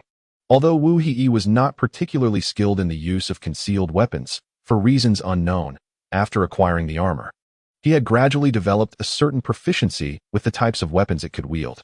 This newfound expertise appeared to be contingent upon the frequency and extent of the armor's usage. Consequently, he carried with him a few small yet exquisite artifacts. Upon striking the tree, it tore open as if it were a piece of fabric being ripped apart, and Wu He led Lin Bei onward with purposeful strides. Though Lin Bei was unclear about Wu He's intentions, he had no choice but to follow suit, soon finding himself confronted by a spectacle that left him utterly astounded. A tree, with a gaping notch seemingly severed by an unknown force, loomed before him like a majestic mountain. Such an unfathomable occurrence truly sent Lin Bei's spirit reeling. Just moments ago, that tree was not on our path. and we had already moved ahead. How could it suddenly materialize before us like a phantom? Chapter 67. No, no, no, I do not want to kiss. Thus, I proclaim that we are ensnared. Wu Hee, now at a loss for words, looked at Lin Bei with a countenance that resembled a frostbitten eggplant, utterly dispirited. He pondered silently whether he had been poisoned or ensnared in an illusionary array. If it were merely an illusion, one could simply locate the core to dispel it. Yet, if he had been poisoned, the situation would be dire indeed. After all, he had personally experienced the treachery of Du Gu Yan's illusory poison, which could only be escaped if the victim's mental prowess reached a certain level or significantly exceeded that of the practitioner. Crucially, though Wu Hee realized he was trapped, he felt as though he were enveloped in a thick fog, unaware of when he had become ensnared or how long he had been so. The only certainty was that he was not in imminent danger, for if he had entered an illusion, he was currently in his true form, even if ensnared. He firmly believed he would remain unscathed. Conversely, should he find himself in a mental illusion, any injury to his true form would either impair his mental strength or provoke his spirit into a chaotic expansion. Regardless of the scenario, he should exhibit some unusual reaction. Discerning whether he was ensnared in an illusion or an array was, in fact, a matter of ease. Within an illusion, it felt akin to a dream. Even the most formidable practitioner would leave their subjects oblivious to any sensation of pain, as if they were in a deep slumber. Even if one could simulate the sensation of pain, the overwhelming agony would merely be perceived as a trivial discomfort. It is akin to the experience of a woman undergoing a cesarean section without anesthesia, where the pain felt is no more than the sensation of a heavy fist striking her lower abdomen. Should one find themselves alone in a realm of illusion, distinguishing reality from delusion would indeed pose a formidable challenge. However, at this moment, he is accompanied by a companion, akin to a brother, who, despite being in a frenzied state, is attempting to gnaw at this very spot and has already launched a wild assault on several towering trees. Wu Hee glanced at this exceedingly agitated teammate, his inner turmoil spreading like wild grass in a frenzy. Wu Hee wore a smile as warm and gentle as a spring breeze, beckoning Lin Bei with a soft wave of his hand. "Old Lin, come over here. I need your assistance with something." Upon hearing Wu Hee call his name, Lin Bei, who was currently chewing on wood shavings, had abandoned all hope of biting through the illusion. He promptly approached Wu Hee, but as he drew near, he was met with that sunlit smile, radiating warmth and kindness. Yet, for reasons unknown, Lin Bei felt an unsettling premonition, as if something ominous loomed on the horizon. A chill ran down his spine, and he could not shake the feeling that Wu Hee was not a mere man, but rather a demon in disguise. Just as he contemplated turning away, it was too late. Wu Hee lunged at him with the ferocity of a ravenous tiger, his arm clamping down on Lin Bei's shoulder like a vice. "What I wish to convey." Before Wu Hee could finish his words, Lin Bei, as if struck by an electric shock, immediately pushed him away. Clasping his hands tightly against his chest, shaking his head vigorously like a rattle drum, exclaiming, "No, no, no, you mustn't." Wu Hee wore a sheepish grin. Rubbing his hands together, his smile, tender as ever, exuded an unsettling air. Had he not just insisted that his brother should not bear burdens alone? Had he not promised to inform him of any matters requiring assistance, assuring him of his unwavering support? Had he not just declared that he would accompany him through fire and water? As Wu Hee advanced step by step, Lin Bei, like a startled rabbit, gradually retreated to the base of a tree, slowly sliding down to the ground. His lips quivered incessantly, and his head bobbed wildly like rice stalks swaying in the wind. He murmured repeatedly, "No, no, no, it's not like this. Help me." It was as if an omniscient narrator whispered, "Call out, call out. No matter how loud you scream, no one will come to your aid." Just as Wu Hee was about to make his move, a faint sound, as delicate as a mosquito's buzz, reached his ears, uttering 3 syllables, "break, throat." This sound, though as faint as a whisper, momentarily distracted Wu Hee, causing him to glance toward its source. In that fleeting instant, their gazes locked, and the entire forest seemed to plunge into an eerie silence, the space between them resembling an absolute vacuum, where not even a single leaf dared to fall. The awkward atmosphere spread like a thick fog within a 10-meter radius, while one individual remained inexplicably exhilarated, exclaiming, "Go on, go on, you're almost there." Wu Hee's reaction was as swift as lightning.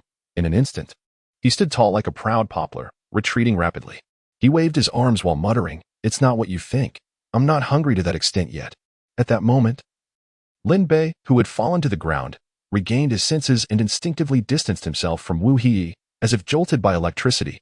He brushed off the dust from his clothes and hurriedly explained, "Ah, yes, yes, it's not what you think.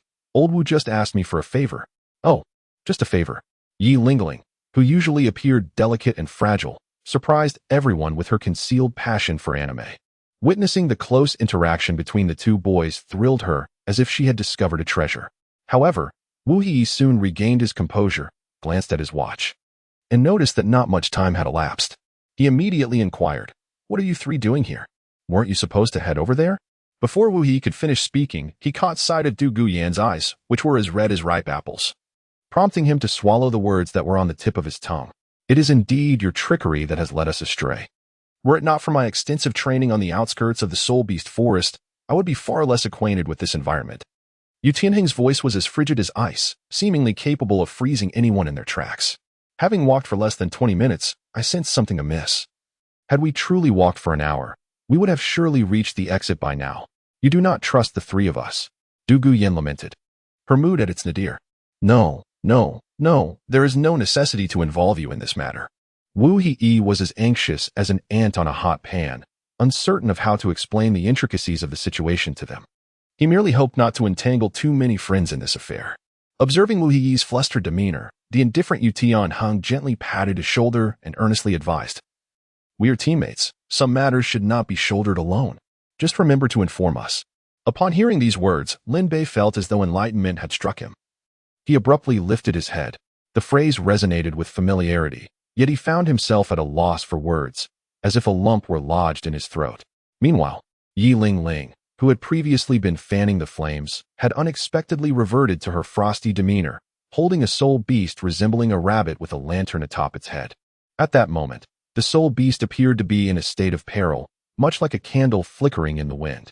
When she first encountered them, Yan Yan's third soul skill had enveloped the 1,000-year-old dream beast in a net, likely leaving it without sufficient spiritual energy to resist Yan Yan's soul technique, resulting in its unfortunate predicament. Yi Lingling's intention to present the soul beast was unmistakable. Being a pure healing soul master, this creature held no utility for her. Coincidentally, Lin Bei had just reached level 30, prompting her to inquire if he required it. Chapter 68. Mental Amplification. Of course, such a splendid opportunity is not to be missed. Lin Bei seized the soul beast with the fervor of a hungry tiger pouncing on its prey. However, the ensuing moments left onlookers astounded. Grasping the soul beast by its large ears as one would a chick, he proceeded to unleash a flurry of strikes upon its face with both hands, as if a tempest had descended upon it. "So, you little rascal thought you could ensnare me, did you? If it weren't for you, I might have nearly lost my integrity." Lin Bei's bellow rang out, rendering Wu Yi the embodiment of awkwardness in that instant. How could it come to this? Merely absorbing a soul ring had inadvertently dragged my affairs into the fray. Wu Yi's eyes widened in disbelief, his face a canvas of astonishment as he fixated on Lin Bei, not one to be easily fooled. Lin Bei quickly sensed Wu Yi's gaze and responded with a sycophantic smile, deftly drawing the dagger bound to his calf. With a mere flick of his wrist, the recently awakened dream beast fell lifelessly to the ground, its body severed from its head like a kite severed from its string. The dream beast, bewildered and dazed from the brutal assault of several formidable opponents, had barely grasped its surroundings before meeting its untimely demise. As it felt its life ebbing away like grains of sand slipping through fingers, its soul power began to coalesce into a purple soul ring, gradually manifesting above its form. Lin Bei, seizing the moment, seated himself on the ground, his soul power dancing like an ethereal performer as he executed a simple guiding gesture. The soul ring, obedient as a child, soared toward Lin Bei, perhaps due to the dream beast's disoriented state at the time of its death. Its soul ring was free from any lingering resentment. The absorption process was remarkably effortless, albeit the soul power was slightly more diluted than that of an ordinary soul beast. Nonetheless, this particular soul beast primarily employed mental attacks to disturb or ensnare its foes. A potent wave of mental energy silently infiltrated Lin Bei's martial soul. As Lin Bei commenced the absorption of the soul ring, all onlookers paused their search, awaiting his progress with bated breath. At this moment, Wu Yi finally found the time to recount the intricate details of the events to everyone. Time slipped away like a fleeting shadow, and 3 hours later, Lin Bei, having absorbed his third soul ring, slowly opened his eyes. Above him, 3 soul rings shimmered like brilliant stars, 2 yellow and 1 purple. representing the most fundamental configuration. You mean to say that this mission is a remnant left by the Soul Master we defeated? Dong Guyan, as calm as an iceberg, surmised. Precisely. That is my belief. The already psychologically distorted Soul Master must have been conducting some peculiar experiment. Unfortunately, after defeating him, we mistakenly thought his experiment had concluded. Wu He lamented, his face etched with regret. Yet, the reality may be otherwise. His experiment could have reached a critical stage, and perhaps the materials in his laboratory were nearly complete. It is a pity we were too hasty in his defeat. Had we been more meticulous in examining his laboratory, perhaps the incident involving Mi-Er would not have transpired. Just then, Lin Bei, having completed the absorption of his soul ring, sprang up like an excited meteor, his face alight with exhilaration. You won't believe it. My new soul skill is extraordinarily powerful. He then dashed into the depths of the forest like a bird in flight, where the sighting of soul beasts became increasingly frequent. Before long, he encountered a 500-year-old azure bull soul beast. With a gentle shake of his left hand, a stone radiating blue light leapt from his palm like a playful sprite. His 3 soul rings burst forth, with the purple one shooting into the soul stone like a meteor. In a moment of surprise for everyone, Lin Bei, like a phantom, struck Yu Tianheng with the stone at lightning speed. In an instant, Yu Tianheng felt his mental power surge dramatically, increasing by 80. Though this enhancement came with an overwhelming consumption of soul power. However, the onlookers were astonished when they witnessed Lin Bei throw a minuscule crystal, barely 110 in size, at the wild boar from an unusual angle. In a heartbeat, the wild boar appeared somewhat listless, while Yu Tianheng felt an endless surge of mental power, exuding an unusual exuberance.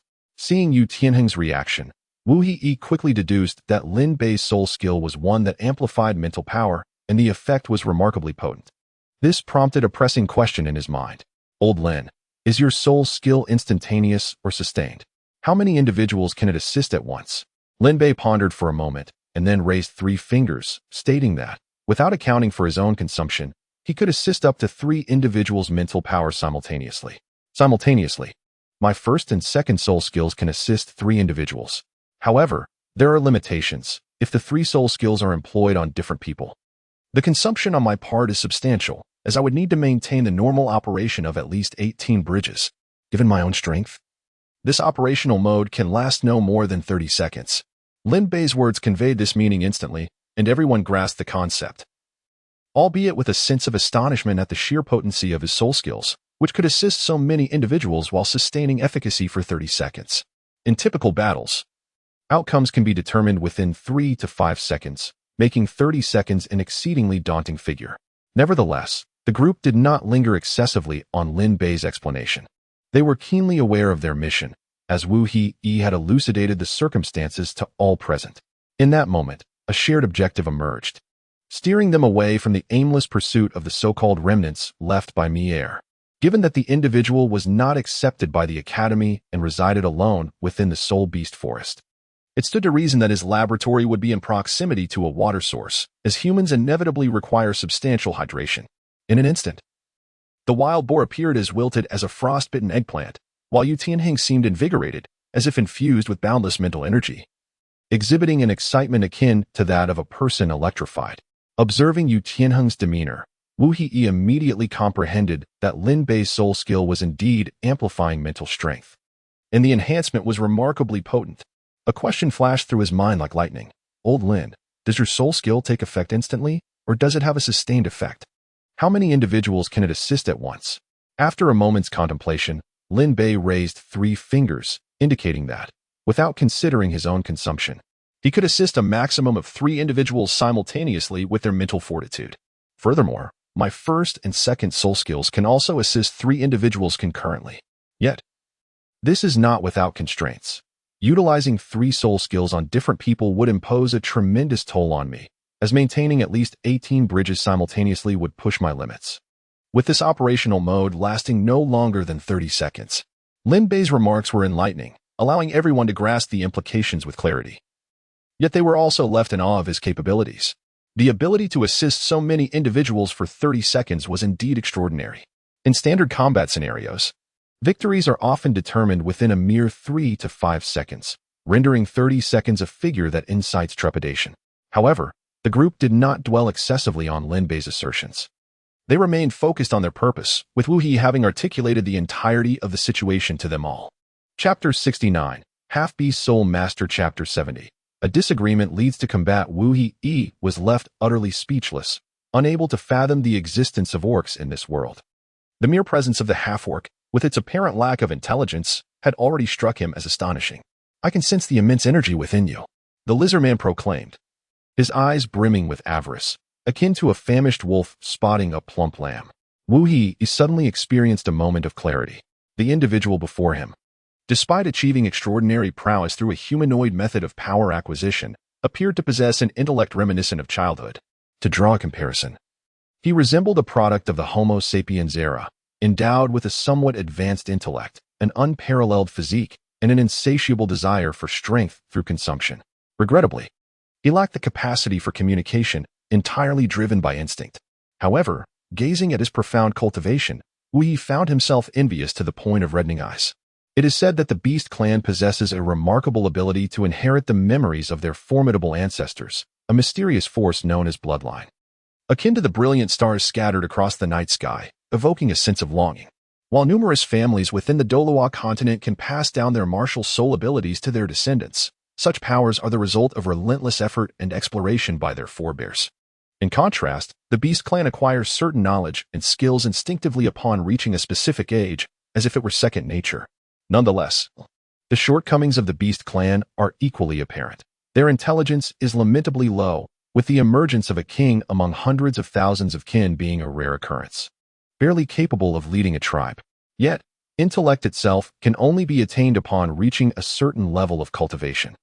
The Beastman before me embodies fragments of memories inherited from his parents. The higher his cultivation, the more memories he acquires, leaving behind only an insatiable hunger and instinct. Thus, it comes as no surprise that this creation is undoubtedly the work of that madman. At this moment, the Soul Master Wu He could no longer refer to him as a traitor of the academy. He was, without a doubt, a true lunatic. After all, the line between genius and madness is exceedingly thin.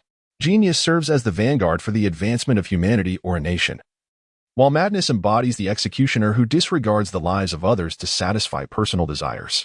That individual may have acted on a whim, driven by curiosity and interest. Yet he relentlessly translated this curiosity into action without a thought for the consequences.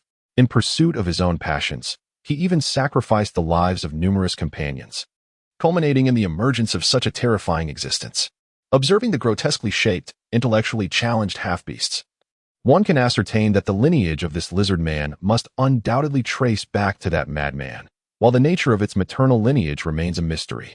Nevertheless, it is indisputable that the strength and talent of this lizard man rival those of any innate soul-powered genius. In fact, one might argue that he surpasses them. Since the occurrence of that event, although time has been brief, had this lizard man existed then, the madman would surely have kept him by his side. Thus, it can be inferred that this lizard man came into being only after they vanquished the madman. In such a short span, his cultivation has soared at an astonishing rate, nearing the realm of the Soul Emperor. However, considering that they require only a certain amount of human soul master essence blood to elevate themselves rapidly, it is evident that the blood they have absorbed is as vast as the ocean. In the face of such an incomprehensible existence, Wu He would show no signs of mercy, especially considering that the opponent had already charged forth like a ravenous tiger pouncing on its prey. Wu He swiftly raised the summoner in his hand, conjuring the flame dragon armor with astonishing speed. As the opponent's tongue shot forth like a bolt of lightning, he gracefully rolled sideways, evading the attack with ease. However, this evasion came at a cost. A soul master, already resembling a desiccated corpse upon the wall, bore the brunt of the attack. This soul master, akin to a flickering candle in the wind, was directly struck down, plummeting from this world like a shooting star. As Wu Hai beheld his lifeless companion, an expletive escaped his lips, cursing their grim fate. He recognized his own culpability in this dire situation. Yet the gravest error lay in his own inadequacy. Had he possessed the power to summon the Emperor's armor at this moment, these adversaries would be but mere ants beneath his heel. When he witnessed the lizardman's tongue, sharp as a blade, launching toward him once more, Wu Hai evaded with the agility of a cunning hare. This proximity was far from conducive for a counterattack. A saying comes to mind: beyond 10 paces, The pistol is swifter, yet within 10 paces, the mobile strikes with both speed and precision. The lizardman's tongue, akin to a bullet fired from a gun, was both rapid and accurate, leaving Wu He floundering like a headless fly, bereft of any opportunity to retaliate. He regretted summoning the flame dragon armor, for reasons unknown. An impulsive decision had led him to call forth this armor. Although its combat prowess rivaled that of a war god, its capabilities in other aspects were quite mediocre. Particularly in defense, it could be likened to fragile paper, easily shattered by even moderately powerful attacks. With no immediate chance for counteraction, Wu Hai bellowed like a resounding bell. Yi Lingling, hasten to summon the Wind Eagle armor to aid me. Remember to utilize your soul skill to hold their lives as precariously as a candle flickering in the wind. The command of Wu He left nearly everyone perplexed. Akin to a monk unable to comprehend the intricacies of a profound teaching. They understood the latter part immediately, yet the former eluded their grasp entirely. Nevertheless, their confusion posed no hindrance. Upon hearing it, Yi Lingling experienced an epiphany as if a divine revelation had struck her. Acting with resolute decisiveness, she drew forth a wooden crystal and pressed it against her chest. Having had prior experience, this peculiar sensation had become second nature to her. Simultaneously, a pristine begonia flower erupted behind her in a dazzling display reminiscent of fireworks, as several streams of healing energy enveloped the captured individuals like the gentle warmth of sunlight. Perhaps due to the draining of their vital essence, although they felt the refreshing sensation of their wounds healing swiftly as if caressed by a gentle spring breeze, they were acutely aware that their fundamental power had not been fully restored, akin to hollow shells bereft of their souls. While she tended to their wounds, Yi Lingling found herself unable to move. However, this did not imply that the Wind Eagle armor was similarly incapacitated. 2 Wind Eagle rings surged forth like bolts of lightning, swiftly reaching Wu He's side. One struck the lizard man like a razor-sharp sword, while the other, like a hammer of unyielding strength, forcefully interrupted his assault. This provided Wu He with a precious moment to breathe, akin to a parched land finally receiving nourishing rain. Wu He withdrew 2 dragon horns from his chest, merging them into a single fiery dart. With the might of flames, it soared from his hand, cleaving through the air and sending several half-orc dimwits, who sought to seize power amidst the chaos, flying. Do not just stand there, you 3. Come down and lend a hand. Wu He bellowed, his voice echoing with urgency. Initially, he had charged forth like an arrow released from a bow in a fit of desperation, believing his strength to be as formidable as Mount Tai, capable of crushing these orcs, which he regarded as mere ants. After all, his previous encounter with that madman had demonstrated that his power was more than sufficient. He had not anticipated the rapid evolution of the creations spawned by that lunatic. Believing he could handle the situation alone, he now faced a foe of unparalleled might. If his companions did not act swiftly, it was conceivable that in mere moments, the hostages, including Mi-Er, would be devoured by those brainless half-orcs, akin to starving tigers pouncing on their prey. Witnessing the assault on his underling, the lizard man swiftly regained his composure, like lightning. He summoned 1 or 2 soul rings that danced around him like ethereal sprites, and suddenly, his form expanded to twice its size, his scales becoming more rounded and smooth, shimmering with a captivating luster reminiscent of pearls. In that instant, all were taken aback, dumbfounded by the revelation that this creature possessed soul techniques. It was evident that these techniques enhanced his physical attributes. A fundamental assessment from his most primitive state revealed that the effects of the 2 soul techniques were a 100% increase in physique and a 100% increase in defense. Furthermore, he had yet to summon his martial spirit. It was likely that he himself was a beast, embodying his own martial spirit. His soul rings and techniques were derived from the ancestral memories of his lineage, absorbing traits from other soul beasts like a sponge soaking up water. If that were the case, it would indeed spell dire trouble. The 5-in-1 flame boomerang, akin to a gracefully dancing butterfly, is a variant of the boomerang. After striking down the minor foes, it whirled around like a spinning top, poised to engage in a close encounter with the lizard man. In that fleeting moment, as the whirling boomerang made contact, the immense force felt as light as a feather upon the creature, causing not a ripple in its demeanor. Remarkably, the flame boomerang experienced a slight recoil, had it not been for the guiding intent of its wielder. The armored warrior would have found it exceedingly difficult to retrieve the weapon. As the boomerang returned to its master's hand like a bird returning to its nest, the lizard man's gaze was rife with disdain. With a casual gesture, it brushed off its shoulder armor. as though merely removing an inconsequential speck of dust acquired earlier that morning, displaying an air of utter indifference. Subsequently, it exhibited a hint of anthropomorphism. Raising its right hand to make a provocative gesture towards the warrior, subtly bending its fingers back and forth as if to taunt. "Come at me again." The quintuple entity could not help but be amused by its own antics. One might argue that it lacks human sensibility. Yet it exhibits gestures and expressions of provocation and disdain. Conversely, while it bears a resemblance to humanity, its heart is inundated with an insatiable yearning for consumption. With one hand gripping the blazing dart and the other hand manipulating a knob, Wu Yi felt a slight tremor in the hand that held the fiery weapon, akin to the flutter of a butterfly's wings. The armor on the blazing dart gently parted, unveiling two long blades that emerged like flowers blossoming in the sun. The weapon in his grasp swiftly transformed, elongating from the fiery dart into a flame sword, reminiscent of a phoenix rising from the ashes. This formidable weapon could be wielded with either one or two hands, allowing for various techniques to be executed.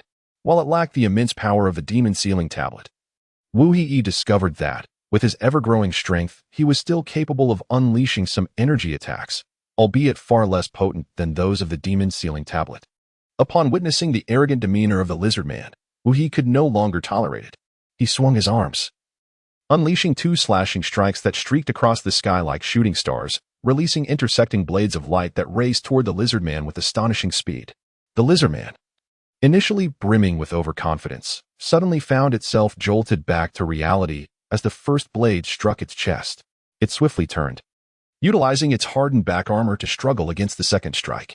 Although Wu Yi had delivered two consecutive slashes, the blade light did not converge into a singular point. Otherwise, the lizard man might have had no chance to retaliate. The first strike, like a bolt of lightning, crashed into its chest. Despite its rapid turnaround, it was still accurately targeted by Wu Yi, and the blow was relentless, piercing through its breastplate and inflicting a wound deep enough to expose bone. Yet, one could not help but marvel at the fact that its back armor was several times tougher than its front scales. Infuriated by the injury inflicted by a seemingly weaker foe, the lizard man felt an overwhelming sense of humiliation.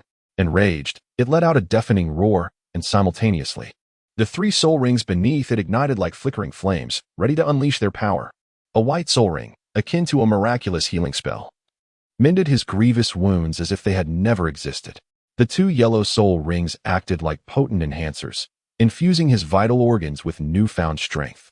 His tail grew robust and elongated, resembling a formidable dragon, while its tip transformed into a broad trident, glimmering with a chilling light. His limbs were enveloped in a layer of purple-black armor, resembling an impregnable fortress, showcasing his defensive prowess in its entirety. Simultaneously, his claws became sharper, radiating a dread-inducing brilliance. In a fit of rage, he struck a nearby tree with a single paw, and the tree toppled as if it were a mere blade of grass ravaged by a tempest. The point of impact was marked by 3 gaping claw marks, a testament to the terrifying extent of his strength and piercing power. Concurrently, a pale soul ring emerged on the great tree, eliciting a dismissive expression from the lizard man, which was quickly replaced by a fervent desire. With a subtle flick of his finger, the soul ring obediently floated above his head like a docile pup. And then he opened his gaping maw, akin to a famished tiger pouncing on its prey, shattering the soul ring as if it were merely a crisp, delectable cookie, effortlessly consumed. In that instant, his soul power surged like a roaring tide. This astonishing spectacle left Wu Yi in utter shock, his heart tumultuous with dread. The creature had devoured the soul ring as if it were sustenance, and remarkably, it had augmented its own cultivation in the process. Was this not a feat reserved for only the most advanced soul beasts? After the feast, the lizard man howled towards the sky, his voice resonating like thunder through the air. When he turned his gaze back to Wu Yi, it seemed to convey a message: prepare yourself, mere morsel. Chapter 72. If you cannot defeat them, change your strategy. My heavens, could this be the legendary miniature Godzilla? Wu Yi stared at the lizard man, whose eyes glowed with a crimson fire, fixated upon him in a way that ignited a profound fear. The blazing knife in his grip trembled slightly, as if sensing its master's anxiety. With unwavering determination, Wu Yi stood poised like a fierce tiger, half-crouched and exuding an aura of readiness for battle. Observing this, the lizard man threw back its head and let out a chilling howl, a sound reminiscent of mocking laughter from the depths of hell, reverberating painfully in the ears of those nearby. In an instant, it lunged forward with the speed of a tempest, closing the distance to Wu He. Yet, mere moments before contact, the lizard man abruptly halted. As Wu He stood momentarily bewildered, the creature's thick, mutated tail struck like a venomous snake, aiming directly for Wu He's face. Fortunately, Yilingling's timely support arrived like a refreshing rain, as another wind eagle materialized like a shield before Wu He. Wu He finally seized a fleeting opportunity to counterattack. The flame blade in his hand struck like a bolt of lightning, slashing upwards with fierce precision against his opponent's back. However, the adversary's defensive capabilities were astonishingly robust. Wu He's strike merely left a faint mark upon its back. Upon witnessing the scene, Wu He immediately executed a formidable downward strike. This blow descended with the weight of Mount Tai, exhibiting astonishing power. The once impenetrable back armor of the lizard man revealed a slight crack under the relentless assault of Wu He's two strikes. The pain emanating from the center of the fissure surged through the lizard man's entire being like a tidal wave. In that moment of the slash, a shower of sparks erupted from its back, reminiscent of a magnificent fireworks display. Caught off guard by this sudden onslaught, the lizard man stumbled forward, expending immense effort to regain its balance. When it turned to face Wu He, the fury in its eyes blazed like an inferno, seemingly intent on reducing Wu He to ashes. Had its glare possessed the power of a blade, Wu He would surely have been torn asunder, obliterated into nothingness. In the aftermath of his successful counterattack, Wu He raised a thumb toward the rear, his face radiating with a confident smile that shone as brightly as the rising sun. Simultaneously, he recognized that the flame blade's slashing technique lacked the precision necessary for flawless execution in combat. Thus, he resolutely discarded the weapon and summoned a longbow enveloped in flames. This bow resembled a blazing sun, exuding a terrifying aura capable of annihilating the very heavens and earth. Wu He firmly grasped the longbow in his hands, and in an instant, fiery projectiles shot forth like meteors towards the grotesque creatures. Each bizarre half-orc ignited upon impact, engulfed in flames akin to a straw effigy set ablaze, reduced to ashes within a minute. After completing this feat, Wu He felt his stamina and mental fortitude deplete as if swept away by a torrential flood.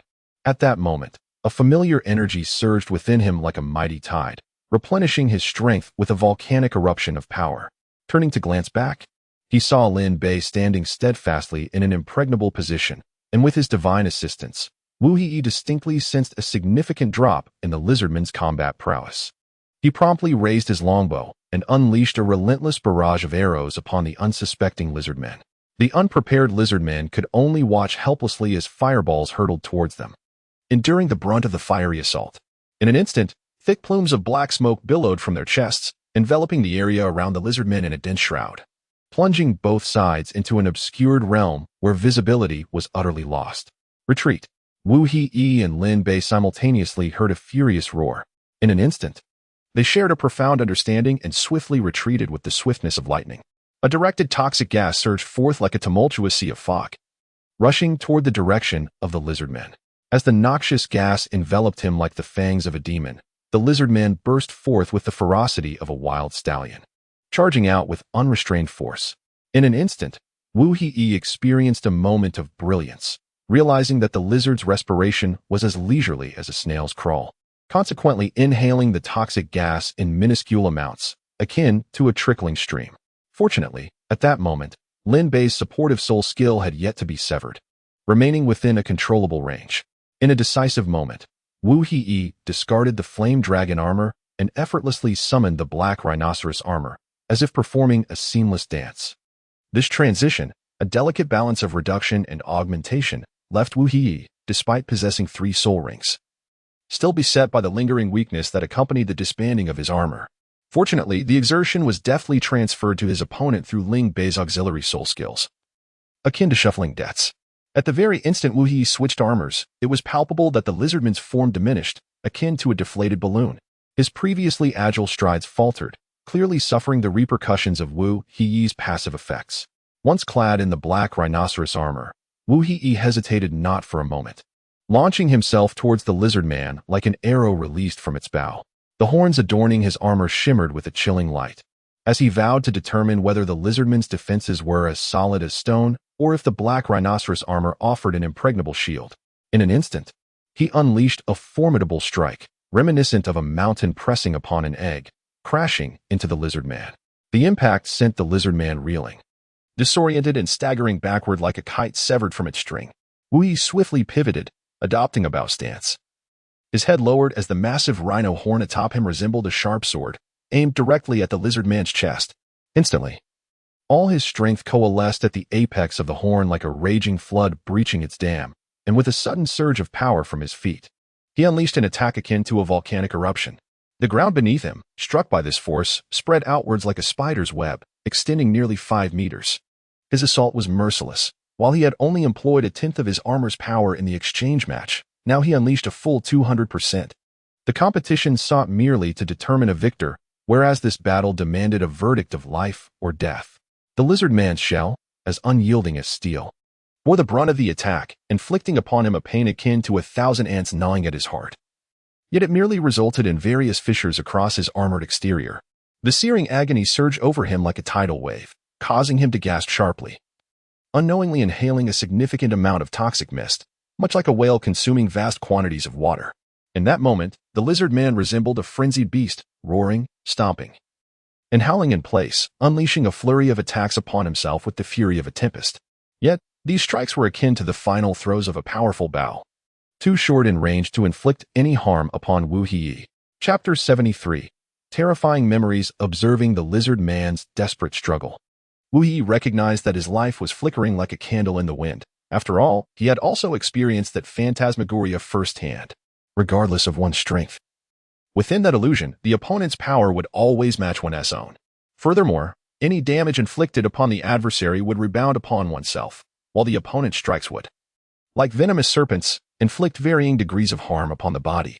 Under this dual assault, green liquid oozed from the lizard man's eyes, ears, mouth, and nose, and his body exhibited varying degrees of bleeding. The green blood mingled with traces of purple toxins, as if cursed by a malevolent force. Coupled with Douluo Yan's first and second skills, the toxins within the lizard man erupted with increasing ferocity, reminiscent of a volcanic explosion. In a final, overwhelming surge, perhaps driven by excruciating pain from some unknown organ, the lizard man miraculously broke free from the confines of the illusion. His eyes, bloodshot and on the verge of bursting, revealed a body that had become a spent force, devoid of any capacity for resistance. "I merely wish to grow stronger. What is so wrong with that?" The words emerged once more from his lips, and had it been in the past, Wu Yi might have felt a pang of compassion for the birth of this abomination. Yet at this moment, he would not let slip the extraordinary opportunity that could see him vanquish his foe. For as he uttered those words, a fierce glimmer ignited in his eyes. Despite his extreme weakness, his gaze remained fixated on the one who unleashed the poison upon him, like a ravenous wolf stalking its prey, instinctively attuned to danger. He possessed an extraordinary awareness of his assailant, and in the fleeting moment he broke free from the hallucinogenic venom. He zeroed in on Douluo Yan's position with the precision of a hawk. The 5-in-1 would undoubtedly deny him any opportunity for a counterattack. As if possessing foresight, he had, at some unknown moment, seized the meteor gun with the swiftness of lightning. With a single horizontal slash, it was as effortless as slicing through vegetables. A flicker of unwillingness finally surfaced in the creature's eyes, that reluctance akin to a meteor streaking across the night sky, fleeting and ephemeral. Suddenly, his head was propelled like a ball shot from a fountain, soaring 3 to 4 meters away. His body crumpled forward, akin to a dog stripped of its spine, collapsing limply to the ground. As the venom of Douluo Yan erupted within his adversary like a volcanic explosion, Yi Lingling unhesitatingly removed her armor, dedicating herself entirely to administering her healing soul technique to the injured. Fortunately, Mir's injuries were not severe. She had merely lost a considerable amount of blood over 2 days, resulting in a state of mild anemia. Under the miraculous effects of Yi Lingling's restorative soul technique, her condition gradually returned to normal, making her the sole individual among the many affected who emerged from this incident without sustaining fundamental harm. In contrast, the other soul masters suffered grievously, with the least affected experiencing a dramatic drop in their rank, akin to a meteor plummeting through the sky. While those most severely injured faced a recovery as elusive as a dream, their bodies ravaged to the point of resembling desiccated corpses. Even if Yi Lingling were to unleash boundless waves of healing energy, she could not assuage their physical agony, nor could she soothe the abyssal pain that tormented their souls. Were it not for humanitarian considerations, granting them a swift release would, in fact, be far more merciful than prolonging their suffering. After providing Mir with sustenance and hydration, she learned of an alternative account of the events. When she initially undertook this mission, a ripple of doubt had already stirred within her, for it bore an uncanny resemblance to the acts of the madman she had encountered. Anxious, she feared the emergence of another such individual within the Soul Master community. And thus, without consulting Wu Hei, who had yet to return, she impulsively accepted the task. Upon arriving at the mission site, she immediately contemplated the possibility that Wu Hei had envisioned. However, during her reconnaissance in the preceding days, she found no trace of such a madman's activities. Just as they were preparing for another day of searching, an unforeseen incident occurred. After all, Soul Masters are human too, requiring sleep to regain their strength. On the final night of their watch, it was Mir's turn to stand guard. Just as she was about to step out of the tent, she heard a cacophony of footsteps outside, followed by the sounds of a struggling teacher. Acting swiftly, she roused another teacher. By the time they emerged from the tent, it was already too late. The teacher on duty had been dragged away. Nevertheless, the marks of struggle in the night forest were starkly visible, and the two followed the trail in pursuit. To their astonishment, the leader of the assailants turned out to be a soul beast adorned with a soul ring, boasting a cultivation level exceeding 50. In mere moments, the other teacher, while covering Mir's escape, was also captured. Originally, Mir had the opportunity to flee back to the academy for assistance, but the location where the two teachers were taken was not the assailants tried. Even if she returned for help, it was uncertain whether she could find the lizard men upon her return. Thus, Mio took a perilous gamble, trailing the half-beast group to their lair. She believed herself undetected and stealthily infiltrated the core of their stronghold, unaware that it was a trap set by the lizard man. Upon hearing this, Wu Hei could not help but marvel at the cunning embedded in the lizard man's legacy, even possessing skills akin to luring one into a trap, truly astonishing. Just as Mir prepared to leave and seek aid, the lizard man leader, like a specter, had already lain in wait at the entrance of the lair. It was for this reason that she fell prey to capture. Those seemingly devoid of intellect, the half-orcs, each possess a soul ring as pure as snow. They have witnessed the lizardmen enhancing their cultivation by siphoning the lifeblood of humans, thus developing an insatiable thirst for human essence. The lizardmen are not merely their creators. They are revered as masters. Only through exceptional performance can one hope to obtain a precious drop of human blood. Consequently, one by one, soul masters have been imprisoned in that corner, much like livestock. One particular lizard man appears to possess an extraordinary gift, enabling it to discern with precision those among the crowd who harbor greater potential. Subsequently, it categorizes and confines individuals akin to Mir, who are bled only once every 2 to 3 days, while other soul masters are subjected to extraction as frequently as 2 to 3 times a day, or at least once every 1 to 2 days. This explains why several soul masters, upon their rescue, were not merely languishing but appeared utterly emaciated, resembling mere husks of humanity. Upon hearing these harrowing accounts, 2 of the girls among the 5 could not help but be overcome with fear. Wu Hei took a moment to recover from his exhaustion, ultimately summoning the flame dragon armor through his soul skill. He strode directly into the depths of the tribal lair. Chapter 74. Suppression. Chapter 75. 3 years alas, why must I be relentlessly pursued once more? An overwhelming barrage of explosive arrows rained down upon the arena like a torrential downpour, leaving Yu Tianheng in a state of utter disarray. Fleeing with his hands over his head, it has been 3 long years since the last earth-shattering event, and all 6 individuals have entered the prestigious Tiando Royal Advanced Academy with remarkable achievements, sailing smoothly along their paths. Alongside them progressed the 2 original deans. At their age, aspiring for greater heights was akin to climbing the heavens. It could almost be asserted that becoming a soul emperor would be the pinnacle of their lives. Fortunately for Wu Hei, he frequently visited Douluo's medicinal valley to gather some familiar celestial herbs, which he meticulously prepared into delectable medicinal dishes. From time to time, he would present a portion to the 2 deans. Over time, the dean's vitality blossomed anew like withered trees in spring, as their previously weakened meridians rejuvenated with vigor. Surprisingly, within just 3 years, they broke through to the realm of Soul Sage, significantly enhancing their combat prowess. Upon reaching Soul Sage, they also qualified to teach at the Advanced Soul Master Academy. Initially, Wu Hei had advised his masters to remain as deans at the Junior Academy, suggesting it was far superior to becoming ordinary teachers at the Advanced Academy. After all, it is better to be a head of a chicken than a tail of a phoenix. However, the reasoning of the 2 deans was rather flimsy.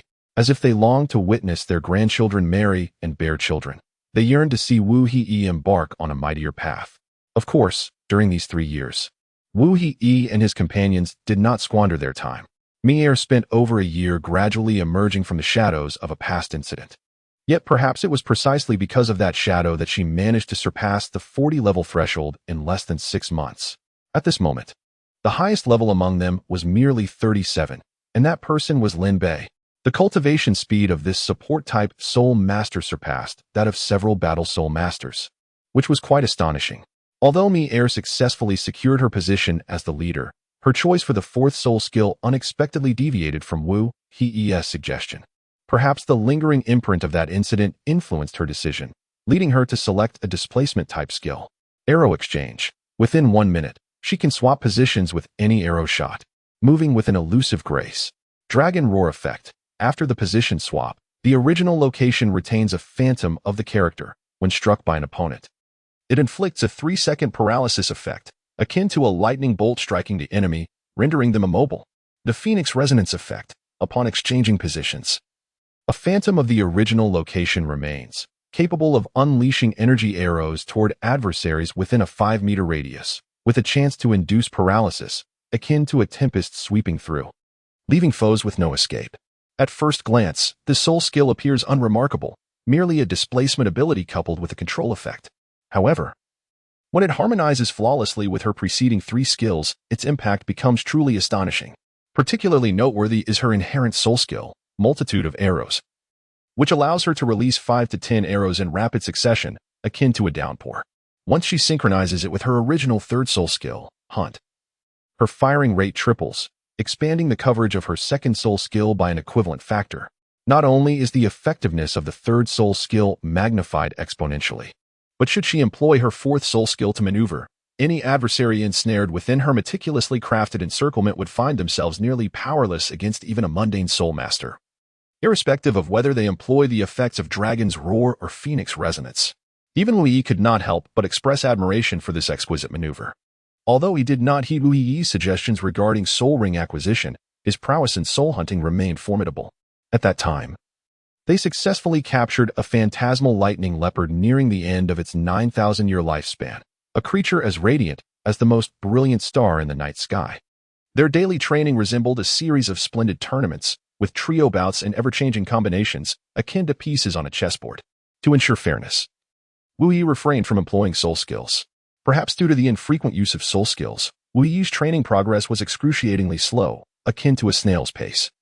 However, his physical strength and mastery of various weapons underwent a transformative evolution, emerging from a naive youth into a consummate master of unparalleled skill. One could assert that during these 3 years, while others cultivated their soul power, he dedicated himself to honing his physique, yet having endured the trials of adversity, he was destined to dismantle the protective umbrellas of others. Wu Yi was acutely aware of the frail constitution of soul masters, which rendered them vulnerable in battle, easily exposing their weaknesses to adversaries. Their physical form often lacked the resilience to endure even a couple of soul skills from opponents. And once they found themselves at a disadvantage, reversing the tide of battle became an arduous task. Thus, under various pretexts, Wu Yi compelled the other 5 to join him, training together daily. For every 100 push-ups he performed, the others were required to do 50.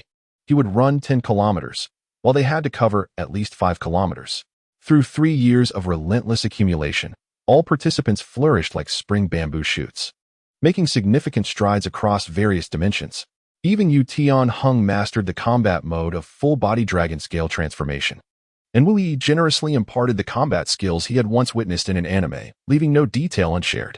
Today, Yu Tianheng stands as an exceptional figure among his peers of the same age and attribute, exuding a power that inspires fear.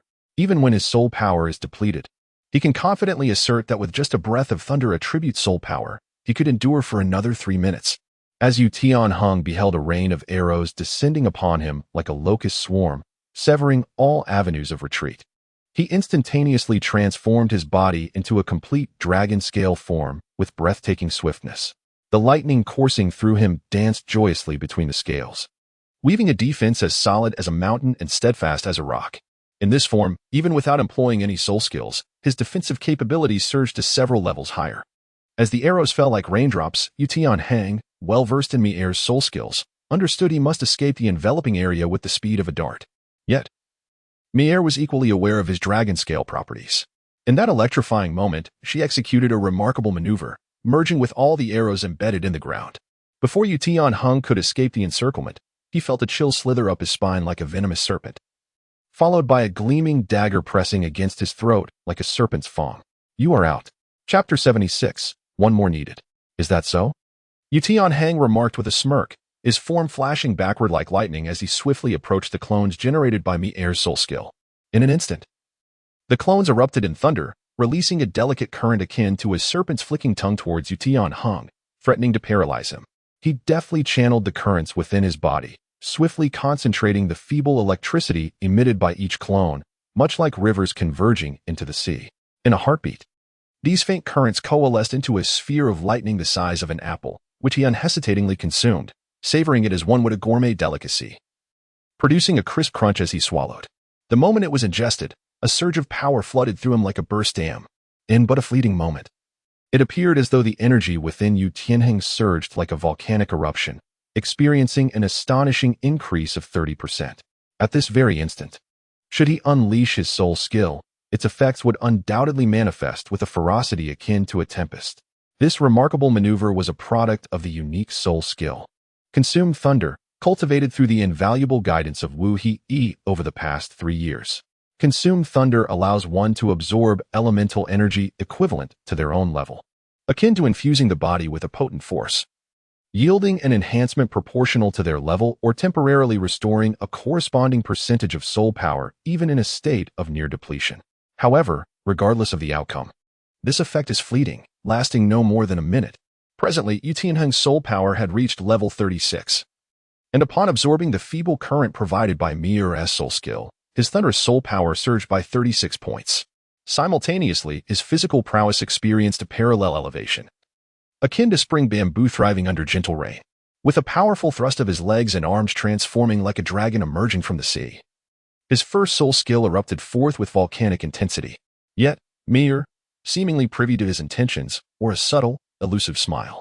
In an instant, her figure flickered like a specter, vanishing from sight. Yu Tianheng, propelled forward like an arrow released from its bow, found himself with no opportunity for retreat. Upon triggering the trap left by Mi-Er, he was instantly subjected to quintuple gravitational pressure, rendered immobile as if ensnared. Meanwhile, Mi-Er, appearing as if strolling leisurely, stood behind him, shaking her head in resignation, softly remarking, "I have already told you that it is over. Why do you continue to struggle?" With a wistful shake of her head, she turned and departed the small arena. At that moment, Wu Yi entered, cradling a report as if it were a rare treasure.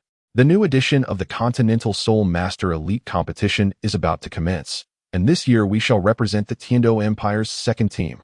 Upon hearing this exhilarating news, all present erupted in jubilant celebration, akin to fireworks igniting the night sky. Yet, Yu Tianheng remained, a solitary figure abandoned in the shadows, ensnared within the gravitational field, lost in sorrow. As the competition drew near, he could not help but reflect on the formidable laws governing the world of Douluo continent, resembling a towering mountain that inspired awe. Despite his relentless efforts to cultivate his teammates, their growth resembled a frozen lake, stagnant and progressing at a pace akin to a snail's crawl. As the contest approached, Yu Tianheng found that his cultivation was scarcely different from when he first took the stage years ago. Nevertheless, it was a relief that Wu He had astutely recognized this predicament 2 years prior, resembling a stern lion, compelling everyone to engage in rigorous training alongside him. Currently, although the overall strength of the team remains akin to that depicted in the original narrative, with all members being soul masters around level 30, their physical prowess is decidedly comparable to that of a typical soul king. However, with ample time remaining before the competition, Wu He resolved to further enhance the practical experience of all members. Despite their frequent engagement in academy tasks and the considerable practical experience gained from external training, their excursions predominantly revolve around life and death struggles. Such a restrained approach to combat is something these individuals have never contemplated. Wu Yi issued a command to Mi-Er, akin to a decree from an emperor, instructing him to lead the remaining 4 individuals to the soul fighting arena for training. He stipulated that all must secure a gold medal within a month, and furthermore, that no participant should inflict lethal harm upon their opponents in any battle.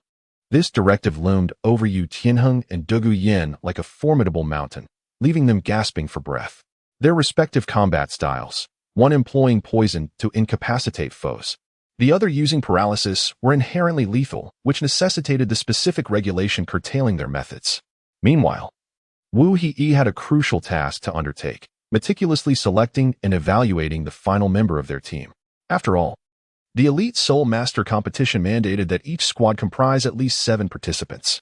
Should he refrain from assembling the team himself and instead await the Academy's allocation? There was a significant risk of receiving yet another support Soul Master.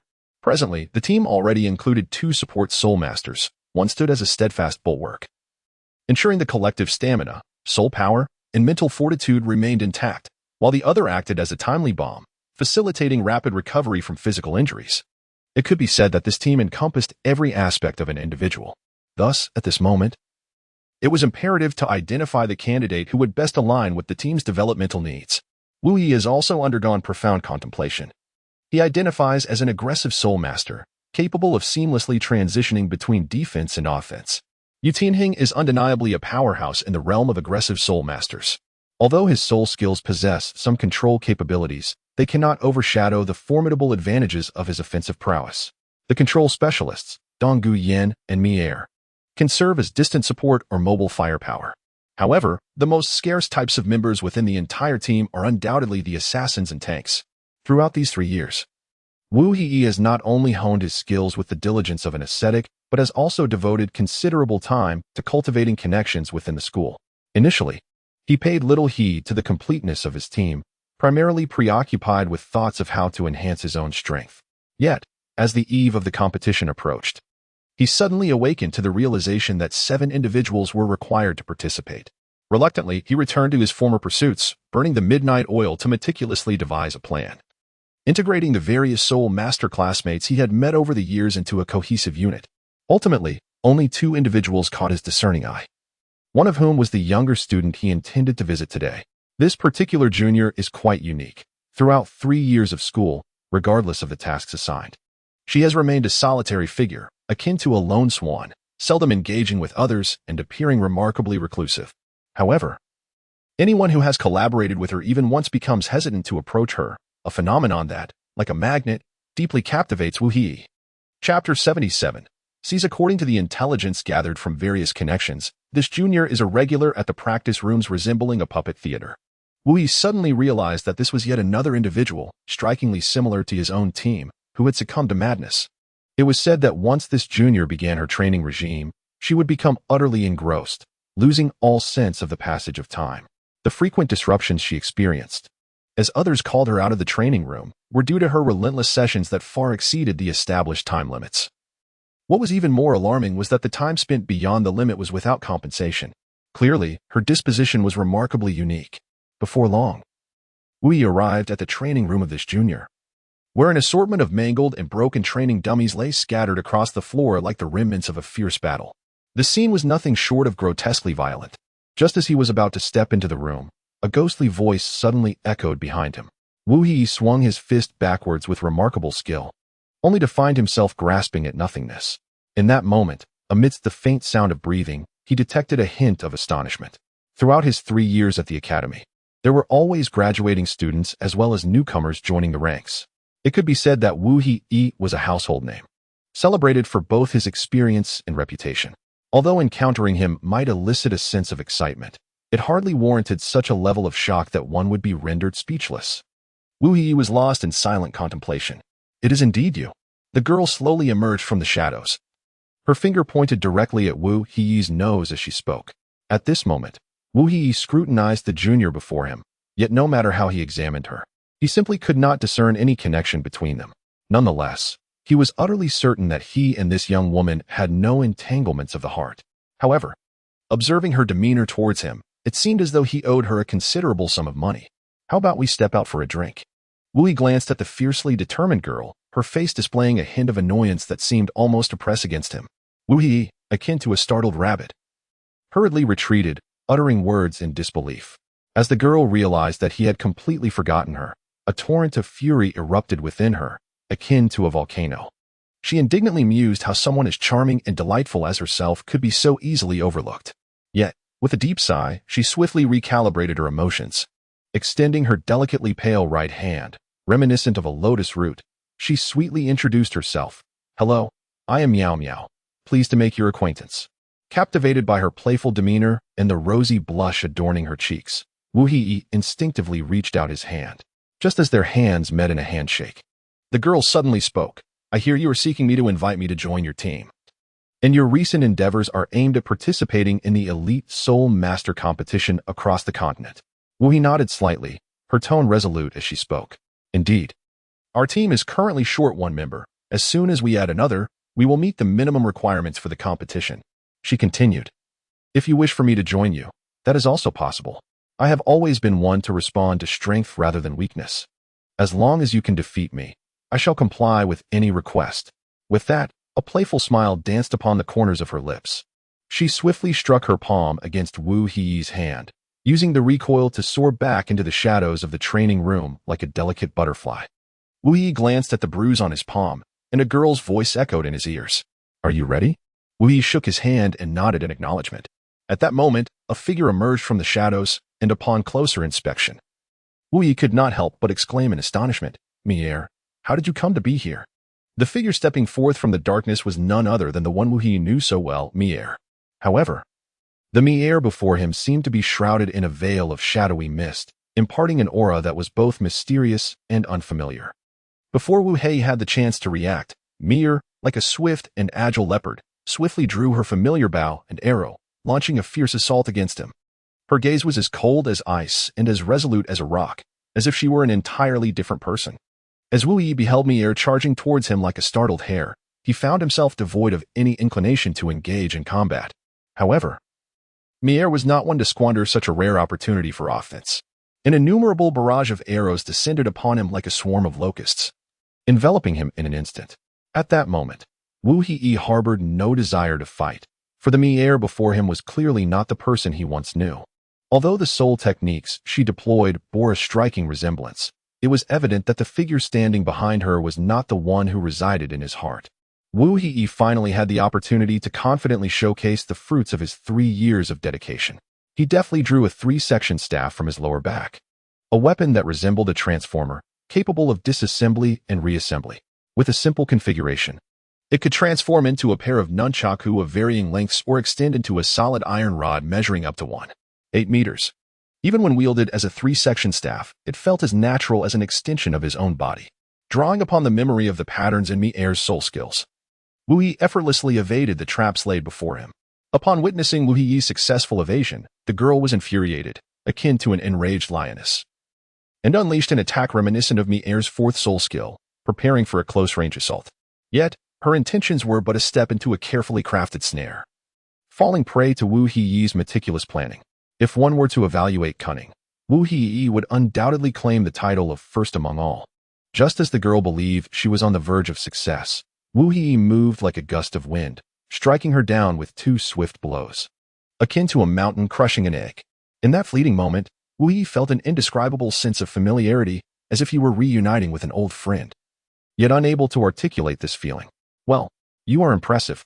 The girl, now reverted to her original form, retreated like a startled rabbit. Once she had created sufficient distance, a pair of colorful gloves appeared in her hands. The right glove was adorned with a deep purple soul ring, reminiscent of stars twinkling in the night sky. 4th soul skill, seize. With a commanding cry, Wu Yi suddenly felt as though something vital had been extracted from his body. Upon closer inspection, he noticed a green crystal had appeared in the girl's hand, sparkling like a brilliant emerald. The girl gazed at the crystal with a mixture of confusion and astonishment. Her 4th soul skill, seize, was straightforward in its effect, allowing her to randomly acquire one skill from her opponent for a duration of 30 minutes. However, she never anticipated that she would snatch a stone the size of a human head, leaving her momentarily at a loss regarding its usage. The girl intended to stow the stone in her pouch, but the instant it touched her skin, it vanished like magic, and in its place, a suit of armor enveloped her in a flash. Chapter 78. Shock, what on earth? Wu Yi exclaimed, bewildered, glancing at himself and then at her, pondering how his skill could be passively activated. Will the passive drain my stamina or hers? He muttered to himself. Yet, The most astonished of all was Miao Miao. Her soul skill allowed her to seize a skill not exceeding her cultivation limit. Given that Wu Hi's level was just over 30, Miao Miao could indeed commandeer any soul skill. Unexpectedly, after the theft, she was able to bypass the limitations of Wu Hi and directly trigger the passive ability, summoning the Wind Eagle armor. However, this summoning led to significant complications. The girl, Miao Miao, astonishingly managed to unleash the full potential of the armor.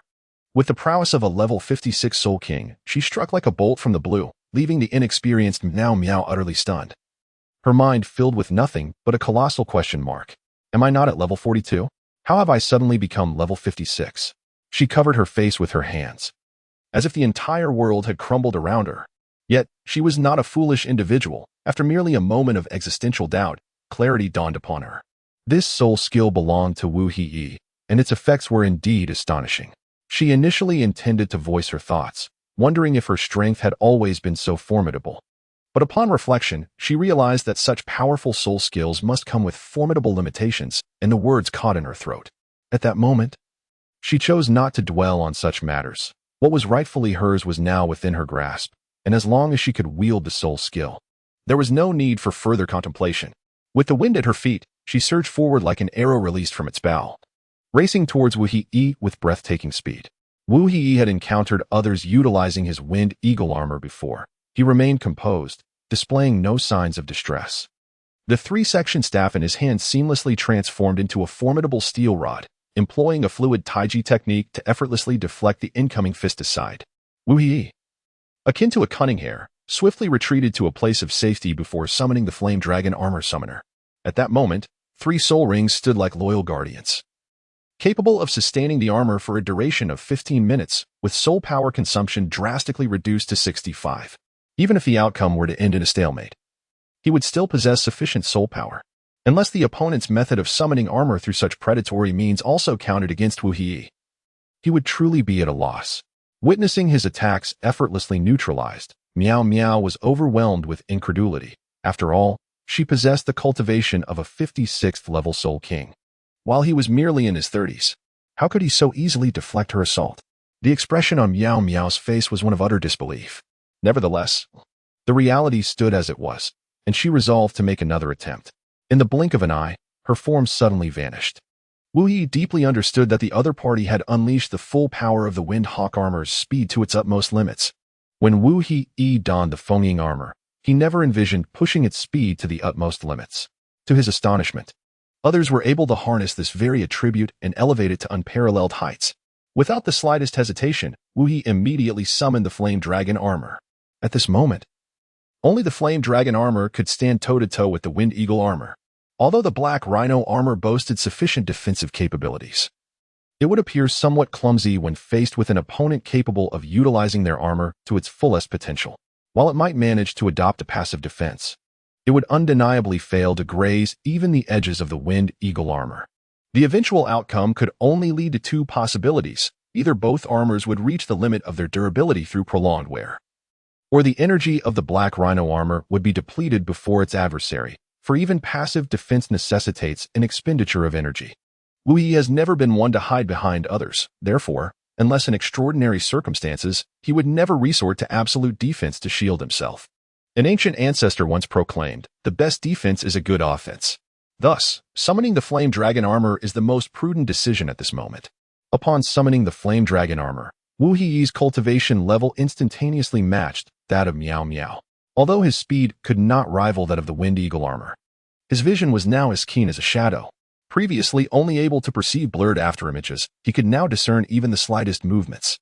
With the ferocity of a starving tiger, Miao Miao launched a left hook toward Wu Hi, who, with a demeanor of leisure, skillfully executed the opening move of the wild horse splitting mane, effortlessly deflecting her punch. Following this, he seamlessly unleashed a taiji technique that employed softness to overcome hardness. Tossing Miao Miao over his shoulder like flowing water, she soared through the air and crashed into the wall of the training room, leaving a human-shaped indentation that was eerily lifelike, as if a person had been embedded within it. Miao Miao tumbled from the wall's indentation to the floor. Despite the protection of her armor, she did not feel any significant pain, yet a lingering shadow of humiliation remained in her heart. Observing that her opponent had summoned armor, It was hardly surprising that their strengths were evenly matched. How could this be? Despite their comparable power, why did the disparity feel so vast? Frustrated, Meow Meow pounded the ground with her fists, her face still etched with unwavering determination. How dare he treat me this way 3 years ago?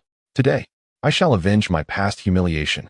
The compound eyes of the Wind Eagle armor gleamed with a fierce light as she summoned the Wind Eagle sword. The soul energy surged like a tide into the sword's blade, and she keenly sensed a chilling aura clinging to it. But at this moment, she had no time to dwell on it. All she needed to do was to exert her full strength. The armor would take care of the rest. Wu Yi could not help but lament why he felt so clumsy when wielding the armor, while any passerby could unleash its power to perfection, perhaps even surpassing it. Although he was unable to execute the lethal skill, wind-piercing thrust, he found it not too difficult to concentrate his soul energy to release the sword chi with the Wind Eagle sword. Yet, this seemingly simple technique took him months of arduous study to master, while others could effortlessly achieve it in an instant. Wu Yi could not help but harbor profound doubts regarding his own talent and comprehension. As his opponent began to gather strength, Wu Yi resolved to confront him in a contest of prowess. With a gentle tap of his clapper, he summoned the iconic weapon of the Flame Dragon armor, the Blazing Blade. He concentrated his soul force, coalescing it upon the blade as if a myriad of rivers converging into the sea, causing the twin edges of the sword to resemble two fiery dragons, generating an intense and rich wave of heat. Meow Meow, having completed her own accumulation of power first, unleashed a torrent of sword energy that surged forward like a wild stallion, transforming the moisture in the air into sharp, icy blades, akin to a rain of arrows directed at Wu Yi. Just as the attack approached with the weight of a mountain, Wu Yi's own charge reached its zenith. He spun like a top, both blade and body performing acrobatics, uttering incantations as if invoking the ancient forces. Flame Crescent Slash? In a somewhat exaggerated manner, Wu Yi bestowed a formidable name upon his accumulation of power. Chapter 79, Surrender.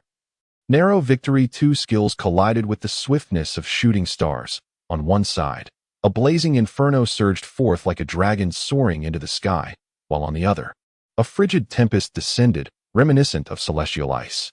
The clash of these two extreme forces resulted in a thunderous impact, creating a chasm in the training room's wall that resembled an impassable gorge. The resounding explosion echoed like a boulder cast into a tranquil lake, drawing a flood of students from nearby to witness the spectacle. As anticipated, the Academy's enforcement team arrived with the swiftness of a gale, reaching the scene within mere minutes. Such a cataclysmic detonation could easily mislead the Academy into believing they were under siege by external foes.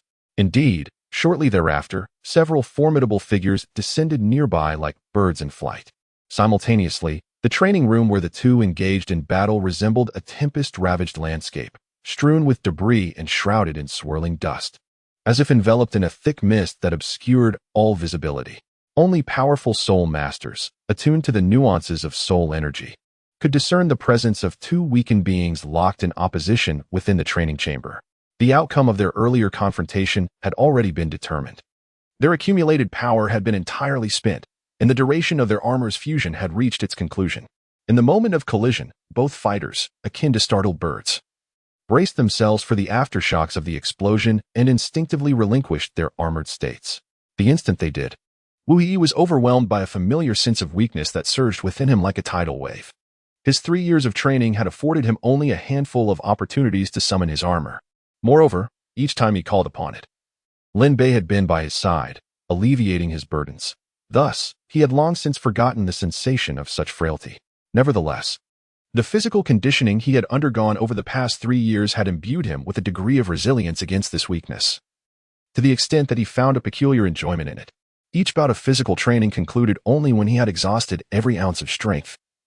Yet with each subsequent recovery, he undeniably felt an enhancement in his capabilities. Conversely, Meow Meow's inner experience was starkly different. She had not anticipated the overwhelming side effects of Wu Yi's soul skill. In mere moments, it had depleted 65% of her soul power, stamina, and mental fortitude. She felt as if she were a flickering candle in a tempest, teetering on the brink of collapse. This was the first time she had encountered such an intense sense of powerlessness. The fear emanating from within her was akin to invisible hands magnifying her frailty, leading her to believe she had completely exhausted her strength. At present, she had utilized Wu Yi's soul skill for only 5 minutes. theoretically still possessing another 25 minutes of potential usage. Once more, a crystal coalesced in her right hand, yet this time, it had entirely lost its initial vibrant green hue, resembling instead a mundane stone, dull and devoid of vitality. She gently brought the crystal close to her body, yet the fleeting sensation of unity did not manifest. Nor did the crystal vanish. In that instant, a possibility struck her. The usage of this skill necessitated abundant physical strength, soul power, and mental fortitude. Otherwise, it could not be executed. At that moment, Miao Miao felt a mixture of amusement and frustration. Having snatched someone else's ability, she rendered it unusable for them. And after employing it just once, she found herself incapable, leaving the remaining time utterly futile. Through the wall pierced by the explosion, sunlight pierced the smoke like arrows, revealing a figure slowly rising. Meanwhile, she could only slump helplessly on the ground, akin to an injured kitten, with a pitiful smile. She raised her right hand and weakly declared, "I concede. I shall join your team." Perhaps unable to see Miao Miao's appearance at that moment, only her voice could be heard. And Wu He suddenly felt an inexplicably familiar sensation. Yet, there was an inkling that her voice was perhaps a tad too gentle. If only it were a touch more assertive. Wu He pondered this thought when, suddenly, an expression of profound astonishment graced his countenance. "Are you that little boy from 3 years ago, the one who sought to deceive the Mirage Poison Python?" A soft, enigmatic chuckle escaped Miao Miao's lips, her voice imbued with an inexplicable detachment. She neither affirmed nor refuted the inquiry. At that moment, Wu He experienced an epiphany, suddenly grasping the underlying source of the overwhelming animosity emanating from the girl named Miao Miao. Was it not merely the fact that he had not willingly relinquished the spirit beast at that time? Was it not simply the incident where he had inadvertently collided with her chest? Wu Yi murmured softly, but suddenly froze as if struck by lightning. "Soft. So very soft. Ah, I apologize. I had no idea you were a girl at that moment." Wu Yi's face instantly swelled, resembling a ripe apple, and he promptly bowed in apology like a penitent child. Upon hearing Wu Yi's contrition, inexplicably, Miao Miao's countenance also flushed with the hues of a sunset. At that moment, a cough reverberated like thunder in an otherwise tranquil sky. Ahem. 3 elderly figures glided in like specters, their formidable spiritual energy swirling like a tempest, dispersing the haze that enveloped the two. It was then that they realized the once pristine training room had been utterly transformed, bearing the scars of a cataclysmic battle. Every wall was riddled with a myriad of bullet holes, varying in size and density. The entire training facility resembled a desolate ruin, as if it had been subjected to a relentless bombardment. Can either of you elucidate what transpired here? Though the inquirer's tone bore no hint of reproach, it was unmistakably charged with the simmering fury of a volcano on the brink of eruption. At this moment, Wu Yi finally discerned the 3 figures before him, one of whom was none other than Elder Liang. However, Elder Liang had shed his humble attire of the Junior Academy's dean and donned the imposing robes of a senior elder. He now presided over the Academy's judicial court, where all wayward students were to face judgment under his authority. Wu Yi could not help but chuckle, while Old Man Liang remained stern and expressionless. "Grandfather!" Miao Miao exclaimed. "Grandfather?" Wu Yi emitted a sound of incredulity, as if he had just heard the most astonishing revelation in the world. Then, 3 sharp questions pierced the air like swords. I call upon my grandfather. What business do you have interrupting?" Miao Miao's face flushed a deep crimson, resembling a ripe apple as she playfully chastised. Struggling against the exhaustion of her soul power, she swiftly approached an elderly man like a gust of wind.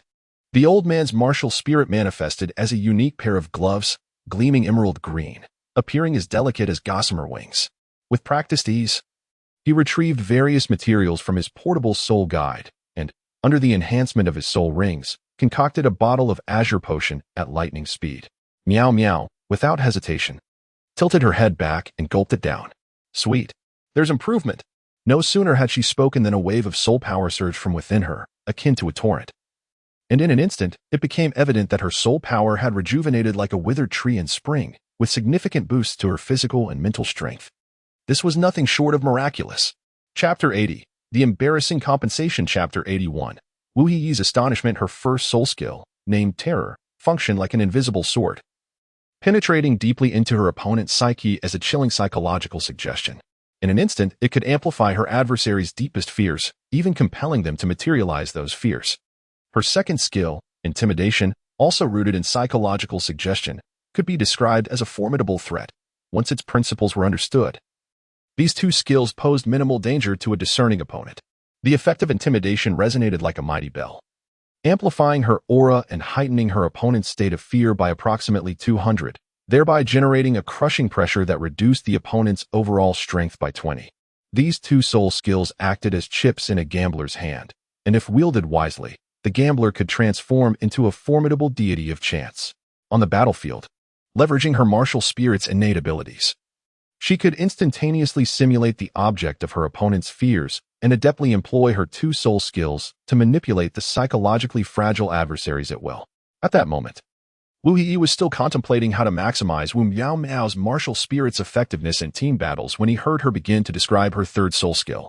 This skill, named Imitation, was terrifyingly potent. It served as a magical mirror capable of discerning the soul skills previously wielded by a targeted opponent, allowing her to directly mimic them and execute approximately 10% of their original effect. What? Your soul skill can actually read memories and present them at 10% of the caster's intended effect? Wu He exclaimed in astonishment, his voice echoing through the heavens. Witnessing Wu He's overwhelming reaction, Wu Miao Miao was left utterly speechless. Wu He murmured softly, as if engaged in a soliloquy. It is no wonder that she could effortlessly transform into Mi-Air, adeptly wielding Mi-Air's soul skills with a grace akin to flowing water.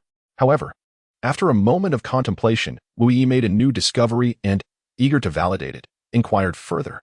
Have you ever used this soul skill on your teammates? And does this skill read memories, or does it discern the thoughts of the one being enchanted? The answer to the first question came easily, yet the response to the second left Wu Miao Miao deep in thought for quite some time. To be honest, I have never attempted the first question, for I have always been a solitary figure, with only my grandfather or my parents by my side for extended periods. Regarding your second inquiry, it has never crossed my mind due to my lack of friends and the absence of attention. However, upon your prompting, I pondered it briefly, and it seems your second interpretation resonates more closely with my experience.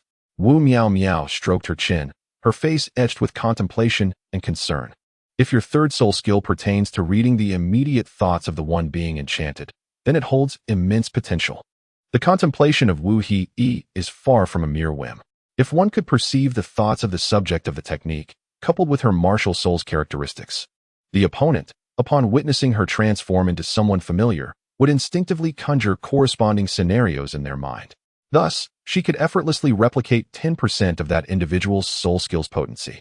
However, should the subject be a teammate, and their current thoughts revolve around a towering existence at the level of a title Douluo, accompanied by an overwhelming fear of that title Douluo's soul skills, then, according to the effects of her soul skill, provided her soul power is ample, she might directly achieve or even surpass the very might of that title Douluo's abilities. It can be said that the power of this soul skill is akin to a projection of the subject's imagination, directly contingent upon its richness. If this indeed holds true, her soul skill could be deemed a stroke of genius. By the way, your fourth soul skill must have directly inherited the characteristics of your mother's martial soul, as Wu He surmised from what she had observed. Indeed, my fourth soul skill is named Seize. In terms of effects, it aligns precisely with what you have seen and imagined, as long as the opponent maintains eye contact with me for more than 5 seconds. I can effortlessly extract a soul skill from their martial soul, one that does not exceed my own level of strength. Furthermore, this skill can remain with me for approximately 30 minutes, and during its duration, the opponent will be unable to utilize their abilities as if they were in a state of amnesia. As Wu Miao Miao spoke of this skill, her face radiated confidence and pride, yet, upon catching a glimpse of Wu He's insatiable expression, her smile swiftly receded like the tide. However, this skill may prove to be of little significance to you. While your soul skill is undoubtedly formidable, its consumption is equally immense, and it seems that in the future, it may merely serve to limit your transformation. If you can restore your stamina before my Seize skill's effect concludes, then this soul skill will be rendered completely ineffective against you. Despite her somber demeanor while recounting, Wu He's focus lay elsewhere. Wu Miao Miao's fourth soul skill pierced through Wu He's preconceived notions regarding the passive rules of her own abilities like a sharp sword. The effects of Wu He's martial soul are accompanied by several rather distasteful passive rules. One such rule dictates that when soul skills are conferred upon others, the recipient must possess the corresponding attribute of that soul skill. Otherwise, they are rendered incapable of utilizing it. Another stipulation is that whether employing the skills personally or bestowing them upon others, there is an instantaneous consumption of physical strength, mental fortitude, and soul power, all drawn from Wu He himself. Without Lin Bei's targeted assistance over the past few years, Wu Yi's combat prowess would likely fall short even of an average soul master. However, Wu Miao's fourth soul skill emerges like an indomitable sword, seemingly piercing through the constraints of Wu Yi's martial soul from a certain perspective. Is it truly the case that as long as your cultivation surpasses mine, you can arbitrarily seize any of my soul skills? Upon hearing Wu Yi's inquiry, Wu Miao's eyes seemed to shimmer with a vibrant, kaleidoscopic glow, reminiscent of a resplendent rainbow gracing the horizon. She swiftly donned a pair of gloves, and the colorful radiance danced like a spirited sprite, enveloping her gloves in an instant. 5 seconds later, a fiery red crystal materialized in her hand, akin to a dazzling gem. "See, I did not deceive you," Wu Miao declared, clutching the crystal as if it were an unparalleled treasure. In truth, the moment Wu Miao's eyes were shrouded in that colorful haze, Wu Yi was already convinced without a doubt.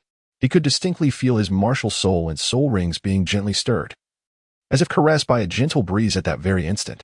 He had never anticipated that there existed someone capable of so effortlessly transcending the rules of his martial soul. Yet, fortunately, this individual was a friend rather than a foe. Chapter 82. The Butterfly Effect encounters Shrek. The two entered the dormitory building, exchanging laughter and banter, with Wu He resembling a sturdy bull as he assisted Wu Miao in carrying her luggage into the lobby on the first floor. In Wu He's heart, a splendid bloom unfurled, filled with joy at having recruited an exceptional team member today. He could hardly contain his excitement as he swung open the door on the first floor, eager to introduce this new addition to everyone. "Brothers, I have returned. Look who I have brought back." The face of Wu He was illuminated with excitement and joy, akin to a resplendent starry sky. Yet, before he could indulge in this fleeting moment of happiness, he was suddenly enveloped by an oppressive atmosphere, as if struck by a chilling gust of wind. Within the dormitory's common area, the expressions of everyone present resembled those drenched in bitter rain. Some leaned against the stage. Others lay on the sofa with books shielding their faces. Some wept openly, while others remained silent, as still as statues. Wu He was utterly bewildered, akin to a monk who could not grasp the essence of a matter. What on earth had transpired? Logically, today he had meticulously orchestrated a task for this group. Given their prowess, their venture into that realm would have been akin to a tiger entering a flock of sheep, effortlessly dominating and adapting to the competitive atmosphere with ease. Thus, one would assume that their return late at night would be heralded by a chorus of joyous laughter, even if not exuberantly cheerful. They should at least be animatedly discussing their experiences at the Seoul Duel Arena. After all, that venue bore similarities to the underground fighting rings Wu He had heard of in his past life, albeit this world conducted itself within the bounds of legality. Unlike the illicit nature of the former, Wu He felt an overwhelming sense of distress.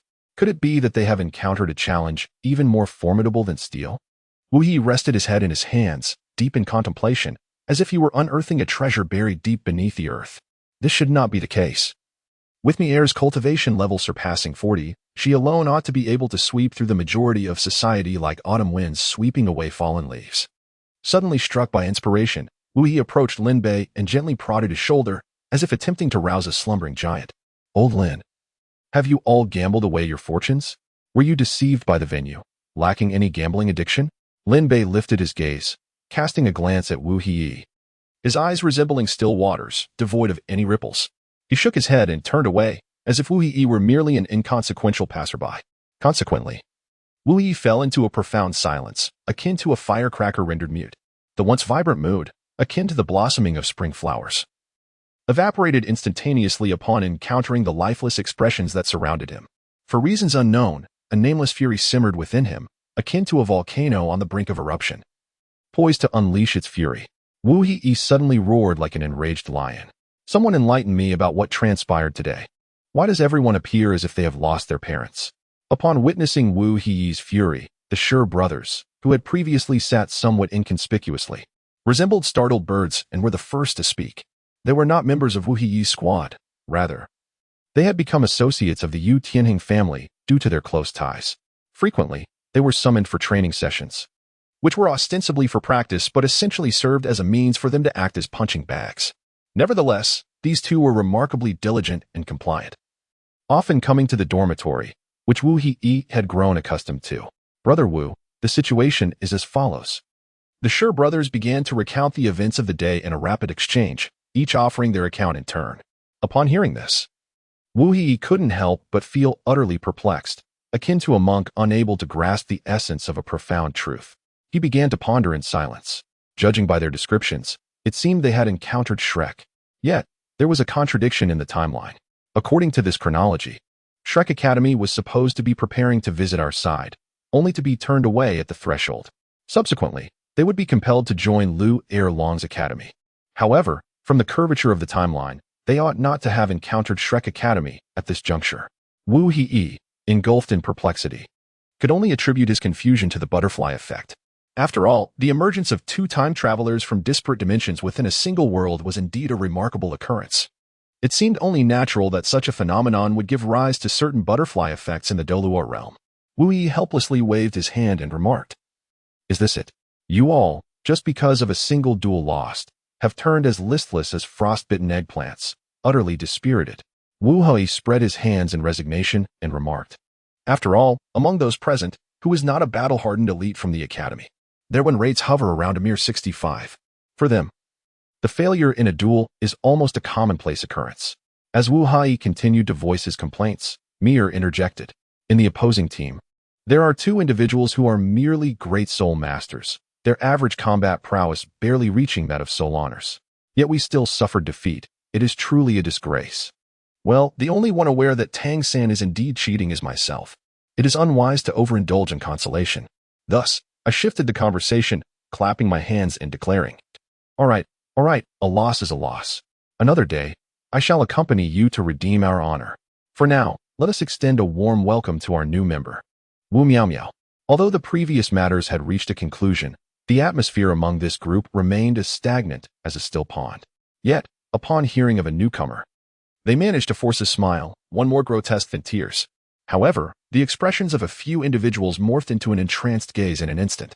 Hey. You four, do refrain from drooling. It is utterly repulsive." Wu He pointed towards the Shi Jia brothers, Yu Tianheng and Lin Bei. At this moment, Wu Miao Miao had already placed her luggage in her room and gracefully emerged from behind Wu He in the hall. She appeared gentle and serene, her demeanor poised. Most notably, her tall stature imparted an impression of an intellectually sophisticated older sister. Upon hearing Wu He introduce her, she promptly stepped forward to present herself to everyone.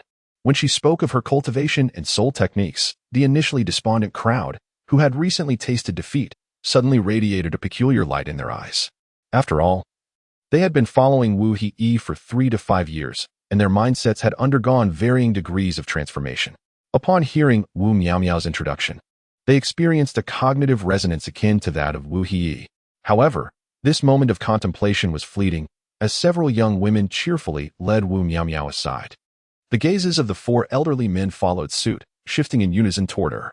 Wu Yi struck both Yu Tianheng and Lin Bei on the head simultaneously, then gestured for them to follow. Understanding his cue, the two promptly accompanied Wu He into the conference room on the first floor. Chapter 83, Preparing for Battle. Chapter 84, Encounter at the arena. As the appointed time approached, everyone was as restless as ants on a hot pan, anxiously awaiting Wu Yi's emergence from seclusion. This time, the Royal Combat Team was set to make its official debut. To ensure that their opponents would not fail to appear, they had strategically assigned several junior students to act as scouts, tasked with confirming their adversary's arrival at the Seoul Arena. Upon receiving word that the opposing team had indeed arrived, they could calmly await Wu He's exit from his retreat. Over the past few days, they had come to deeply appreciate the extraordinary attributes of the meticulously prepared training ground. This venue was not only characterized by an overwhelming gravitational force akin to Mount Tai pressing down on an egg, but also by a suffocating mental pressure that enveloped them from every angle, leaving one feeling as though all strength had been sapped away. Yet, after persevering through such a grueling environment for several days, everyone was pleasantly surprised to discover the immense benefits derived from this rigorous training. In this setting, the enhancement of mental acuity, physical constitution, and soul power occurred at an astonishing rate, akin to a rocket's ascent, 3 times faster than under ordinary circumstances. Even those who had struggled to break through their cultivation barriers experienced a sudden enlightenment, achieving breakthroughs as if a veil had been lifted.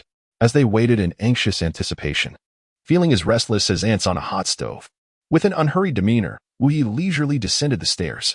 Upon encountering a group of anxious companions, he could only manage an awkward smile.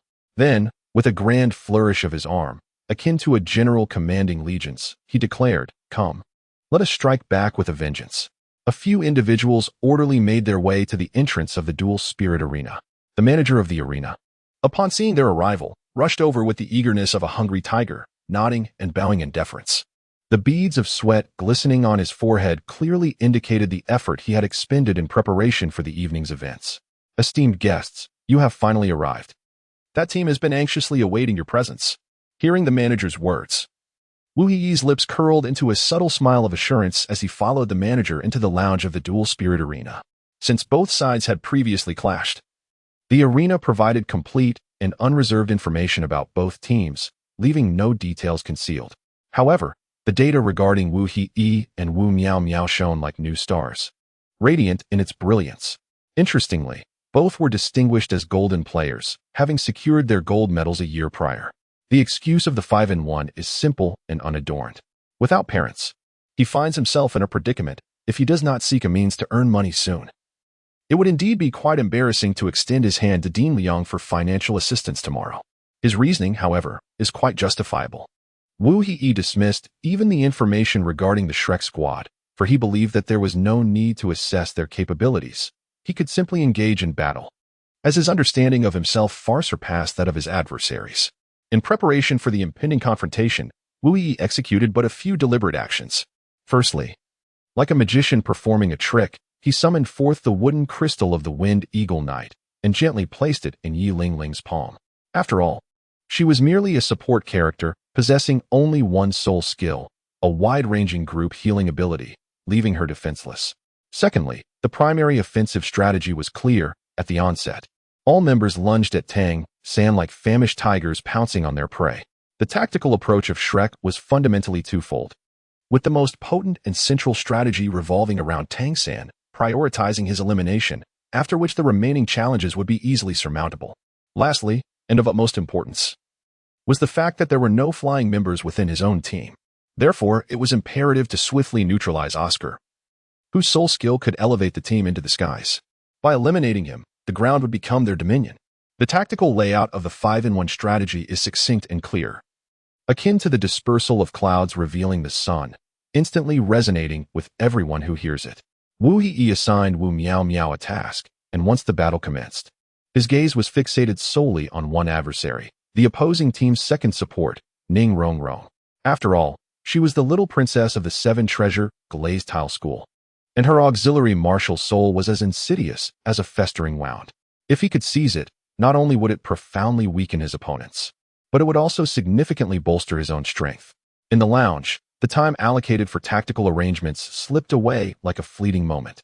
The opposing team had been waiting for over an hour, and if nothing unexpected occurred, they were undoubtedly as ravenous as hungry wolves. Just as Wu Yi and his team were, the referee's commanding voice echoed, "Let both teams enter the arena."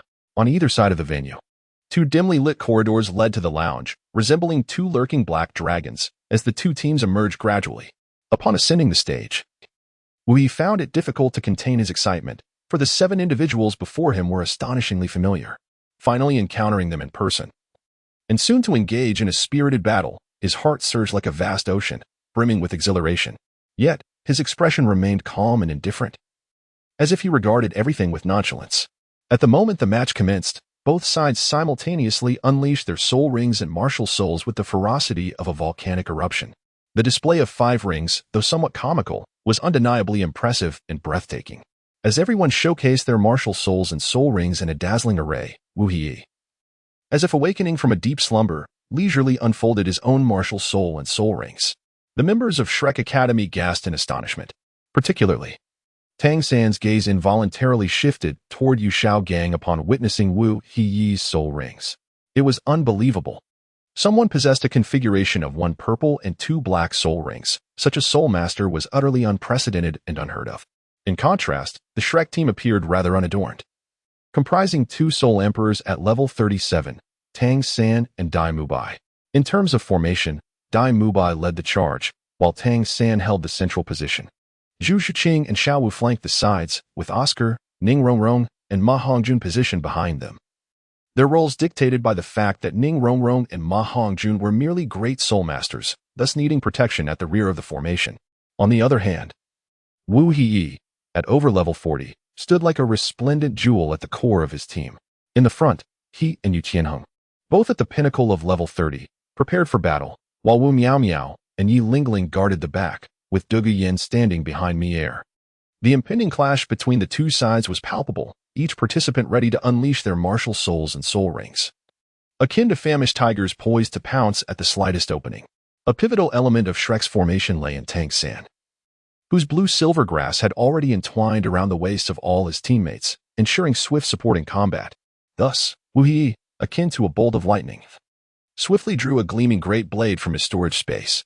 Dai Mubai, receiving a subtle signal from Tang San, understood immediately that Tang San was fully prepared. Without hesitation, he unleashed his soul skill, the White Tiger's Vajra transformation, causing his physique to swell to twice its size, significantly enhancing both strength and speed. He then lunged at Wu Yi like a ferocious tiger descending from a mountain. However, Wu Yi was no fool and recognized this maneuver as a mere feint. In a swift motion, he sidestepped slightly and executed a kick that, with the swiftness of a tempest, struck precisely at Dai Mubai's abdomen. Tang San barely had time to react before Dai Mubai was sent hurtling backward, as if struck by a speeding armored truck. Nevertheless, Wu Yi had not anticipated an instant elimination of any opponent, so Dai Mubai sustained only minor injuries and managed to stabilize himself at the edge of the arena. Just as Tang San aimed to retrieve him, he was taken aback to discover that his blue-silver grass had been severed without his notice. This revelation astonished him, for at that moment, the blue-silver grass was extraordinarily resilient, impervious to ordinary blades. Yet, this remarkably tenacious plant had been effortlessly cut by the adversary. Simultaneously, Dai Mubai regained his composure and prepared to unleash other soul skills against Wu Yi. Yet, Yu Tianheng, like a specter, rushed forward, interposing his body to shield Dai Mubai from the attack. After this defense, Yu Tianheng casually brushed off the dust from his chest and remarked nonchalantly, "Silver spear, wax head. Not a bit of damage." The word struck like a sharp blade, deeply piercing the fragile heart of Dai Mubai. It is essential to recognize that Dai Mubai is a master in the realm of romance, reveling in nightly escapades and daily conquests. Yet, when those words escaped the lips of another, he could not shake the feeling that they were a cruel mockery directed at him. Those 5 words could be likened to his Achilles heel, a taboo that must not be touched. In an instant, fury erupted within Dai Mubai like a volcanic eruption. Radiant white light swiftly gathered in his mouth, and then he unleashed it with a powerful roar. A soul technique, akin to a ferocious beast, lunged forth, roaring menacingly towards Yu Tianheng. Yu Tianheng, perceiving the genuine wrath of Dai Mubai, resolved to confront the soul technique head-on. In an instant, his body was enveloped in a protective layer of dragon scales, resembling an impenetrable armor, while his dragon claws gripped Dai Mubai's attack with the tenacity of iron pincers. With a tremendous force, he tore through the soul technique as if it were mere paper. This breathtaking scene unfolded within a mere 10 seconds, leaving Tang San in awe, his expression one of sheer astonishment. At the same moment, his blue-silver grass sprang forth like a serpent emerging from its burrow. However, this arena was far from a leisurely game. No one would foolishly wait for their ally to finish a duel before making their move. In the blink of an eye, half the arena was engulfed by Dugu Yan's soul poison. Simultaneously, all the teammates seized the opportunity, darting away like cunning hares amidst the swirling toxic mist. In what felt like an instant, the one-on-one duels among the members had reached their conclusion. At this moment, Tang San faced off against an opponent akin to 2 meteors traversing the fabric of time and space, colliding to produce dazzling sparks. This was undeniably the first official encounter between 2 time travelers. Though Tang San wore a mask, shrouded in an air of mystery, it did not hinder Wu Yi from recognizing him at first glance, as if an unspoken understanding existed between them. "Look at them, they've already begun. Shouldn't we join in?" Wu Yi remarked, rubbing his hands in anticipation, resembling a tiger poised to pounce on its prey, brimming with eagerness. Tang San, caught off guard, had not anticipated that a mere moment of distraction would cause the entire battlefield to be torn asunder. Nevertheless, as a fellow soul master of the third ring, he felt no fear in the face of his opponent. His gaze burned with determination, akin to a blazing flame. With the profound skills of the mystic Jade Hand at his disposal, the elusive steps of the Ghost Shadow Phantom, and the formidable external soul bone on his back, his abilities glittered like a multitude of stars, overwhelming in their brilliance. Suddenly, Tang San called out, "Entwine!" Before Wu Hei, a multitude of blue-silver grass roots and vines sprouted from the ground as if they had emerged after a spring rain, creating an atmosphere of sudden and unexpected assault, despite none of them striking their target. Nevertheless, Wu Hei's reflexes were as swift as lightning, allowing him ample time to observe the other members of his team. Just as he was poised to advance with his blade and confront Tang San head-on, a piercing scream echoed through the air. Ning Rong had caught sight of a person she had longed for, yet at that moment, she wished fervently that this individual did not belong to her opponent's ranks. Concurrently, due to a disparity in cultivation, Ma Hongjun was swiftly eliminated by Mier, as if he were a shooting star that had vanished from the battlefield in an instant.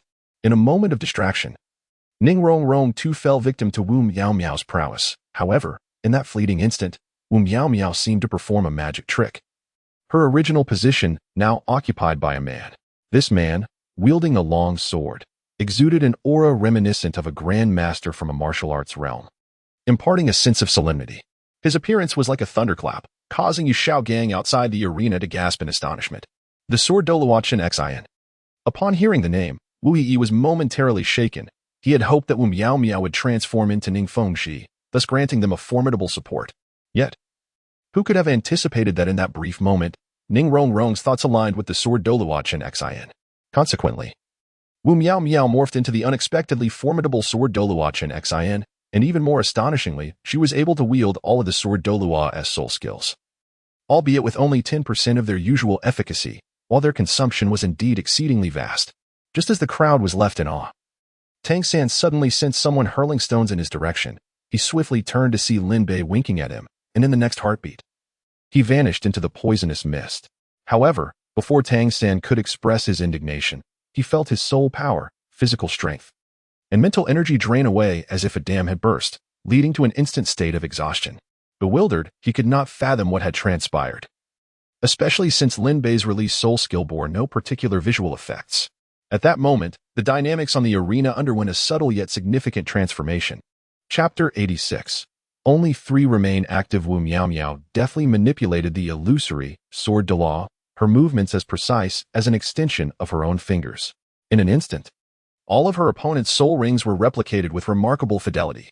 The strength of the illusory sword Douluo that Wu Miao embodied was entirely contingent upon Ning Rong.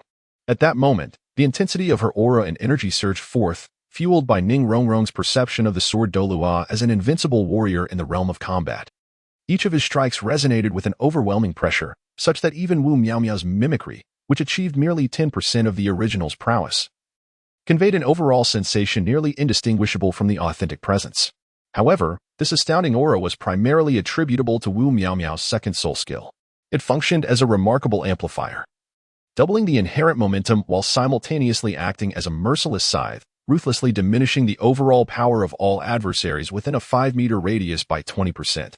The closer one drew to her, the more palpable her terror became, as if she were a colossal beast emerging from the abyss. It was truly astonishing that such a martial soul could transform into the likeness of another. In the lounge of Shrek Academy, Yu Shaojiang expressed his incredulity. After decades of immersion in the study of martial souls, this was his first encounter with such a bizarre manifestation. Yet he immediately discerned the essence of Wu Miao's soul skill. This clarity arose from his detached perspective. The other abilities within Wu Miao's martial soul held no sway over him, thus allowing him to perceive everything with clarity. Similarly, Flender and Zhao Wujing were equally astonished, though they quickly regained their composure. Given their profound cultivation, their mental prowess was sufficient to firmly suppress a student of around level 30. At first glance, it appeared as though a tidal Douluo had descended, yet a moment's perception revealed that the core essence remained unchanged. Confusion filled their minds. Was this an illusion or a genuine phenomenon? Soon enough, Wu Miao would provide the answers they sought. Fourth soul skill, unleashing killing intent. In an instant, the fourth soul skill of the sword Douluo erupted like a volcanic explosion, centering around the 7 killing sword. It released a vortex of sword energy, akin to a tornado, ensnaring Oscar and Zhu Shiqing with relentless force. This maneuver had been prearranged by Wu as a directive to all, should an opportunity arise. They must sever these two from their main force. Although one was a support, and the other an agile attacking soul master. They initially appeared to pose no threat. However, Oscar possessed the ability to create soaring sausages, while Zhu Zhuqing and Dai Mubai had the potential to unleash their fearsome martial soul fusion technique. Once the two individuals were isolated from the others, it became evident that none could soar to great heights, remaining firmly grounded instead, which undoubtedly conferred an advantage among their own. In truth, the two were not incapable of executing their martial soul fusion technique. However, doing so would significantly diminish their strength. Time has flown by, and the passage of years has obscured the exact moment when Wu He first mastered the martial soul fusion technique. Coupled with the enigmatic butterfly effect, it is possible that they might have grasped this extraordinary skill ahead of time. Nevertheless, upon attempting to unleash the skills of a titled Douluo, Wu Miaomiu was astonished to discover that even with a mere 10% of her power, she could only utilize the first 4 soul skills. As for the subsequent 5 soul skills, regardless of which one she chose, if she dared to employ it recklessly, her physical strength, mental energy, and soul power would be utterly depleted in an instant. Her subconscious warned her that even with Lin Bei's assistance, they would likely lose consciousness in a fleeting moment. This perhaps elucidates the reason for the disparity in strength between her and her chosen adversaries. To mitigate her energy expenditure, she merely sealed off the 2 individuals closest to her. Of course, the sustained release of this soul skill still demanded considerable soul power. However, it was not entirely without merit. In that brief moment of control, she cast the second soul skill, Spirit Blade Guardian, upon herself, rendering it exceedingly difficult for anyone from the Shrek team to breach her defenses in the short term. At this juncture, Tang San felt a surge of anxiety. He had yet to act upon his thoughts of transforming their disadvantage into an advantage, and only 3 individuals remained active in the arena. It was he, Xiao Wu, and Dai Mubai. Although Oscar and Zhu Zhuqing were earnestly striving to break free from the constraints imposed by the soul skill, they realized that any forceful attempt would only result in the razor-sharp sword energy rebounding upon themselves. They had also attempted to consume the mushroom sausage in a bid to escape this controlled area. But little did they anticipate that the swirling vortex of confinement would move in tandem with their ascent. Now, their only hope lay in the external world breaking this confinement or in the Soul Master's soul power being exhausted. Sensing the dire situation, Xiao Wu, as a 100,000-year soul beast, possessed an abundance of combat experience and instantly recognized the necessity of rescuing her teammates. Without their assistance, they would be faced with a daunting 6-3 disadvantage, leaving them with little chance of victory if ensnared by their opponents. The battle on the arena was tumultuous and unpredictable, akin to the ever-changing skies, leaving spectators in awe and exclamations, as if they were witnessing crashing waves. The Imperial fighting team was indeed formidable, effortlessly breaching their opponents' defenses in the blink of an eye. What you may not know is that just a week ago, they faced a devastating defeat. All of them are formidable soul elders, each above level 30, while their opponents included 3 grand soul masters, a challenge they found insurmountable. Indeed, I was present that day. It seems that the 2 turtle-like soul masters are absent today. The audience, engaged in fervent discussion, scanned the arena like hawks through the screen transitions, swiftly identifying that Y and W Miomio had replaced the 2 absent soul masters. They marveled in astonishment. Merely substituting 2 team members had propelled their strength to astronomical heights. Xiao Wu unleashed her 3rd soul skill, teleportation, her figure darting towards the false sword Douluo like a wraith, vanishing in an instant. However, Mr. managed to capture her trajectory in that fleeting moment. After all, Mr. S cultivation had surpassed level 40, while Xiao Wu was merely a novice, just stepping into level 30. Judging by her speed and movement, Xiao Wu resembled a mouse ensnared beneath a cat's paw, utterly unable to elude Mr. S' gaze. Mr. swiftly locked onto her landing point, akin to a hunter spotting her prey, and loosed an arrow, simultaneously activating her 3rd soul skill, ensnare, accompanied by a thunderous dragon roar. Chapter 87. Shamelessness. The Soul King bullying the weak. As soon as Xiao Wu emerged, her autumn-like eyes were veiled by a haze of pink. Her 2nd soul skill, Charm. This skill struck like a bolt of mental lightning, piercing through the false sword Douluo's 2nd soul skill, Spirit Sword Guardian, and directly hitting W Miomio in the eyes. Being a mental-type soul skill, the instant it connected, it was as if a bucket of icy water had been thrown onto a raging fire, instantly dispelling W Miomio's 3rd soul skill effect and forcing her to clumsily retreat from the false sword Douluo's state, revealing her true form. However, in that very moment, Xiao Wu was also subjected to Mr. S' fierce assault, sent flying as if caught in a tempest, propelled by tenfold anti-gravity. Simultaneously, Mr. had already predicted Xiao Wu's height of ascent with precision half a second prior. The airspace above was densely filled with arrows, resembling an impenetrable net. Then, her fourth soul skill activated instantaneously, allowing her to flit between those arrows like a ghost, leaving behind a series of illusory duplicates. Countless electric shocks and energy arrows rained down like a torrential storm, overwhelming the airborne Xiao Wu. A kite severed from its string. Xiao Wu found herself unable to execute any soul skill, having no point of contact. Witnessing this thrilling scene, Tang San was beside himself with anxiety and could not help but cry out, "Xiao Wu." In the midst of her free fall, Xiao Wu twirled gracefully, her enchanting gaze intertwining with Tang San's, filled with desolation and helplessness, as if she were conveying an endless sorrow. In that fleeting moment, a fierce urge to protect surged within Tang San, akin to a volcano erupting. In his eyes, the lives of all his comrades could be sacrificed, but not Xiao Wu. She must not suffer even the slightest misfortune. To harm Xiao Wu, one must first tread over my lifeless body. Just as he prepared to unleash his blue-silver grass martial spirit to rescue her, a colossal fist descended upon his face like a hammer. Before his soul power could even begin to flow, "Do you disdain me? How dare you fight while distracted?" Wu Yi was equally astounded by the frenetic pace of the battle. He had suspected that, given the prowess of this group, it was inconceivable for them to be defeated by the 7 feeble members of Shrek Academy. Clearly, it was due to his absence that Tang San, the so-called child of destiny, experienced an unprecedented surge in fortune akin to a volcanic eruption, to restore the original course of events. The forces of this world orchestrated a narrative twist that emerged as stealthily as a specter. Upon his arrival, it was as if he had infused a refreshing current into Tang San's fortune, thereby tempering its overwhelming intensity. After all, as fellow traversers, the world's consciousness demonstrated a commendable sense of fairness, refraining from further suppressing the strength of his comrades. Thus, when he observed Tang San distracted, he did not hesitate to strike with the ferocity of a hungry tiger pouncing on its prey, especially since Lin Bei had already unleashed his soul skills upon them. In that moment, he resembled a voracious leech, incessantly siphoning off Tang San's stamina, soul power, and mental fortitude. Following a successful strike, Wu Yi instinctively delivered a biting taunt, and in an instant, Tang San erupted with the fury of an enraged lion, his 8 spider lances unleashing like lightning from behind him. Wu Yi is not foolish. He is acutely aware that being pricked by that object is merely a trivial matter of poisoning. The crux of the issue lies in the fact that the sharp spike is exceedingly lethal, and a moment's carelessness could result in a fatal penetration. Wu Yi was unwilling to endure the excruciating agony of a life worse than death. Thus, upon the emergence of the 8 spider spirit's bone, he instinctively recoiled like a startled rabbit, swiftly evading its grasp.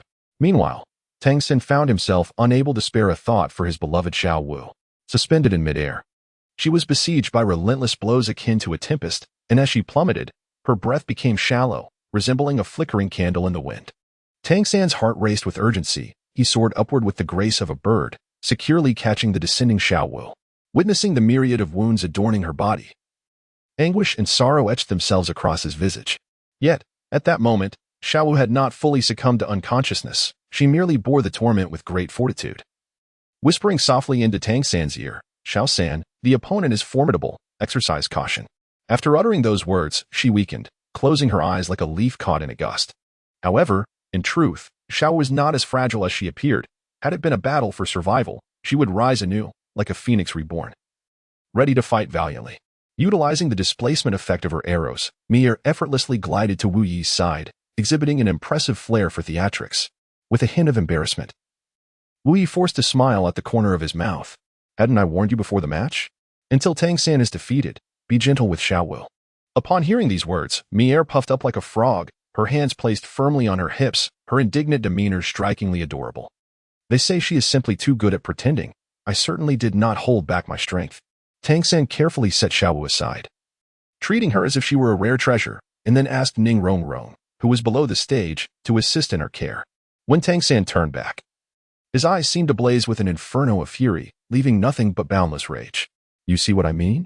The moment we target Xiao Wu, this fellow is bound to erupt." With a resigned gesture, Wu Yi spread his hands. However, in the next moment, a resolute expression akin to steel graced his face, signifying his determination to devote himself fully and earnestly to the impending battle.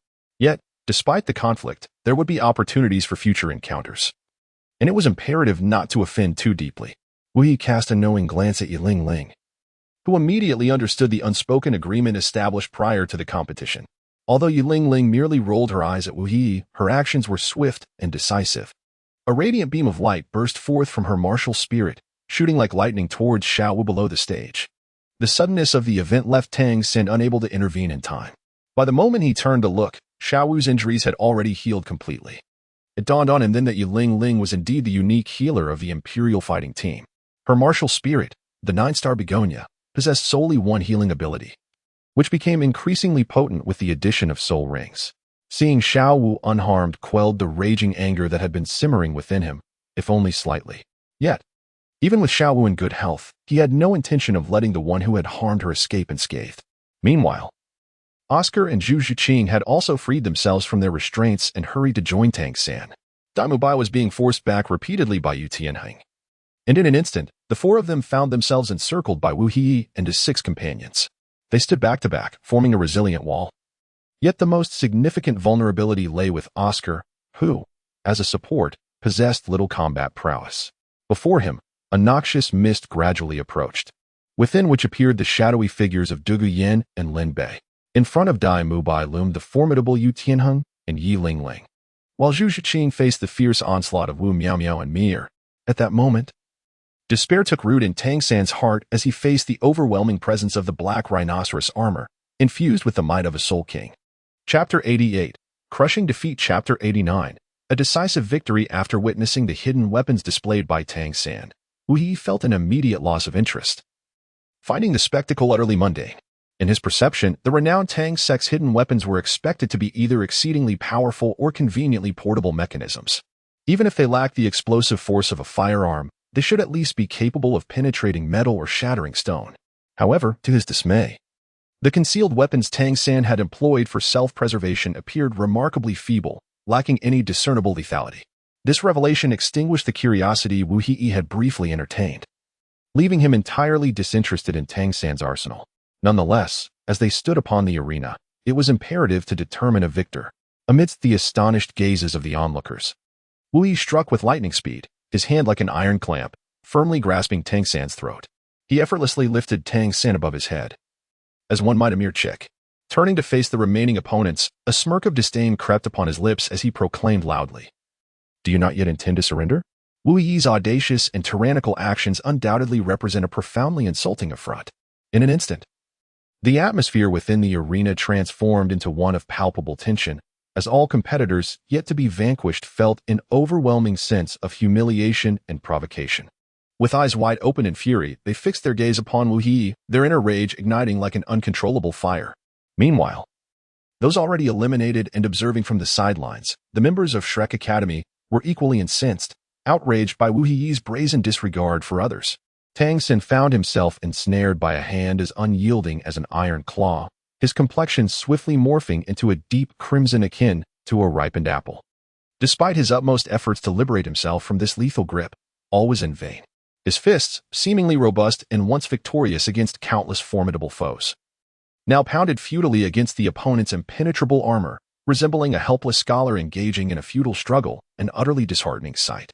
At that moment, the Shrek Academy instructors, who had initially taken their seats to observe the match, could no longer remain passive. One by one, they arose, their expressions fraught with anxiety. Among them, Yu Xiaojiang was the most agitated, his eyes wide with alarm and fists clenched so tightly that his knuckles turned as pale as snow, devoid of any color. Yet, despite their profound concern, they could only helplessly witness Tang San's desperate struggle on the stage. Bound by the rules of the competition which forbade any intervention unless a contestant voluntarily conceded, just as the tension reached its zenith, the team captain, Dai Mubai, recognized that safeguarding his comrades was an inescapable duty. Instantly, a surge of soul power enveloped him, and 3 formidable soul skills erupted in unison. First came the White Tiger's protective barrier, a radiant white light enveloping Dai Mubai's form, creating an impenetrable shield of defense. Next was the White Tiger's diamond transformation. As his muscles rapidly expanded, his strength multiplying geometrically, exuding an overwhelming aura of dominance. Finally, with a fierce roar, he unleashed the astonishing White Tiger's radiant wave. a robust beam of light surging forth from his mouth, roaring towards Wu He with cataclysmic intent. Wu He, clad in formidable black rhinoceros armor, merely turned his head slightly upon hearing Dai Mu Bai's furious, thunderous roar. With an expression bordering on indifference, he cast a fleeting glance in Dai Mu Bai's direction. He then raised his free right hand, executing a motion that appeared gentle and casual, yet concealed boundless strength and skill. When Dai Mu Bai unleashed his soul skill with all his might, Wu He effortlessly caught it, as if he were grasping a fragile feather rather than an overwhelming attack. He then gently closed his palm, and the once ferocious soul skill dissipated like a brittle snowball, shattering into countless tiny fragments that scattered like a wisp of smoke. Witnessing his most powerful strike reduced to insignificance in another's eyes, akin to the frailty of an ant, Dai Mu Bai's inner defenses crumbled instantaneously. It was as if all the strength had drained from his body, leading to a complete collapse. His legs weakened, rendering him incapable of standing, and he half-knelt on the ground, his visage marked by despair and disbelief. At that moment, he struggled to lift his head, casting his gaze towards Zhu Zhuqing, who was not far away. However, Zhu Zhuqing found herself in a perilous predicament as well. Her form-fitting attire had been shredded by arrows shot by mi-air, leaving numerous gashes through which wisps of fabric fluttered in the wind. In her weakened state, she appeared on the verge of collapse, evoking a profound sense of pity, as if she could be toppled by a mere breeze. Zhu Zhuqing's pitiful appearance rendered the male spectators utterly speechless, inciting a frenzy of cries that plunged the atmosphere into chaos. The fervent shouts echoed, creating a cacophony that made hearts race and cheeks flush with embarrassment. Tang San, witnessing the situation spiral beyond redemption, felt as though an invisible hand had gripped his throat, suffocating him. In the end, he abandoned all resistance. Though Dai Mu Bai's heart brimmed with reluctance, he slowly raised his right hand like a deflated balloon, shamefully uttering the words, "We surrender." This proclamation struck like a decree of mercy. Upon hearing it, Wu Yi instantly released the iron grip he had on Tang San's throat. In that moment, Tang San plummeted to the ground like a kite severed from its string, while Wu Yi also relinquished his solid armor state. The backlash of his soul skill surged forth like a tidal wave, engulfing Tang San entirely. In an instant, Tang San felt as though his soul power and vitality had been devoured by an unseen colossal beast, leaving him nearly depleted. However, due to his early cultivation of the purple extreme magic eye, his mental prowess far surpassed that of ordinary individuals, thus he remained unscathed by the agonies of mental decline. With the opponent having surrendered, a collective sigh of relief enveloped the crowd as they dispelled their martial souls and soul skills. De Guyen swiftly extracted the phantasmal poison from Oscar's body. Although Oscar regained consciousness in an instant, he was as if all his strength had been siphoned away, rendering him utterly feeble, drenched in sweat, akin to being rescued from unfathomable depths of water. Even with the support of Shrek Academy's instructors, none of them exhibited a normal state. All bore pallid complexions, resembling flickering candles in the wind. Wu Yi cast a glance, and Yu Lingling's soul technique fluttered forth like a delicate butterfly, gracefully emanating a restorative energy that swiftly healed the injuries of the 7 prodigies from Shrek Academy. Chapter 90, Provocation? Chapter 91, The Ultimate Weapon. Wu Yi wore a faint smile on his face, gently gesturing with his hands in the air as he spoke with a relaxed tone. "Oh dear friends, I did not come here specifically to quarrel with you." After a brief pause, he continued in a tone that suggested it was self-evident. "Our victory this time is entirely normal. There is nothing strange about it." However, the seemingly innocuous words he uttered pierced through the hearts of his opponents like a sharp dagger, igniting their fury even further. Each of them instinctively clenched their fists tightly, appearing as if they were on the verge of charging at Wu Yi to give him a piece of their mind. Yet, Wu Yi seemed utterly oblivious to their anger, continuing to speak unabashedly. "I am merely stating the truth. Why do you not wish to hear it? Reflect upon it and examine the strength of your team closely. You have only 4 level 30 soul masters, and among them, 2 have just barely crossed the threshold into level 30, while the other 3 are merely in their 20s, at the stage of great soul masters." At this point, Wu Yi shrugged his shoulders helplessly, shaking his head as he continued to elaborate. "A team like yours might achieve some success through unexpected ambush tactics, but against a team like ours, which boasts a relatively stable overall combat strength, the probability of losing the match is at least 80%. Among this group, the calmest and most composed was Tang San. Although he felt an intense rage after hearing Wu Yi's words, he could not deny the validity of the opponent's claims. Thus, suppressing his anger, Tang San widened his eyes and glared fiercely at Wu Yi, questioning him word by word. "So, Are you saying that your purpose in coming here today is ultimately to mock and humiliate us? I have stated clearly that I am not here to argue with you. It is you who have been incessantly prattling on. With a visage of grievance and innocence, Wu He emphatically waved his hand, as if he were the one unjustly wronged. After a brief pause, he raised his voice and proclaimed, I have come today primarily for two significant matters. With that, he reached into his bosom and retrieved a hefty bag of gold soul coins, unhesitatingly tossing it onto the table before Flander. A dull thud resonated as the bag landed heavily on the surface, stirring up a slight cloud of dust.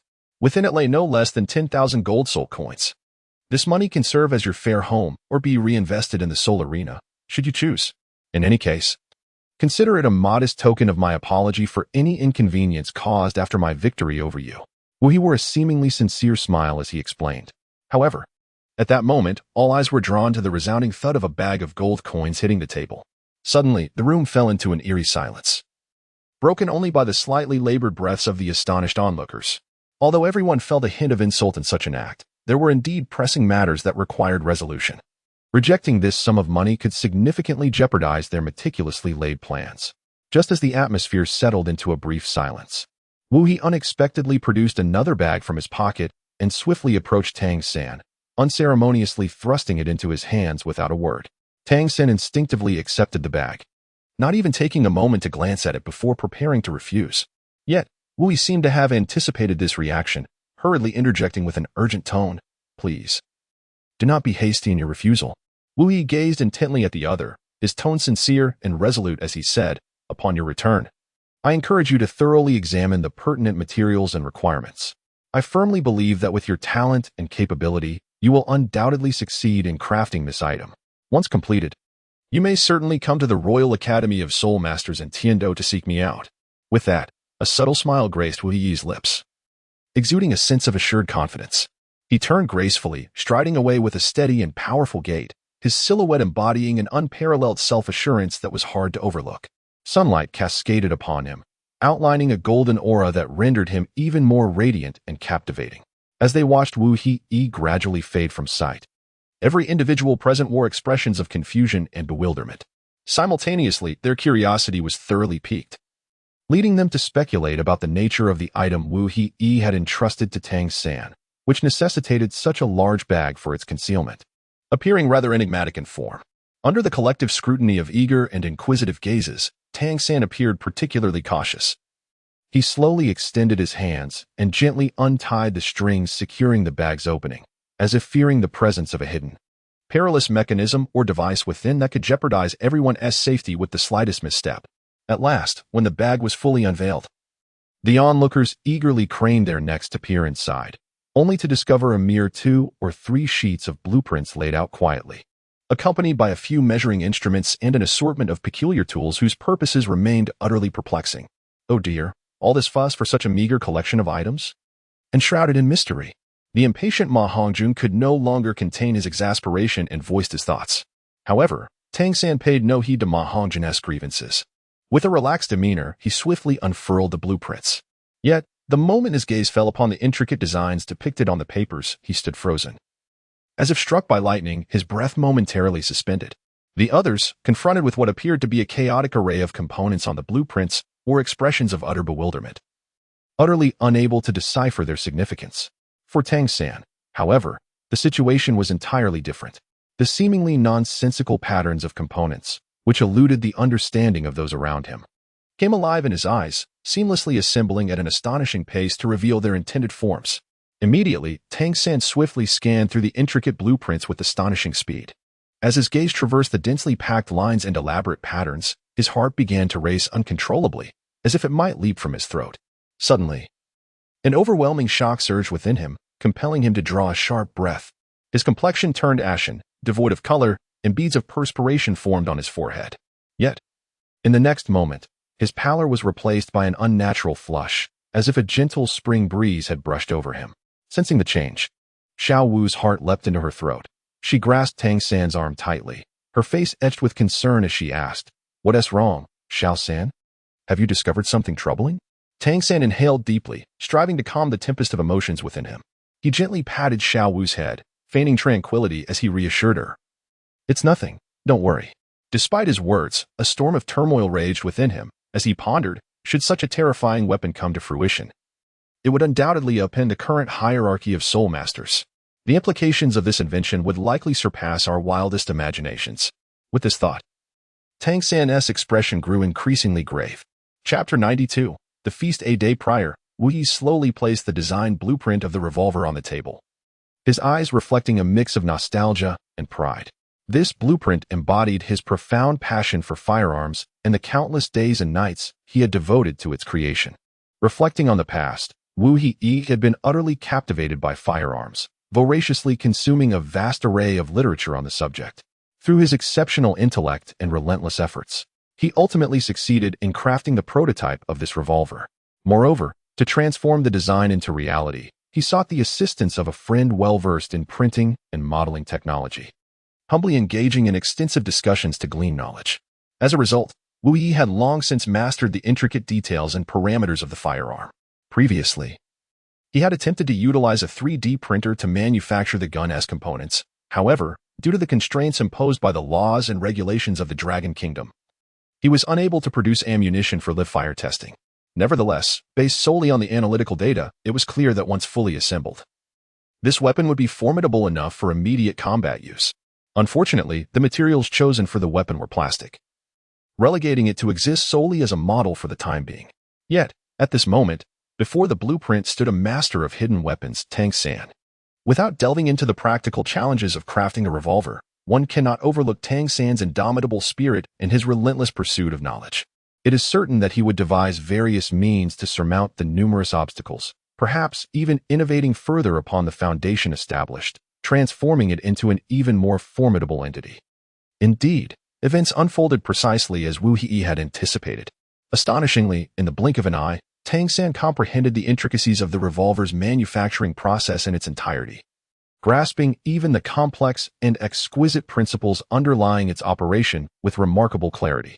At that moment, Wu Yi emerged in Tang San's mind as nothing short of a prodigious talent in the realm of concealed weaponry.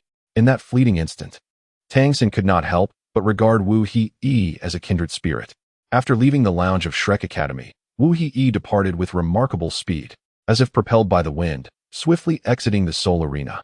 It is worth mentioning that Wu Yi had two primary objectives for attending the competition today. The first objective was, of course, to personally witness the individuals he had only seen through the glow of a computer screen in the past. He yearned to engage with these living characters and simultaneously seize the opportunity to ascertain the true extent of his own capabilities. As for the second objective, it was to acquire a revolver. After all, Wu Yi did not possess the luxury of time to meticulously delve into the intricacies of crafting those components. Hence, he was determined to seek out someone sufficiently skilled to assist him in this endeavor.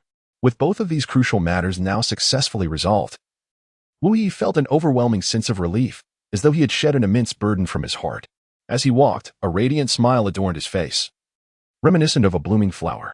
Noticing Wu Yi's continuous smile, Mi-er, intrigued, inquired, "Hey, Wu Yi, what has brought you such joy?"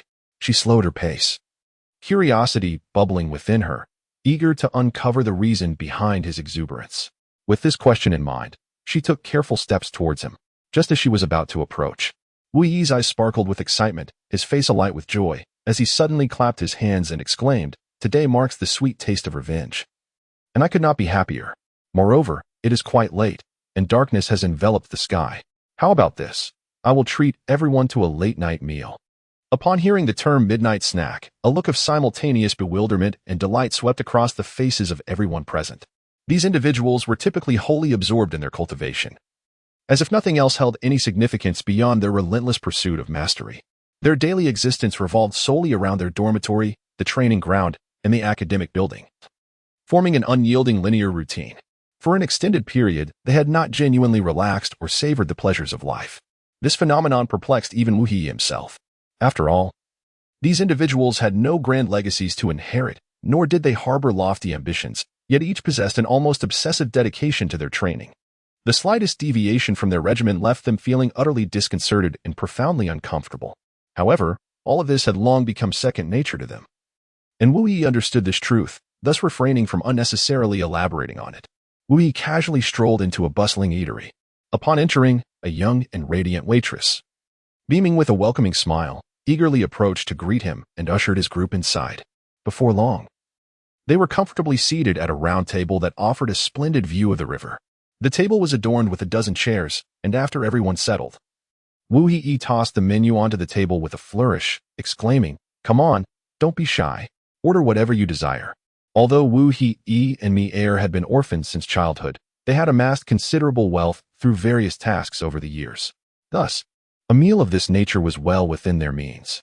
Yet, the individuals present exhibited a certain reticence. Each exchanged glances, hesitating to be the first to place an order. The menu circulated the table, and after a complete round, only Yu Tianhing and Wu Miaomiao had the courage to select a few commonplace dishes. Observing the indecision of the others, Wu Yi couldn't help but chuckle. He waved his hand dismissively and declared, "Oh, come on. Don't hold back. Order freely. Today we feast. Am I not capable of treating you as your captain?" Even so, the others remained unmoved. Exasperated, Wu Yi reluctantly picked up the menu himself. To his surprise, while the prices were not exorbitant, the variety of choices was woefully limited. It was not that the dishes were particularly mundane. Rather, most were so commonplace that they lacked any novelty. It was at this moment that Wu Yi experienced a profound epiphany. As if a veil had been lifted from his understanding, he initially believed that these individuals were merely unfamiliar with their new surroundings, resulting in their somewhat reserved and curious demeanor. However, it has become evident that the reality is quite different. The gazes and expressions of this group unmistakably convey a profound disdain, as if they perceive this bustling and vibrant street as nothing more than a rural market. Utterly unworthy of mention, their lips curl upward slightly, revealing a hint of contemptuous amusement, as if mocking the naivete of those who entertain the notion that culinary delights could be found on such a street. Wu Yi gazed upon the unfolding scene with wide eyes, a surge of complex emotions stirring within him. He began to reassess the individuals and events surrounding him, realizing that he may have previously viewed the world with excessive subjectivity. To his astonishment, he discovered the stark scarcity of culinary delights in this world. Chapter 93, Gastronomy. With a furrowed brow, Wu Yi turned the thin cookbook back and forth twice, his face betraying a rather awkward expression. He helplessly shook his head, then slowly raised his right hand, gently beckoning to a nearby busy waiter. A young and attractive waitress swiftly approached, smiling as she inquired, "Sir, how may I assist you?" Wu Yi turned slightly, lowering his voice to murmur a few discreet words into the ear of the waitress. After speaking, he carefully retrieved 2 gleaming silver coins from his pocket and gently slipped them into her pocket. The waitress was momentarily taken aback but soon nodded in understanding before hastily turning and departing. Before long, she returned to the table accompanied by a burly, rotund middle-aged man. Clad in a pristine white chef's uniform, the chef's hat perched slightly askew on his head, and the apron tied around his waist was marred by numerous stains, suggesting it had seen considerable use. His robust physique, particularly his prominently protruding belly, was striking, evoking the adage that a large belly and thick neck signifies either wealth or a cook. It turned out this man was the head chef and owner of the establishment. Upon hearing from the waitress that a customer was dissatisfied with the available dishes and wished to borrow the kitchen and ingredients to prepare their own meal, a flicker of displeasure surged within him. As a sole master with a level 21 culinary spirit, he had always prided himself on his culinary prowess, believing his restaurant's offerings to be unparalleled on this bustling street.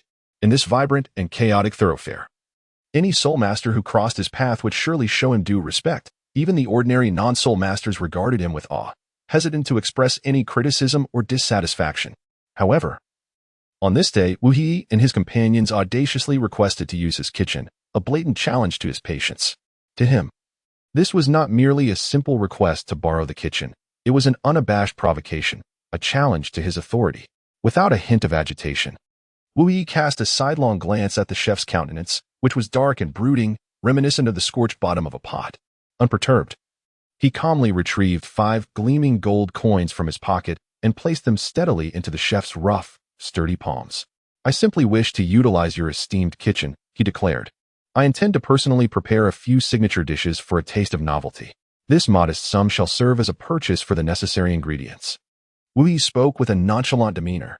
The proprietor initially felt the heavy weight in his hand, pondering indignantly, merely 5 silver coins. And yet he dares to use them to dismiss me? Just as he was about to hurl the coins to the ground in a fit of rage. Driven by years of cultivated caution, he cast a furtive glance at the objects in his grasp. To his astonishment, he gasped in disbelief. These were not mere silver coins. but 5 genuine gold soul coins of considerable value. In an instant, the once furious proprietor, who had been poised to unleash his wrath, seemed to be struck by an enchantment, frozen in place. Without a moment's hesitation, he lowered his raised hand and grasped Wu Heyi's hand tightly, his previously fierce countenance transforming into a mask of obsequious smiles, as if performing a magic trick. "Oh dear esteemed guest, your arrival has truly graced our humble establishment. To have the honor of your presence today is indeed a blessing bestowed upon us by our ancestors. Regardless of the culinary delights you wish to indulge in, I assure you that the entire kitchen staff will wholeheartedly accommodate your desires. Moreover, both I and the 6 other proficient soul masters in this establishment are entirely at your service, eager to assist you in any way." The proprietor nodded and bowed, showering flattery upon Wu Heyi. In that moment, Wu Heyi was genuinely taken aback by the sudden shift in demeanor. Wu Heyi's eyes widened, and his mouth fell slightly open, rendering him momentarily speechless. Unbeknownst to him, the man operating the shop before him, despite its elegantly appointed decor and a considerable flow of customers, was only managing to garner a meager monthly profit of merely 7 or 8 silver coins after deducting essential labor costs and other expenses, due to the modest pricing of his goods. Astonishingly, Wu Heyi, without a moment's hesitation, produced 5 gleaming gold coins. It is worth noting that a single gold coin is equivalent to 100 silver coins. This act signified that Wu Heyi had just bestowed an astonishing sum of 500 silver coins, a total that nearly equaled the man's entire profit over the past 5 years. Faced with such a generous and extravagant patron, how could he not regard Wu Heyi with the utmost reverence, treating him as a distinguished benefactor? At that moment, his face was adorned with a sycophantic smile as he bowed and welcomed Wu Heyi, secretly grateful for the fortune of encountering such a wealthy individual today. When Wu Heyi stepped into the kitchen, the sight before him left him astounded. The kitchen was impeccably clean and spotless, as if it had just undergone an extensive and meticulous cleaning. He rubbed his eyes in disbelief and surveyed his surroundings once more to confirm he was not mistaken. However, in stark contrast to this pristine environment stood the proprietor, who appeared somewhat greasy. Wu Yi's gaze, filled with curiosity and astonishment, was fixed intently upon the boss, who seemed to sense the peculiarity of his stare and could not help but feel a twinge of embarrassment, his complexion slightly reddening. Yet, Wu Yi did not linger on this odd contrast. He swiftly redirected his attention to the myriad of kitchen utensils arrayed before him. With his keen powers of observation and exceptional learning aptitude, it took him little time to grasp the general usage of these culinary tools. To his delight, he discovered that there were actually 7 highly skilled sous chefs present. After a period of observation and interaction, he realized that although their abilities were slightly inferior to the boss's, their prowess was nonetheless formidable. More importantly, he found that their martial souls were all intriguingly related to kitchen implements. Among them was a seasoned elder whose martial soul was a unique and powerful oven. This extraordinary soul not only significantly reduced cooking times, but also preserved the original, delectable flavors of the food, making it a veritable kitchen marvel. Overwhelmed with excitement, Wu Heyi eagerly began to select the ingredients for his culinary creations. After careful consideration, he chose the raw materials for several dishes. First, he opted for kung pao chicken, selecting fresh chicken thigh meat from a 10-year-old soul beast, known for its tender and juicy texture. Next, he picked premium cuts of meat from the corresponding parts of the 10-year soul beast for fried chicken cutlets and wings. Additionally, he gathered fragrant rice for Yangzhou fried rice, soft tofu for sizzling tofu, fresh squid for teppanyaki squid, specially marinated stinky tofu essential for deep-fried stinky tofu, lively shrimp for oil-exploded shrimp, and plump crucian carp and fresh clams for the exquisite crucian carp and clam soup, among others. Wu Heyi stood contentedly before the kitchen counter, having devoted considerable effort to skillfully prepare a sumptuous array of over a dozen exquisite dishes. These culinary creations were not ordinary. They represented a novel gastronomic experience that had never graced this otherworldly realm. Yet, to Wu Heyi, each dish was a cherished delicacy reminiscent of his beloved homeland in the distant Dragon Kingdom. Every plate was infused with his dedication and emotion, as if encapsulating his longing and affection for his roots.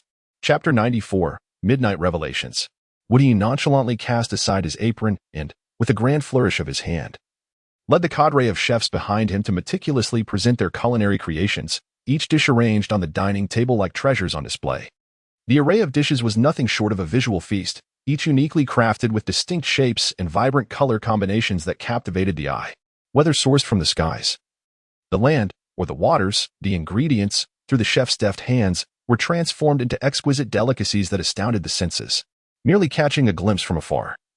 The enticing aroma wafted through the air like an invisible enchantment, instantly ensnaring the olfactory senses. Upon further savoring, the fragrance revealed itself in layers, interwoven and irresistibly alluring. The vivid colors of the dishes were strikingly brilliant, with reds as fiery as flames, greens akin to jade, and yellows rivaling gold. As if they were not mere sustenance, but finely crafted works of art, Wu Yi gracefully settled into the main seat, smiling and gesturing to everyone that they could begin to indulge in the exquisite feast. However, in the face of such a sumptuous banquet, not a single person dared to take the initiative to start. Yet, observing their eager gazes fixed on the dining table, with mouths watering in anticipation, Wu Yi understood their thoughts perfectly. He was acutely aware that each individual had been famished throughout the night, their stomachs growling incessantly. At that moment, although they were filled with longing to savor the delectable dishes, out of politeness and respect for Wu Yi, none felt bold enough to be the first to pick up their chopsticks.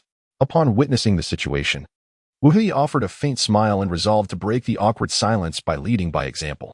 He first served himself a generous bowl of steaming Yangzhou fried rice, each grain glistening and distinct, emanating an enchanting aroma. Following that, he ladled a bowl of creamy white clam chowder, its rich and delectable broth so enticing that one couldn't help but desire a taste. Just as Wu Yi raised his chopsticks, ready to indulge, the others could no longer suppress their cravings, particularly Lin Bei, who swiftly seized a piece of golden, crispy fried chicken. This piece of fried chicken appeared utterly irresistible, its golden hue shining like the sun, seemingly narrating its own deliciousness and crunchiness. It is known that in any realm, gold is a color reserved for the nobility, and its presence on this dish added an extra touch of elegance. Surrounding the enticingly aromatic fried chicken were 4 meticulously arranged condiments, each boasting a unique flavor profile: a vibrant red, mouth-watering chili powder, a rich, golden cheese mustard sauce, a sweet and tangy, alluring tomato ketchup, and a delicate, smooth, pale yellow mayonnaise. These 4 condiments resembled 4 distinctive dancers, poised to create a culinary spectacle alongside the star of the dish, the fried chicken. Lin Bei, however, was a man unperturbed by formalities. With a swift motion of his hand, he boldly grabbed a piece of the original fried chicken and unhesitatingly placed it in his mouth. In an instant, the crispy exterior of the chicken melded with its tender, juicy interior, delivering an unprecedented impact to his palate. The subtle juices burst in his mouth like a mountain spring, refreshing every taste bud. The firm yet bouncy chicken was astonishingly substantial, as if a lively chick was joyfully hopping between his teeth. Lin Bei devoured the piece voraciously, finishing it off in mere moments, still craving more. He quickly grabbed another piece and expertly sprinkled a generous layer of chili powder over it, as the fiery, chili-coated fried chicken once again graced his palate. An overwhelming sensation akin to a blazing inferno erupted within his mouth. The intense spiciness surged forth like a formidable fire-based soul skill, engulfing him with an exhilarating force that sent every cell in his body into a fervent tremor. Yet, despite the domineering heat, Lin Bei exhibited no inclination to retreat. Rather, he found himself increasingly captivated, unable to cease his indulgence. Next, Lin Bei boldly ventured into the enchanting flavors offered by the other 3 sauces. Upon dipping into the ketchup, a harmonious balance of sweetness and tanginess blossomed on his tongue, reminiscent of a delectable candy dissolving in sweet ecstasy. Coupled with the cheese mustard sauce, the rich creaminess harmonized perfectly with a hint of spiciness, creating a uniquely sumptuous experience akin to an enigmatic magical incantation that lingered delightfully. Finally, the mayonnaise made its entrance. Its delicate, silky texture and subtle saltiness enriched the entire flavor spectrum, akin to embarking on a novel adventure brimming with surprise and anticipation. Thus, Lin Bei meticulously sampled each sauce, with every distinct flavor offering a mesmerizing experience that left him utterly awestruck. These rich tastes were like extraordinary soul skills, relentlessly assaulting his taste buds and ensnaring him within their captivating embrace. Consequently, in that moment, Lin Bei resolutely declared fried chicken as one of his most cherished culinary delights for life. Douluo, an adept in the art of poisons, possessed an extraordinary ability to discern toxic substances. With a mere glance across the table, she could accurately ascertain that none of the dishes before her bore any hint of poison, and each was a delightful feast for the senses. Nonetheless, even someone as knowledgeable and resolute as Douluo retained a touch of feminine gentleness and caution deep within her heart when confronted with food. Thus, She carefully selected dishes that appeared to be more mild in nature. Among them, one dish particularly captured her attention, a plate of tofu. This was no ordinary tofu. It contained both black and white cubes, each delicately submerged in a slightly viscous red liquid. Douluo gently lifted a few pieces with her chopsticks and placed them in her mouth. As her delicate teeth sank into the white tofu, a rich aroma of soybeans instantly enveloped her senses. Soon after, the black tofu filled her mouth with the unique, robust flavor of black beans. Remarkably, both types of tofu offered a refreshing coolness, invigorating her palate. However, when combined and chewed together with the thick red liquid, an extraordinary transformation occurred. The initial cooling sensation was instantly replaced by an intense, magma-like heat, bursting forth with a spicy, fragrant allure. In that fleeting moment, Douluo felt as if she were ensconced within the legendary Eye of Ice and Fire, simultaneously experiencing the piercing chill of frost and the searing heat of flames. Such a profound contrast of sensations brought forth an exhilaration and delight that, perhaps, only she could truly comprehend. Chapter 95, Midnight Poison, Part 2. Within any collective, there often exists an individual who stands apart, a personage both distinctive and unconventional. This individual, in both action and speech, consistently seeks to highlight their uniqueness, as if elevating their status above that of others, existing on an entirely different plane. At this moment, Yu Tianhing's gaze was irresistibly drawn to a black square. Truth be told, when he first laid eyes on this repugnant morsel emitting a foul odor, a wave of perplexity washed over him. Why would Wu Hai present such a nauseating dish at the table? However, with his understanding of the intricacies of the dish presented, he was acutely aware that the other party would not casually bring forth something so unfamiliar without reason. Thus, this seemingly inconspicuous black square must possess its own remarkable qualities. Before the dish containing the black square, there lay a note, quietly awaiting his attention. Yu Tianhing picked up the note and read the clear instructions. To consume this food, one must envelop it with accompanying garnishes and broth before ingesting it. Following the guidance meticulously, he cautiously selected some pickled radishes, pickled green beans, small chili rings, and minced garlic from the nearby bowls, artfully arranging them atop the black tofu block. He then patiently awaited the tofu to absorb the delectable broth, ensuring every inch was saturated with its rich essence. After preparing everything, despite the pungent odor relentlessly assaulting his nostrils, Yu Tianhing summoned his courage, pinched his nose tightly, and, with a deep breath, boldly placed the carefully garnished black tofu into his mouth. In that fleeting moment, a nauseating stench inexplicably wafted outward, only to vanish without a trace, as if it had never existed. Simultaneously, a wondrous sensation erupted within his mouth. First, a crisp texture reminiscent of the crackling sound produced when a thin biscuit is shattered. Next, a silken smoothness that glided over his tongue like fine silk. These two distinct sensations intertwined, culminating in a feast for the palate. Upon further savoring, the unique flavors of the meticulously chosen garnishes began to blossom in his mouth, each vying for attention. He instinctively covered his mouth, fearing that if he relaxed his grip, these delightful tastes might escape like mischievous sprites. In that moment, he felt as though his mouth had transformed into a precious treasure trove, harboring an endless array of exquisite flavors that must be fiercely protected. The others around him, witnessing this scene, eagerly began selecting their preferred dishes. Each person, after tasting, were expressions of sheer satisfaction, extolling the virtues of the culinary delights before them. They indulged heartily while exchanging their impressions, creating an atmosphere of vibrant festivity. Wu He exhibited exceptional care for Mi-Er, beginning by steadily serving a bowl of fragrant Yangzhou fried rice into her dish. He then meticulously ladled a steaming bowl of crucian carp and clam soup beside it. Throughout their many years of companionship, today marked the first time Mi-Er discovered Wu He possessed such remarkable culinary skills. As she lifted a spoonful of Yangzhou fried rice to her lips, she was struck by its exquisite texture. Each grain of rice was enveloped in egg, seemingly imbued with life. With each gentle chew, the distinctive flavors of the ingredients became vividly apparent. Tender shrimp, crispy diced ham, and soft, glutinous corn kernels seamlessly blended together to create a harmonious symphony of taste. The rich aroma of the egg acted like an invisible hand, compelling her to continue indulging, making it nearly impossible to stop. After Mi-Er contentedly finished her bowl, she gracefully picked up the delicate small bowl, reminiscent of a teacup. With a petite spoon, she carefully scooped a small portion of the milky white soup. This broth was painstakingly crafted from fresh crucian carp, its color pure and pristine like milk, coupled with the unique sweetness of the clams. The soup's texture became remarkably rich and layered. Wu Hei sat quietly to one side, his gaze fixed upon the array of exquisite dishes before him. He couldn't help but marvel inwardly. The sight of these delectable delicacies truly brought immense joy. At this moment, Wu Hei was reminded of an intriguing tale. He thought of the Douluo continent, 10,000 years hence, where a remarkable figure had once emerged.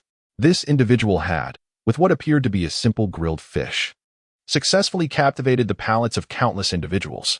This serves to illustrate how little the people of the present world truly comprehend about authentic culinary delights. They seem to remain ensnared in a rudimentary understanding of food, entirely oblivious to the extraordinary flavors concealed beneath mundane exteriors. At this juncture, the slightly portly owner of the food stall stood beaming with anticipation beside Wu Hei's table. He frequently rubbed his hands together, his gaze fixed intently on Wu Hei, evidently eager for an opportunity to engage in conversation with this enigmatic diner. In fact, over 10 minutes prior, Wu Hei had already taken note of the owner's presence. With his keen powers of observation, it was easy to surmise that the chefs in the kitchen had likely devoured every morsel of the delectable dishes presented to him, leaving not even a trace behind. One could imagine that after sampling the generously portioned delicacies, those individuals would undoubtedly be entranced by their unique flavors, unable to extricate themselves from such bliss. Thus, it seemed that, barring any unforeseen circumstances, the owner's purpose for approaching was likely to discuss a potential collaboration. Amused by this thought, Wu Hei continued to savor the culinary delights at a leisurely pace.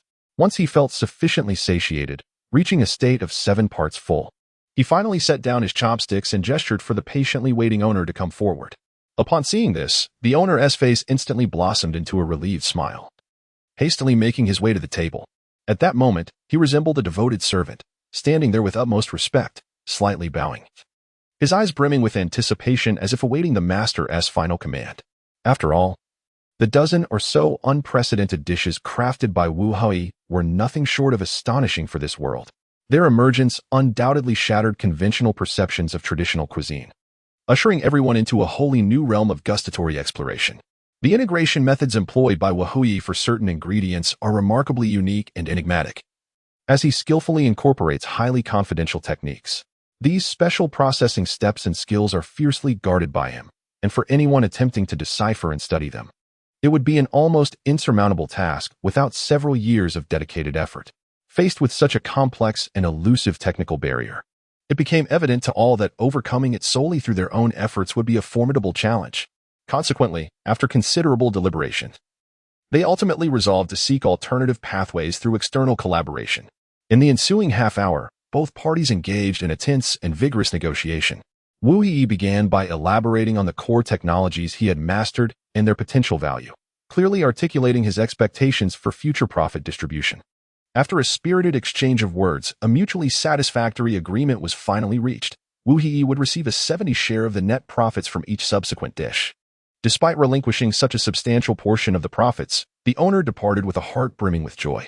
After all, starting from this very night, with Wu Hei's unparalleled culinary artistry and innovative concepts, this restaurant was destined to gain renown, poised to become the premier gastronomic destination in the entire Douluo continent. Chapter 96, Misunderstanding. Once the business deal was successfully concluded, Wu Hei was enveloped in an indescribable sense of exhilaration and ease, feeling as though he had been rejuvenated, invigorated with newfound energy. It was indeed a surprising turn of events. Who could have anticipated that a mere ordinary late-night meal could yield such a considerable fortune with such ease? Such serendipitous fortune, akin to a pie falling from the sky, was undeniably a source of immense delight. With a heart full of joy, Wu Hei twirled the heavy purse in his hand, stepping lightly as he slowly exited the bustling eatery. Meanwhile, the proprietor of the establishment stood at the entrance, tears glistening in his eyes, gazing longingly at Wu Hei's hurried retreating figure. Although he had successfully acquired all the invaluable recipes from Wu, the cost he paid was steep, surrendering the entirety of this month's hard-earned profits to the astute businessman before him. Observing a group of 7 or 8 individuals, each sporting round, protruding bellies as if with child, they waddled along in a manner reminiscent of clumsy penguins, meandering towards the academy. As they walked, they emitted satisfied hums, clearly overindulged from the sumptuous late-night feast they had just enjoyed. At that moment, the academy's gatekeeper stood idly at the entrance, boredom etched on his face. Suddenly, illuminated by the silvery moonlight, he noticed several peculiar, rounded forms approaching the school at a pace that was not overly slow. This unexpected sight startled him greatly, leading him to believe that a fearsome creature was advancing. Without hesitation, he activated the highest level alarm. Simultaneously, two faintly glowing soul rings appeared around him, signifying his readiness to confront any potential danger. As the shrill alarm echoed throughout the campus, the security department sprang into action. Within minutes, a third of the security personnel surged to the entrance, preparing a formidable defensive line, bracing for any unforeseen circumstances. They positioned themselves at the gate, peering through the slightly worn iron bars, where the moonlight cascaded like gossamer upon the ground. Amidst this silvery luminescence, several figures approached the academy's entrance, appearing both rotund and enigmatic, as if emerging from an unknown realm. They moved with an eerie silence, yet exuded an indescribable sense of foreboding. Wu He exhibited remarkable restraint during tonight's late-night feast. Having long been accustomed to a plethora of culinary delights in his past life, he felt a tinge of weariness towards such indulgences. As an array of sumptuous dishes adorned the table, he merely selected a modest portion with his chopsticks, savoring each bite while meticulously contemplating the nuances of flavor and drawing comparisons to the fare from his former world. Consequently, he alone among the attendees refrained from overindulgence. Maintaining his relatively slender physique, Wu He inadvertently raised his head to gaze towards the school gate in the distance, and he was utterly astonished by the sight before him. A group of younger students was meticulously arranged there, seemingly awaiting his return. He was filled with bewilderment. I merely led the team on an outing to secure a victory. Why have these individuals gone to such lengths, even assembling in formation at this late hour to greet me? As this thought crossed his mind, Wu He could not help but chuckle softly. And though he uttered polite phrases, insisting such gestures were unnecessary, his heart was already blooming with joy, akin to a flower bursting forth in full bloom, radiating delight. As the crowd approached the school gate with lively strides, only a mere 10 meters away, a sudden bellow echoed from within the campus. It was the gatekeeper, vociferously demanding, "What are you all? How dare you attempt to force your way into the Royal Advanced Soul Master Academy of the Heavenly Dual Empire?" This thunderous shout sliced through the stillness of the night, instantly tightening the nerves of everyone present. Subsequently, students surged forth from both sides like a tidal wave. In an instant, dazzling lights flickered to life, as vibrant and varied soul rings rose from their bodies, swirling gracefully around them. Simultaneously, an array of extraordinary martial souls emerged. Some resembling fierce beasts, bearing their claws, others akin to soaring birds, poised for flight, and still others resembling ethereal plants, swaying with elegance. They assumed a defensive stance, ready to unleash a formidable assault at any moment. Wu He initially felt a surge of joy, believing that the enthusiastic figures before him were the eager junior students come to welcome them back to campus. However, upon closer inspection, disappointment washed over him as he realized that the individuals were, in fact, members of the school's security team on duty. Faced with this unexpected turn of events, Wu He found himself in a rather comical predicament, beads of sweat forming on his forehead. With no other option, he retrieved his student ID from his pocket, raising it high and shaking it to signal that he was not a stranger. At this late hour, the night was deep, and only a dim yellow moon cast a feeble glow across the sky. Under this faint moonlight, the guard squinted, striving to discern the ID in Wu He's hand. After a considerable time spent in repeated scrutiny, he finally managed to recognize that it was indeed the school's ID. And standing at the gate was none other than Wu He himself. "Oh, it's you, Xiao Wu. What brings you back to school at such a late hour? And are those peculiar soul beasts following you some new acquisitions?" the guard remarked. His curiosity piqued as he observed the 6 or 7 soul beasts trailing behind Wu He. Meanwhile, the other junior members of the security team, upon recognizing the familiar figure of their senior, Wu He, relaxed their vigilance and withdrew their martial spirits. Nevertheless, they remained intensely intrigued by the mysterious soul beasts he had brought back, gathering around him to whisper and speculate. They marveled at how well-behaved and obedient the soul beasts were, while also wondering why Wu He had returned to school so late. Upon hearing the guard's inquiry, Wu He felt an overwhelming sense of embarrassment once again. "Dear sir, might I suggest you don your reading glasses?" Wu He shouted at the top of his lungs. "They are all elite students from our school, not those soul beasts you mentioned." This left the security guard in an awkward position. He hurriedly turned on the flickering light in the guard room, and with its dim glow, he finally discerned the figures behind Wu He. It was his first time witnessing someone with such an extraordinarily round belly from a distance. It was hard to distinguish whether it was human or beast. The younger students from the security department also poked their heads out to confirm. Once they realized the situation, their faces turned awkward, silently hoping that those upperclassmen behind Wu He would not remember their appearances. After all, they would still need the assistance of these seniors for future tasks. Chapter 97. Escape through food. Mi-er slowly awoke, instinctively rubbing her belly. The roundness she had felt the previous night had vanished, replaced by a wave of hunger. As she rubbed her sleepy eyes, she gradually got out of bed, her steps somewhat unsteady as she exited the dormitory room. Following the staircase, Mi-er made her way to the first floor of the dormitory. There lay a spacious and bright dining hall specifically serving the students of her dormitory building. This dining hall was quite remarkable, in addition to offering delicious meals. It featured dedicated training rooms, areas for relaxation, and a library filled with a vast array of books. Upon entering the dining hall, Mi-er was taken aback by the sight before her. A long dining table was lined with individuals, each appearing as if their bones had been extracted, limply sprawled across the surface. Mi-er, bewildered, could not comprehend what was happening. Yet, instinctively, she followed her hazy memories and headed towards the kitchen. Inside, a variety of foods were displayed, emanating an enticing aroma.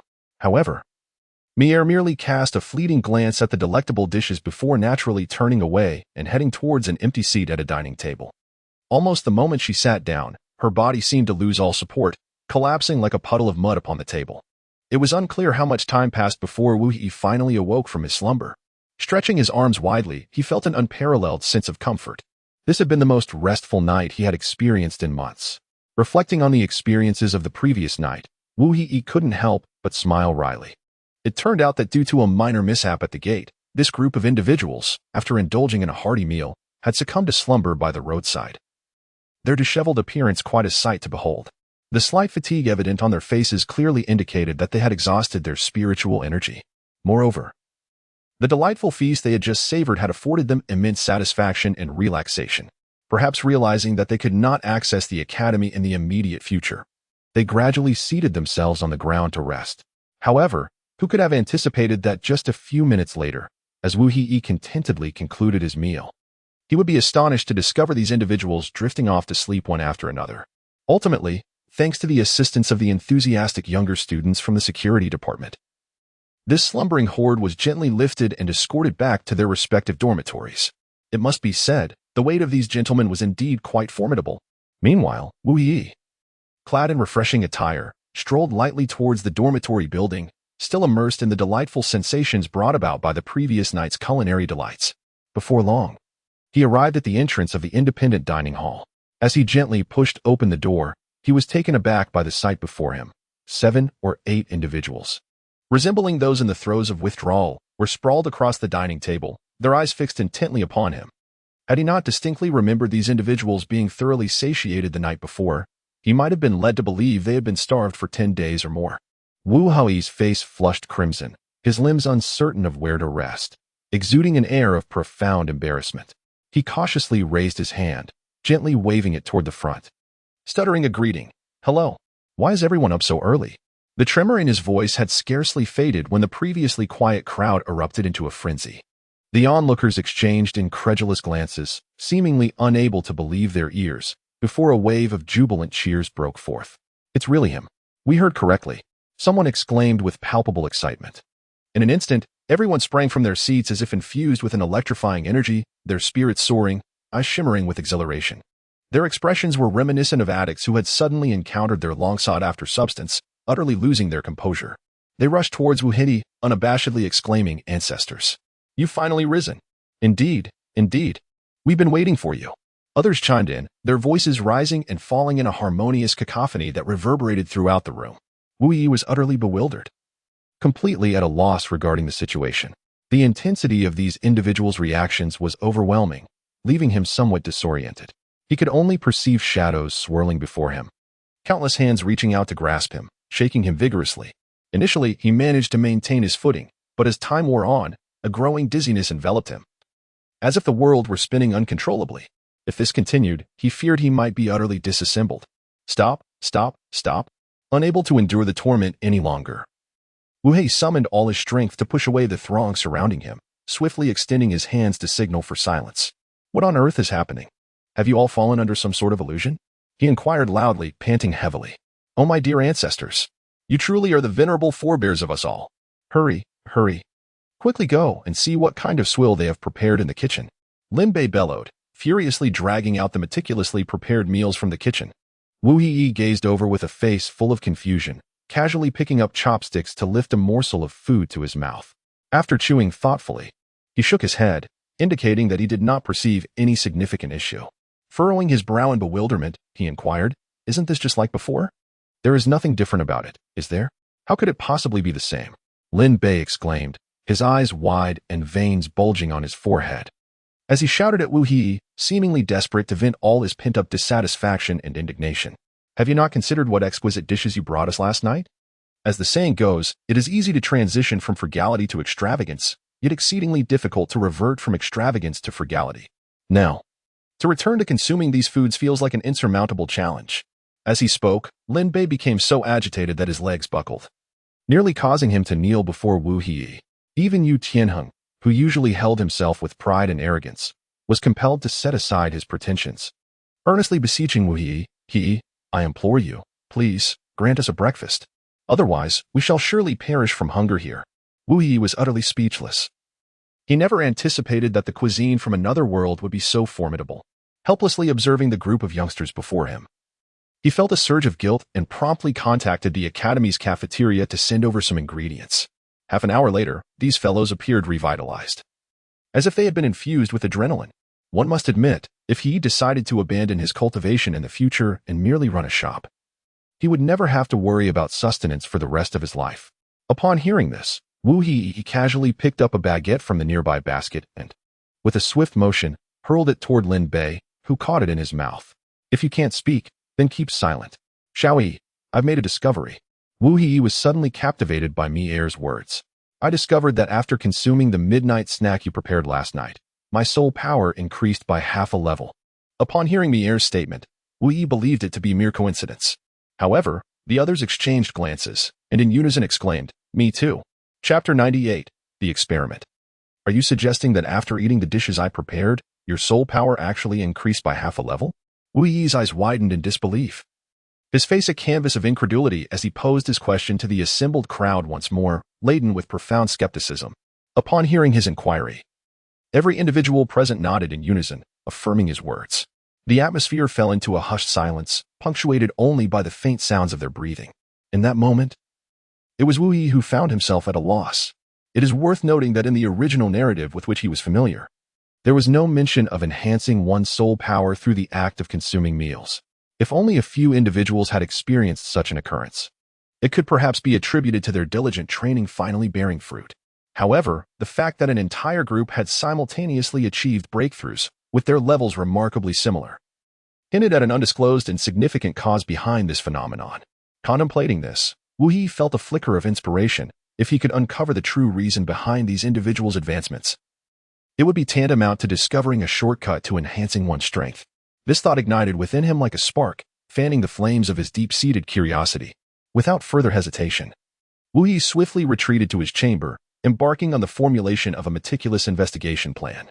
Time flowed like a gentle river, unceasingly advancing forward. In the blink of an eye, a mere fortnight had slipped away. Within the elite dormitory, Mi Er and her companions had been indulging in the culinary creations of Wu Yi for an unbroken span of 2 weeks.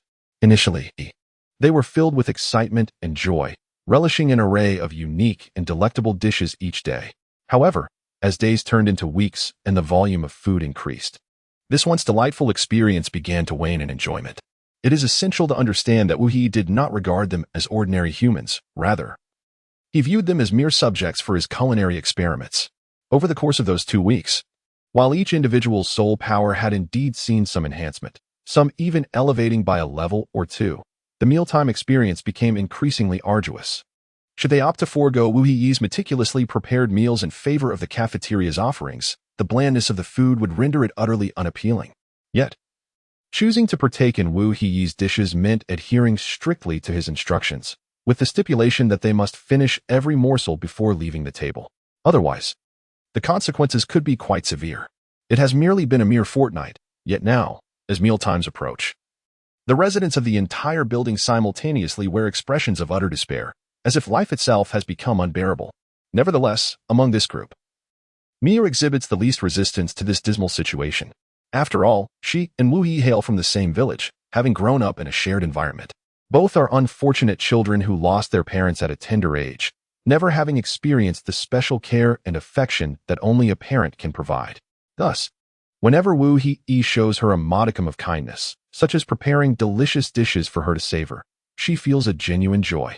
Even if, at times, she is aware that Wu Yi might merely view her as a test subject for new culinary creations, this sentiment still brings her happiness. On this day, she entered the dining hall on the first floor as usual. Upon stepping inside, her gaze fell upon a cluster of individuals, all bearing expressions of despondency. However, she did not retreat. Rather, she confidently approached an empty seat and settled down, as if seamlessly integrating into this unique collective. Yet, the circumstances of the day appeared markedly unusual. Minutes turned into an hour as the group waited, but Wu Yi's presence remained elusive. Had it not been for the rumbling of their empty stomachs, the crowd might have continued to languish in this state of anticipatory despair. At last, a restless soul among them broke the silence. What is going on? Why hasn't he arrived yet? Could it be that he has decided to show us mercy? Another quickly chimed in. Even if he intends to let us off the hook, he should at least prepare something for us to eat. Before the last word could fade, the dining hall was filled with a chorus of discontented murmurs. It appeared that yet another group could no longer endure the hunger and had slumped onto the tables. In this moment, they were genuinely tortured by their hunger, yet some secretly pondered, if we must serve as guinea pigs for these peculiar new dishes, we ought to be allowed to have a proper meal first. Just then, they heard the faint sound of wheels rolling closer. Everyone turned their attention to the source of the sound, and there stood Wu Yi, pushing a small cart into the room. The cart bore an assortment of steamers of various sizes, some as large as basin, others dainty and exquisite, resembling delicate works of art, stacked upon one another. The steamers emitted billowing clouds of enticing aromas. "Oh, my apologies for the wait," Wu Yi exclaimed. With a beaming smile, Wu Yi exclaimed, his voice brimming with barely concealed excitement. "Today, I have an extraordinary piece of news to share with all of you." As he spoke, his eyes sparkled as they scanned each individual present. However, in stark contrast to Wu Yi's exuberant demeanor, Lin Bei appeared as if he had seen a ghost, his complexion suddenly paling as he hurriedly gestured for Wu to stop. "No, no, no. Brother Wu, please do not look at us with that smile. It makes our hearts tremble with dread." This was not an exaggeration on Lin Bei's part. It had been a full 2 weeks since they had arrived here.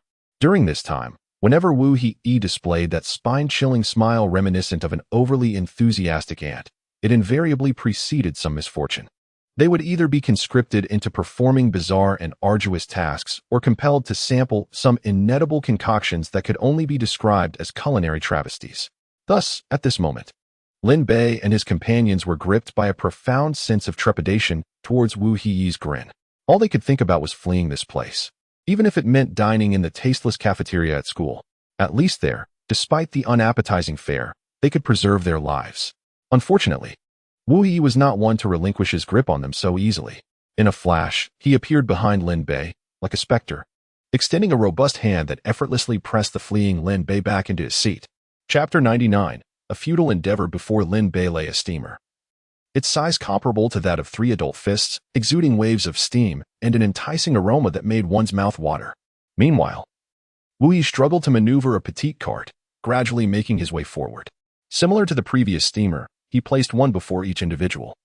But a closer inspection revealed subtle variations in size, some slightly larger, others relatively smaller. Thank you all for your enthusiastic cooperation over the past fortnight. With a beaming smile and eyes glimmering with excitement and pride, Wu Yi proclaimed, after days of relentless research, "I have successfully deciphered the optimal formulation and the principles underlying it. The culinary delights presented before you have been meticulously tailored to suit your bodies, ensuring the most delectable and absorbable nourishment.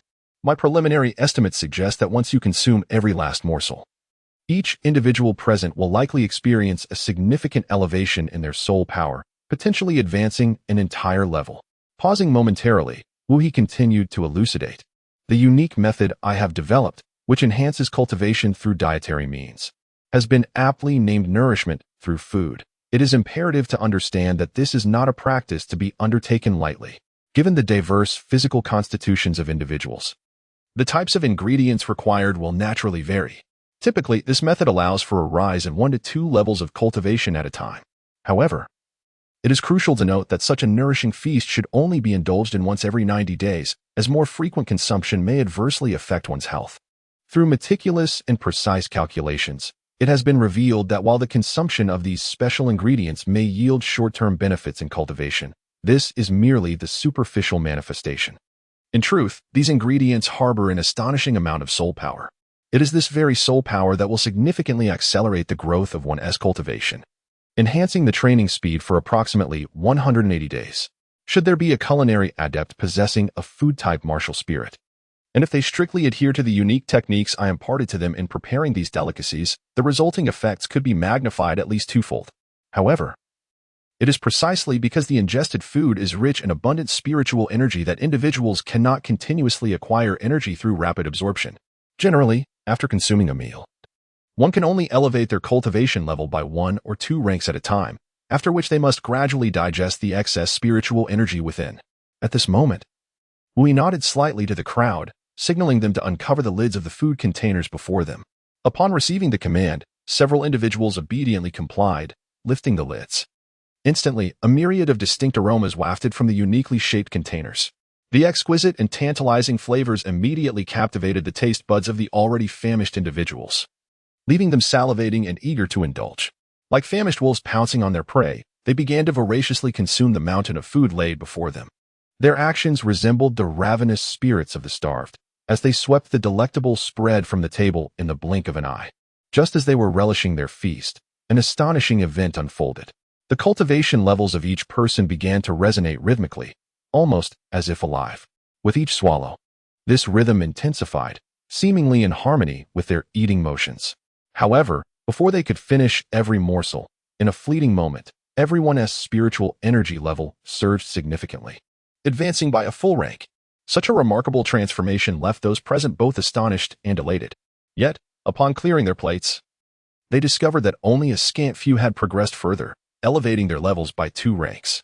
After much contemplation and discussion, they speculated that their frequent consumption of such potent spiritual foods over the past half-month had resulted in a considerable accumulation of unprocessed spiritual energy within their bodies. Consequently, despite ingesting a substantial amount of spiritual energy this time, most individuals were unable to fully assimilate it in a short span, allowing only a select few to achieve a breakthrough of 2 ranks. At this very moment, Mi-Er, through relentless effort and training, had successfully elevated her cultivation to level 49. She stood merely a step away from the coveted Soul King realm. With just a little more effort, she would be able to transcend this barrier and become a true powerhouse of the Soul King. Besides Mi-Er, the other individuals also made significant advancements in their cultivation. United in purpose, they all stepped into the ranks of the Soul Sect. Even Lin Bei and Yi Lingling, who initially possessed relatively lower levels of cultivation, experienced a qualitative leap in strength after several days of rigorous training, successfully advancing to level 39. Wu Yi stood before the crowd, gently closing his eyes, immersing himself in the ethereal waves of soul power emanating from each individual. Through this profound connection, he could discern the current cultivation levels and latent abilities of everyone present. Once he comprehended the circumstances of all, he could not help but ponder. With the imminent arrival of the Soul Master Elite competition, it was imperative to devise a means to procure soul rings that corresponded with the cultivation levels of his like-minded companions. After all, the appropriate soul ring plays an indispensable role in enhancing a soul master's strength. At that moment, everyone had experienced a certain degree of improvement in their soul power due to nourishing sustenance. Witnessing this, Wu Yi mused, since all have made progress, should I not seize this fortuitous opportunity to strive for an additional soul ring? Although he could momentarily wield formidable power through the armor fusion technique, he possessed merely 3 soul rings. Consequently, the duration for which he could sustain combat was limited to approximately 15 minutes. Should he inadvertently encounter a formidable foe, particularly in the absence of Lin Bei's support, he would likely face inevitable defeat. Moreover, it was rumored that among the contestants dispatched by the Spirit Hall this year, 3 exceptional talents had already attained the rank of Soul King. If he remained stagnant, it could very well lead to a disheartening conclusion in the forthcoming competition.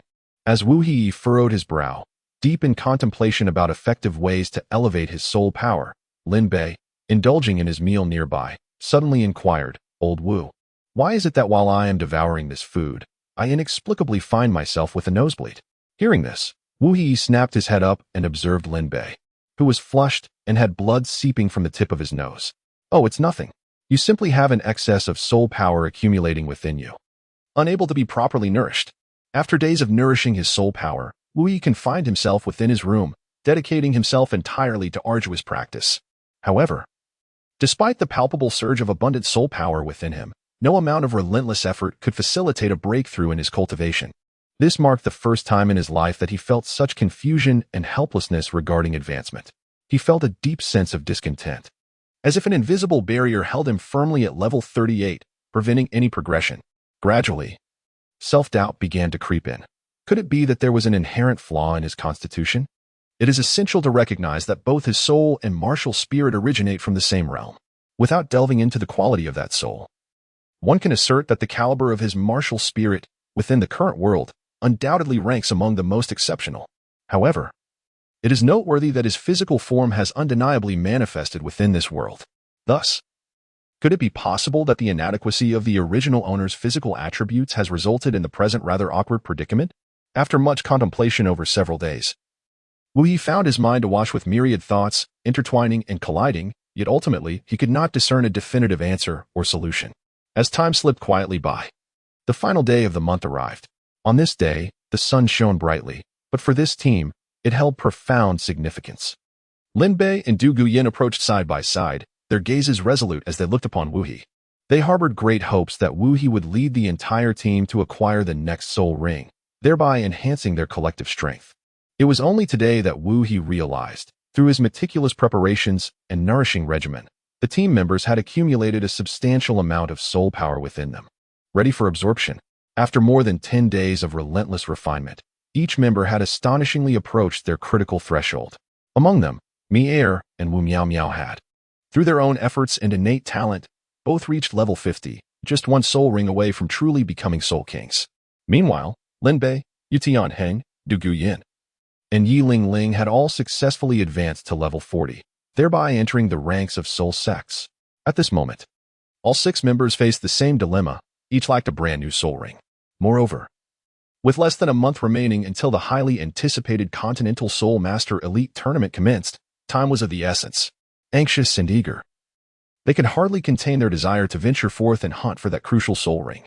They were acutely aware that once every member successfully obtained their new soul ring and thereby bolstered their strength, their team would become an unstoppable force, undoubtedly the strongest squad.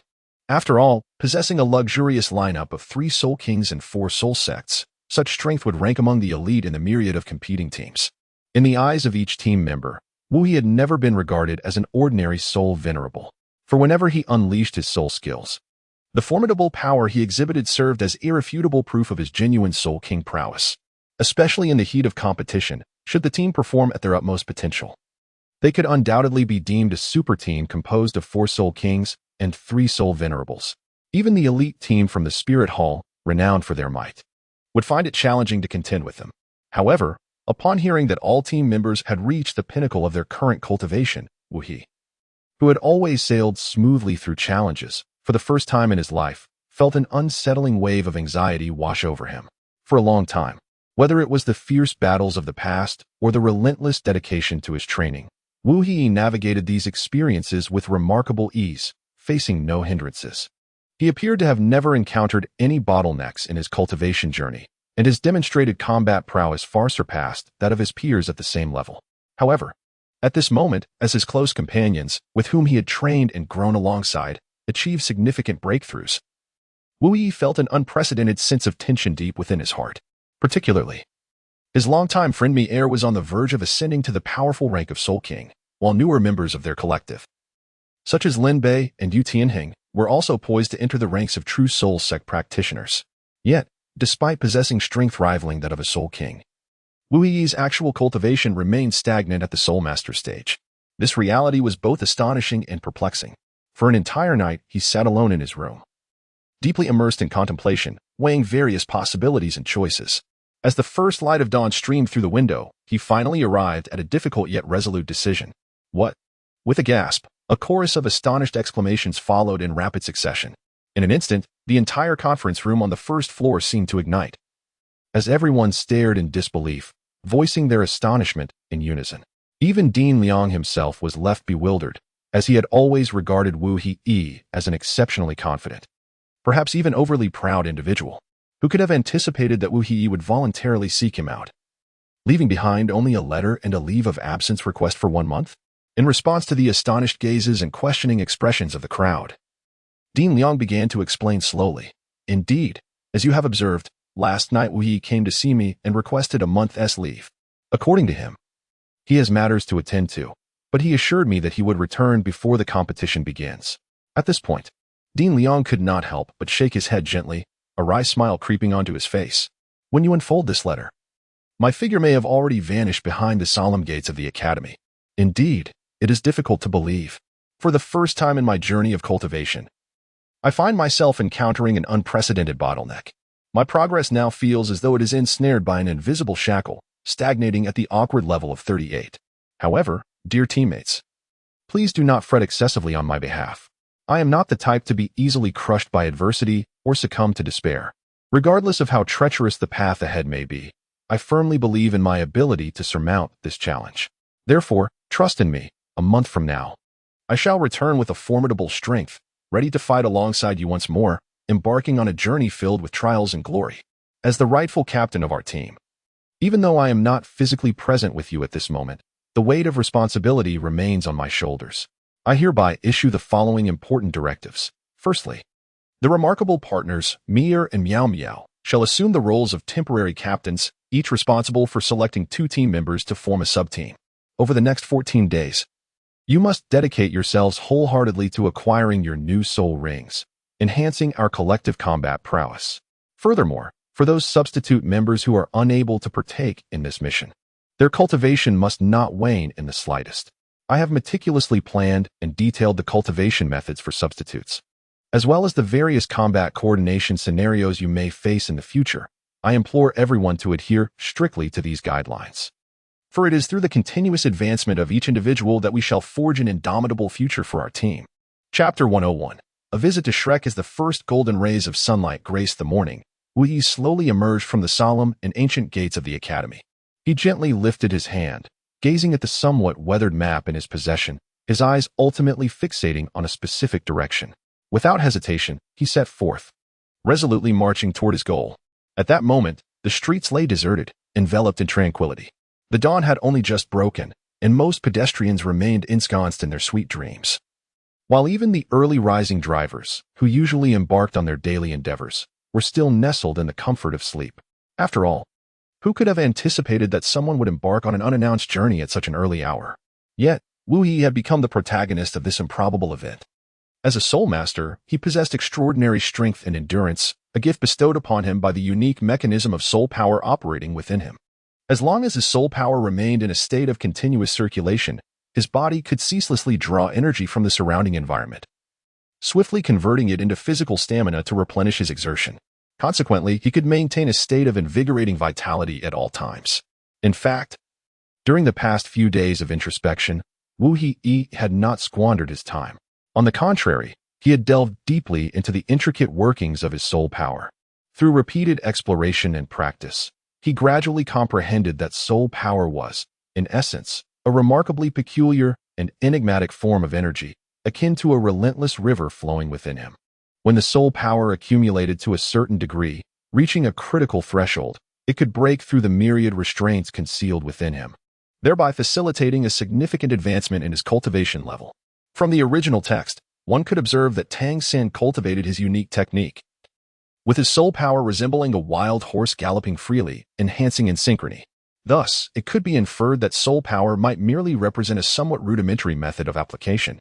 Hence, viewed from the perspective of cultivation and application, the form of soul power resembles the vast and tumultuous ocean, forever surging and dynamic, wielded with tremendous grandeur.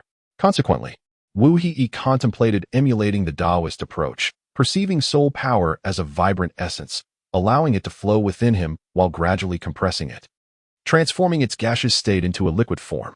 In this manner, although the volume within him remained unchanged, the quality of the soul power would indeed transform. Wu Yi once endeavored to transcend his cultivation bottleneck through this method, yet fate did not favor his aspirations, resulting in failure. Subsequently, he likened his soul power to the chi within the Dragon Ball universe's cultivation system, striving to achieve a breakthrough through mastery over this energy.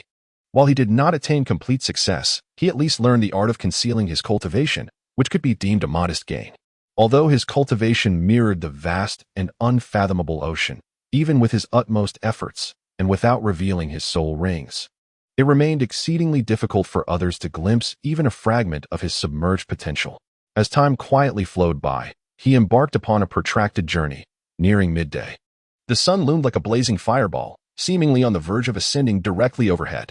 At long last, Wu Yi arrived at a village that appeared to be in disrepair, yet possessed a unique charm. At the entrance, a sign hung prominently, its characters swirling like dragons and phoenixes, boldly proclaiming the name Shrek Academy. However, fate seemed ever intent on mocking humanity, for at this moment, the academy housed but a solitary, hunched old man, his face etched with deep lines, engaged in sweeping the grounds. After some inquiries, Wu Yi experienced an epiphany akin to a sudden enlightenment. It turned out that just before the grand tournament, Shrek Academy, being merely an unrecognized intermediate institution, resembled a solitary goose abandoned in the wilderness, utterly incapable of allowing its students to register for the prestigious Elite Soul Master competition across the continent. To participate in the competition, the academy would need to miraculously elevate its status to that of a senior institution, attaining imperial recognition. Alternatively, students would have to attach themselves like parasites to a senior academy, thus granting them the possibility of entering the contest. Subsequently, after facing rejection at the Tiendo Royal Soul Master Academy, they, like lost souls, sought refuge at the Blue Tyrant Academy, which ultimately led to the academy being renamed as the New Shrek Academy. Wu Yi glanced at the map, unable to suppress a sigh as exasperation washed over him. 2 hours prior, he had fortuitously passed by the vicinity of Lanba Academy. Had he recalled this moment, he could have spared himself the arduous journey ahead. Now, as he surveyed his surroundings, he could not help but lament the destitution of Shrek. There wasn't even a horse-drawn carriage in sight. With no other recourse, Wu Yi had to rely on his own weary feet to make his way towards Nanba Academy. After enduring countless trials and tribulations, he finally arrived at the entrance of the New Shrek Academy just before the sun dipped below the horizon. At that moment, the sign still bore the name Lanba Academy, and despite several construction workers endeavoring to renovate the entrance, it remained an oddly humorous sight. As Wu Yi strolled leisurely to the entrance of the academy, he gently presented his student identification card, beneath which lay a gleaming gold soul coin. The doorman, upon receiving the identification, scrutinized it with the reverence one might afford a precious treasure, meticulously comparing it to Wu Yi's countenance. In that very instant, his lightning-fast fingers deftly slipped the gold soul coin into his pocket. "Pray tell, dear student, what brings you to our esteemed institution?" inquired the doorman, his face etched with suspicion. Wu Yi, with a calm and gentle demeanor, began to speak. "Hearing that your esteemed institution has recently recruited several prodigious talents, akin to the legendary talent scout Douluo, among whom is my dear friend, I have come to pay a visit." Wu Yi's words resonated like a celestial melody. If Xiao were to hear them at this moment, she would undoubtedly erupt in fury, pointing an accusatory finger at him and unleashing a torrent of invectives. "Who is your friend? You are clearly here to stir up trouble." The gatekeeper, acutely aware of his responsibilities, could not simply permit entry based on Wu Yi's mere utterances. However, observing Wu Yi clad in the prestigious uniform of the Tiendo Royal Academy of Advanced Soul Masters, albeit appearing somewhat fatigued as if he had endured a long journey, he exhibited not a trace of malevolence. Most importantly, the gatekeeper had received a gold soul coin from him. Having inquired and answered all pertinent questions, it would seem unreasonable, both in sentiment and logic, to deny him entry. After a brief moment of contemplation, the gatekeeper summoned his martial spirit, elegantly inscribing a few characters upon it. Before his spirit soared into the courtyard like an eagle taking flight. Wu Yi witnessed this scene and could not help but exclaim in astonishment. "My heavens! Could this be the legendary carrier pigeon delivering messages?" Chapter 102. Farewell to the Shrek team.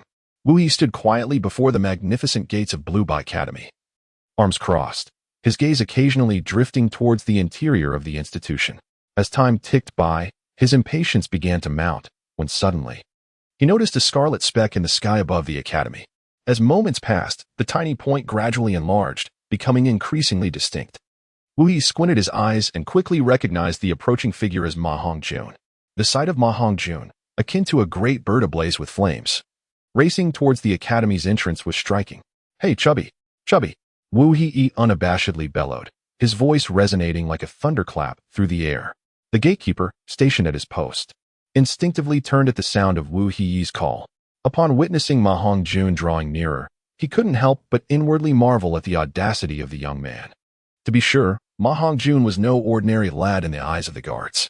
Despite his youth, his cultivation was rather lacking, and he had developed a notorious reputation for frequenting dubious establishments. More importantly, he detested being referred to as chubby, and anyone daring enough to utter such a name would surely face a severe beating. Just the other day, an ill-fated soul who had called him chubby found himself incapacitated and has remained bedridden ever since. At that moment, as Ma Hongjun approached with a fierce demeanor, the audacity of being called chubby ignited a blaze of fury within him, turning his face a deep shade of crimson, reminiscent of a ripe apple. This nickname was a privilege reserved solely for his closest friends, like Tang San. Others had no right to utter it. Even Tang San's teacher, Yu Xiaogang, could only refer to him as Hongjun at most. However, when Ma Hongjun finally neared and discerned that the one calling out to him was none other than Wu Yi, his expression darkened even further. Their shared history was fraught with tension, as Wu Yi was the captain of the academy team that had mercilessly defeated their Shrek squad just a month prior. The memory of that encounter brought a bitter smile to Ma Hongjun's face, for the prowess of this formidable individual was far beyond his current capabilities. Glaring at Wu Yi, who appeared all too familiar, Ma Hongjun felt a surge of resentment, itching to unleash a torrent of curses to relieve his frustration. Standing firmly at the entrance of the academy, he showed no intention of allowing Wu Yi to enter, instead coldly inquiring from across the threshold, "What brings you here?" Wu Yi appeared utterly unconcerned as he cheerfully replied, "Well, with the competition just a month away, I happened to be passing by today and thought I would take the opportunity to visit your school." However, only he knew that this so-called coincidence was merely a flimsy excuse after a whole day of searching to finally arrive at the gates of Shrek Academy. He continued to jest, "Oh dear, why are you still standing there? It's rather awkward for us to just chat here like this. What if your friends get impatient waiting for us?" Upon hearing this, Ma Hongjun's face flushed a deep crimson, his body temperature seemingly rising. Despite the fury boiling within him, he understood that acting impulsively at this moment would be unwise. After all, fighting at the school gates was hardly a dignified affair. Winning might be acceptable, but losing would be a disgrace of monumental proportions. With this thought, Ma Hongjun clenched his teeth, the flames of anger threatening to erupt. Yet reason ultimately triumphed over emotion. He could only suppress his wrath, letting out a resigned sigh. Reluctantly, he extended his hand and slowly pulled open the heavy school gate. As it creaked open, the sound echoed the turmoil and dissatisfaction within his heart. Wu Yi, standing outside the gate, wore a subtle smile, as if he had anticipated this very scenario. Though Ma Hongjun was filled with reluctance, he nonetheless gestured for Wu Yi to enter the campus. Wu Yi nodded slightly and stepped into the campus, following closely behind Ma Hongjun. As the two advanced together, a sudden thought flashed through Ma Hongjun's mind. I merely promised to bring him into the school. I never committed to personally guiding him to find Sanggu. Now that he has entered, whether he successfully locates Sanggu entirely depends on his own abilities. It has nothing to do with me anymore. Once this thought emerged, it proliferated like wild grass, swiftly consuming Ma Hongjun's entire consciousness. Without warning, Ma Hongjun abruptly halted, then propelled himself off the ground with a powerful push, soaring into the air like an arrow released from its bow. Simultaneously, the enormous wings on his back unfurled in an instant, carving a graceful arc through the air as he sped away into the distance. Witnessing Ma Hongjun's sudden departure, we did not even need a moment to contemplate. He immediately understood the other's intentions. He merely smiled faintly, exuding an air of calm and composure. Unhurriedly, he set down his backpack and retrieved a strikingly designed dragon skateboard from within.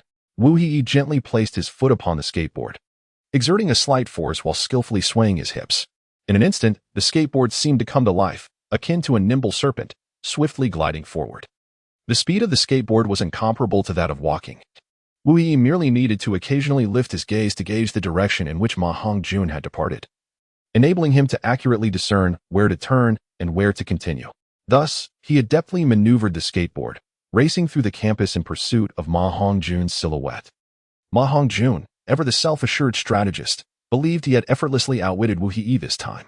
However, he remained oblivious to the fact that, at this moment, he appeared to others as a conspicuous weather vane. After a brief journey of approximately 10 minutes, they finally arrived at the core area of the new Shrek Academy. It is worth noting that all students permitted to study and cultivate here are exceptionally gifted individuals, undoubtedly the Sea Army de la Sea Army of their generation. Most of the students had already reached the late stages of the Great Soul Master realm, and, given a bit more time, many would inevitably break through to the Soul Ancestor level. In this context, even Tang San and his companions were merely slightly more remarkable than the average prodigies among such a gathering of elites. Their ability to access richer cultivation resources was primarily due to the unique relationship between Yu Xiao Gang and Lu Erlong. Before long, Wu Yi approached the group with an air of tranquility, his steps measured and unhurried. One cannot deny that facing 7 individuals simultaneously exerts considerable pressure. The invisible aura emanating from them felt like a heavy mountain pressing upon one's chest, rendering it difficult to breathe. Chapter 103, Coercive Confrontation. Why have you come to our school? Speak honestly to Sister Xiaowu, exclaimed Xiaowu, hands on her hips, her brows furrowed, and her beautiful eyes wide with indignation. Her cheeks, slightly puffed from anger, resembled ripe peaches, evoking an irresistible desire to pinch them. Such a visage was undeniably adorable. With Xiaowu leading the charge, the others were not inclined to relent. Noble Lady Ning Rong, hands on her hips and chin held high, questioned with an air of haughtiness, "Indeed, you won a match against us by mere luck a month ago. Are you here today to mock us again?" Nearby, Ma Hongjun quickly chimed in. "I dare say he doesn't seem like someone merely here to taunt us. Perhaps he intends to challenge our academy." With that, he feigned a vigilant expression, scrutinizing Wu Yi from head to toe. In the face of the group's fervent interrogation, Wu Yi remained remarkably unruffled, cheerfully waving his hand and saying, "Oh dear, please don't be so irate. Everyone, we are all friends. Why must there be such tension?" Then, he shifted his tone and continued, "Besides, I merely triumphed over you once before. Remember, prior to my victory, you had mercilessly vanquished my teammates, leaving them utterly defenseless and in a pitiful state. Thus, it is clear that victories and defeats are but common occurrences in battle. There is no need for us to take it so seriously." After Wu Yi's remarks, a profound silence enveloped the scene. The crowd exchanged glances, momentarily at a loss for words to counter his assertions. Upon further reflection, his statements appeared to possess a certain validity. After all, they had indeed triumphed over the members of Wu Yi's faction with overwhelming superiority in their previous encounters. With this thought, the previously tense atmosphere eased slightly. "So, what exactly are you here for?" Daimubai exclaimed impatiently, extending his right hand and forcefully pushing forward, propelling Wu Yi backward. At that moment, the prowess of the two individuals was comparable, yet Daimubai evidently held the advantage in physical stature. He towered over Wu Yi by a significant margin, his physique robust and imposing, akin to a mountain.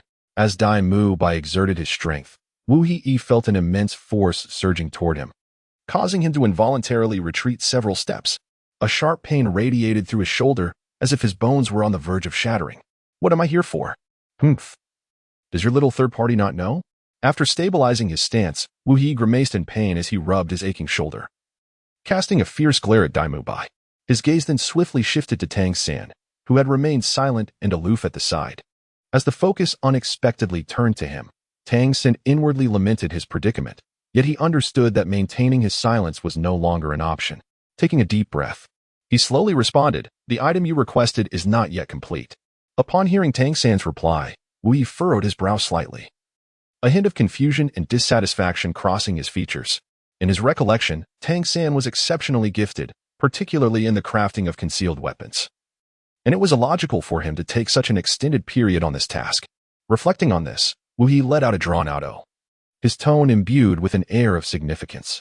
Surrounded by the pristine environment of the newly established Shrek Academy, where every intricate component was meticulously crafted and assembled with precision. The process should have been seamless for Tang San, akin to a fierce tiger sprouting wings. Yet, unexpectedly, time had slipped away.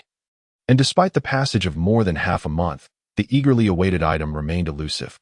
At that moment, Wu Yi's once piercing gaze leaped like lightning to fixate on Tang San. Simultaneously, his aura underwent a dramatic transformation, and an overwhelming, invisible pressure surged toward Tang San like an unstoppable tide. Wu Yi fixed his gaze upon Tang San's eyes, his intense stare seemingly capable of unraveling every hidden secret. Under such piercing scrutiny, Tang San felt an overwhelming discomfort, instinctively wishing to evade the other's gaze. For at that moment, he harbored certain unspeakable truths within his heart. "Enough of your relentless stare," he exclaimed. The weapon you seek has long since been completed. I was merely contemplating whether I could further optimize and enhance it to amplify its capabilities. Tang San's face flushed with embarrassment, tinged with a hint of awkwardness as he offered this explanation. It is worth noting that individuals like Tang San have always regarded precious manuscripts as rare treasures of utmost significance. Recalling the past, he had once clandestinely appropriated the sect's internal scriptures, at that time perhaps able to muster some pretext for self-justification, for he was still considered a member of the sect. Even after acquiring those scriptures, his ultimate aim was to contribute to the prosperity and growth of the entire sect. However, in this instance, the manuscript did not rightfully belong to him, despite having meticulously crafted this item with his own hands. The thought of claiming it as his own and altering it without the consent of others weighed heavily on his conscience, rendering him unable to surpass the moral threshold that lay before him. Without uttering a word, Wu Yi slowly extended his right arm, gently opening his palm, signaling with his gaze, "Please, hand that item over to me." This time, Tang San did not hesitate in the slightest. He swiftly retrieved a revolver from his bosom and placed it steadily upon Wu Yi's broad palm. Simultaneously, he presented 6 gleaming bullets that shimmered with a cold light. Wu Yi firmly grasped the revolver, instantly feeling a chilling yet soothing sensation coursing through his palm. This distinctive texture accelerated his heartbeat and filled him with exhilaration. Once the bullets were deftly chambered, he effortlessly rotated the cylinder. Without hesitation, he raised the revolver, aiming at a towering and robust tree in the distance, and repeatedly pulled the trigger, unleashing 6 shots in quick succession. The resounding blast of gunfire erupted, reverberating through the air. Although the overwhelming cacophony was somewhat disconcerting, it was undeniable that the impact of the shooting was remarkably effective. Wu Yi glanced at the revolver in his hand, a look of undeniable satisfaction gracing his face. He turned to Tang San, smiling and filled with admiration, and said, "Such an exquisite creation is indeed a rarity. As expected, it ultimately falls upon you to accomplish this task. Behold the astonishing results. They have already reached the level of a soul master. If you could craft bullets with a sharper design, the resulting power and effectiveness might surpass what we have now." Wu Yi glanced at the before him, his eyes shimmering with a spark of inspiration, and he could not help but utter a heartfelt remark, though he spoke merely from the depths of his heart. That simple statement resonated like a bolt of lightning tearing through the night sky, instantly stirring a tempest of thoughts within Tang San's mind and bestowing upon him an unparalleled surge of unique inspiration. Chapter 104. The Frenzied Experiment Indeed. "We could certainly craft the projectile to be more pointed," Tang San exclaimed with excitement. For the past few days, he had been deeply engrossed in pondering how to further amplify the power of his pistol. However, after numerous attempts, he discovered that excessive gunpowder could easily lead to a catastrophic explosion. Conversely, increasing the bullet's size would necessitate a larger launcher. Despite Tang San's exceptional craftsmanship, he found himself somewhat constrained in terms of innovative creation. After all, the concealed weapons he could fabricate were all meticulously documented within the annals of his former sect's traditional armaments. These hidden weapons were the crystallization of ancestral wisdom, painstakingly crafted, and he merely replicated these creations according to the original blueprints. Even when faced with the intricate and arduous manufacturing processes of certain concealed weapons, his remarkable handcraft skills allowed him to successfully produce them. Yet, this merely attested to his extraordinary manual dexterity, failing to mask the evident shortfall in his creative prowess. In stark contrast, we embodied a mind brimming with vibrant ideas, reveling in unfettered imagination, and undoubtedly stood as an unparalleled paragon of creativity. Alas, it seemed that fate is ever impartial. While he was endowed with formidable imaginative capabilities, he was not similarly blessed with exceptional manual skills. Even in a past life, amidst an era of advanced technology, he frequently found himself at a loss, unable to precisely assemble various compatible components, despite the aid of advanced tools like 3D printing. Yet, at this very moment, the aura and influence generated when these two individuals stood together was nothing short of astonishing, leaving onlookers in awe. It was as if an invisible force radiated from them, compelling the world around to take notice. In that instant, Tang San was wholly unconcerned with whether Wu Yi was facing opposition from his teammates. His sole thought was to whisk Wu Yi away to his private laboratory. This laboratory is more accurately described as a smithy, for the most prominent feature within is the colossal forge that occupies a full third of the space. Following the conceptualization provided by Wu Yi, Tang San successfully developed dozens of distinct types of ammunition within a mere 3 days, including armor-piercing rounds, explosive shells, freezing grenades, signal flares, smoke bombs, tear gas canisters, and demolition charges. These achievements are undoubtedly awe-inspiring, yet they also evoke a tinge of regret. The reason for this sentiment lies in the fact that the intricate craftsmanship of soul-guiding devices has nearly vanished over the ages, rendering them unable to imbue these weapons or their projectiles with additional extraordinary attributes. Should this be attainable, the weapon's efficacy, in terms of practicality and other facets, would experience a remarkable enhancement, potentially amplifying its performance several or even dozens of times. Consequently, its impact would become immensely formidable, capable of altering the very course of battle.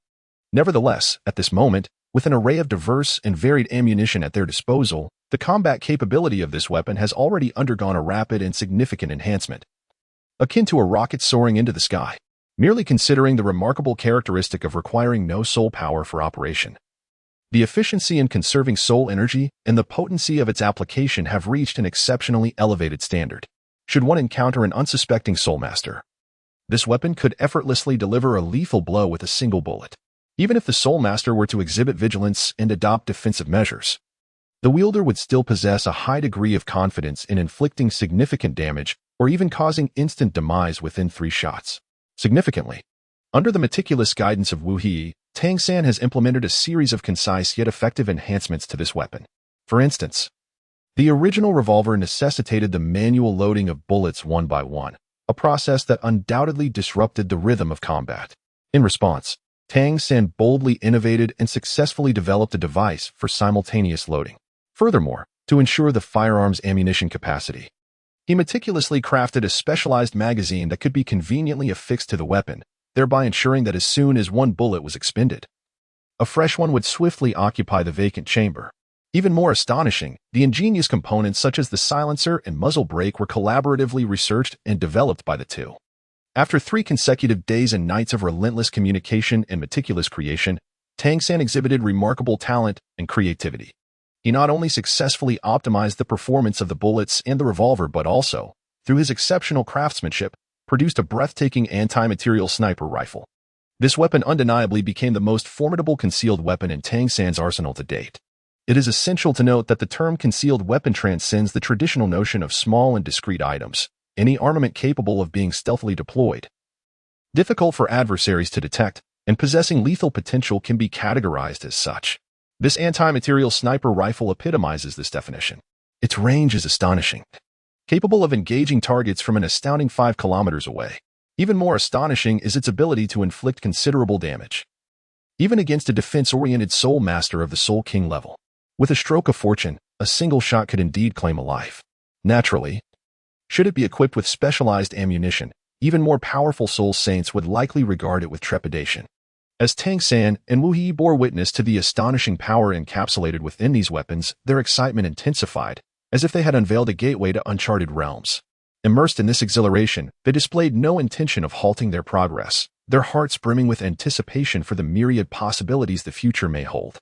Had it not been for Xiao Wu's concern for Tang San's well-being, which forcibly interrupted their in-depth exploration of the new weapons development, the two, caught in their fervent enthusiasm, might have remained in that small laboratory for an entire 2 months, or perhaps even longer, as Tang San's remarkably dexterous hands, akin to a magician's, conjured one cherished weapon after another, each materializing before Wu Hei's eyes. Wu He was completely immersed in an indescribable sense of surprise and astonishment, his excitement nearly overflowing. For a fleeting moment, he almost cast aside the primary purpose of his visit to this place. Time flew by, and before he realized it, Wu He had spent 5 days and nights at Shrek Academy. It was not until this 5th day, after the initial days of extraordinary exhilaration, that he gradually extricated himself from that nearly frenzied state, slowly regaining his inherent calmness and composure. Chapter 105, A Private Conversation with Xiao Wu. As time passed swiftly, Wu He had now been at Shrek Academy for a full 6 days. That morning, sunlight streamed through the window, illuminating his somewhat fatigued face as he slowly opened his eyes and sat up from his bed. In the past 3 to 5 days, he had scarcely rested, tirelessly dedicating himself to the meticulous crafting of their weapons. Hard work bore fruit through the collaborative efforts of himself and Tang San. They had both successfully acquired weapons that satisfied their desires. During this period, the relationship between Tang San and Wu He had progressed remarkably. Tang San was even on the verge of inducting Wu He into the Tang sect as a member. Moreover, Tang San generously shared some non-core secrets regarding the crafting of Tang's sect hidden weapons with Wu He. However, at this moment, despite his overwhelming fatigue, Wu He's first action upon rising from bed was to eagerly seek out Xiao Wu. He quickly organized his belongings and hurriedly made his way to the new Shrek Academy's training ground. Upon his arrival, he found the Shrek 7 monsters gathered there, enthusiastically experimenting with their newly acquired weapons. Among them, Ning Rong Rong displayed the greatest interest and concern for these weapons, as half of the authorship belonged to Wu He himself. Clever as she is, she undoubtedly understands the immense strategic value that such weapons hold for the 7 treasures, Glazed Tile School. Despite the ear-splitting cacophony that these weapons produce when fired, both their extensive range and formidable power stand in stark contrast to the concealed weapons they're accustomed to using. Even if the enemy were to rise in reckless defiance the moment the gunfire reverberates, attempting to withstand the ferocious assault of a pistol, it would be nothing short of fanciful dreaming. Consequently, Ning Rong's attitude towards Wu He underwent a complete transformation. However, this abrupt shift in demeanor ignited a fierce jealousy within Oscar, who was situated at the back of the group, filling him with deep-seated animosity towards Wu He. Yet, simultaneously, Oscar found himself enamored with the meticulously crafted series of weapons developed by Wu He. After all, weapons capable of unleashing substantial lethality without expending soul power are undeniably significant for him as a support-type soul master. Nevertheless, these matters were not the most pressing concerns for Wu He at that moment. He even paid little heed to the prospect of amassing immense wealth through the sale of such weapons. He strode purposefully towards Tang San and Xiao Wu with unwavering focus. "Oh, Xiao San, I have a matter to discuss with Xiao Wu. Might I trouble you to lend her to me for a few minutes?" Without any preamble, Wu He directly addressed Tang San, his tone as casual as if he were merely borrowing an ordinary tool, devoid of any embellishment. Surprisingly, upon hearing this request, Tang San nodded in agreement as if enchanted, compelled by an unseen force. Perhaps it was the camaraderie developed over the past 5 days of sharing meals and shelter that fostered an unspoken bond of mutual admiration and a sense of lament for their delayed acquaintance. Consequently, Tang San harbored an extraordinary trust in Wu He at that moment. Meanwhile, Xiao Wu stood nearby, her expression one of skepticism. Pondering, what could Wu He possibly require my assistance with? Just as her mind swirled with questions, Wu He softly suggested, "Xiao Wu, might we step into that quiet room over there for a discussion?" He gestured toward a serene chamber not far off. She slightly turned her head, her gaze landing on Tang San, who stood with his hands in his pockets, exuding an air of casual ease, as if to imply that the decision was entirely hers. Xiao mused to herself, "This is our academy. Surely he wouldn't dare to act recklessly here. If he were to overstep, Tang San would undoubtedly hold him accountable." Subsequently, maintaining a respectful distance, the two slowly entered the adjacent, somewhat desolate lounge. Although they were the only two of the opposite sex present, the atmosphere remained devoid of any hint of ambiguity. As the door gently closed behind them, Wu He unexpectedly swung his arm with great force, unleashing a powerful surge of soul power from his palm. This energy quickly coalesced into a transparent membrane, enveloping the entire room in a tight embrace. This was Wu He's creation, a rudimentary soundproof barrier constructed from his own soul power. This skill, a serendipitous discovery during his exploration of the nature of soul energy, had undergone numerous trials and refinements, resulting in a barrier that could effectively nullify all sounds from escaping the confines of the room, no matter how faint. Witnessing Wu He's meticulous caution, akin to preparing for a formidable adversary, the previously relaxed Xiao Wu felt her tension spike, instantly shifting into a state of heightened alertness. "Now, you may speak. What is it that you seek from me, Xiao Wu?" she asked, arms crossed, tilting her head slightly, gazing at Wu He with a proud demeanor. Wu He's gaze fixated on Xiao Wu, and he took a deep breath, as if steeling himself for a significant revelation. Observing Wu He's solemn demeanor, Xiao Wu felt a surge of anxiety, her delicate face flushing a deep crimson. She shyly lowered her head, her mind racing with speculation. Could it be that this fellow is about to confess his feelings to her? As this thought crossed her mind, her heart raced even faster, akin to a startled fawn beating wildly against its confines. However, at that moment, Wu He slowly parted his lips, his voice clear and resolute as he proclaimed, "Should I address you as Soul Master Xiao Wu, or as the 10,000-year soul beast, Soft-Bone Rabbit Xiao Wu?" This statement struck Xiao Wu like a bolt from the blue, landing heavily upon her heart. The flush of shyness that had previously adorned her countenance drained away, leaving her as pale as a ghost, devoid of color. Simultaneously, an overwhelming aura of intimidation erupted from her petite form, a powerful presence surging forth like tumultuous ocean waves, sweeping outward in all directions. With her willow-like brows fiercely arched and her beautiful eyes wide open, she demanded in a delicate yet assertive tone, "Speak. How did you come to know my true identity?" Internally astonished, she pondered how this individual, Wu Hui, whose cultivation level was at most that of a soul master, could possess the ability to unveil her true nature. By all logic, only someone as formidable as a titled Douluo would have the prowess to discern such truths. Despite Xiaowu currently being at the soul master level due to her transformation and subsequent training, the majestic aura and oppressive presence she emanated as a 10,000-year soul beast remained unaltered. That invisible pressure surged forth like a crashing tide, threatening to engulf Wu Hei at any moment. Chapter 106, Negotiation. Xiaowu's oppressive aura, akin to a colossal wave, instantly swept over Wu Hei with overwhelming force. The formidable pressure emanates from the singular and pivotal secret residing within Xiaowu. She is the manifestation of a soul beast that has existed for 100,000 years. It is widely acknowledged that even soul beasts harbor a deep-seated yearning and aspiration for divinity. However, it is indisputable that the journey to godhood is far more arduous for soul beasts than for humans, fraught with insurmountable obstacles. Despite this, a seemingly viable shortcut presents itself to the multitude of soul beasts yearning for transcendence, regarded as the key pathway to the divine realm. This shortcut entails that once a soul beast successfully breaks through to the 100,000-year level, it may voluntarily choose to take on human form. Yet, upon completing this transformation, the soul rings possessed by the soul beast undergo a unique alteration, while the form of the soul rings, belonging to a 100,000-year soul beast, remains unchanged. The profound cultivation accumulated over 100 millennia is instantaneously converted into the cost and offering required for the transformation. Nevertheless, this does not imply that these invaluable cultivations vanish entirely. In truth, they remain sealed within the transformed body of the soul beast, patiently awaiting an opportune moment. This moment arises when the soul beast's cultivation once again ascends, gradually reaching the various levels corresponding to its original 100,000-year cultivation. At that juncture, the cultivation previously expended as an offering will rejuvenate, transforming into a series of new soul rings that align with the current level of power. It is crucial to note that despite these soul beasts successfully taking on human form, they fundamentally remain soul beasts rather than true humans.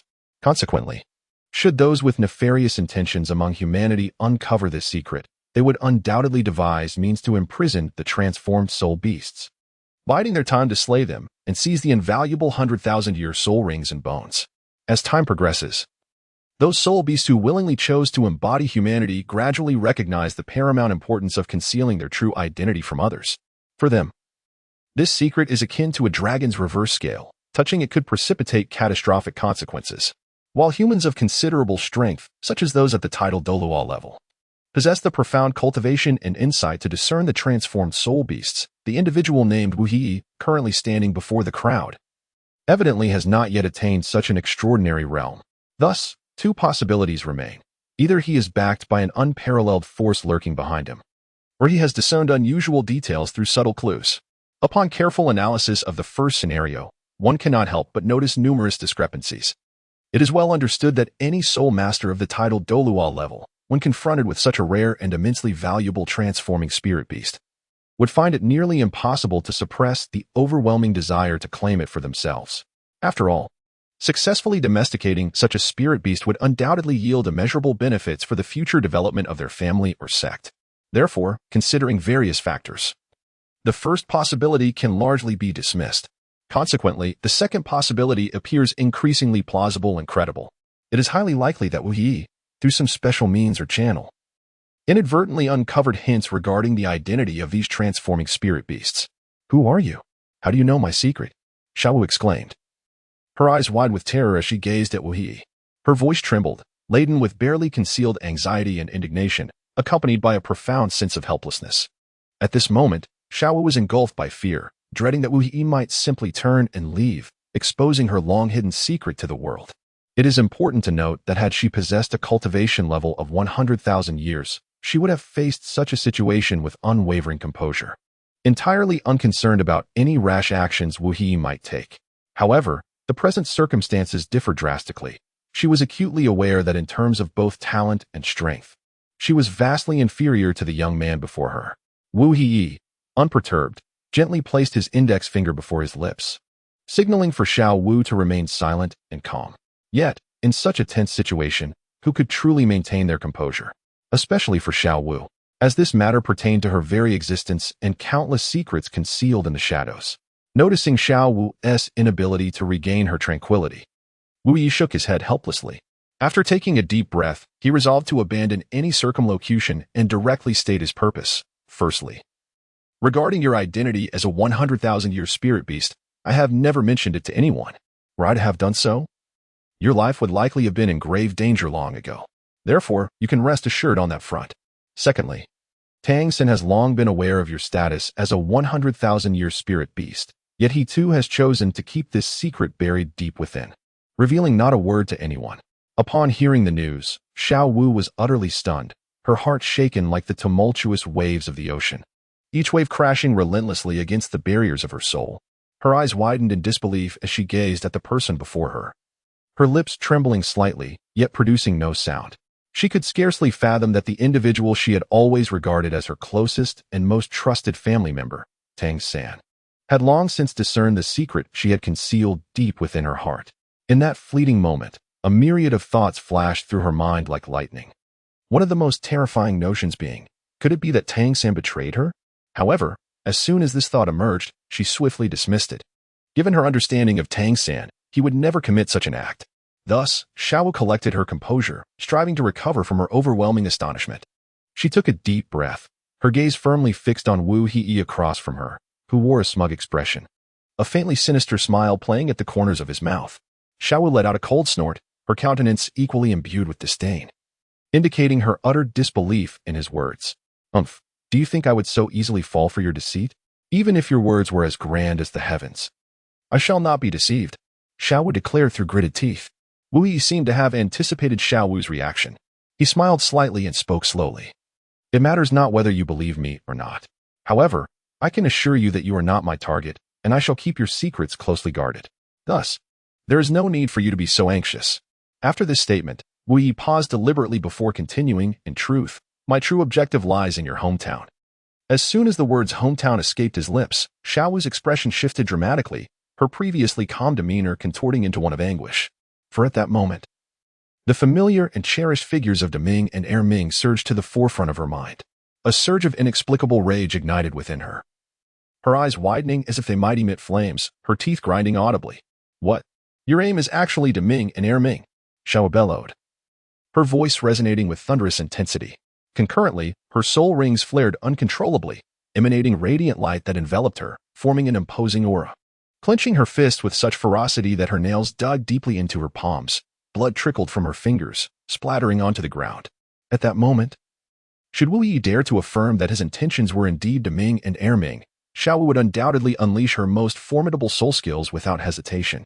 Even if it meant revealing her identity or acknowledging the disparity in their strengths, she would fight with every ounce of her being against the enemy, willing to pay the ultimate price of her life if necessary.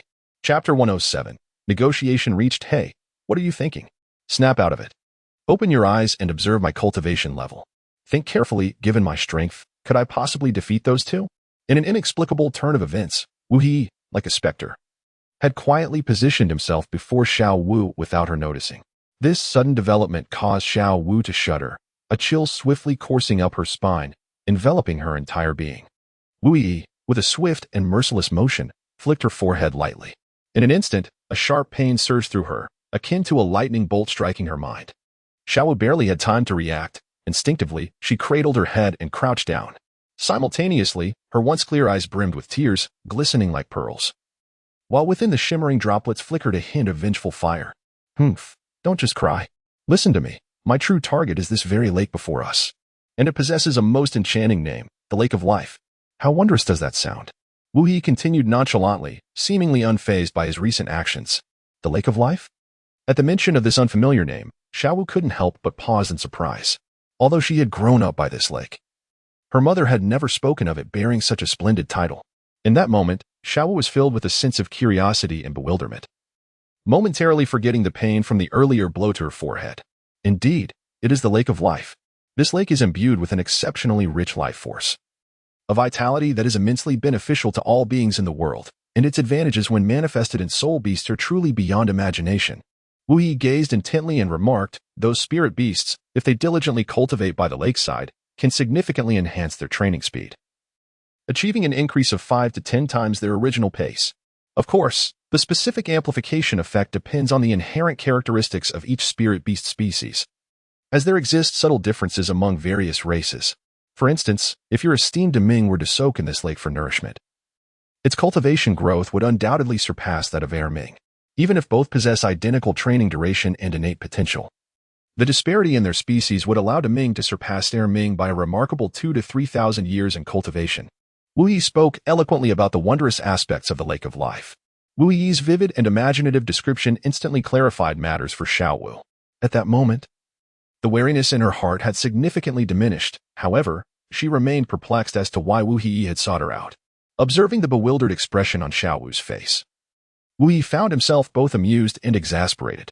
Internally, he mused, I have articulated my intentions so clearly. It is evident that I wish to cultivate by the lakeside. Why can't this girl grasp the obvious? With a resigned shake of his head, he gently pressed his hand to his forehead, a bittersweet smile emerging on his lips. I intend to cultivate over there, Wu Yi declared with unwavering resolve, as if he had made a firm decision. Upon hearing this, Xiao Wu immediately comprehended his intentions. Yet her dissatisfaction swiftly bubbled to the surface. With an indignant pout, she retorted, if you wish to go, then go. But why must you suddenly expose my identity? Her words brimmed with reproach and irritation. Feeling the weight of her accusation, Wu Yi appeared somewhat embarrassed, scratching his head as he attempted to explain. It was unavoidable. I truly did not know the precise route. Moreover, if I were to venture forth recklessly, I would surely be no match for Ming and Ming. At this moment, Wu Yi felt a deep sense of helplessness, silently murmuring to himself, this girl, who usually appears quite clever, how is it that she becomes so dense at critical moments? However, Xiao Wu seemed intent on not letting him off easily. A sudden flash of inspiration struck her, and her mind began to operate in a remarkably unconventional manner. She retorted, Humph. Since you are so well acquainted with the circumstances of us three, surely you must know how to navigate your way forward? It must be said. Her words bore a semblance of reason. Only then did Wu Yi, as if awakening from a dream, realize the oversight he had previously made. Indeed, the reason he was able to articulate Xiao Wu's situation so adeptly was entirely due to his prior knowledge of the unfolding plot. Yet, in reality, he was utterly ignorant of how to reach their destination. All right, even if you assume I am incapable of finding my way, he conceded. However, at this juncture, I require 2 things from you. First, provide me with a route that allows us to circumvent the majority of high-level soul beasts. Second, furnish me with a token that belongs to you. This way, when I encounter your 2 rather foolish younger brothers, they will at least refrain from immediately dispatching me without a second thought. After taking a deep breath, Wu Yi unhesitatingly expressed his innermost desires in full detail. Standing beside him, Xiao Wu slightly furrowed her brows, pausing for a moment to collect her thoughts, before slowly responding, very well, I can accommodate your request. But I must clarify one point beforehand. I will not provide you with any items. However, I will personally guide you to your destination. But I must emphasize that I can only take you, no one else. Xiao Wu's gaze remained firmly fixed on Wu Yi, her eyes brimming with vigilance. In truth, she harbored little concern about any devious schemes he might devise during their journey. As long as he did not intend to inflict any harm upon Ming and Ming, everything would remain within her control. Moreover, it had been quite a while since she had left home, and it was high time she returned to pay a visit. When they finally arrived at her territory, whether Wu Yi was clever or foolish, stout or slender, it would ultimately be for her to determine. Upon hearing Xiao Wu express her willingness to lead him, Wu Yi's face immediately lit up with an exuberant smile, and he eagerly nodded in agreement, exclaiming, wonderful. It would be an absolute delight to have you guide me. Subsequently, the 2 stepped out of the lounge together. However, as soon as they exited, they were met by the other 7 peculiar individuals who had already gathered around them. Their faces adorned with curiosity as they impatiently inquired, why were you 2 in there for so long? What important matters did you discuss? Do share with us. Xiao Wu gently parted her lips and succinctly recounted Wu Yi's intention to travel to her hometown for training. It turned out that her ancestral home possessed unique qualities, which prompted Xiao Wu to accompany Wu Yi personally. Yet, just as she began to elaborate, Tang San's expression shifted dramatically, and he promptly voiced his dissent. He was acutely aware of Xiao Wu's true identity and significance, Allowing her to accompany Wu Hee was a source of great unease for him. In Tang San's eyes, Xiaowu was as precious as a rare gem, and any potential risk was enough to cause him deep anxiety and restlessness. At that moment, his furrowed brow and anxious gaze betrayed his profound concern for Xiaowu's safety. Chapter 108. The Rift. Xiaowu cannot accompany you. Tang San's voice erupted like thunder. His face flushed, veins protruding from his forehead, and his eyes wide with tension and apprehension. He leaned forward, gesticulating wildly. His movements exaggerated as if he sought to tear apart the very air around him. In that instant, Tang San had shed his usual composure, replaced by a state of near hysteria. This sudden transformation left everyone present in shock, particularly Xiaowu, who stood frozen in fear. With wide eyes, she stared intently at Tang San, her gaze filled with disbelief and confusion. She could not fathom why the usually gentle, considerate, and empathetic third brother had become so agitated. Was it truly as Wu Hee suggested, that she did not know Tang San well enough? Or had some other undisclosed matter occurred? A torrent of questions flooded her mind, leaving Xiaowu momentarily at a loss for how to respond. I am merely returning home, third brother. Why do you oppose my going? Xiaowu finally regained her composure and questioned him with a tone tinged with incredulity. Yet, this seemingly mundane statement ignited a powder keg of repressed emotions within Tang San, triggering an explosive reaction. He abruptly stepped forward, seizing Xiaowu's slender arm with a grip so forceful it made her wince in pain. With his eyes wide with fury, he bellowed at her. I have already stated that you cannot return with him. This matter is non-negotiable, and I firmly disapprove. Had this been a previous time, such a somewhat domineering manner of speech from Tang San would have stirred a sweet affection within Xiaowu. However, in this moment, she was engulfed by feelings of grievance and confusion, her eyes brimming with tears that threatened to spill over. At that instant, a deep-seated fear took hold of her, leaving her in a state of turmoil. She began to worry about the ominous words spoken by Wu Hee earlier, terrified that events might indeed unfold in the direction she most dreaded. As the tension between the two escalated, Wu Hee, the instigator of this turmoil, recognized the necessity to intervene and defuse the situation. He opened his mouth to speak.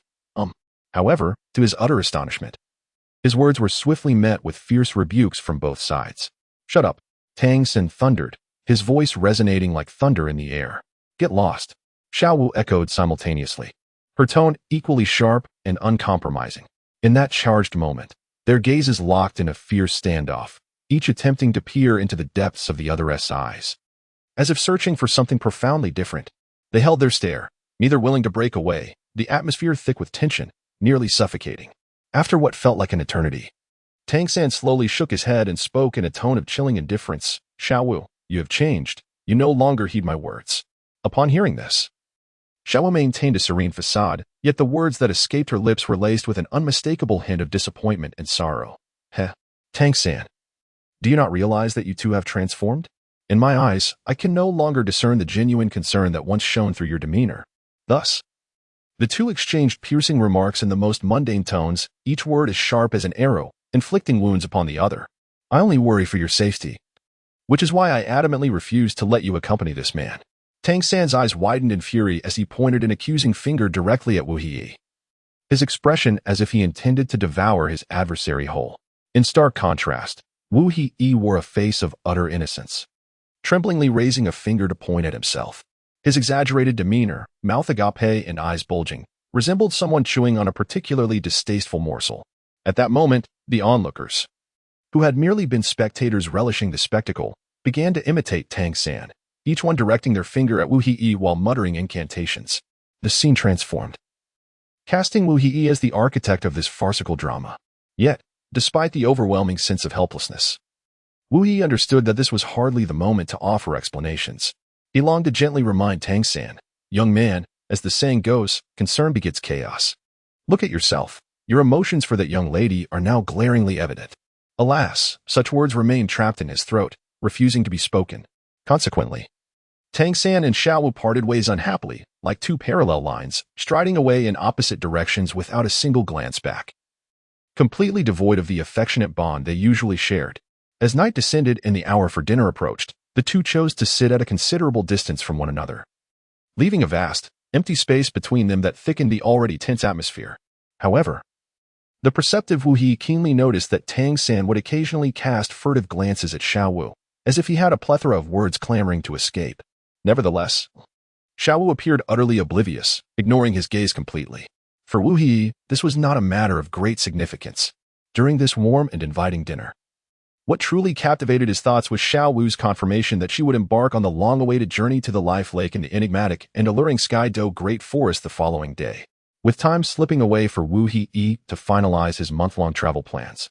The prospect of setting forth on this long-anticipated adventure the very next day filled him with an uncontrollable joy. This exhilaration kept him restless throughout the night, his mind swirling with dreams of the forthcoming journey. However, fate had other plans. In the stillness of the night, just as Wu He was lost in the blissful reverie of his imminent adventure, an unexpected and fierce argument erupted between Tang San and Xiao Wu.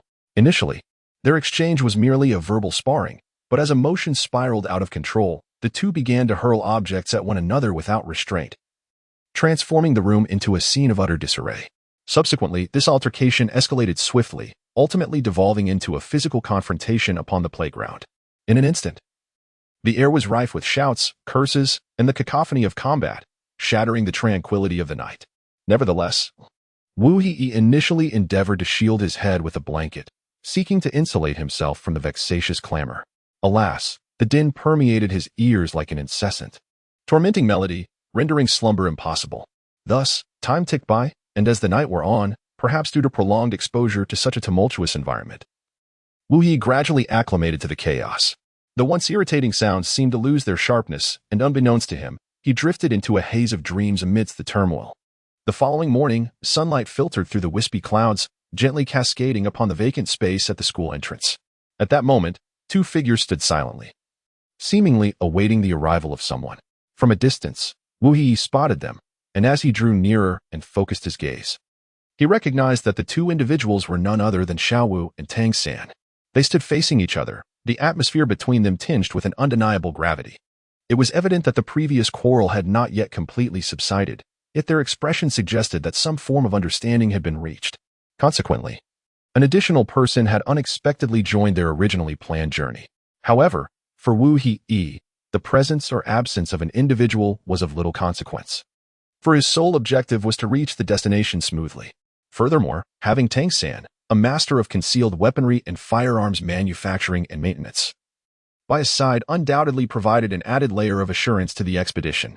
It must be said that with Xiao Wu accompanying them, the trio's pace exceeded their initial expectations. In merely 2 days, they had ventured deep into the heart of the Tiando Great Forest. If this momentum continued, it would not be long before they reached the journey's conclusion. Yet, throughout their travels, the two individuals before him remained silent, as if burying their words deep within their hearts. Even more astonishing was the fact that, as their journey progressed, the expressions on their faces grew increasingly somber, akin to the heavy and oppressive clouds looming before an impending storm, instilling a sense of unease. Chapter 109. Capture them all. The thunderous roar seemed capable of tearing the very sky asunder, its immense volume and penetrating force transforming the formerly tranquil forest into a state of unrest. Countless birds and soul beasts perched upon the towering trees were startled into chaos by the sudden cacophony, their wings flapping wildly as they fled into the sky, vanishing without a trace in the blink of an eye. Following this, a series of ear-splitting booms resounded, accompanied by the rent sounds of colossal trees crashing to the ground, causing the entire forest to tremble in the face of such terrifying power. At that moment, an even more resonant bellow echoed through the heavens. Moo. In the center of a vast lake not far away, a colossal creature with the head of a bull and the body of a serpent slowly emerged, revealing its enormous head. Ming, what has happened to you? Why are you so agitated? Meanwhile, a figure as imposing as a small mountain raced to the lake's edge at an astonishing speed. This mighty ape, towering and robust, caused the ground to tremble with each step, and his voice thundered through the air like a tempest. Brother, I can smell Sister Xiao Wu's scent. She has returned to the Tiando Great Forest. The creature known as Ming exclaimed with fervor. The significance of the term again is profound. Not long ago, Xiao Wu had returned to the vast and enigmatic Sky Do Forest to independently hatch her third soul ring and soul skill. During that occasion, the Titan Great Ape, Ming, could not contain the deep yearning it felt for Xiao Wu and recklessly charged out of the core area.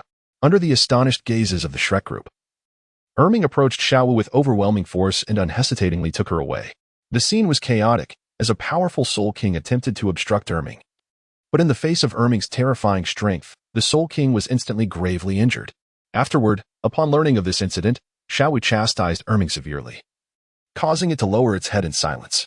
This time, however, when Erming caught a whiff of Xiao Wu's familiar scent, though equally filled with excitement, it had learned from the previous lesson and refrained from acting impulsively. Erming suppressed the urge to rush out and instead swiftly turned to where Deming was located. Meanwhile, upon hearing Erming's urgent calls, Deming slowly rose to its massive stature. Its robust body seemed to support the heavens themselves as it opened its colossal nostrils and inhaled deeply. In an instant, a faint yet discernible scent permeated Deming's nostrils, confirming that it was indeed Xiao Wu's essence.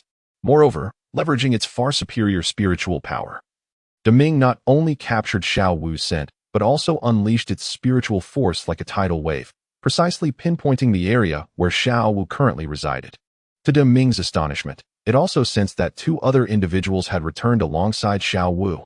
Among them, one individual exuded a familiar aura and scent, reminiscent of a member from the group that had previously appeared alongside Xiao Wu. However, the other person's essence was entirely foreign, never before encountered. Despite this, Deming astutely sensed an elusive undercurrent of danger emanating from that individual. This revelation struck him as rather perplexing. After conducting a thorough mental probe, he found no evidence of any formidable prowess that could pose a threat to himself. Nonetheless, the persistent and unsettling sensation lingered in his mind, leaving Deming in a state of unease. It is worth noting that Tang San was renowned for his meticulous nature and acute sensitivity, with his mental fortitude standing unparalleled among his peers. In that fleeting moment, he distinctly perceived a formidable wave of spiritual energy sweeping over him like lightning, as if it had penetrated his very essence in an instant. In fact, it was not only Tang San who sensed this. Even Mu Yi felt the presence of that mysterious and potent spiritual force. One could hardly deny the audacity of such energy, which audaciously lingered on Wu Yi's form not once, but twice, making it nearly impossible to remain undetected. At this juncture, observing Xiao Wu's expression and the damp scent gradually permeating the air as she subtly flared her nostrils, Wu Yi understood with clarity. It was evident that they were nearing the ultimate destination of their journey. As anticipated, after another grueling trek lasting half an hour, Wu Yi finally caught sight of the expansive lake, resembling a boundless ocean. In that moment, he distinctly felt an overwhelming vitality emanating from ahead, intensifying and becoming more palpable. Such a vibrant life force had not been so profoundly experienced since his time in the enigmatic medicinal garden of Douluo. At this point, Wu Yi comprehended that they had undoubtedly arrived at one of the three fabled locations mentioned by Tang San in the original narrative, the Lake of Life. Simultaneously, Tang San also keenly detected the vast and powerful life energy surrounding them. As he raised his gaze, he beheld the shimmering surface of the lake not far ahead. And in an instant, his heart surged with tumultuous waves of astonishment. He found it almost inconceivable that this seemingly ordinary place was, in fact, one of the three sacred lands recorded in his sect's heritage. In an instant, joy and exhilaration flooded his being, causing a noticeable transformation in his demeanor. However, lost in his excitement, he remained oblivious to the significant changes in his expression and bearing. At that moment, Xiao Wu, who had been quietly observing his every move, absorbed all of this. As the trio drew ever closer to the shimmering lake, tranquil and mirror-like in its stillness, the atmosphere was charged with anticipation. Suddenly, a clear and resounding shout pierced the sky. It was Xiao Wu. She raised her voice, exerting every ounce of strength as she commanded. Daming, Erming, quickly capture both of them. Her words echoed like a clap of thunder through the stillness of the forest, startling a flock of birds into flight. Just as her voice faded, a colossal shadow abruptly appeared in the sky. Accompanied by a deafening roar that shook the earth, a gigantic titan ape descended like a small mountain. Its powerful limbs landed firmly on the ground, sending a cloud of dust spiraling into the air. Wu Hai and Tang San stood nearby, rendered motionless by the sudden appearance of this behemoth. At that moment, an indescribable expression crossed Tang San's face. His eyes widened in shock and disbelief. His mouth slightly parted as if to utter words, yet no sound emerged. After a considerable pause, he finally regained his composure, muttering to himself, "Incredible. It is the forest's sovereign, the Titan ape." The discourse was imbued with a profound sense of fear and reverence. Chapter 110, Interrogation. Chapter 111, Secrets of Tang San. The Bastard. The occurrence of such an event starkly revealed Tang San's ignorance and naivety regarding the transformation of a 100,000-year soul beast. It is well known within the realm of soul masters that an unwritten rule prevails. Only those formidable soul masters who have attained the rank of title Douluo, endowed with their profound and formidable spiritual power, possess the capacity to investigate the specific circumstances surrounding the transformation of a 100,000-year soul beast into a human form. Yet, Tang Xin stands as an unequivocal anomaly, reflecting upon the time when he was merely a soul master. His spiritual power had already reached heights that many soul Douluos found unattainable. It was precisely due to his extraordinary and exceptional spiritual prowess that he could, even at his relatively humble level of cultivation, employ unique techniques to uncover the true identity of Xiao Wu as a 100,000-year soul beast. However, at this very moment, his thoughts surged through his mind like a stampede of wild horses, a cacophony of ideas intertwining chaotically, leaving him overwhelmed. In that fleeting second, the multitude of concepts he grappled with was so extensive and diverse that the unforeseen turmoil unfolded too swiftly for his mind to keep pace with the rapidly shifting circumstances. Faced with such a scenario, Tang Xin found himself hesitating, desperately wishing to clarify the misunderstandings and reasons to Xiao Wu. Yet, contrary to his intentions, the more he sought to explain, the more he deepened the doubts and suspicions that resided within Xiao Wu's heart. Meanwhile, Wu Yi stood nonchalantly to the side, calmly munching on snacks, his demeanor suggesting that the unfolding events bore no relevance to him. Were it not for the fact that he was firmly grasped by Erming, rendering him immobile, he would likely have brought forth a small stool and a generous handful of fragrant seeds to comfortably enjoy the spectacle. Just as the words were on Tang Xin's lips, he suddenly found himself choked, only managing to laboriously utter a single word: hypocrisy.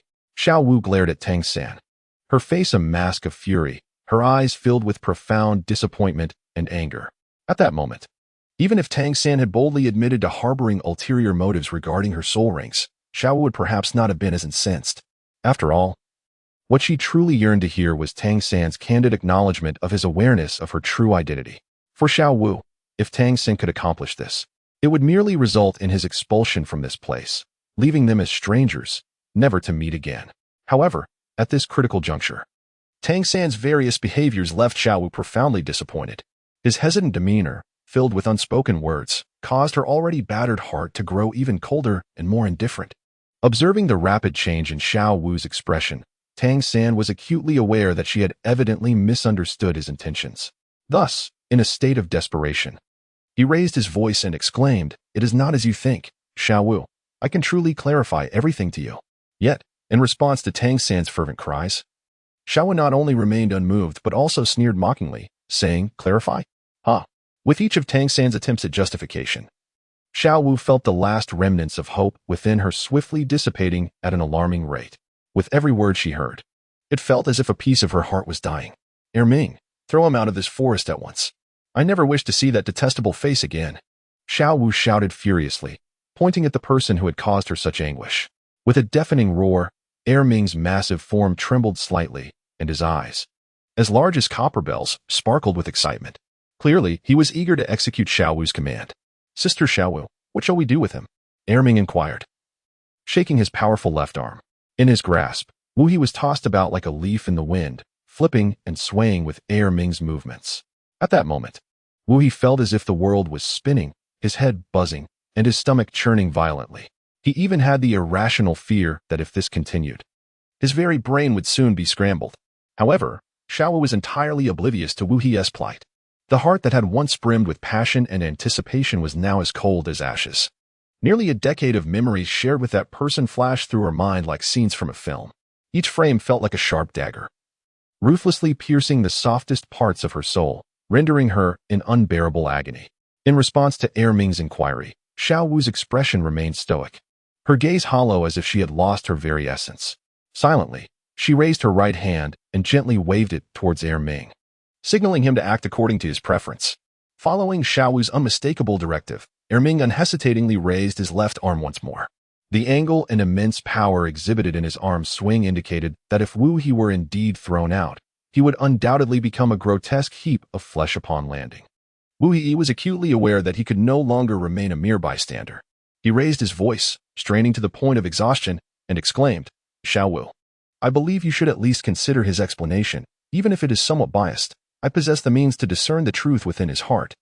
Upon hearing Wu Yi's terrified scream, just as Erming was about to throw both of them out, Xiao Wu's words fell like a bucket of icy water. causing the previously exuberant Erming to abruptly halt his actions. Erming, do remain calm. I am curious to hear what this human has to say. With the Titan giant ape pausing its movements, Wu Yi finally felt a sense of relief, letting out a long sigh. I say, you must first set me down. Wu Yi gasped. Still, I suggest we throw him out. Xiao Wu casually waved her hand. Roar. Erming bared its fangs and claws, feigning the act of throwing. Wu Yi, struck with terror, hastily tore open his throat and exclaimed, I confess. This is a secret even Tang San himself is oblivious to. At this moment, Tang San was utterly bewildered, akin to a monk who cannot comprehend a conundrum. He pondered inwardly, heavens, we have barely crossed paths a few times. How could you possibly be aware of a secret that even I am unaware of? Tang San is merely a wretch. The words of the 5-in-1 resonated like a sharp blade, piercing the hearts of Tang San and Xiao Wu, both of whom were rendered speechless with laughter. Do you truly believe that by insulting Tang San, I would grant you any mercy? A teasing smile danced upon Xiao Wu's lips. Should you dare to insult Tang San again, I shall first rend your body into pieces and then cast your remains into the wilderness. Upon hearing Xiao Wu's declaration, Tang San discerned a subtle hint of affection hidden within her words. No, I harbor no intention of insulting him. He is indeed a scoundrel. The words of Wu Yi infuriated Tang San to such an extent that, had he not been restrained, he would have undoubtedly lunged at him to rend him limb from limb. Such audacity was utterly intolerable. Tang San's father was the illustrious title Douluo, known as Tang Hao, the title of Hao Tian. Upon finishing his statement, Wu Yi immediately became as vigilant as a startled bird, scanning his surroundings while fervently praying, Great One, I beseech you to show mercy. It was not my intention to divulge your esteemed name. He continued, moreover, my mother is a peerless 10,000-year spirit beast, known as the Blue-Silver Emperor, a regal entity evolved from the blue-silver grass. At this revelation, Xiao Wu finally grasped the truth, understanding the innate affinity she felt towards Tang San. However, at this very moment, Tang San found himself engulfed in a thick fog of self-doubt. It is impossible, absolutely impossible. This cannot be true. Tang San's eyes widened, veins throbbing on his forehead, his demeanor bordering on madness as he repeated these words incessantly. He could not accept the claims made by Wu Yi, his heart brimming with shock and skepticism. My mother could never be a spirit beast. How could there exist such an intimate relationship between spirit beasts and humans? How could they possibly produce offspring? Xiao Wu, you must not believe his nonsensical ramblings. Tang San shouted hoarsely at Xiao Wu, his voice reverberating through the air as if it could shatter the very space around them. Xiao Wu stood silently, observing the nearly frantic Tang San, her heart swelling with profound disappointment. Though she understood that perhaps Tang San harbored genuine intentions to protect her in this moment, he exhibited a fervent desire that seemed to straddle the line between protection and possessiveness, tinged with a hint of greed. This intricate emotion, caught between safeguarding and avarice, left Xiao Wu feeling perplexed and uneasy. What troubled Xiao Wu further was the tightening in her chest upon hearing Wu Yi mention Tang San's father, a title Douluo. If this were indeed true, her own identity might already be laid bare. At that moment, her mind raced with various thoughts, contemplating how to ensure her own safety. Should she sever ties with Tang San now, it was undeniable that his powerful title Douluo father could very well come to capture her personally. The mere thought sent a shiver down her spine, turning her pallor even more ashen. Disregarding Tang San's anguished cries, Xiao Wu resolutely turned her gaze towards Wu Yi, her delicate brows furrowing as her enchanting eyes fixed upon him. With a playful yet demanding tone, she inquired, You just claimed to possess a way to prove that Tang San harbors no feelings for me. Pray tell, how do you intend to accomplish this? At this moment, Tang San gazed at Xiao Wu, who remained indifferent to him, and his heart was instantly engulfed by feelings of helplessness and despair. However, upon hearing Xiao Wu inquire of Wu Yi for a method to prove his deep affection for her, the once-dim embers of his heart miraculously ignited with a flicker of hope. He couldn't help but ponder the nature of such a miraculous method. After all, in his previous life, he had never encountered anything so wondrous that could validate the profound and sincere emotions between a man and a woman. While it was true that the common means employed then often revolved around severe torture and coercion, could such cruel methods genuinely ascertain true love? Nevertheless, when it came to his genuine feelings for Xiao Wu, Tang San was undeniably aware. His affection burned fiercely, akin to an unquenchable flame, impervious to any external force that might seek to sway or deny it. At that moment, Wu Yi awkwardly interjected, stating, Well, in order for me to present this item for you to see, Miss Xiao Wu, you must first let me down from this height. before Xiao could respond. Erming let out a thunderous roar, clearly displeased with Wu Yi's audacity to bargain at such a critical juncture. Naturally, Xiao would not easily consent to release him. The reason was quite simple. She remained unclear about Wu Yi's true intentions for being there. Although Wu Yi was indeed no match for Deming and Erming in terms of strength, if he were to use her as leverage to coerce the two colossal beasts into making a sacrificial offering, it was evident that Deming and Erming would not hesitate for a moment. Xiao Wu's delicate features were etched with suspicion as she fixed her piercing gaze upon Wu Yi and sternly demanded, "You must first prove why you have come here." Her words were laden with inquiry. Faced with such a situation, Wu Yi felt at a loss for words. After all, self-proving often resembled an intricate trap, leaving one at a loss for how to proceed. Yet, in that moment, he had no choice but to exhaust his mind to navigate the predicament before him. "I speak nothing but the truth. To be frank, I have reached a bottleneck in my cultivation, and thus I hope to seek out a special place to find an opportunity for breakthrough." Wu Yi spoke earnestly, yet internally he lamented, utterly perplexed as to how to articulate his thoughts more clearly. However, Xiao appeared unmoved by his words. Her delicate brows furrowed as she pressed on with her inquiry. "Even so, how did you come to know of this place? More importantly, how could you possibly be aware of my true identity?" In emphasizing the latter part of her question, she seemed intent on compelling Wu Yi to provide a satisfactory explanation. Upon hearing the words of his interlocutor, Wu Yi felt a resounding thrum in his head, and darkness enveloped his vision, as if the very heavens were collapsing upon him. He had never anticipated that his initial intent to lend a modicum of credibility to the situation would spiral so woefully out of control, far exceeding the bounds of his influence. At that moment, Wu Yi's complexion was as pale as parchment, beads of cold sweat cascading down his forehead. Yet his mind raced with fervor amidst the impending crisis. Suddenly, a glimmer sparked in his eyes, as if he had conceived a clever stratagem. Without hesitation, he declared, "The first question is, in fact, quite simple. Are you not aware of which academy I represent? Our school's library possesses comprehensive records, chronicling an array of rare treasures and enigmatic locales. A mere inquiry there would elucidate everything." After uttering these words, we let out a silent sigh of relief, fervently hoping that this answer would suffice to placate his interrogators. However, when faced with the subsequent question, he clenched his joy resolutely, refusing to divulge even a syllable. With unwavering determination, he proclaimed, "The second question is my absolute secret. I shall not speak of it, even at the cost of my life today. But please, believe me, I harbor no ill intent or ulterior motives." As he spoke, Wu straightened his posture, adopting a demeanor of fearless defiance, prepared to embrace his fate. Standing nearby, Xiao Wu observed the unfolding scene with keen awareness. She understood that pressing further against such obstinacy would likely prove futile. Moreover, her own identity had been compromised, rendering any excessive entanglement with this matter utterly meaningless. Thus, the immediate priority was to devise a means to ensure her own safety. With a slight furrow of her brow, she pondered for a moment before deciding to temporarily relinquish her pursuit of the second question. "Very well, I shall grant you one final opportunity to prove yourself. However, should you fail this time?" Xiao Wu uttered, gesturing ominously in a manner that sent a shiver down the spine, the implication unmistakable. Upon witnessing the situation, Wu Yi could not help but take a deep breath, as if seeking to quell the tumultuous emotions within. Steadying himself, he solemnly spoke, "In truth, my martial soul is vastly different from that of others. It is exceedingly unique. While most individuals face minimal constraints when acquiring soul rings, my martial soul adheres to stringent requirements. Each soul ring must originate from a specific category of soul beast. Furthermore, remarkably, when my martial soul encounters those soul beasts that are compatible and suitable as sources for soul rings, it emits a resplendent light. However, should it meet an incompatible soul beast, there is no response whatsoever." Chapter 113. Let us commence the experiment. Humph. Upon hearing Wu Yi's words, Xiao could not restrain a derisive laugh, clearly expressing her skepticism. Beside her, Tang San and Erming also wore expressions of disdain, scoffing at the reasons he provided.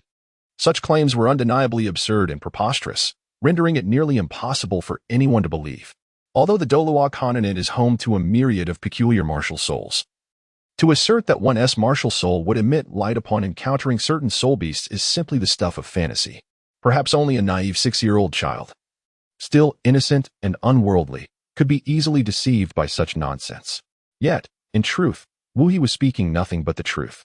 This extraordinary phenomenon was something he had accidentally discovered after successfully acquiring 3 soul rings. Though it might sound laughably absurd, it was indeed a veritable fact. Faced with the skeptical gazes and ridicule of the crowd, Wu felt an overwhelming sense of embarrassment and hastily exclaimed, "Do not mock me. I am not lying. Everything I say is true. If you do not believe me, you are welcome to test it yourselves." Upon hearing this, Xiaowu abruptly turned her head, her eyes piercing as she coldly interrogated Wu He. "Test it? Very well, then. Pray tell, how shall we conduct this test? Are we to offer our hard-earned cultivation and precious soul bones for your experiment?" These words rendered Wu He momentarily speechless, leaving him frozen in place. The atmosphere around them fell into an oppressive silence, as if even the air had solidified. This exemplifies the terrifying nature of a self-incriminating trap. It is akin to an invisible net that ensnares one tightly, making escape all but impossible. As Wu felt a tightening in his chest, he pondered for a brief moment before swiftly responding with an earnest exclamation. "I am merely at level 38. Even if some among you are willing to offer a sacrifice, my current strength is insufficient to absorb it." At this critical juncture, a sudden realization struck Wu He, prompting him to consider the pivotal factor of his cultivation level. He hastily added, "Moreover, any soul beast that remains alive, if it approaches within 10 meters of me, will instantaneously trigger a response from my martial soul." Upon hearing this, Xiaowu narrowed her eyes slightly, deep in thought, before emitting a thoughtful "oh." Subsequently, she curiously inquired, "So, what kind of soul beast do you truly require?"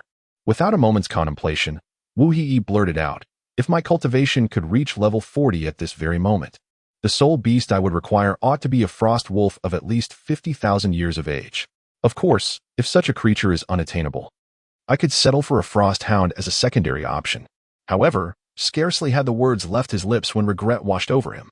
It dawned on him that in the realm of soul beasts, they are fundamentally categorized into two distinct classes, those with a cultivation below 50,000 years and those exceeding that threshold. In this enigmatic and perilous world, soul beasts are stratified according to their cultivation levels.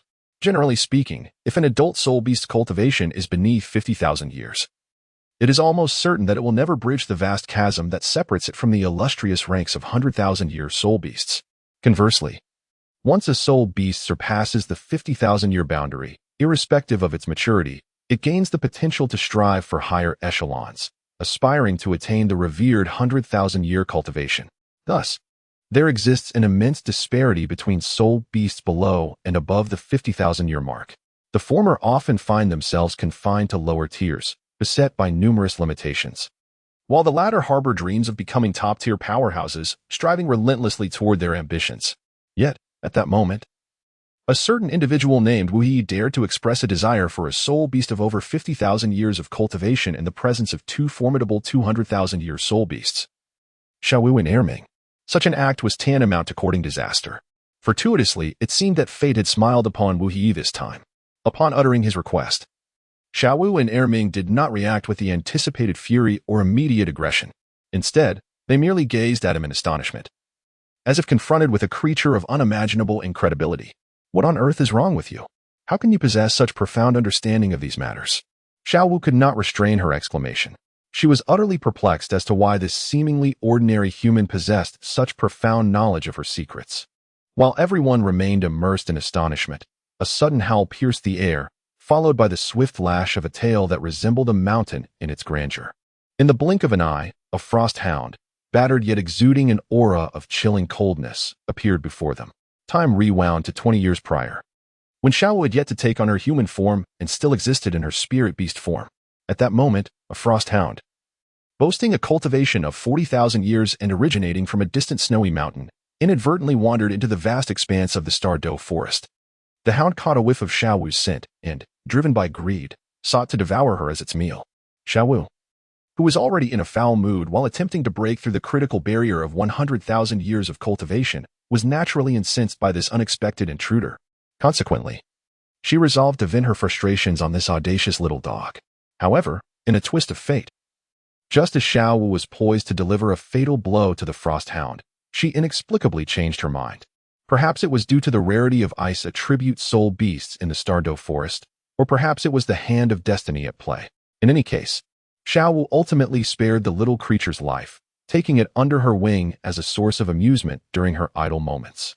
Thus, days turned into years, and before they knew it, 2 decades had passed. Initially, Xiaowu had intended to release the Frost Hound once she embarked on her path to becoming a deity. But the wheels of fate are often unpredictable. Who could have foreseen that, at this very moment? The Frost Hound that had once narrowly escaped death at Xiaowu's hands would prove to be invaluable? Wu He gazed at the Frost Hound before him, which was barely clinging to life, and a wave of astonishment washed over him. He was acutely aware that the Ming dynasty had been closely monitoring the happenings in this area, yet he could never have anticipated that. Mere moments after expressing his need for a soul beast, this Frost Hound from the distant snowy mountains would arrive so swiftly. It is worth noting that the journey from the snow-capped peaks to this place was fraught with peril and distance. To accomplish what seemed like an impossible task in such a short span of time was truly mind-boggling and hard to believe. All right, let us see if what you speak of is indeed true. Xiaowu smiled and waved at Wu He, simultaneously conveying with her gaze, quickly, showcase your martial spirit. Despite the reluctance that welled up within him, Wu He found himself unable to resist her undeniable look and tone. Ultimately, he gritted his teeth and chose to heed her instruction. Taking a deep breath, he slowly closed his eyes and began to concentrate, summoning the hidden power within him. As moments passed, a powerful aura suddenly erupted from Wu He's being. Following this, a translucent, immense five-element spirit array emerged behind him, revealing his martial spirit. Chapter 114. Presenting the heart-wrenching red after countless trials and meticulous validations over an extended period. The unique and distinctive nature of Wu He's martial spirit finally emerged with clarity, akin to the dawn breaking upon the world, irrefutable and impossible to overlook. At that moment, the onlookers gathered around displayed expressions of incredulity, their eyes widened in disbelief at the existence of such a bizarre and unprecedented martial spirit. This martial spirit possessed extraordinarily unique and singular requirements. To find a soul ring that perfectly matched it demanded not only extraordinary luck but also formidable strength to support it. Otherwise, the notion of successfully gathering the necessary soul rings would be nothing short of a fool's dream. Just this fact alone sparked a sense of pity among those present for young Wu He, completely transforming their previous skepticism into newfound respect.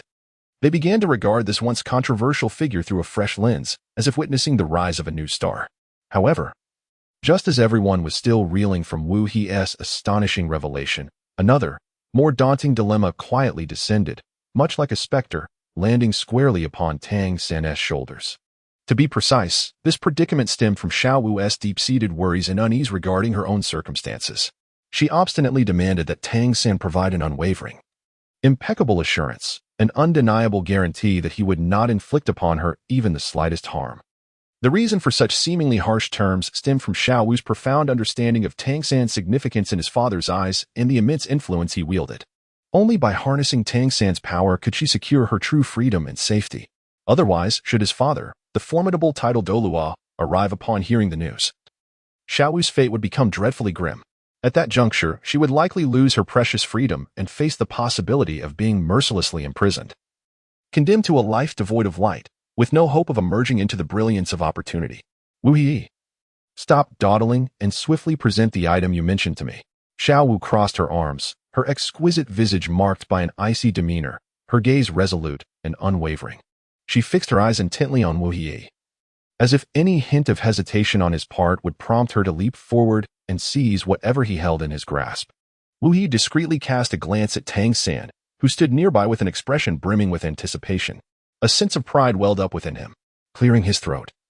He leisurely extended his right hand, delving into the spatial artifact that hung at his waist. Humph, Tang San, do not forget. It was for your sake that I relinquished such a treasure, ultimately saving your life. Should the opportunity arise in the future, you must ensure to repay me handsomely. As Wu He rummaged through the spatial artifacts, he murmured in a hushed tone. At that moment, he subtly flipped his palm, revealing a peculiar plant before the astonished onlookers. This plant stood approximately half a foot tall, its slender stem reminiscent of silk, crowned with a flower bud that had yet to fully blossom. What captivated the eye most was the bud, which exhibited an extraordinarily vivid crimson hue, akin to bloodstains, evoking a sense of trepidation. Simultaneously, a faint fragrance wafted from the flower, a scent imbued with both alluring charm and an air of enigmatic mystery. Tang San, who had been quietly observing from the side, suddenly gasped in astonishment upon recognizing the plant as form. It is indeed the heartbreak red. His eyes widened in disbelief, reflecting his astonishment. Upon hearing the name Heartbreak Red, the other individuals present shifted their gazes toward Tang San and the extraordinary plant held by Wu He. In an instant, silence enveloped the surroundings, as everyone was entranced by this legendary flower. Tang San, with a contemplative expression, murmured to himself, "Indeed, it is heartbreak red." It is said that this flower possesses the ability to discern true love. Only those who genuinely love can dare to pluck it, or they shall suffer dire repercussions.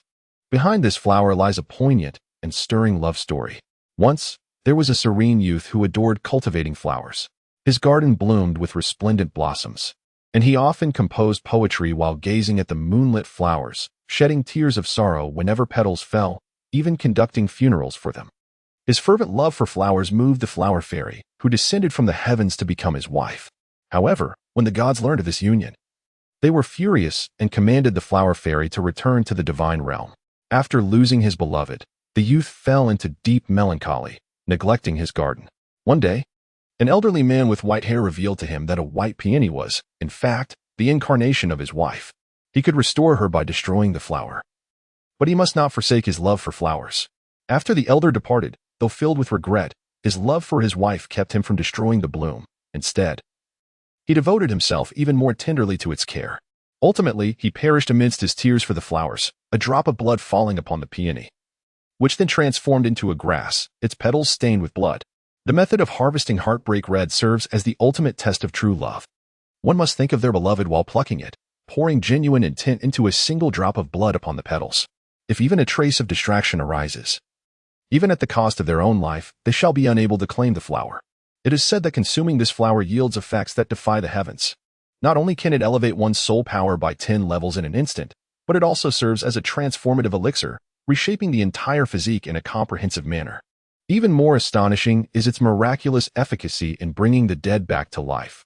Even those clinging to the faintest breath can experience a revival upon consuming this flower. Moreover, for those with physical disabilities, this flower possesses the extraordinary ability to regenerate flesh and bones, restoring them to their original state. However, merely placing this wondrous blossom by one's side yields numerous benefits. It resembles an eternal preservation box of magic, maintaining the flower's vibrant beauty without decay or wilting. Simultaneously, it possesses a formidable power to effectively shield against the mental probing of tidal Douluo level adversaries. Thus, the bearer can conceal their true strength and identity, shrouded in an elusive mist, making it arduous for others to perceive. At this moment, Wu Hei is slowly narrating the tale of this flower and its myriad marvelous applications, his expression imbued with profound regret. It turns out he had originally intended to keep this flower for himself, to utilize when he encountered a bottleneck in his cultivation, hoping it would aid him in breaking free from constraints and surpassing himself. Unfortunately, fate intervened, and he is now reluctantly compelled to part with this precious treasure, feeling a profound sense of loss as if he had lost a rare gem. In stark contrast, Tang San, upon hearing this, finds his eyes widening like copper bells. His mouth agape as if to swallow an egg, his face a canvas of astonishment, while a tempest of emotions brews within. He could never have imagined that, aside from himself, there would be others privy to this tale. It is crucial to note that this story is exceedingly secretive and rarely known. At this moment, Tang San perceives Wu Hei is shrouded in a mysterious veil, eluding complete understanding. He cannot help but ponder, what is the true origin of Wu Hei? How does he possess such intimate knowledge of this clandestine matter? As his thoughts swirl, Tang San increasingly feels that Wu Hei is an enigma beyond comprehension. At that instant, he hears Ming exclaim loudly, "If that is the case, then let third brother give it a try." Before his words could fully escape his lips, Ming unhesitatingly extended his hand towards the direction of the flower. Yet, an unexpected turn of events transpired. With a swift motion, Tang San appeared before the resplendent blossom, as if propelled by an unseen force akin to a bolt of lightning. In that instant, a searing pain surged through his chest, akin to being struck by a heavy hammer, and a metallic sweetness flooded his throat. Unable to suppress it any longer, he expelled a mouthful of crimson blood, which cascaded down like a torrential rain of red arrows, landing precisely upon the flower's petals. In a miraculous display, the once pristine white petals absorbed the blood with an insatiable fervor, reminiscent of a ravenous beast encountering a delectable feast. In the blink of an eye, the entire flower transformed into a vibrant scarlet, emanating an enchanting and bewitching glow. Simultaneously, this extraordinary luminescence radiated outward in ripples, enveloping the entire plant in its mesmerizing embrace. Chapter 115. Tenfold Life Energy. After absorbing Tang San's blood, the Xiangxi Duan Changhong burst forth with astonishing brilliance. It resembled a magnificent bloom flourishing in a realm of fantasy. With layers of petals ablaze in hues reminiscent of flickering flames, exuding a captivating golden-red radiance, Tang Sen gracefully extended a hand, his fingers delicately lifting the flower bud. The movement was light and elegant, as if a silent understanding existed between him and this wondrous flora. To everyone's astonishment, he effortlessly plucked the Xiangxi Duanshanghong, as if this precious blossom were inherently his. Subsequently, with a gentle push, the flower soared forth like a streak of golden lightning, landing precisely beside Xiao Wu. In that moment, the Xiangxi Duanshanghong seemed to have found its true master, swirling joyfully around Xiao Wu like a lively and enchanting sprite. Initially, Erming was taken aback, fearing that this mysterious flower might pose a danger to Xiao Wu. Instinctively, he rushed forward, intending to shield her with his formidable form from this unknown threat. However, to the astonishment of all, the Xiangxi Duanshanghong displayed an uncanny ability to change direction. It deftly evaded Erming's obstruction and continued to soar resolutely towards Xiao Wu. Initially taken aback, Xiao Wu quickly regained her composure upon witnessing this. She attempted to sway her body left and right, striving to escape the relentless pursuit of the flower. Yet, no matter how she maneuvered, the heartbroken red followed her steadfastly, an unyielding shadow. Simultaneously, Xiao Wu distinctly sensed that this miraculous blossom was exerting a wondrous power, effectively suppressing the essence of her soul beast from dissipating outward. In this moment, she finally embraced the truth of what Tang San and the others had previously conveyed. It turned out that the heartbroken red not only served as a catalyst for soul masters seeking breakthroughs, but also adeptly concealed the true identity of soul beasts from prying eyes. Although she and Tang San were both aware of each other's secrets, there was no animosity between them, nor any intent to harm one another for the sake of soul rings or bones.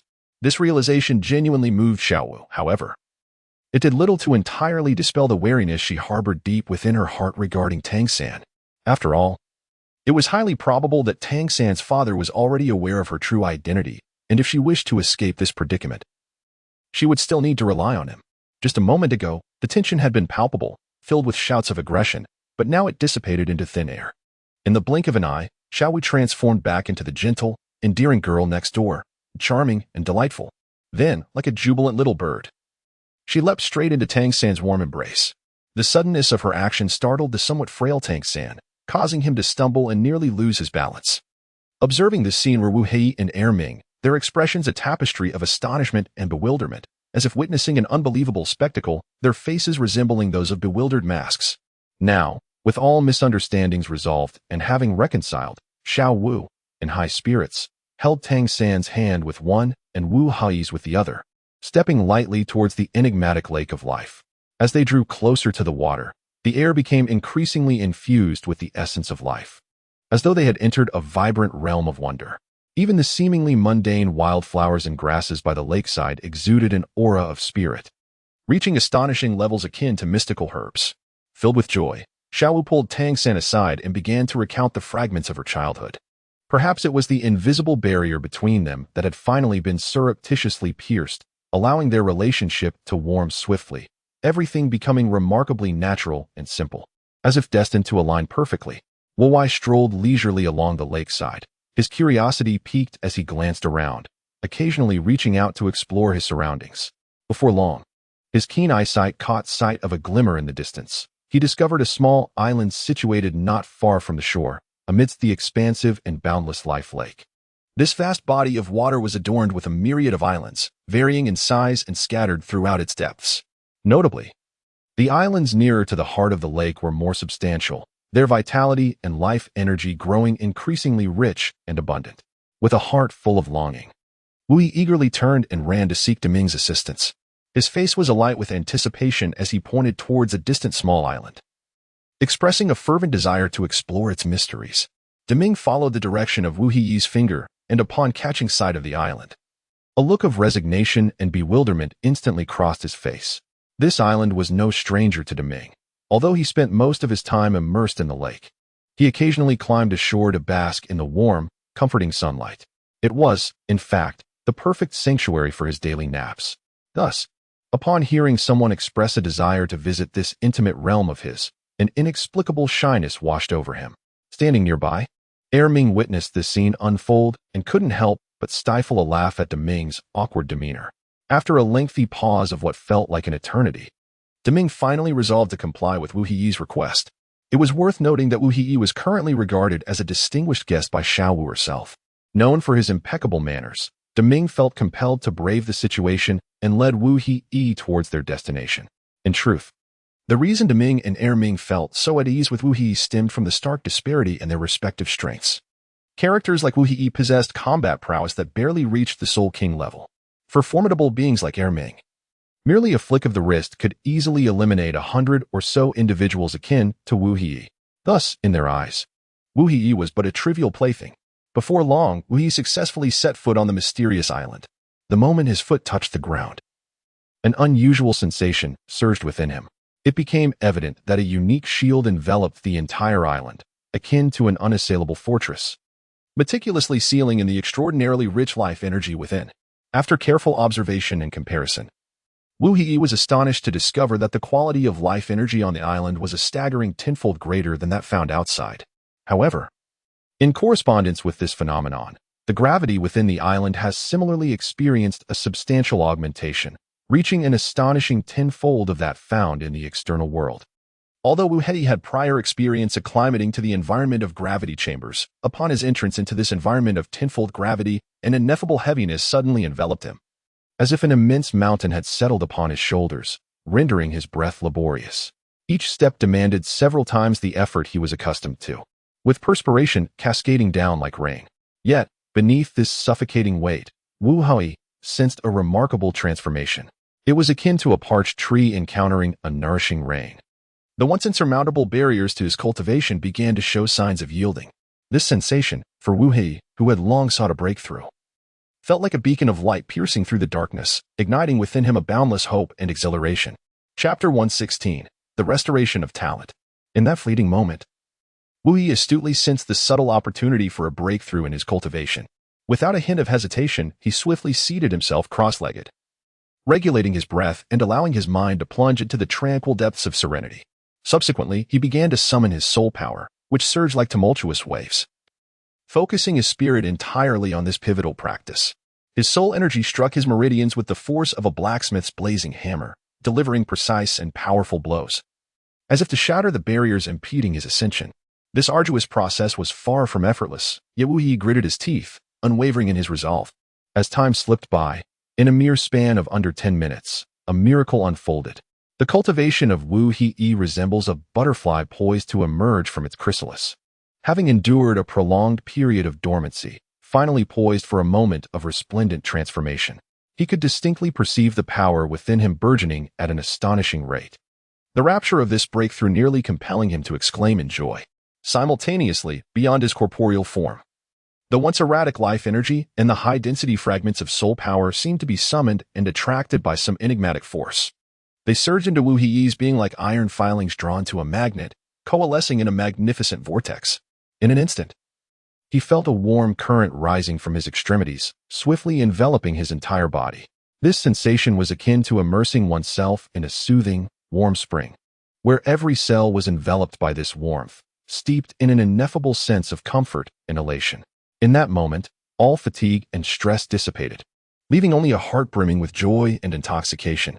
It was precisely at this juncture that Wu Hiyi experienced a profound epiphany. The true reason behind his slow and even stagnant progress in cultivation had been the severe deficiency of life energy. Initially, he had been in a state of bewilderment regarding such a mysterious and profound concept, as if it were an unknown realm shrouded in dense fog, leaving him utterly perplexed. However, at this moment, through a series of explorations, studies, and personal insights gained from practice, he had developed a relatively clear and defined understanding of life energy. He comprehended deeply why ordinary soul masters, despite their diligent and arduous efforts, could never match the pace of progress achieved by exceptionally gifted soul masters. A crucial reason for this disparity was that these ordinary soul masters were born with an exceedingly scant supply of innate life energy. In contrast, those enviable prodigious soul masters seemed as though they were born with a golden key, endowed from birth with a rich reserve of life energy. If we were to standardize the life energy contained within each individual to a value of 100, then those illustrious prodigy soul masters could access life energy that nearly approached or even reached this benchmark in their initial stages. Conversely, The ordinary soul masters typically possessed a meager 30 to 40 points at best. It is precisely due to the immense disparities present at the starting line that a profound divergence emerges along the path of cultivation. Nevertheless, even in the face of such adverse circumstances, there exists a resolute faction of ordinary soul masters who, with their extraordinary tenacity and relentless perseverance, navigate through the thorns, ultimately achieving a remarkable resurgence that even the most gifted soul masters cannot help but admire. Behind this seemingly miraculous transformation lies the indispensable role of life energy. Although the talented soul masters initially possess unparalleled advantages, utilizing their formidable life energy to swiftly overcome various cultivation barriers and continuously elevate their own limits, challenges inevitably arise as their power escalates. The once abundant life energy gradually becomes depleted. Once this stage is reached, no matter how exceptional their innate gifts, they find themselves tragically ensnared in a stagnation of progress.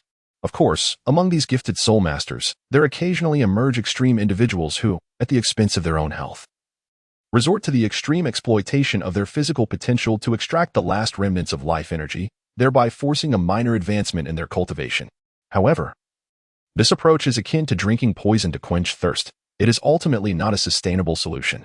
In contrast, for the ordinary soul masters, despite their relatively modest starting point, every endeavor to delve deeply into their latent potential allows them to expand and enhance their soul power reservoir.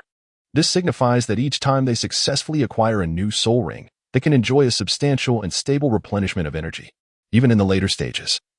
When their life energy begins to dwindle, these soul masters still possess the possibility of further tapping into their potential to seek breakthroughs. However, Wu Yi presents a particularly unique case. It must be noted that he possesses a god-level martial spirit. This extraordinary spirit ensures that his life energy remains in a state of complete openness, unrestricted in its usage. Consequently, even without expending much effort on deliberate cultivation, his cultivation level continues to ascend effortlessly.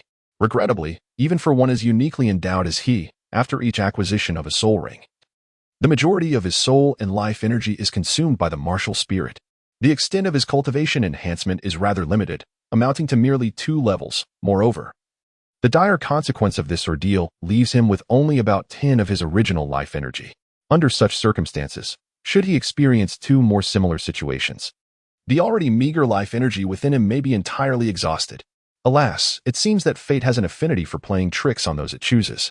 Unbeknownst to Wu Yi, undertaking training within the gravity chamber would lead to an astonishingly rapid depletion of his life energy. His already meager reserves of vitality were barely sufficient to sustain him, and now, in the face of the relentless ravages of this formidable apparatus, his situation had become dire. What was once a precarious balance of life energy now teetered on the brink of catastrophe, compounding his troubles exponentially.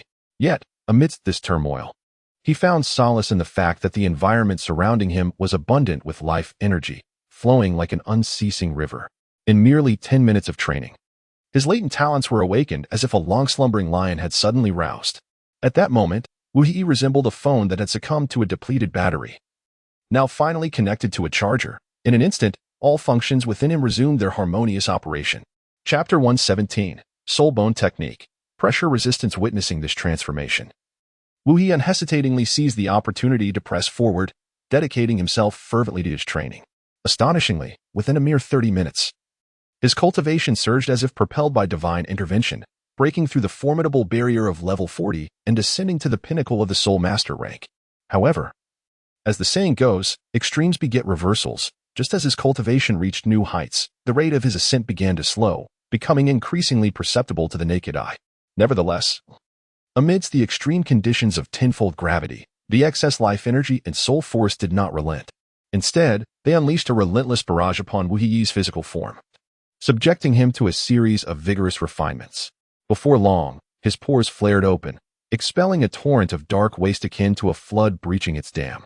After enduring a prolonged hour and a half, Wu Yi was transformed, his entire being caked in a thick layer of mud, resembling a veritable clay figure. Yet, despite his disheveled appearance, his cultivation had reached its zenith, and his physical constitution underwent a metamorphosis, now comparable to that of a millennia-old soul beast. Wu Yi paid no heed to the gaze of those around him, approaching the crystal-clear lake with utmost composure before the eyes of Deming. He swiftly shed his somewhat soiled garments, which emitted an unpleasant odor, and without a hint of hesitation, stepped into the water. The cool lake enveloped his body gently, akin to a mother's tender caress, imparting an unparalleled sense of comfort and delight. Wu Yi wholeheartedly reveled in this rare moment of refreshing tranquility, vigorously scrubbing his body to cleanse himself of the grime accumulated over the days. After his bath, he carefully retrieved a set of clean, tidy garments from his traveling bundle and donned them with utmost care. When he stood once more by the lakeside, he appeared utterly transformed, as if reborn. Even his footsteps became light and buoyant, as if he had shed an immense burden. How perfect it would be if I could find a soul beast that suits me. Wu Yi couldn't help but murmur softly, his voice barely audible, yet it reached Deming's ears not far away. Upon hearing this, Deming couldn't help but furrow his brow slightly, secretly thinking that this fellow was indeed insatiably greedy.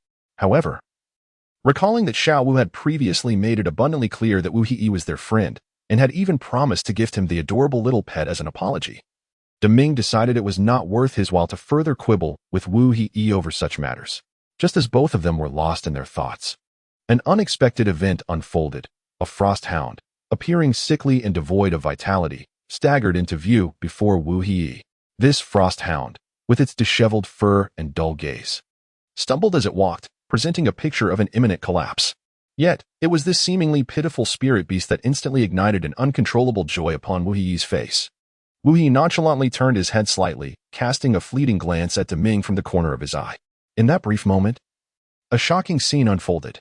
Deming's head abruptly tilted to one side, akin to a leaf swept away by a tempest. His expression was one of extreme indifference, exuding an air of aloofness that utterly disregarded Wu Yi's every action. Faced with Deming's blatant disdain and deliberate neglect, a flicker of irritation surged within Wu Yi's heart, yet he swiftly regained his composure. Since the other party had made it abundantly clear that they wished to remain oblivious, why should he continue to engage in pleasantries with such an individual? With this thought in mind, Wu Yi maintained an unruffled demeanor as he reached into the backpack behind him, his movements graceful and fluid, as if he were performing in a meticulously choreographed spectacle. As his hand slowly emerged, all eyes were instinctively drawn to the object he held, a gleaming handgun, its cold steel glinting ominously. He gripped the weapon firmly, his index finger delicately resting on the trigger, before decisively applying pressure. A thunder spang erupted, shattering the silence like a clap of thunder rolling across the heavens, resonating throughout the tranquil expanse above the lake of life. Simultaneously, a bullet, no larger than a peanut, shot forth with lightning speed, hurtling directly towards a ferocious frost hound in the distance. In the blink of an eye, that minuscule projectile, imbued with unparalleled force and precision, penetrated the frost hound's skull without deviation. In an instant, blood splattered and brain matter exploded.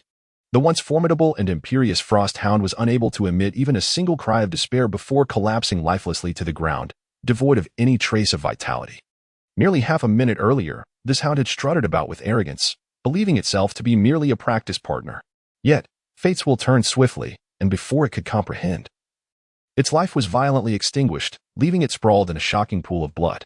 As the massive body of the frost hound crashed to the ground, a dark, ink-like soul ring began to rise slowly from its lifeless form, akin to a ghost ascending from the shadows. Wu Yi's keen gaze sharply captured the scene before him, and a flicker of unmasked astonishment crossed his face. With a subtle wave of his arm, it appeared as if he had invoked some arcane incantation. In an instant, the soul ring, which had been suspended in the air, was drawn towards him by an invisible force. When the soul ring made contact with Wu Yi's body, it did not bring the excruciating pain and discomfort one might expect. Instead, he felt an extraordinary and gentle energy flowing into him, uninterrupted. Perhaps it was the exceptionally rich life energy of this place that nurtured Wu Yi, allowing him to absorb the soul ring without experiencing even the slightest twinge of agony. He even sensed a subtle, ineffable liberation and an unprecedented lightness within the ring itself. Time passed swiftly, what felt like mere moments stretched into 2 hours. Astoundingly, during this interval, Wu Yi had seamlessly completed the absorption of the soul ring. Just as he was about to take a brief respite, he caught a glimpse of something glimmering faintly beside the corpse of the frost hound. Upon closer inspection, he discovered that it was a right leg bone's sole bone, emanating a gentle chill. After thorough investigation, Wu Yi was astonished to find that this sole bone contained a staggering power of 58,000 years. Faced with such a rare and precious treasure, Wu Yi hesitated not for a moment. He decisively reached out to seize it, and immediately commenced the process of refinement and absorption. The soul skill imparted by this right leg bone was uniquely exceptional. It bore a simple yet direct name: pressure resistance. However, a deeper understanding revealed its astonishing capabilities. Whenever an adversary launched a fierce attack, the seemingly fragile shield would thicken and strengthen as if imbued with life. Remarkably, this shield could ingeniously rebound 25 of the opponent's attack power, delivering a significant blow back to the enemy. This distinctive ability often allowed Wu He to turn peril into safety when facing formidable foes, creating unexpected dilemmas for them. Even he, at first, found it hard to believe and was utterly astonished by the emergence of this soul skill. Yet, with his exceptional talent and keen insight, he quickly discerned the secrets behind this soul skill, mastering its proper application and the reasons for its miraculous effects. Contemplating this, a subtle smile graced Wu Yi's lips, a barely perceptible expression of satisfaction. In the blink of an eye, a surge of complex emotions welled up within him. Although the soul skill was immensely powerful, its application in certain scenarios could appear excessively cruel and merciless. Once everything was in place, Wu Yi meticulously embedded the soul ring into the metallic formation. In an instant, brilliance flickered, and a mysterious force surged within his body. As this power gradually fused and stabilized, Wu Yi was finally able to summon the long-coveted snow mastiff armor. Simultaneously, a more astonishing event unfolded after absorbing this precious soul ring. His foundational cultivation unexpectedly achieved a breakthrough of 2 entire levels.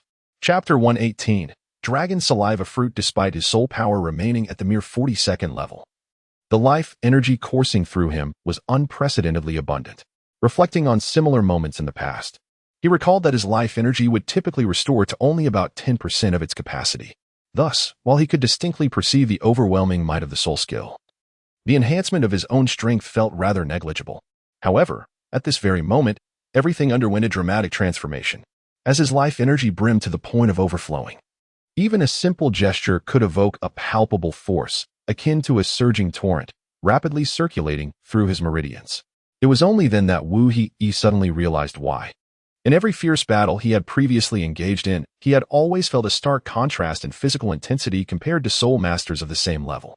Initially, Wu He had resolved to personally experience the astounding power that the snow mastiff armor could unleash. Yet, as he became deeply immersed in the understanding of his current strength, he could not help but alter his original intent. Given the pressing urgency of the moment, it became increasingly vital to seize the opportunity to delve deeper into exploration and acquire precious resources. Wu Yi carefully organized the various pieces of equipment he carried, ensuring that each item was perfectly positioned to confront the myriad difficulties and challenges that lay ahead. Then, with a deep breath, he resolutely stepped into the mysterious island shrouded in tenfold gravity. Although this island could be deemed a mere speck within the vast expanse of the Lake of Life, its area was not to be underestimated by a human being who measured the land solely by foot, as it spanned at least the size of 4 or 5 standard football fields.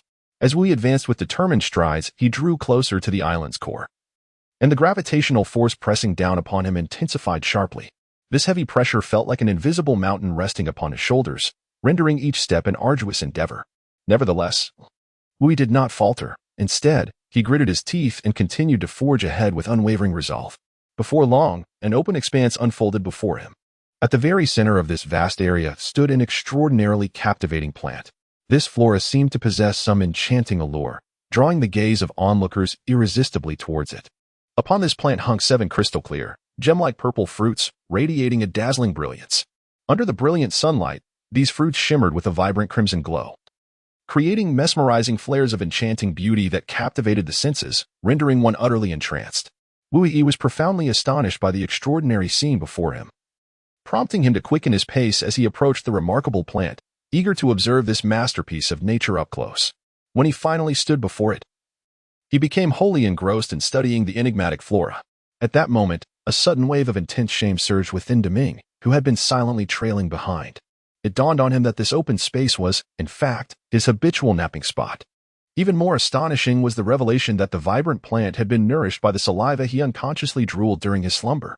Overwhelmed by this realization, Deming felt his face flush with embarrassment, as he found himself in a position of utter humiliation.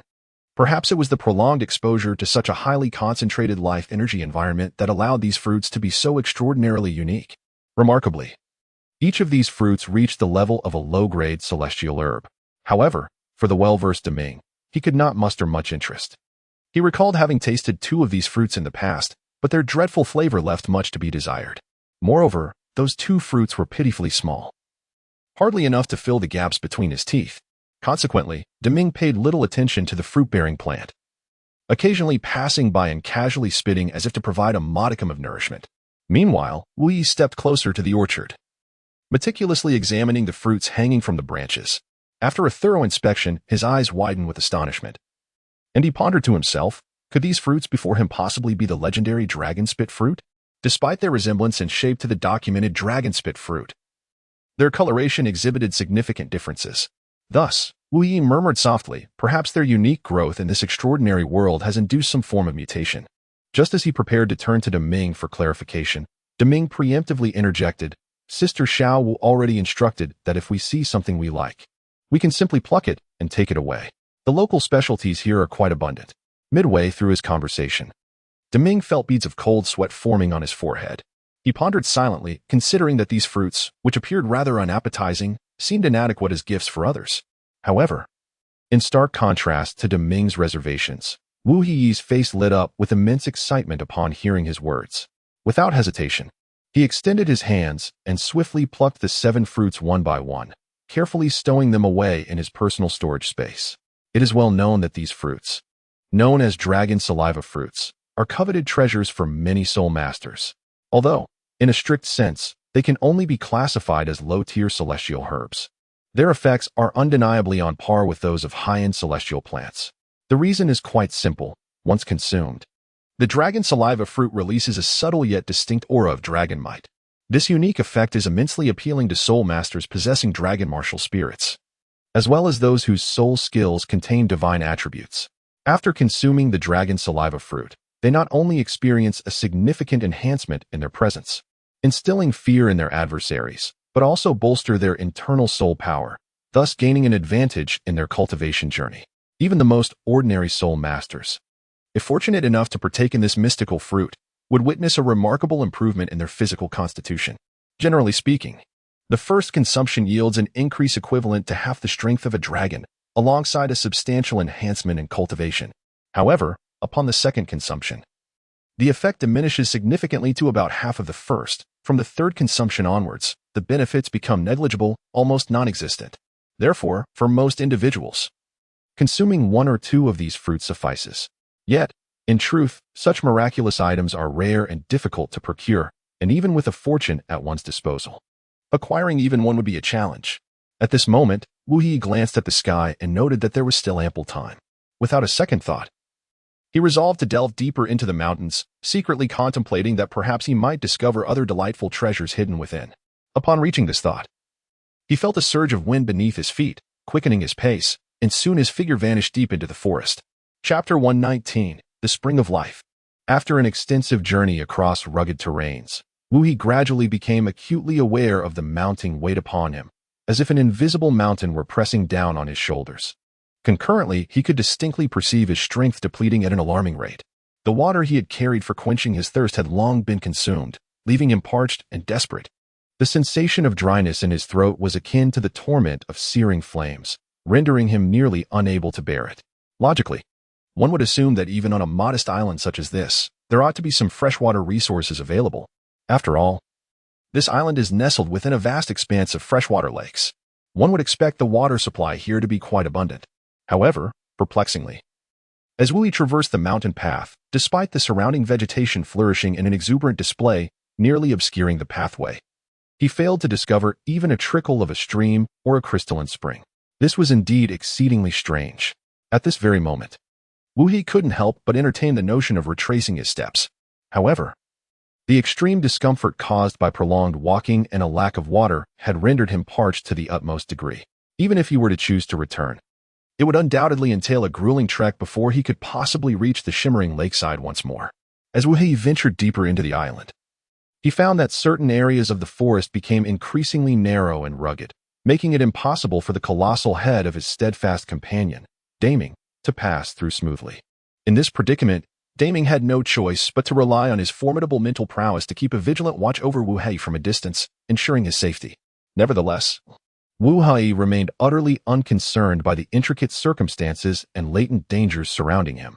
He was wholly absorbed in utilizing his unique abilities to assess the humidity of the environment. After a meticulous evaluation, he was convinced that if he continued forward, he would undoubtedly discover a precious water source within 20 meters. It is worth noting that this exceptional observational skill was not acquired overnight.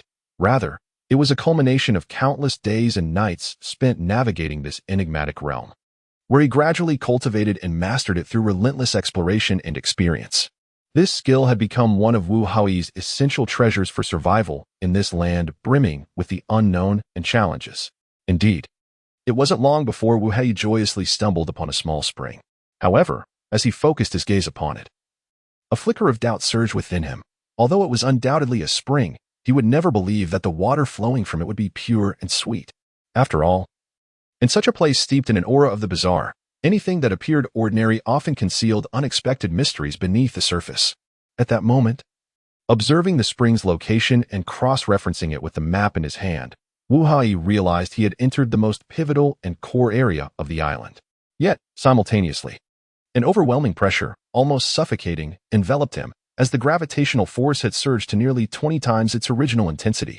Furthermore, the concentration of life energy had astonishingly increased by a staggering 20-fold as well. Wu Hai had not anticipated that gravity had gradually intensified to such a degree. However, this phenomenon had fortuitously elevated his cultivation to an entirely new echelon. Before him lay a spring, not akin to the ordinary waters found at ground level, but rather suspended majestically in midair. It appeared to be propelled by an unimaginably potent force, intermingling and coalescing in a mesmerizing display. Wu Hai took a deep breath, centering his thoughts, and cautiously unleashed his formidable mental energy like a tidal wave, probing the surrounding environment. When his mental force reached the location of the spring, he was jolted with shock, as though struck by a heavy blow. He discovered that the gravitational force there was an astonishing 50 times stronger, given his current capabilities. He could barely endure a gravity of 20 times. The sudden increase of 30 times was an insurmountable chasm. A moment's carelessness could lead to his utter destruction.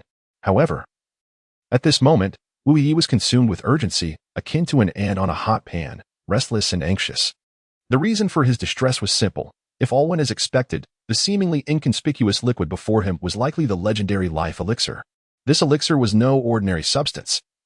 Its rarity rivaled that of any celestial herb or medicine.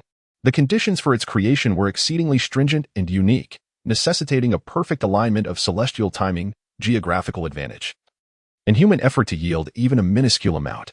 Due to its scarcity, even in the grand and renowned auction houses outside, without a fortune in the trillions to back him, merely to catch a glimpse of the life elixir would be an unattainable dream. The opportunity lay before him. How could he allow it to slip away? Despite fully understanding the perilous path ahead, the allure of such a treasure compelled Wu Hai to grit his teeth, summon all his courage, and dash resolutely toward the spring. Yet, just as he approached the spring, an overwhelming wave of pressure crashed upon him. The terrifying 50 times gravity descended like an invisible giant hand, forcefully pinning him to the ground. In a mere instant, Wu Hai found himself utterly immobilized, as though a towering mountain had descended upon him, leaving no possibility of escape. His earlier gallant dash had been replaced by an overwhelming sense of misfortune. Wu Hai trembled slightly, his palms firmly pressed against the ground, summoning every ounce of soul energy within him to support his incredibly heavy body. Each exertion left him utterly exhausted, yet he gritted his teeth, refusing to surrender. After a long and arduous struggle, his body, nourished by 50 times the life energy, began to acquire a modicum of strength, slowly lifting him upwards. However, this was merely the beginning. His gaze radiated a fierce determination, as if he were at war with the entire world. In his trembling right hand, he clutched a delicate vial, despite his arm being nearly numbed from the strain. He persevered through the pain, inch by inch elevating the vial towards the spring. As the bottle's mouth approached the spring, Wu Hai felt his heart leap into his throat. He concentrated intently on controlling his movements, fearful of making the slightest mistake. At that moment, a drop of crystal-clear liquid, brimming with vibrant life force, fell from the spring, landing perfectly within the vial. In an instant, Wu Hai felt as though his right hand had been struck with immense force, the overwhelming impact nearly causing him to lose his grip on the vial. Yet, through sheer willpower, he clung to it tenaciously. In the next heartbeat, Wu Hai exerted tremendous force, suddenly finding himself back in a realm where gravity was only 20 times that of his previous environment, crashing heavily to the ground. Lying there, he gasped for breath, still shaken by the near brush with death, convinced he would not survive. After a brief respite, he quickly drew from his robe a dragon's saliva fruit, radiating a mysterious luminescence. The fruit sparkled impeccably, resembling a dazzling gemstone.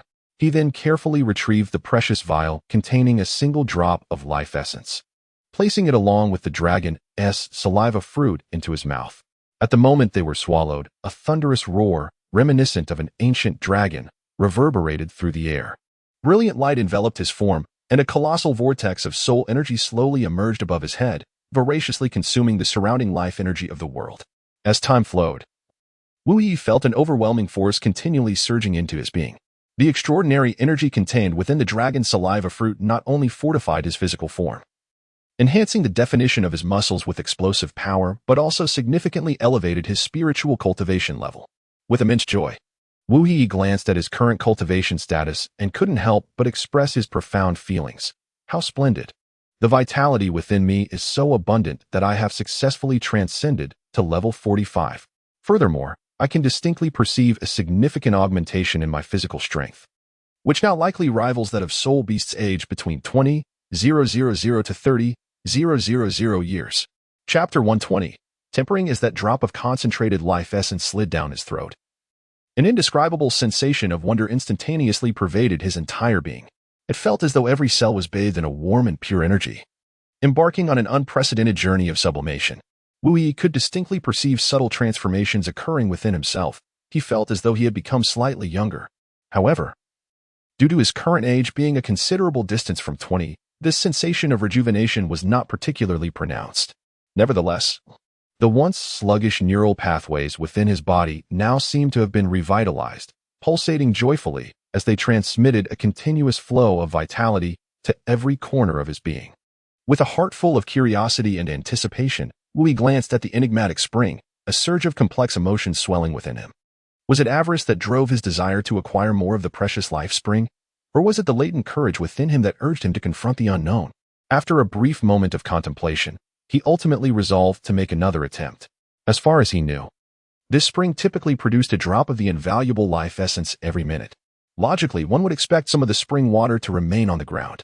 However, to his astonishment, this was not the case. It turned out that a gravity environment 50 times greater than normal existed here, causing the freshly emerged spring water to vanish into the earth almost instantaneously. Even more astonishingly, this water did not simply disappear. Instead, it was swiftly absorbed by the nearby flora. This phenomenon accounted for the extraordinary lushness of the vegetation in the area. The plants thrived vibrantly, some even exhibiting signs of evolving into spiritual herbs. Nourished by the life spring, they flourished, emanating a unique brilliance, as if they possessed a certain ethereal essence. Wu Yi took a deep breath and suddenly stood up. With a swift motion of his hands, several beams of light flashed by, revealing a handful of crystals that emitted a mysterious radiance, now resting in his palms. These crystals represented his entire fortune at present. Wu Yi cautiously placed the precious crystals at the edge of the 50-fold gravity zone. This location was perilously treacherous, yet it was the sole place where he could harness the full potential of the crystals.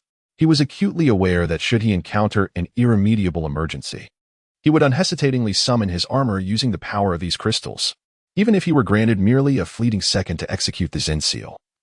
He possessed the confidence to escape this terrifying gravitational field. After meticulously preparing, Wu Yi resolutely stepped into the death-laden 50-fold gravity zone once more. The instant he entered, the immense weight bore down upon him with the ferocity of a mountain crushing an egg, while simultaneously, a dense life energy surged forth like a tidal wave. In the blink of an eye, his legs buckled involuntarily, and he found himself kneeling upon the ground. However, unlike the first time, he did not collapse as if battered by a tempest. On the contrary, despite the unimaginable pressure upon his body, he tenaciously persevered.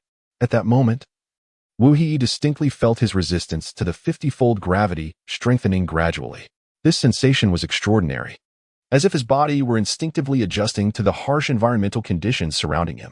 Moreover, he keenly perceived that his life energy was depleting at an astonishing rate, while the soul power, which he typically governed, had become unbridled, wildly circulating within him.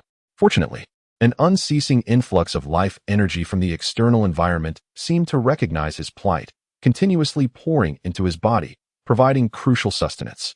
Although a brief sojourn in such an environment would not immediately inflict overt harm, prolonged exposure would inevitably lead to internal injuries, even with the timely replenishment of life energy. After all, relentless external pressure and depletion would ultimately surpass the limits of what the human body could endure. Wu Yi waited anxiously as each second ticked by. A full half-minute elapsed before that precious drop of life-giving essence finally began to take form. Wu Yi, not daring to exhibit even the slightest negligence, exerted every ounce of his strength to meticulously control the bottle in his grasp, carefully catching it. The moment he successfully secured the life spring, he resolutely commenced his swift retreat. Fortune seemed to favor Wu Yi this time. Although the process was fraught with peril, he ultimately emerged unscathed. Upon stepping out of the treacherous zone and returning to the 20-fold gravity area, an indescribable sensation of exhilaration surged within him, as if every cell in his body was rejoicing in unison. Simultaneously, he was pleasantly surprised to discover a significant enhancement in his soul power level, which had risen by a whole half level. After a brief moment of respite, Wu Yi focused his thoughts and retrieved the bottle containing the life spring once more. Gently unscrewing the cap, he poured the solitary drop of the life spring into his mouth. In an instant, a gentle and nurturing life energy flowed through his body like a delicate stream. Wherever it coursed, it not only washed away the long-accumulated impurities within him, but also embarked on a meticulous restoration of the bodily injuries he had sustained from the 50-fold gravity environment. Wu Yi was acutely aware that this hard-earned life energy required meticulous refinement to unleash its maximum efficacy. Thus, he settled down cross-legged, closed his eyes, and with unwavering focus, guided this formidable energy through his meridians in a harmonious circulation. As time quietly slipped away, 2 hours passed unbeknownst to him. After this protracted period of absorption and refinement, Wu Yi slowly opened his eyes and rose to his feet. At that moment, he felt a surge of vitality coursing through him. As if he had undergone a profound transformation, his strength undeniably elevated to new heights. Wu Yi profoundly felt the immense benefits brought by the life spring. Although the sky was gradually darkening, it did not in the slightest deter his eager heart, thirsting for the enhancement of his abilities. With a heart full of anticipation and unwavering belief, Wu Yi stepped once again into the mysterious and perilous 50-fold zone without hesitation. To his astonishment, this time he did not collapse to the ground under the overwhelming pressure as he had before.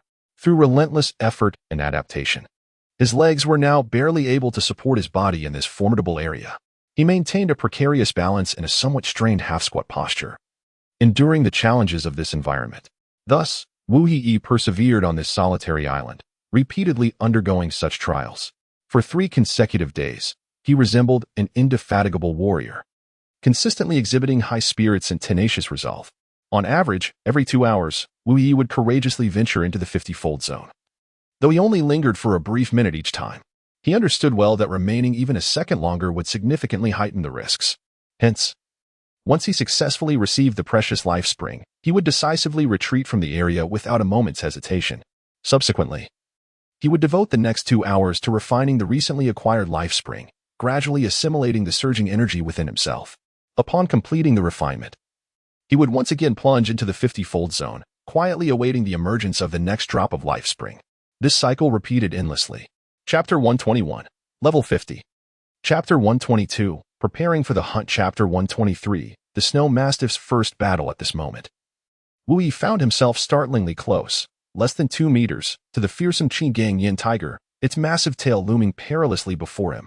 Wu Yi was acutely aware that if he possessed sufficiently formidable power, a single, precisely executed attack aimed at a critical point would render the defeat of the formidable steel rock tiger merely a matter of time. Thus, he held his breath and focused intently, cautiously extending his left hand to begin the installation of the enigmatic snow mastiff armor summoner. The sunlight cascaded upon the summoner in his grasp, refracting into a dazzling radiance. Subsequently, he gently inserted the invaluable golden element crystal into the summoner. Snow mastiff armor, unite. In a hushed whisper, Wu Yi murmured softly. However, despite his deliberate attempt to lower his voice, the incantation seemed to be imbued with boundless magical energy, instantly triggering a remarkable transformation. In an instant, a dazzling silver light burst forth, illuminating everything around it like a lightning bolt cleaving through the night sky. Subsequently, an exquisitely ornate suit of bright silver armor swiftly enveloped Wu Hei's form at a speed almost imperceptible to the naked eye, fitting him perfectly as if crafted by divine hands. Simultaneously, a bone-chilling aura of frost emanated continuously from his surroundings. This frigid sensation was so intense that even the nearby Kinganjian tiger could distinctly feel the creeping cold. Beneath its originally imposing fur, the creature involuntarily trembled, as if shrouded in an invisible intimidation. In a split second, Wu Yi's thoughts surged, and with swift movements of his hand, a flash of brilliance appeared as a formidable thunder axe manifested in his grasp. This axe was no ordinary weapon. Its blade and edge were as crystalline and translucent as ice, transparent, yet formidable, for this transparency was a testament to its unparalleled sharpness. Wu Yi's gaze was piercing, fixed intently on the formidable steel rock tiger before him.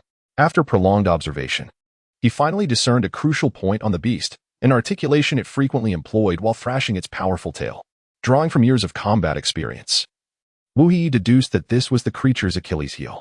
Taking a deep breath, he leaped upward with tremendous force, resembling an arrow released from its bow, and aimed directly for the pre-identified joint. However, just as he erupted from his concealment in the grass, the seemingly tranquil steel rock tiger, which had been lying in wait, sprang into action. Its robust tail transformed instantaneously into a weapon as unyielding as steel, sweeping towards Wu Yi in midair with an extraordinary and bewildering angle. Wielding immense force that surpassed the young warrior's initial expectations, Wu Yi could not help but silently lament his predicament. He had believed that his actions were sufficiently clandestine, never anticipating detection by the formidable Kinganjian tiger. However, he overlooked the innate acute perception that felines possess, particularly when an adversary stealthily approaches from behind, amplifying their vigilance exponentially. Yet, this powerful and arrogant beast regarded Wu Yi with utter disdain. In its eyes, he was merely an insignificant human, his meager cultivation hardly worthy of notice. And thus he posed no threat whatsoever. Consequently, the beast was entirely indifferent to Wu Yi's every move, even as he launched himself into the air, attempting to strike. The creature merely flicked its robust tail with a nonchalant gesture, as if swatting away an annoying mosquito. Faced with such a ferocious assault, Wu Yi's heart sank. At this moment, he found himself at a crossroads with two potential paths. The first was to grit his teeth, bracing himself against the tremendous damage of the impending blow, seizing the opportunity to deliver a fatal strike to the beast's tail. The second was to decisively alter the trajectory of his axe, engaging in a fierce contest of strength against the Kinganjian tiger's tail, thereby reclaiming the initiative for a counterattack. Yet, regardless of the choice made, neither option presented an easy feat for Wu Yi. However, he was no mere victim, and his extraordinary intellect shone through in this critical moment. Without hesitation, he hurled his heavy axe directly above his head. Simultaneously, his deft hands swiftly formed a mysterious seal at his waist, as he softly uttered three clear and powerful words, Zen seal. In that critical instant, the ferociously powerful Kinganjian tiger lashed out with its nearly 5-meter-long steel tail, striking with the speed of lightning, mere centimeters from Wu Yi's face. Yet, a miracle unfolded. In the blink of an eye, due to the extraordinary meditative seal executed by Wu Yi, the originally unstoppable steel tail seemed to be suddenly suspended in midair by an invisible force, rendered immobile. Meanwhile, Wu Yi's ascending figure showed no sign of hesitation. He resembled a nimble leopard, effortlessly reaching out to grasp the axe that was frozen in the air. Subsequently, utilizing the formidable inertia and gravitational acceleration generated during his descent, he plummeted like a shooting star, descending with breathtaking speed. A crisp snap echoed as the razor-sharp blade of the formidable thunder axe effortlessly cleaved through the resilient flesh of the blue steel rock tiger's tail. The immense impact did not wane. Instead, it surged forward with relentless force, instantaneously severing the tiger's tail from its massive body. Just as he was about to bring down the lethal blade to sever the stout tail, Wu Yi swiftly dispelled the energy-draining meditative state. Although the colossal tail continued its descent, propelled by its prior momentum, Wu Yi remained exceptionally calm and composed, as if everything were under his control. He flickered momentarily, moving with the ethereal grace of a specter, evading the whistling, severed tail with an ease that belied the intricacy of his movements. The entire sequence unfolded with fluidity, devoid of any sense of delay. Then, an astounding scene unfolded before the eyes of the onlookers. Taking advantage of the moment when the steel rock tiger was still reeling from shock, Wu Yi swiftly drew 2 grenades from his waist, their safety pins already removed, and without hesitation, forcefully inserted them into the creature's rectum. This series of actions unfolded with such rapidity that it seemed almost instantaneous, leaving onlookers scarcely able to blink. After executing this astonishing feat, Wu Yi dared not linger, swiftly retreating beyond the reach of the steel rock tiger's impending wrath. He was acutely aware that an earth-shattering explosion was imminent, and a moment's carelessness could spell disaster for him. In that fleeting instant, the steel rock tiger emitted a harrowing, soul-piercing scream that sent chills down the spine. It had suddenly felt a searing pain, akin to 1,000 arrows piercing its heart, radiating from its tail. As it instinctively turned to investigate, it was horrified to discover that its powerful, steel-like tail had been severed cleanly in an instant, leaving no possibility for repair. Almost simultaneously, driven by instinct and fury towards its assailant, the steel rock tiger executed a classic pouncing motion, its gaping maw revealing razor-sharp fangs as it sought to devour Wu Yi whole. However, the abrupt loss of its tail had rendered its body momentarily unbalanced, disrupting its attack. As it leapt into the air, it crashed to the ground like an uncontrollable behemoth. In that fleeting moment when the steel blue tiger fell, 2 grenades concealed within its very being detonated simultaneously. Following this, 2 thunderous booms reverberated through the air. Instantly, countless minute yet lethal fragments erupted in all directions like a torrential downpour, with many piercing through the lower half of the steel blue tiger at bizarre and treacherous angles. These shards acted like merciless blades, effortlessly tearing through the creature's formidable flesh, embedding themselves deeply within its body and inflicting catastrophic wounds. The anguish emanating from within was akin to a relentless tide, crashing wave after wave against the tiger's nerves. It could no longer endure this excruciating torment and collapsed onto the frigid ground, emitting heart-wrenching cries of despair. Its once mighty lower body was now a gruesome sight, reduced to a mangled mass of flesh that was too horrific to behold. The bladder and anal systems, once distinct in their functions, now melded into a singular entity, indistinguishable from one another. Its powerful hind legs, once a symbol of strength and vigor, now appeared feeble and superfluous. Even the slightest attempt to exert force would double the volcanic pain, as if it sought to consume the tiger entirely. Moreover, bereft of its crucial tail, this once indomitable beast had completely lost its sense of balance.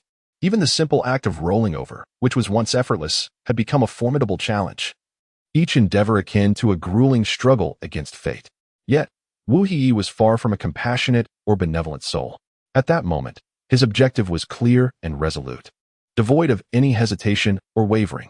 Upon confirming that the steel blue tiger was beyond any formidable resistance, he stepped forth without a moment's pause.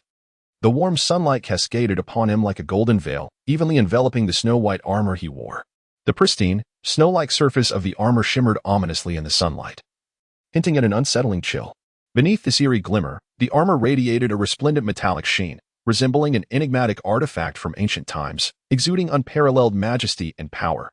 Wu Yi's gaze was icy as he fixed his eyes upon the defeated Kinganjian tiger, sprawled helplessly on the ground. Despite the circumstances clearly favoring him, he maintained a vigilant and cautious demeanor, opting for the most prudent strategy to navigate the uncertainties ahead. With a swift motion, he darted like lightning to the rear of the imposing and majestic beast. In an instant, his axe gleamed with a chilling light, slicing through the air in 2 fierce arcs, accompanied by a piercing sound as it struck firmly against the tiger's powerful hind leg. In that fleeting moment, a spine-chilling sound of tearing flesh echoed as the sinewy tendons connecting to the muscles were brutally severed. The sudden surge of excruciating pain coursed through the Kinganjian tiger, overwhelming its senses and surging towards its brain like a relentless tide. The crushing agony, as if it sought to consume its very soul, forced the once formidable creature to emit a heart-wrenching roar. Yet, in that moment, despite the tumult of rage and the desire to obliterate the seemingly insignificant human before it, the harsh reality loomed large. Its legs were rendered useless, its lower body a gruesome mess. Deprived of the strength to rise, it collapsed helplessly to the ground, akin to a lamb awaiting slaughter. At that juncture, the man named Wu Yi approached the massive tiger's head, which loomed 2 to 3 times his height, now bowed and prostrate. In the depths of its once ferocious eyes, only profound despair and a raging fire of hatred remained. Should there be another life? The Kinganjian tiger silently vowed never to underestimate any human who appeared harmless. Yet, cruelly, fate had conspired against it. At this moment, it stood at the brink of death, with no opportunity to fulfill that promise. With the axe firmly grasped in his hand, Wu Hai channeled all his strength into his arm and swung it down with ferocity. The axe blade sliced through the air with a fierce gust, striking towards the steel rock tiger like a flash of lightning. A resounding crash echoed as the incredibly hard skull of the steel rock tiger shattered as if it were delicate porcelain, brains and blood splattering in all directions. At that moment, the radiant armor encasing Wu Yi vanished, revealing his slightly weary form. Clearly, after an intense battle, shedding the armor still inflicted a degree of negative impact on him. However, to his pleasant surprise, perhaps due to the acquisition of the fourth spirit ring, Wu Yi was now able to withstand the discomfort brought by this adverse state. Yet, to swiftly restore his energy and mend his injured bodily functions, Wu Yi unhesitatingly retrieved a small, exquisite jade vial from his bosom. Upon uncapping the vial, an overwhelming vitality rushed forth, for it contained the invaluable life spring. He carefully poured a crystal-clear drop of the life spring into his mouth and swallowed gently. The moment the drop entered, it transformed into a powerful and gentle warmth that rapidly spread throughout every corner of Wu Yi's being. The dense life energy seemed to possess a magical potency, fervently replenishing the void within him caused by the fierce battle. His originally pale complexion gradually regained a rosy hue, and his weakened aura began to stabilize and strengthen. Subsequently, Wu Yi extended his right hand towards the fallen steel rock tiger and beckoned lightly. In an instant, a deep black spirit ring slowly ascended and floated toward him. As the spirit ring approached, Wu Yi's martial spirit, sensing a delectable feast, eagerly opened wide, generating a formidable suction that swiftly drew the ring into its depths. Observing this scene, Wu Yi couldn't help but shake his head with a sigh. What a pity. This steel rock tiger was already formidable. Had it devoted more effort to cultivation in its daily life, it might have become a fearsome 100,000 your spirit beast by now. Though a twinge of regret lingered in his heart, Wu Yi quickly adjusted his mindset, fully aware that in this perilous world, opportunities and challenges coexist. Only by maintaining a calm and tolerant heart could one journey further. Time flowed silently. In the blink of an eye, half a day had passed. Just then, Wu Yi, who had kept his eyes tightly shut, slowly opened them. For him, this was an unprecedented experience, absorbing a spirit ring alone in the wilderness. Fortunately, this area predominantly belonged to 100,000 your spirit beasts. Surprisingly, perhaps due to the overwhelming pressure from the powerful spirit beasts in the vicinity, weaker spirit beasts dared not approach, allowing Wu Yi to complete the entire absorption process without any disturbance or interference. Everything progressed so smoothly that Wu Yi seamlessly achieved the perfect fusion of his soul ring with his own soul power. Upon successfully absorbing the fifth precious soul ring, an indescribable sensation surged within him. He could distinctly perceive the profound transformation occurring within his body, as the torrential energy flowed through his meridians like a flood breaching its dam. Undoubtedly, his strength had undergone a monumental qualitative leap. Even more astonishing was the fact that with the integration of the new soul ring, the previously dormant 5 elements armor was now infused with renewed vitality. Each piece being activated in succession, they gleamed with a dazzling brilliance, emanating waves of a heart-stirring aura, seemingly poised to cleave through obstacles and charge into battle for their master. Chapter 125, Xiong to Chapter 126, Playing with the Shattered Stone Bear. At this moment, Wu Yi leaned upon the modest control he possessed over his soul power as the Soul King. Focusing intently, he cautiously summoned the energy within him, gradually extending it towards the ground. Before long, several small stones scattered about began to tremble, as if drawn by an unseen force, and then gracefully ascended, landing steadily in the palm of his outstretched hand. Once he had secured the stones, Wu Yi stood atop a height, observing the boulder bear struggling to climb the towering tree below with an air of superiority. A sly smile crept upon his lips as he began to hurl the stones, one after another, towards the bear. Initially, the stones fell like raindrops, but for the rugged, thick-skinned boulder bear, they posed little threat. It merely sensed the mild irritation of tiny objects falling upon it, akin to leaves drifting down in a gentle breeze, and thus continued its relentless ascent. However, as time passed, Wu Yi's pace of throwing stones quickened, and their number increased. Although the impact of each individual stone was negligible, the cumulative effect began to trouble the boulder bear significantly. Gradually, it became apparent to the bear that no matter how hard it tried, it could not successfully scale the tree. The prolonged futility only exacerbated its already irritable temperament, filling it with an overwhelming sense of frustration and rage. Suddenly, The boulder bear heard a sharp whoosh, followed by a piercing pain in its right eye. Instinctively, it raised its head to discern the source of the attack. Upon doing so, it beheld a peculiar little monkey perched on a high branch. At that moment, another stone struck its left eye with precision. An uncontainable fury surged within the boulder bear, causing its entire form to tremble with rage as it bared its massive jaws.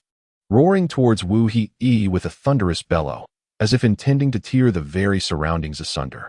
Upon encountering the clumsy, brutish bear, Wu Yi's face lit up with a triumphant smile as it finally succumbed to anger. His movements quickened, deftly hurling stones towards the boulder-like creature below. In an instant, as the bear opened its mouth to roar, several fist-sized pebbles struck with the speed of meteors, landing directly in its throat, catching it completely off guard.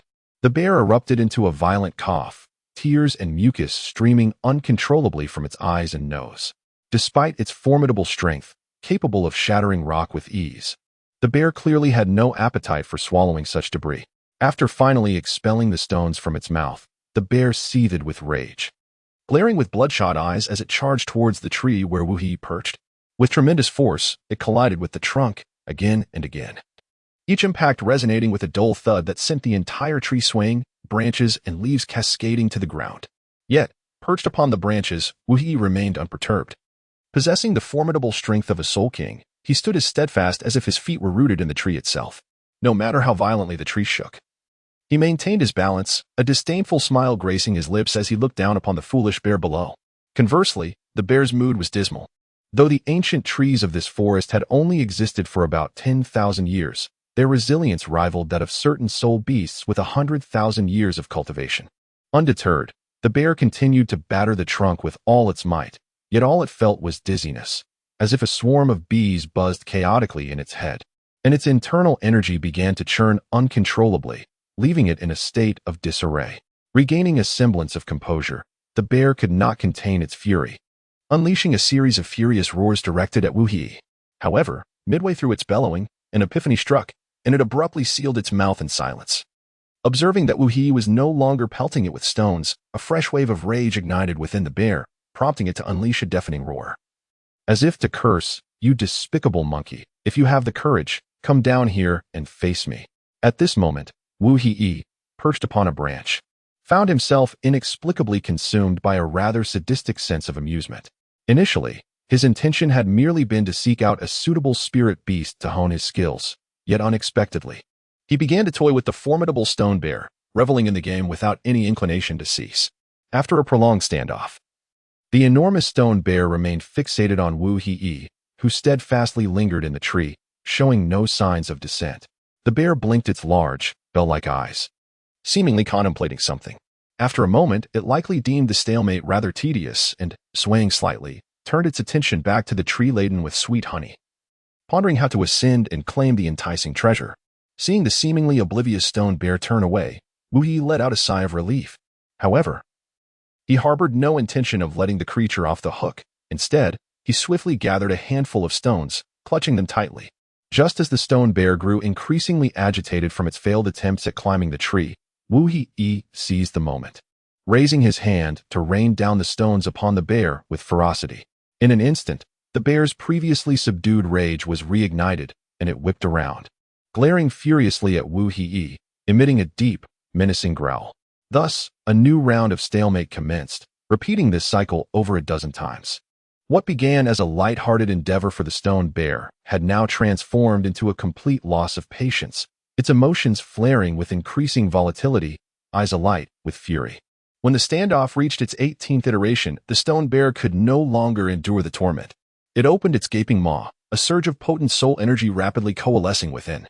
In the blink of an eye, a highly compressed energy blast shot forth, akin to a bolt of lightning, aimed directly at Wu He. Taken aback by this sudden turn of events, Wu He was nearly caught off guard. Fortunately, his physical prowess was not to be underestimated. His corporeal strength was remarkably formidable. In a moment of dire urgency, he deftly tilted his head aside, narrowly evading the lethal strike. Although he had successfully dodged a grave danger, a lingering sense of trepidation remained. Simultaneously, he perceptively noted that the previously oppressive space behind him had inexplicably brightened. Whirling around, his eyes widened in disbelief as he beheld a shocking sight. The once lush and verdant canopy had been struck as if by a cannonball, leaving a gaping hole that was utterly astonishing. The diameter of this immense crater measures approximately 10 meters, with branches and leaves scattered chaotically around, creating a scene of utter devastation.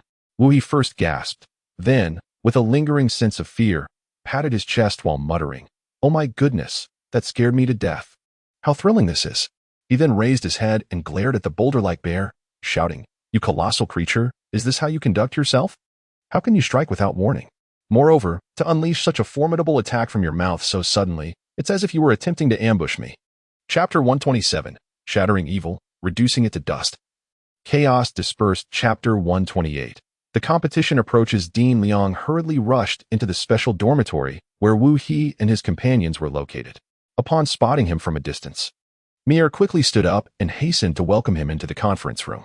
Inside the spacious meeting room sat a group of individuals, each wearing a solemn expression. Among them were Du Guyin, Yu Tianhing, Yi Lingling, Wu Miaomiao, Lin Bei, and two brothers from the Shi family. Rewind to a month ago, when Wu He had ventured out alone, leaving only a letter behind. Meanwhile, Mi and Wu Miaomiao had each led their teams to hunt for soul rings, hoping to enhance the overall strength of their team. However, on this day, a month later, as the other six returned to the academy, they were fully prepared, ready to embark on the upcoming Continental Soul Master Elite competition. Yet, unexpectedly, 3 days had passed, and Wu He had not returned, leaving everyone increasingly anxious. After all, Wu He was of immense significance to the team, serving as the core figure for all. Initially, even Dean Liang couldn't help but worry whether Wu He had encountered some misfortune. Fortunately, before his departure, Wu He had entrusted Yu Lingling with a precious wooden crystal. This crystal had remained untouched, quietly resting in Yu Lingling's hand. Under normal circumstances, if Wu He were in peril or facing misfortune, this mysterious crystal, closely linked to him, would likely exhibit some change. Typically, it might gradually dim, losing its former brilliance, or it might vanish entirely, as though it had never existed. However, to their astonishment, this crystal continued to radiate a dazzling brilliance each day, remaining exceptionally bright, without even a moment of dimness. This extraordinary phenomenon undoubtedly conveyed an important message. Wu He was safe and had not encountered any misfortune. Speaking of which, the Continental Soul Master Elite competition was indeed grand in scale and fiercely competitive. Each empire had only 15 coveted slots for participating teams, fiercely contested by various factions. Meanwhile, the two formidable empires in the renowned Spirit Hall each possess a guaranteed entry quota. Consequently, the total number of teams that will ultimately compete on the stage has reached an astounding 33. The entire event, from its grand opening to the final determination of the victor, will span a remarkable 16 days, during which an abundance of spectacular confrontations is sure to unfold. Notably, the team to which Wu He belongs is affiliated with the illustrious Tindo Royal Academy, having secured their place through their exceptional prowess. As a result, this team is spared the arduous trials faced by others during the preliminary rounds, where merely 15 spots for advancement are fiercely contested. Although this selection process is merely an internal competition within the team,